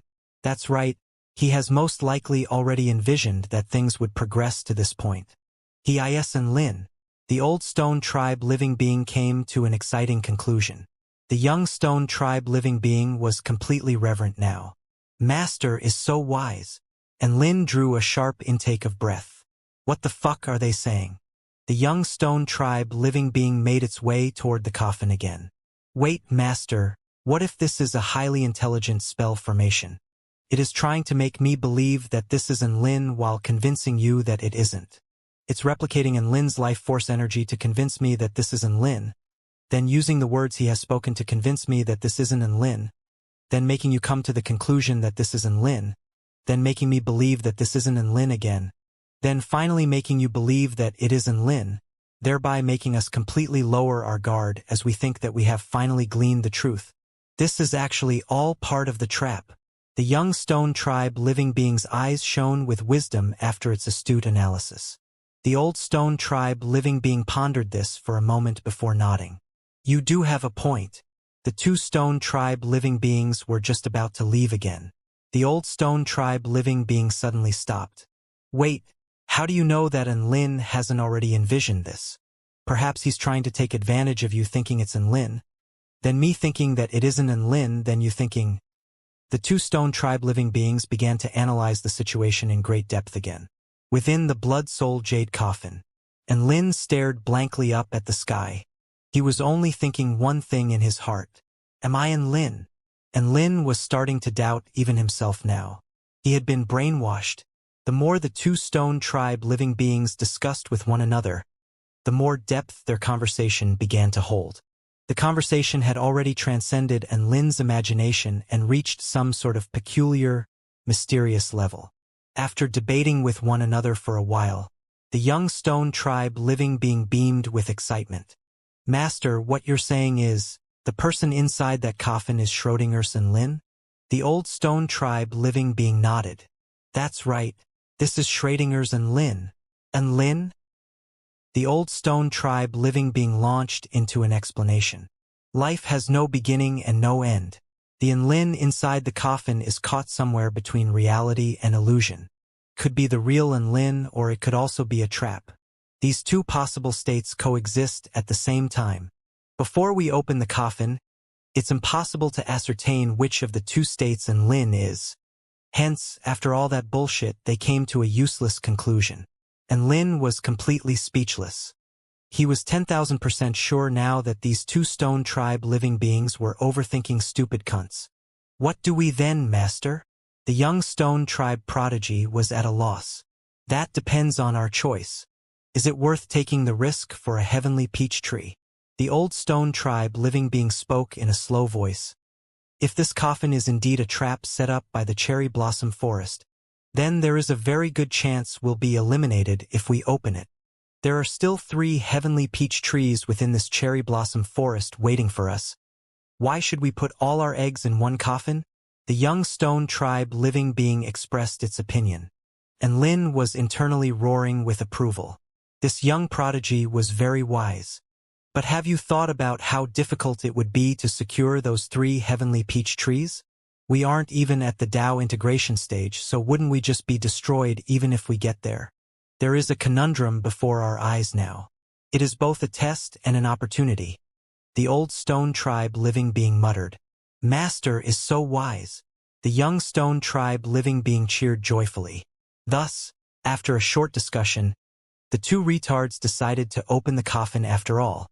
And Lin was about to cry. Was this fate? In the heavenly palace, the battles were still being broadcasted. However, many of the mighty figures were surveying the sticky situation Lin was in, and they were all chortling with mirth. This is probably the most awkward contestant in the history of the Heavenly Peach Banquet. He's the most miserable and tragic contestant as well.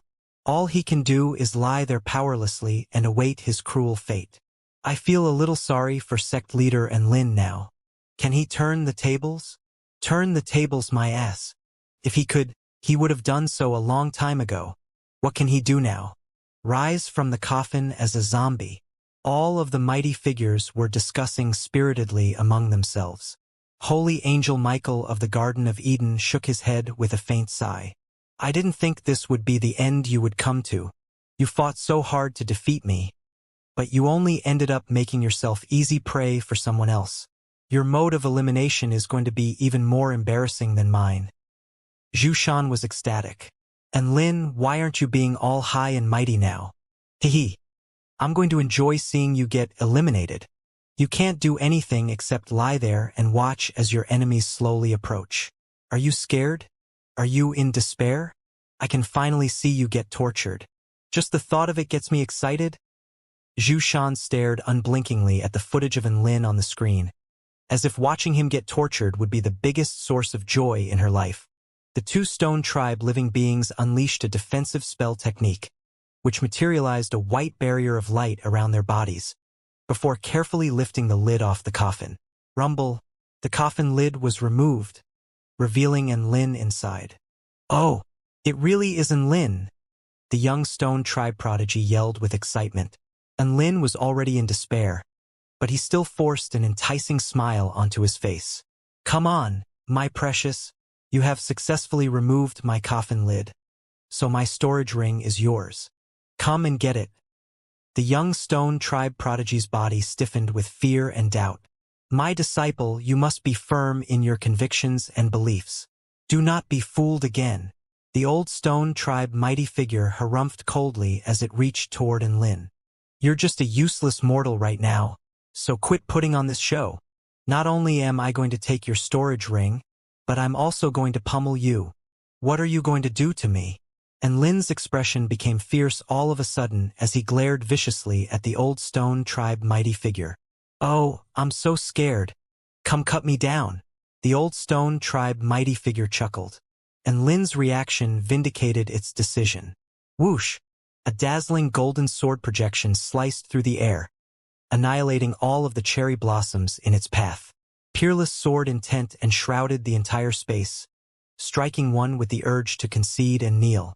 The 2 stone tribe living beings were both struck by a terrifying sense of impending death at the same time. Be careful! It's too late, ah! Not only was the golden sword projection extremely fearsome in power, but it was also astonishingly fast, and it quickly sliced through the two stone tribe living beings' bodies, sending blood and shattered stone fragments flying through the air. How could this be? I really did get cut down. The old stone tribe living being stared at Enlin with astonishment. Master, this is a trap. The young stone tribe living being howled in agony as a golden protective light appeared around its body. No, it's not a trap. The old stone tribe living being was also being enshrouded by a golden protective light as it looked into the distance. And Lin was also looking in the same direction with anticipation on his face. The one that had unleashed that sword strike had saved him in the nick of time. Was it an ally? A lithe and graceful woman in a black dress appeared before everyone.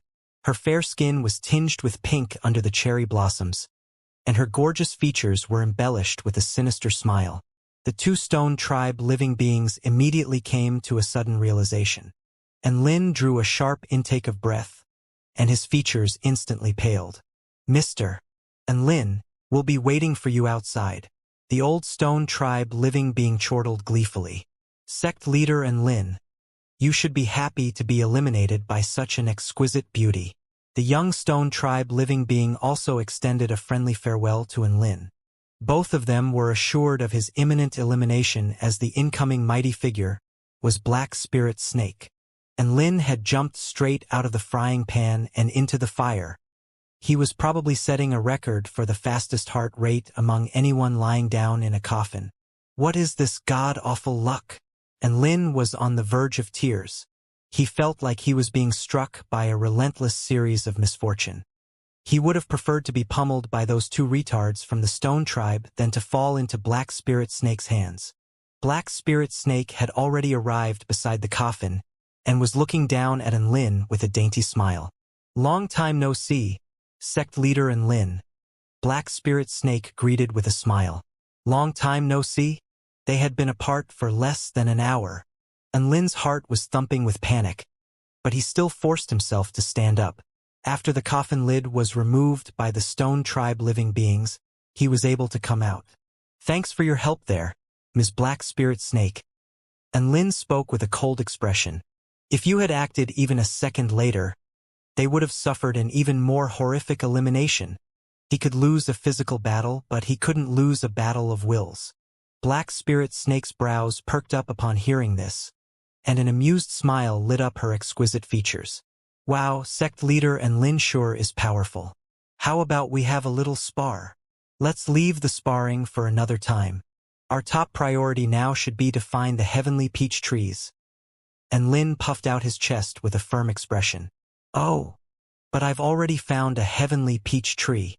Black Spirit Snake's eyes locked onto Enlin's storage ring with a profound smile. Enlin? Crap? Black Spirit Snake drew her realm creation evil vanquishing sword. Enlin had seen this once, and he knew that it was a divine tool. Enlin's lips twitched. Was it really necessary to use a divine tool against a mortal?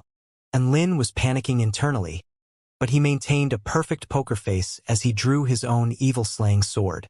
Do you really want to battle? You'll regret it. Alright, Enlin, quit pretending. I'm going to feel a little sorry for you soon. A dazzling golden light erupted from her massive sword. Don't worry, I'll be gentle. Enlin's expression faltered slightly. The cruel and ruthless Black Spirit Snake was going to be gentle? Black Spirit Snake's smooth, black snake tail slithered as a faint smile appeared on her face. I won't eliminate you with one sword strike. I'll slowly and gently slice open your skin so that blood stains your entire body. I'll make you experience pain that you've never experienced before. The woman spoke with a gentle smile, but her words sent chills running through Enlin's entire body. Gentle my fucking ass. Just how much did she hate him? From her expression, Enlin could tell that she was not kidding. She really was going to do exactly as she said. You better not actually try that, or I'll be forced to cut you down. Enlin gripped his evil-slaying sword tightly and adopted a menacing facade. Let's see you try it then. Black Spirit Snake's tail whipped through the air, and she hurtled toward Enlin at extreme speed. At the same time, Her glistening golden sword fell from the sky with an overwhelming force. It was way too fast for Enlin to evade in his current condition. Even though he had no chance of victory, he still let loose an almighty roar and charged toward Black Spirit Snake while wielding his evil-slaying sword. So slow. Black Spirit Snake burst into laughter. With Enlin's current speed, she had time to slice Enlin a dozen times before his sword strike landed on her. However, before her massive golden sword fell to the ground, a light breeze blew past. A black figure suddenly appeared from thin air. A pair of intricate little feet, a petite body, a pair of clear yet inky black eyes, and a round and soft face. This was an extremely adorable little girl.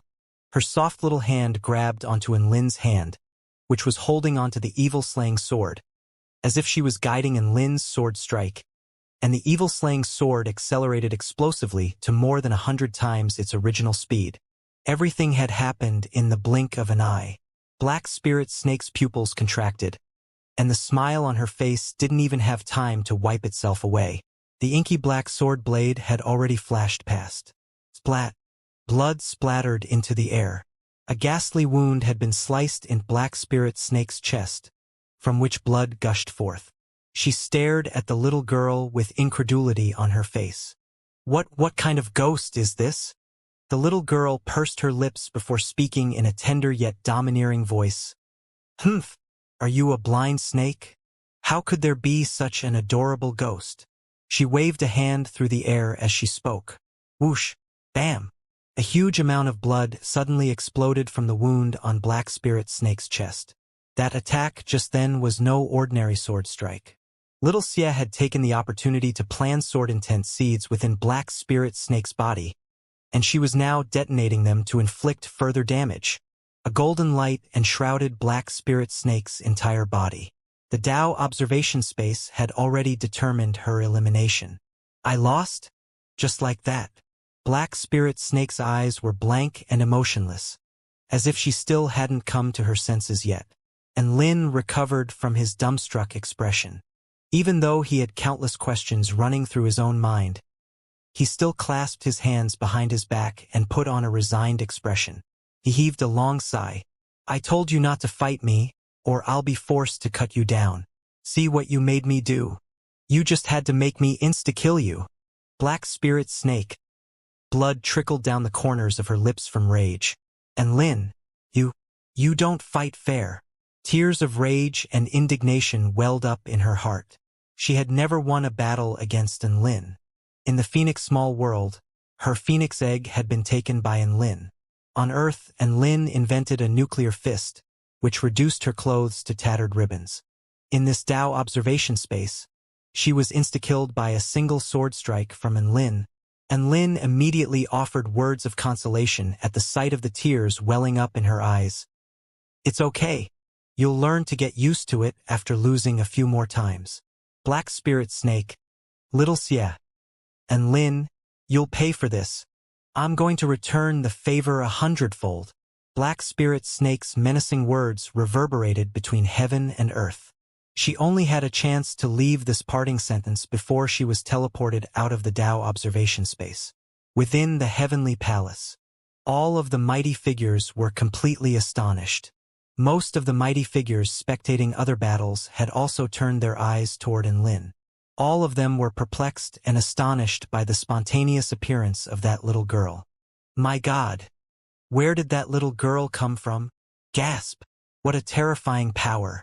To think that she's capable of insta-killing Black Spirit Snake. Holy crap! And Lin really is a man of countless miracles. By the way, is it just me that finds that little girl really adorable? Now that you mention it, I really want to go and pinch her cheeks. The little girl's emergence had created a massive stir within the heavenly palace. There were many mighty figures who already had a rough idea of who or what this little girl was, but they couldn't be sure. On the heavenly sword sect table, Zhu Shan stared blankly at the image on the screen. She was unable to comprehend nor accept what had transpired. How could this be? How could this be? She was eagerly awaiting the torture that Black Spirit Snake was going to inflict upon Enlin, but the scenes unfolding before her eyes gave her a vicious slap to the face. Torture? What torture? And Lin insta-killed Black Spirit Snake with one strike. Lu Mingxian stared at the little girl and took a deep breath. That's a sword spirit. There's no mistaking it. And Lin's sword has also nurtured a spirit, and it's an exceptionally high-level sword spirit.